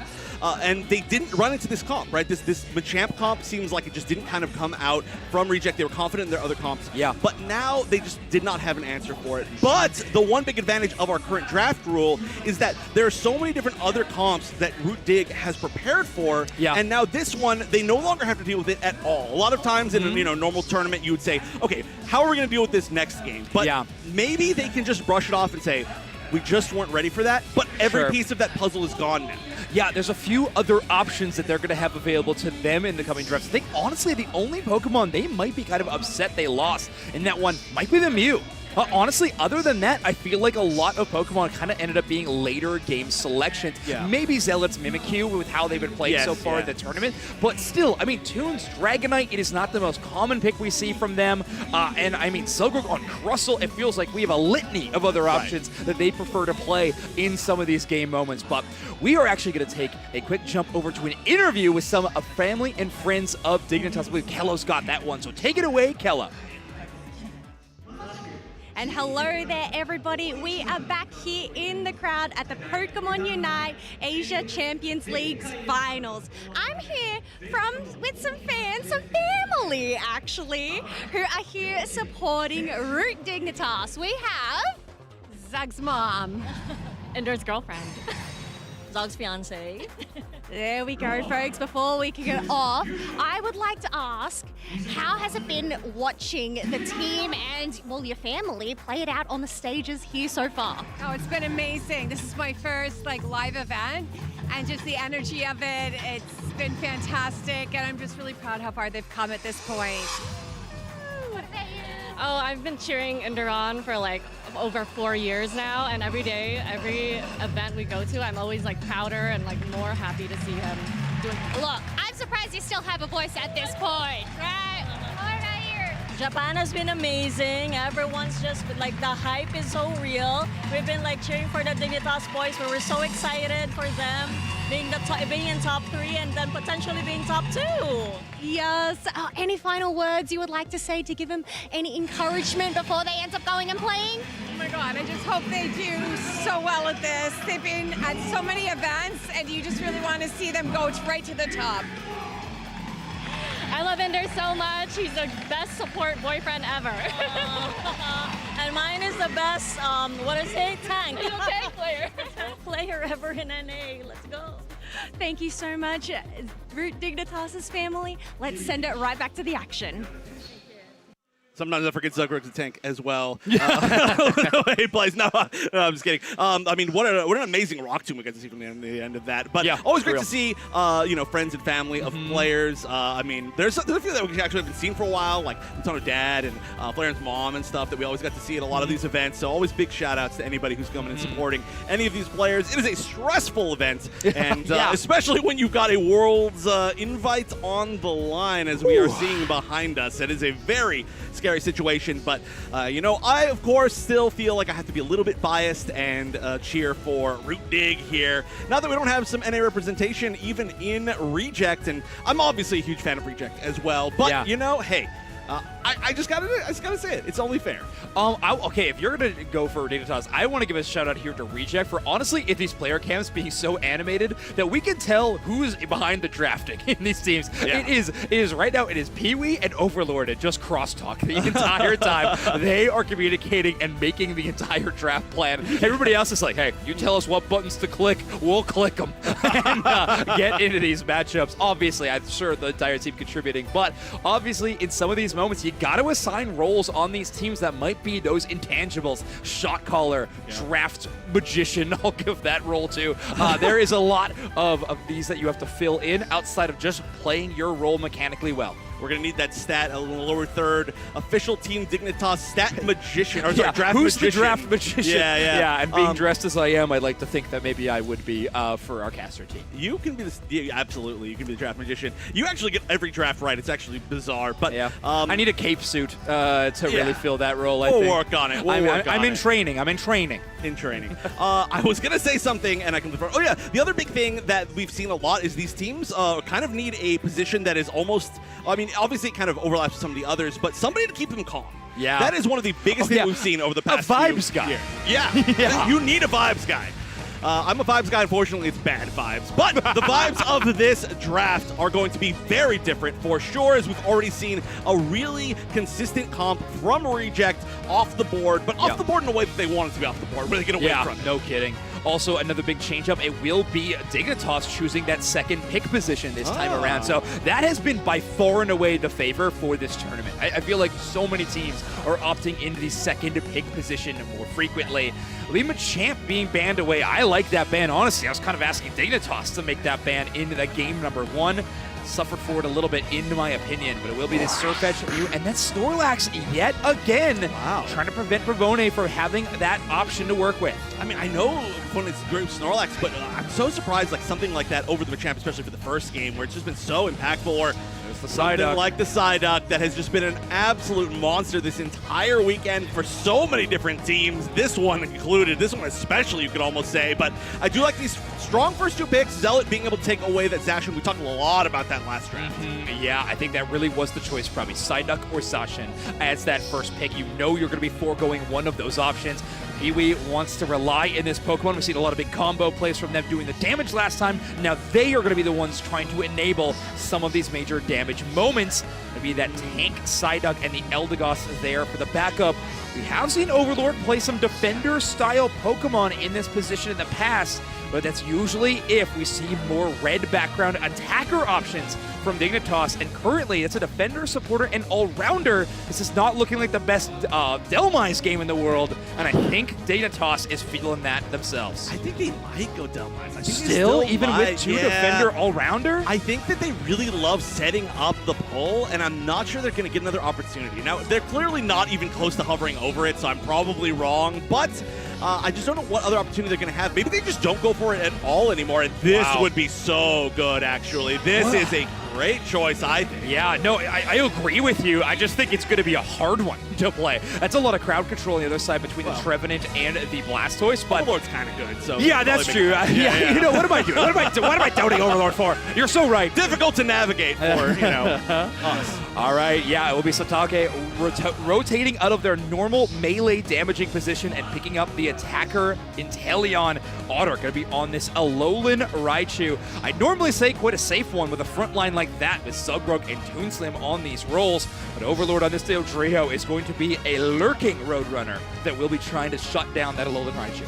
It's going to be an interesting matchup of ranges, right? I feel like we've played a lot of matches over the course of this weekend, and just in the current meta in general, where we don't see teams that have just kind of like a strong ranged option and then strong defensive options and then somebody who's diving, just kind of usual front-to-back teams that we've seen for years. But we are going to see that maybe a little bit more right here, and it does seem to me like Alcremie's being picked a lot to counter dive when you expect that we're going to see a lot of dive. You just kind of unite on top of whatever is your most important target, and that might be what they're going for there to try and protect. Was it Toon on the Raichu? Blastoise, I believe. I think it's Otter on the Alolan Raichu. Sorry. Around. Yeah, wrong name. No, everybody does damage. Toon has played it, exactly, yeah. No, I'm curious where Toon actually ends up. Does Blastoise ever take an early rotation? But here we go, game number 2. Reject with a 1-game advantage, and they will be your orange team, and Dignitas will be your purple team. It's time to lock in here. World qualifying invite on the line, and also the last chance from the West. If Reject wins this, it will be, much to the happiness, I'm sure, of the Japan fans, a Japan Grand Final. So Dignitas really have to give it their all right now. Yeah, right now, I'm just hoping for the poetic. Would love to see this go to a game number 3. And as this Zacian already down the full heal, not enough to buy them some space. Milcery not having a ton of supportive options in the early game. Zealot already shut down, and this Buzzwole is going to be fast approaching level 5. That seemed like maybe a little bit of a mistake. I'm surprised that Zealot went down right there. There wasn't anything super surprising. We didn't have any buff that was given to the Eldegoss, but we are going to try to get some return KOs. As Otter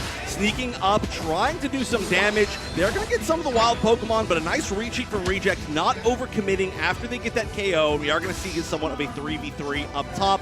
Pretty strong ranged options too, and also, I mean, with really true melee behind them, it seems like we're either going to see a full dive or they're just going to poke and back up. Yeah, let's see how aggressively Buzzwole wants to play this. Having Electro Balls to contend with. They're going to take a ton of damage, but with Zealot only at level 4, they don't have a lot of damage from their all-rounder to play off of, so Buzzwole going to shake a lot of that off. Haruto is at level 5, full muscle gauge, this is going to have to be a Zacian playing very, very carefully. I will say, if Reject ends up winning this game, then I think shutting down Zealot early is going to be the key in basically both of the games, maybe, when we look back on it. But, of course, we are so far from being able to call that that's going to happen, or even that Zealot's going to get shut down. Very high chance to bounce back. Overlord, though, I'm going to say, I don't want anybody on your team to get experience. Ooh, nice steal back from Otter. I mean, what a little rivalry match here.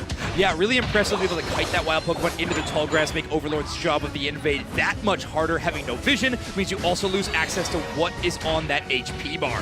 Sasuke will evolve into the Inteleon. Dodrio going to be hunting for their own levels, but finally, this Zacian will have a chance to get some big damage as the Alolan Raichu Electro Ball. That landmine going to take out the enemy Pokemon. Oh, and Satake getting very low as well. Has to back up, but wow, look at that HP just barely up there. Otter doing a lot of work on this Alolan Raichu. We saw Fall on the Force doing great earlier today. Oh my god, so many teams. We saw Up on Force doing amazing with this Pokemon, and it is honestly kind of a powerhouse, especially for this meta. Different moveset between the two players, though. The stored power from Fob this time around. We see the Electro Ball. Otter really does like the secure opportunity of that Electro Ball Thunderbolt combo, having a bit more all-in on that scratch. Now Buzzwole going to go full offense, does not care about this wild Pokemon spawning in, and instead wants to force that fight. Zealot just getting healed up, but doesn't really have the life to kind of try and push back quite yet, and they're still getting poked out. So much damage. Yeah, they're not going to be able to counter push. Decent amount of healing as well. I mean, just on the side of Reject Pavone on this Eldegoss, which has been showing to be so much healing. Also, talk about Force, lots of Eldegoss on there as well. For some reason, just giving a lot of throwbacks to them. But we are going to see both of the objectives, actually technically all three objectives, kind of ignored as we're going to go over to the center area and farm instead. Yeah, I think Zugrog just getting bored of being left alone in the top path. All of the, or in the bottom path rather, all of the action has been up on the top side of the map. They're like, fine, I'm going into the enemy central area. I want to fight something. And now the Trevenant will have to rotate towards the top side. As the rest of the team, you can see Otter setting up these triple Electro Balls. Pretty tough to out-secure that big burst of damage. Oh, that secure is ridiculous. And ooh, again! Zealot going down. I mean, the damage from this Liquidation, we've seen Liquidation do so much work and so much damage, quite literally, that almost one-shot Hinder. Yeah, this is scary. Sasuke is getting off to an amazing start, actually leading the lobby in terms of levels, like slightly ahead of that Alolan Raichu.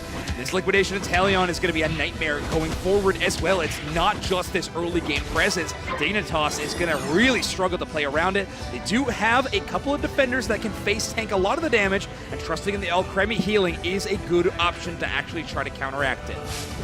Yeah, we haven't really seen as well too much crowd. Well, okay, there we go. I was going to say so too much crowd control coming out from the Trevenant, but they were again once just taking some wild Pokemon, obviously defending against that Regieleki right now. So we got to see what happens in the fights when that actually happens. And oh my goodness, just farming damage numbers. Pavone is going to go away, heal, do a little bit more damage to Toon Slim. Toon maybe has to back up here. Wow. I mean, even with that inner healing, but wow, I can't believe they picked that up. Yeah, I think Otter finally understanding who is target priority #1, and it is whoever is on the Psyduck.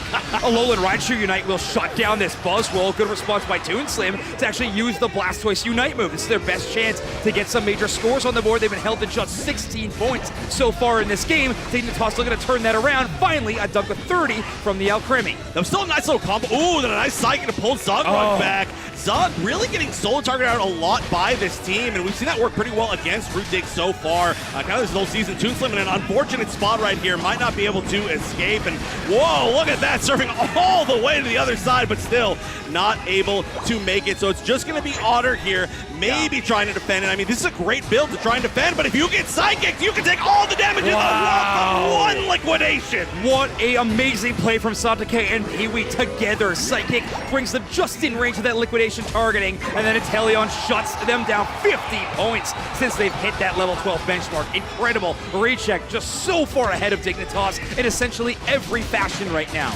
We really need to see Dignitas find something. And again, their team fight potential is there, but we really haven't seen them get everything together. I mean, the biggest thing, I mentioned it before, we have not seen any sort of Trevenant engage or Trevenant counter engage. We've just been split up a little bit more than we want to and trying to take down Overlord here. Will they be able to do it? Yeah. Yes, they will. Once again, Otter taking that one down, maybe taking down a second, but Otter's damage is actually absurd right now. If there's one way to fight back into this game, it's probably Otter. Otter has been one of the most important factors of this match for Dignitas, being one of the only damage carries to truly finish off some of these KOs. Now, that being said, this Zacian has been able to catch up in the level game, at least in that department slightly, see Toonslim's Blastoise has been filling a little bit more of the defender role as of late. Zagrod going to heal up off the Alcremie, doing a great job of absorbing those liquidations, at least finding out where that Inteleon is, and making Dignitas' job a little bit easier. But right now, their job is to retreat, as that Regieleki fight was not in the cards for them. Will they push through? Oh, look at all the electro balls. I love seeing that. Oh my god, Zagrod! Is Zagrod a tank? I mean, we were just talking about that earlier. That is so much damage. Hawkeye's damage and Otter's damage. I mean, everybody in this game is just going to melt. Overlord very, very low, is going to be able to escape. And all together, this push did help Reject way more. They were able to farm a little bit more of that center area Pokemon from the other side. The defense had to happen for Dignitas. It's just looking so tough. Less than a minute away as well. Yeah, Isladake is on the fast track to level 14 on this Inteleon as well. We have seen this be one of the most important Pokemon in endgame team fights, not only for splash damage on multiple targets at the enemy side if they can line up frequent liquidations, but also just those automatic critical hits during the Unite move are some of the best options to secure the Groudon in some of these team fights. They have a lot to contend with, though, in terms of Zacian, Blastoise shutting down the melee range, as well as the Alolan Raichu burst damage. But Dignitas might need more than a Groudon to turn this one around. Are they going to fight down here? I mean, everybody's going in. It's here going to be going the first one going in. Unite's coming out from the Inteleon as they're trying to dive into the backline and take them down. But Zagrod, once again, the first one to go down. They know how to target it so well. Toonslim so low. Maybe going to be able to escape and goes back in with a surf. They realize they need to re-engage, but no. It just ends up feeding them to the enemy team. Reject with 5 and Dignitas with 3. Yeah, this Blastoise is going to be coming off of respawn. Trevenant will be there on the jump pad. Groudon will only go down to about half HP. Zealot feeling the pressure, dives into every single member of the enemy team, and there will be the Alolan Raichu taking down that major threat of the Inteleon. Otter might have turned this one around. That's a chance, but they've got to continue to play off of it as Zagrod once again gets hit by 4 members of Reject. The rest of the team for Dignitas down on the southwest side. They're not bringing down Groudon. They're trying to find an engage. Unite coming out from the Alcremie. This is their time to fight. They need to find something here. They're running out of resources. Hydro Typhoon still available for Toonslim. He went down so quickly. He had a chance to use it. He's getting pulled. He's getting dunked. He has not used it yet. All the Electro Balls going down on Groudon as Overlord trying to dive the back line. Gets away, but no KOs on either side yet. Overlord will likely have to back cap or recall. Either way, they don't have the HP to engage in this fight. Now Dignitas knows they can force this one with a numbers advantage. Groudon actually creates a rock wall. Reject looking on the outside, looking in, might go for the counter score. They're going to give up this Groudon and trust in the points lead from the Dodrio. Oh no, this is a scary situation. Can't give away any buffs. That's going to be a first huge KO, as we're going to see Eldegoss actually push forward to try to counter score as well. Hundo Burger potentially coming from them unless it gets stopped by Zagrod. It is completely stopped. Can we get some Hundo Burgers in here too? Not quite going to break it. That's actually going to be a huge turnover dog and a lead going to Dignitas. But already gone. Recheck with a 2-point advantage as Overlord's Dodrio has been able to rapidly score in this backline. We'll see Overlord probably go for one more major dunk as they see the Alcremie there for the defense. This is a 2-point difference and 20 seconds left on the clock, but Dignitas have a tier 1 to score on. Groudon buff will easily allow that score to happen, and Dignitas surge into the lead. And nobody on the side to score in return from Reject. Dignitas stealing this one away from the jaws of defeat. They will be able to push it back and pull us to what we wanted, Zoinks, a game number 3. I cannot believe that is the result of that matchup. Dignitas taking full advantage of the potential they had around the Groudon fight. Reject kind of playing to this out of the score advantage and actually giving up around that Groudon battle. I love the strategy. I do fully understand committing to that strategy. They got so many scores in. It's just that the rotation up to that very vulnerable top path was something that I think they weren't quite ready for. And the fact that it was still up there, and it was still tier 1, right? Yeah, so it was still a tier 1. I mean, a really difficult spot. You have to stop either of those pushes, right? Right. You either shut down that double dunk on the tier 2, I think over, a Hundo Burger plus 46 times 2. That's quick. I know what that one it is. Don't worry about it. Yeah, that is a ton of points. You got to shut down either that or the tier 1 push. I think your strategy is fine if you can stop either one, but allowing both to happen is just too much. And Dignitas, I mean, kind of happy with the red carpet that was rolled out for them around the Groudon pit. I understand if Reject try to force that fight and lose it, that is an even close, or even more not close. A bigger gulf finish between those two. But either way, the way it ends up, we are looking at a game number 3 in knockout draft format, by the way. So no Blastoise for Zugbrug, no Mew for Otter, but also no Psyduck for Pee-wee any longer, no Garchomp for Overlord, no Dodrio.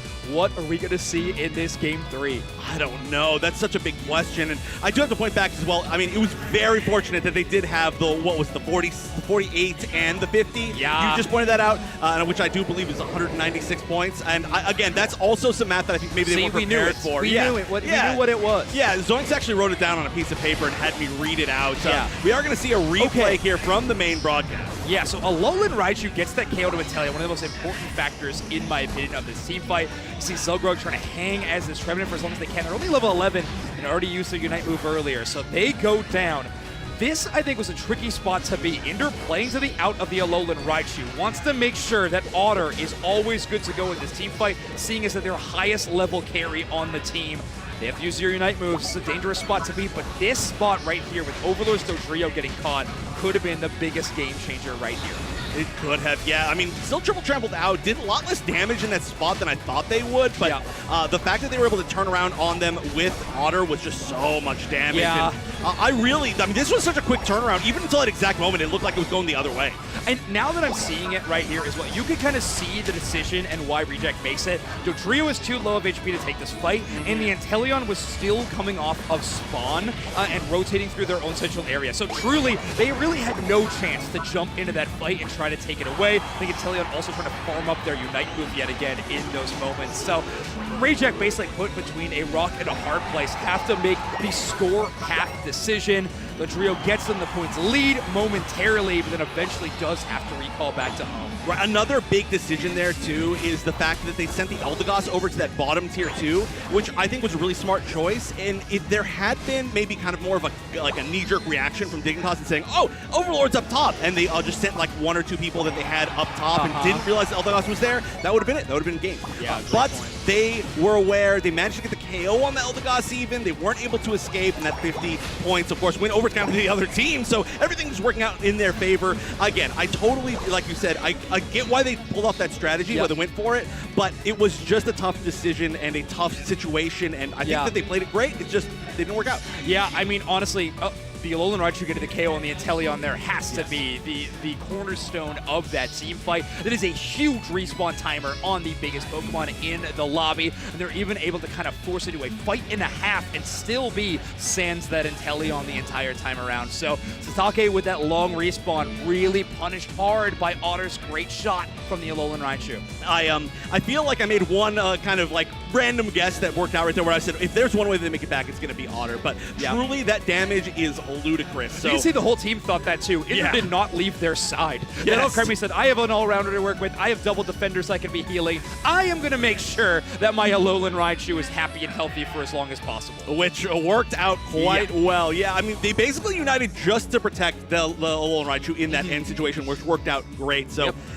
Wow. I mean, I'm very happy that we're going to get to Game 3. Whatever happens after this, I'm very, very glad about. But we didn't get a chance to see these two go to Game 3 in the first time that they played. And in this draft format that is just so different. So we'll see what goes on in the Game 3 draft. Ultimate stakes. And let's see what Pokemon are banned out all 3 games in a row. Mega Charizard Y might be a contender for that one. I think we also saw the Surfetch'd in that role time and time again. And, well, here's another one. It will be the Comfey.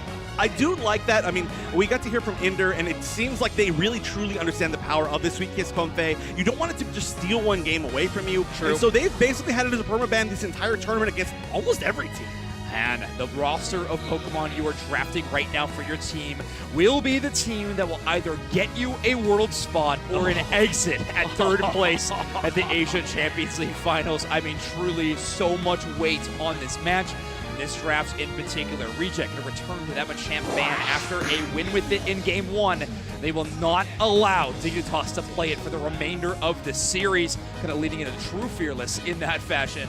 Reject will have the chance for first pick, and they will go with a Blissey. Wow. Okay, locking out the supports. Now there's so many supports off the board and so many banned, that's going to leave a lot less on the table potentially. I mean, we're going to see the duck. But just as far as like I guess, like multiple flex options. They are a little bit lower. Now, my question is, what do you think Overlord's going to play? Do you think we're going to see the Delmise? Do you think we're going to see Overlord go back to one of the other picks that was happening a lot during the season? Yeah, that is a great question. I was just kind of considering the Zacian as an option, but it likely wouldn't be Overlord picking up that Pokemon, right? We would see something else in that situation.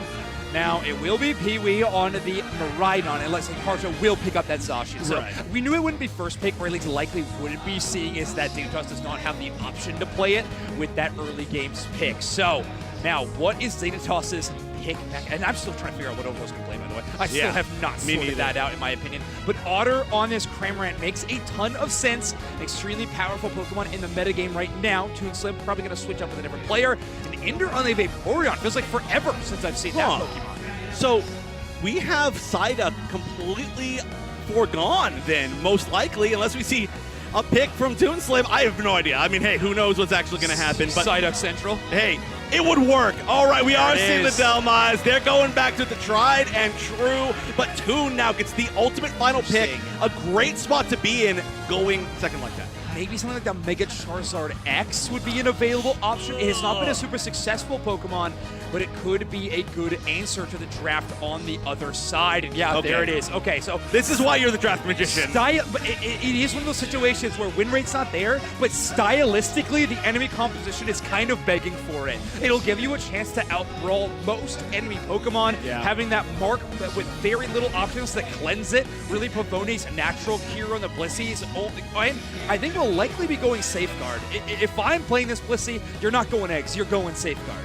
Yeah, it's tough. I mean, I guess you kind of have to, but I do agree. This makes a lot of sense. Just being able to pick this Charizard last, there really aren't any of the more common counters that we end up seeing against the Charizards on the other side. So they're not going to get any time to make the counter. That last pick spot is, I think, so strong right now. And we've seen, especially if you have somebody like Toon Slim on your team who is always going to be some sort of surprise, right? So this could be the game that makes it work, but it's still a big risk, and you're taking that risk with a world spot on the line. Yeah, I mean, but you got to. Big swings, big-time players, big-time games. We've heard it all before, and that's what these two teams are on this stage. Well, one matchup I want to talk about a little bit before we get into this game. Zealot Satake finally having a chance to take a sigh of relief, and they're both tough early games for them, and maybe the pressure won't be all on those squads.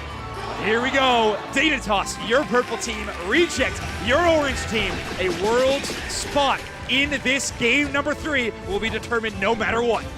Lower finals, final game. Oh my goodness, I cannot wait to see which region gets it. Toon Slim will be in that center area. Actually, both of the fire starter Pokemon will be in that center area. I haven't seen Blaziken in center for quite a while. Not to mention Otter actually playing the top part of the map alongside that Vaporeon. So a few interesting spots for these roles to end up in.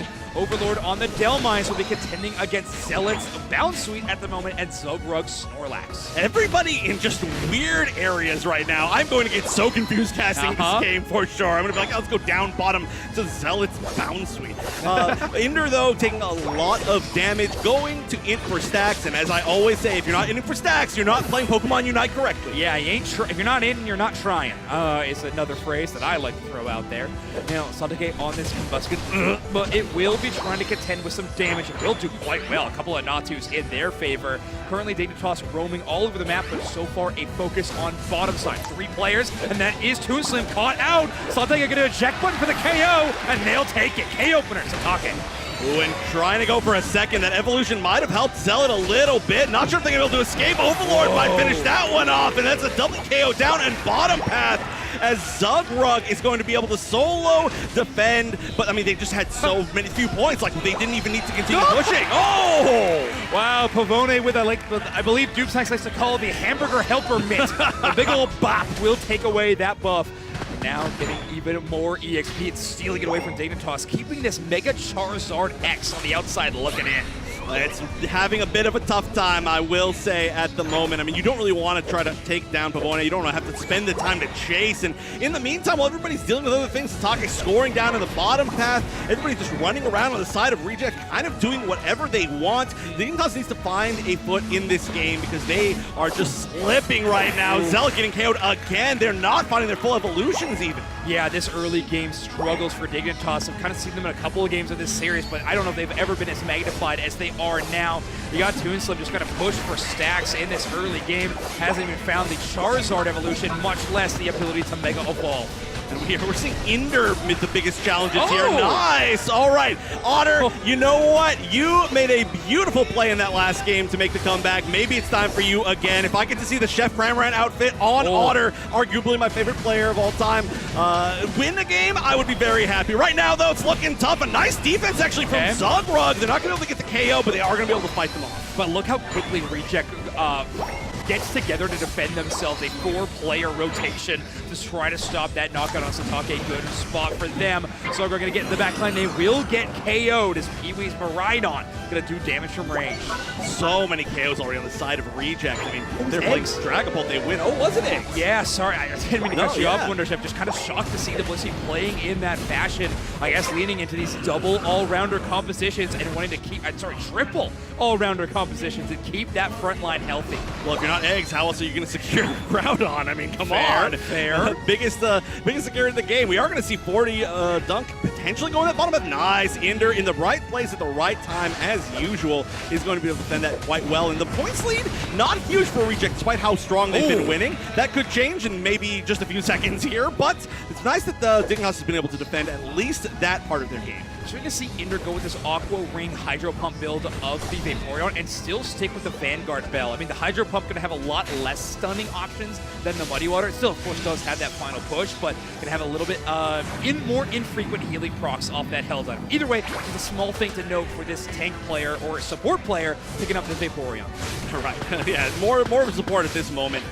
We are going to be fighting a little bit for this experience in the center area, and there's just like kind of skirmishes happening everywhere. Everybody wants all the spawns all at once, and an attempt to get the hook from the Delmise is not going to work, but Toonslim's going to go in anyway, using the Unite, trying to finally get a win on one of these fights, and Overlord taking so much damage. I mean, both of these brawlers up top are not going down, chunking the enemy team. Otter's going to have to dive out. Overlord still staying up. Finally, the Heavy Slam will confirm 1 KO, as we're going to continue chasing his Toonslim. Pee-wee getting very low, but no, maybe not making it down.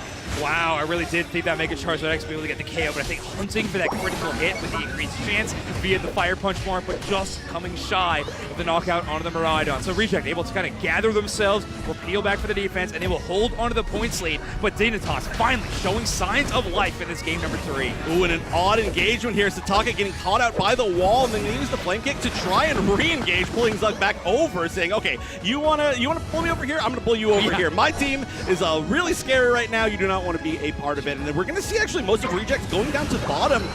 It looked like maybe they were trying to see if, they got the birds already, and now they're going to be taking this basic Reggie uncontested. We'll see if they can rotate up top to actually challenge the top path as well, as a few of them are getting up there really quick. They're going fast. Great information gained by Overlord's Delmise, who was already up there. They knew there were multiple targets. That meant that Reject was going to be left alone on the bottom side with that Reggie and could afford to recall and make this fast rotation. Now, Reject have a Reggie buff to work with and the potential to take this Reggie like as well. Look at all that poke damage from the Miraidon. Yeah, and I mean, Internet's not able to heal it all up. There's an attempt maybe to steal it here, but it looks like this one's controlled by Reject. Yeah, maybe they could have thrown one thing out and who knows, but not even going to take that risk, as we're going to still see Reject push all the way in. Naruto pushing all the way to the backline, trying to take down Zealot as Zugrug gets melted. Reject loves melting Zugrug. They do not care what a tank is. They say, we have enough damage, and there we go! A great Unite and a counter Unite!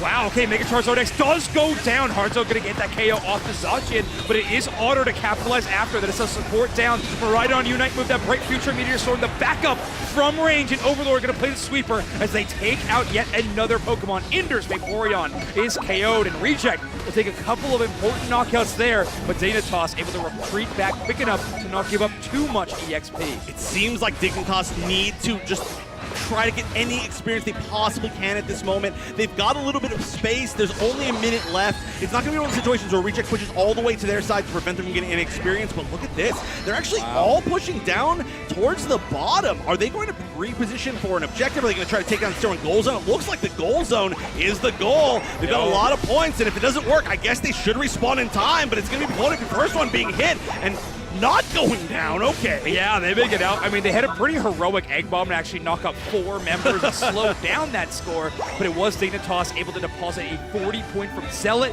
and all of the Vaporeon's points from Ender as well. So they skyrocketed score, but Reject with a fantastic response from both Satake and Overlord. They hold the points lead. 244. We are at 230. Wonder Chef 30 seconds away from our final stretch. Reject with the points advantage. And look at this flank they are setting up. Dignitas, Reject, ballroom dance, exchanging spots. They're on the wrong sides. They're not on their own sides of the map. Neither team is. And they know that Overlord's going to check all of the classic tall grass to see where people are. If Overlord checks this tall grass, oh no! Checks it in the wrong way! Immediately gets jumped on. Can they get the pick? The Unite coming out from Toonslim, and that's Overlord going down immediately. Dignitas with a successful ambush, but they're going to be forced out to recall. They took too much damage from the Miraidon, and they will be coming back in Mega form. Snorlax is going to be trying to buy time. Zogard with that power nap will gain the shield and actually get some space. Big heavy slam block.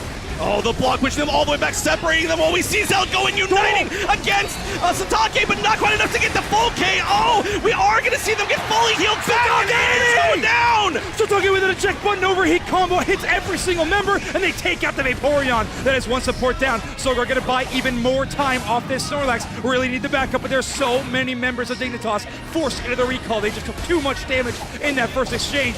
Groudon's down to about half HP. This is now Dignitas' chance to steal, and they will not do it. Reject gonna pick up that Groudon buff. Oh, Zugrug getting taken down. Toonslim going into fight as well. Ender just trying to keep up Otter. Maybe one of the only options to defend. 1 minute and 12 seconds left. Otter's trying to take away any points that they can score on them. You can see Toonslim looking a little distraught on the camera. They've got to find an answer back with a 4 KO streak, though. I mean, 3 and a 1. This is looking really tough. 59 seconds. There will be some respawns, but there are going to be so much scoring in. A nice defense on this bottom path so far, and not a ton of points up top. This is only a 132-point difference. 47 seconds. Can Dignitas make a comeback? They only have an opportunity for one final push, but they're going to take every resource they can along the way. Snorlax Unite, Vaporeon Unite, and now the Mega Charizard X is available. The problem is Reject's score lead is going to be increased as they have the opportunity to get that 47 points in from Blaziken as well as Zacian's 34. We've seen this happen before. All right, Pavone getting hit down in the center. They are going to fight Toonslim, the first one in. Overlord solo defending. 30 dunk altogether in that goal zone. They need way more points. They don't have that many points in pockets, and they're going to continue to go in. Overlord still at full HP. Inter trying to heal up everybody, and the Unite coming out from Cramorant, but they don't have anybody to score, and nobody's stopping the scores as well the other way. Reject qualifying for Worlds. Revenge for Reject in your lower finals as Dignitas win the first, Reject win the second, and they push on to Grands. Celebrations on stage as their rivals created and forged after years of competition, but most importantly, at our ACL finals, they take it, they shut out the crowd, and they defeat Dignitas. A run back, defeating the team that defeated them in round 1, defeating them in the final round that they could possibly fight them. What a comeback story. One of the most legendary losers bracket runs that we maybe have ever or will ever see in Pokemon Unite, going from round 1 in one of the most difficult tournaments of all-time losers to winning the run back, qualifying for Worlds, and now they only have one more step ahead of them. Fennel versus Reject. It's going to be a legendary grand final matchup, but it of course will be following the back of one of the best matchups that we have seen on this stage. Dignitas and Reject, they deliver in this lower final, and officially 2 more teams have punched their tickets to San Francisco. Reject, Fennel from Japan will be in attendance at Worlds. 2 teams absolutely well earned. Look at them celebrating up on stage. And hey, we may be getting another interview from Overlord. We'll see. But oh, look at that! Crying! I mean, hey, you deserve that up there. You earned that spot.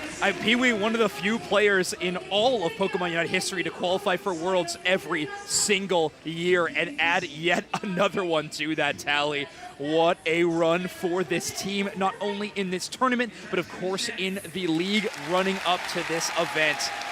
beating their opponents that outplaced them in the playoffs in Scars and into the team that beat them at the start of this weekend in Dignitas. I mean, Reject just adding up the tally of teams they are taking down. Literally only one, kind of revenge match to take. The only other team to place above them in the regional league, and they've got their chance. But obviously they're going to be happy with this. I mean, look at this right here. I'll quote you again from what you said before the tournament yesterday. You said, "That's my goat Pee-wee right there." That's my goat Pee-wee right there. That is a direct Who quote. I didn't choose in my All-Star team, which I immediately regret, and I want to go back to that. They even had an attacker duel, and somehow, unfortunate for me. But hey, that Pee-wee, that's my goat right there. I agreed. I mean, hey, such a showing this weekend in particular. I mean, obviously every single member of this team doing an amazing job, but if I had to choose one person that was like more standout, or at least visibly more standout in all these matches, this man right here. Yeah, I mean, Pee-wee being the flexible pick, able to fit into multiple roles and really shine and bring this team to victory. You see the emotion on their face, obviously earning yet another world spot, joining this team late in the season. I believe it was week 4 of the regional league. They go off of the substitute roster, off the bench, and fill in for this team. And from that point on, it looked like Reject had a major upgrade. Communication was better, performance was better, and I think those drafts also looking clean on the back of this player and Overlord. So great work from Reject. Adaptations, and it's paying off. Right, of course, not trying to talk over the players, but unfortunately we don't speak Japanese, so all we can do is just gas up these players as much as humanly possible in the meantime. Yeah. And that's what I'm going to continue to do, because I think that's what he said in his answer, by the way. He's like, I helped with draft, I helped with communication. He's like, they're nothing without me. No, I'm just kidding. Amazing teamwork from the whole team. And I mean, you can even see how much they've improved over the course of 2 days here, right? Yeah. And they have just continued to get better and better. Look at that, turning around to the Reject jackets. I mean, what up? That is aura and farming Fennel for celebrating sure. with them on stage right now, too. Yeah. And you know, all of Japan should be celebrating, not only, of course, because they've shown that they are just a powerhouse region, time and time again, but now once again this year, but also there are now extra spots for Japan at Worlds that are not these teams because they've now qualified through PUACL. We could very likely be seeing 5 Japanese teams at Worlds. The only reason I'm saying very likely is I have not seen the graphic with how many regions are allotted per region. But I'm pretty sure in the past it's been 3. So either way, that is going to be... I can't wait to see Fennel and Reject play at the World Championships in San Francisco. But what I'm very happy is I don't have to wait near as long to watch Reject play Fennel on this stage momentarily. I cannot wait. What a match that's going to be. A match that has not happened yet. I mean, so many of the Japanese teams have fought other Japanese teams. True. I mean, Reject's kind of eliminated the rest of the region at this point, and they're looking to add a final name. Japan Kryptonite. So they got the secret sauce to shut down these other Japanese teams. They might. Well, also, I guess, every other region's teams at the moment. And every other region. Yeah. I'm so excited. And of course, this Japanese crowd has been amazing. Yeah. They've been here. I mean, it was a long day yesterday, and it's a long day today. And they've got one more match that they all down there are going to be so excited about. But we're going to go to a break. That's been it for us. And I mean, what an amazing match we got to cast. So we're going to send it away. Boom! To send it, of course, to Spraggles and Dupe Snacks, who are going to be taking it away for the grand final.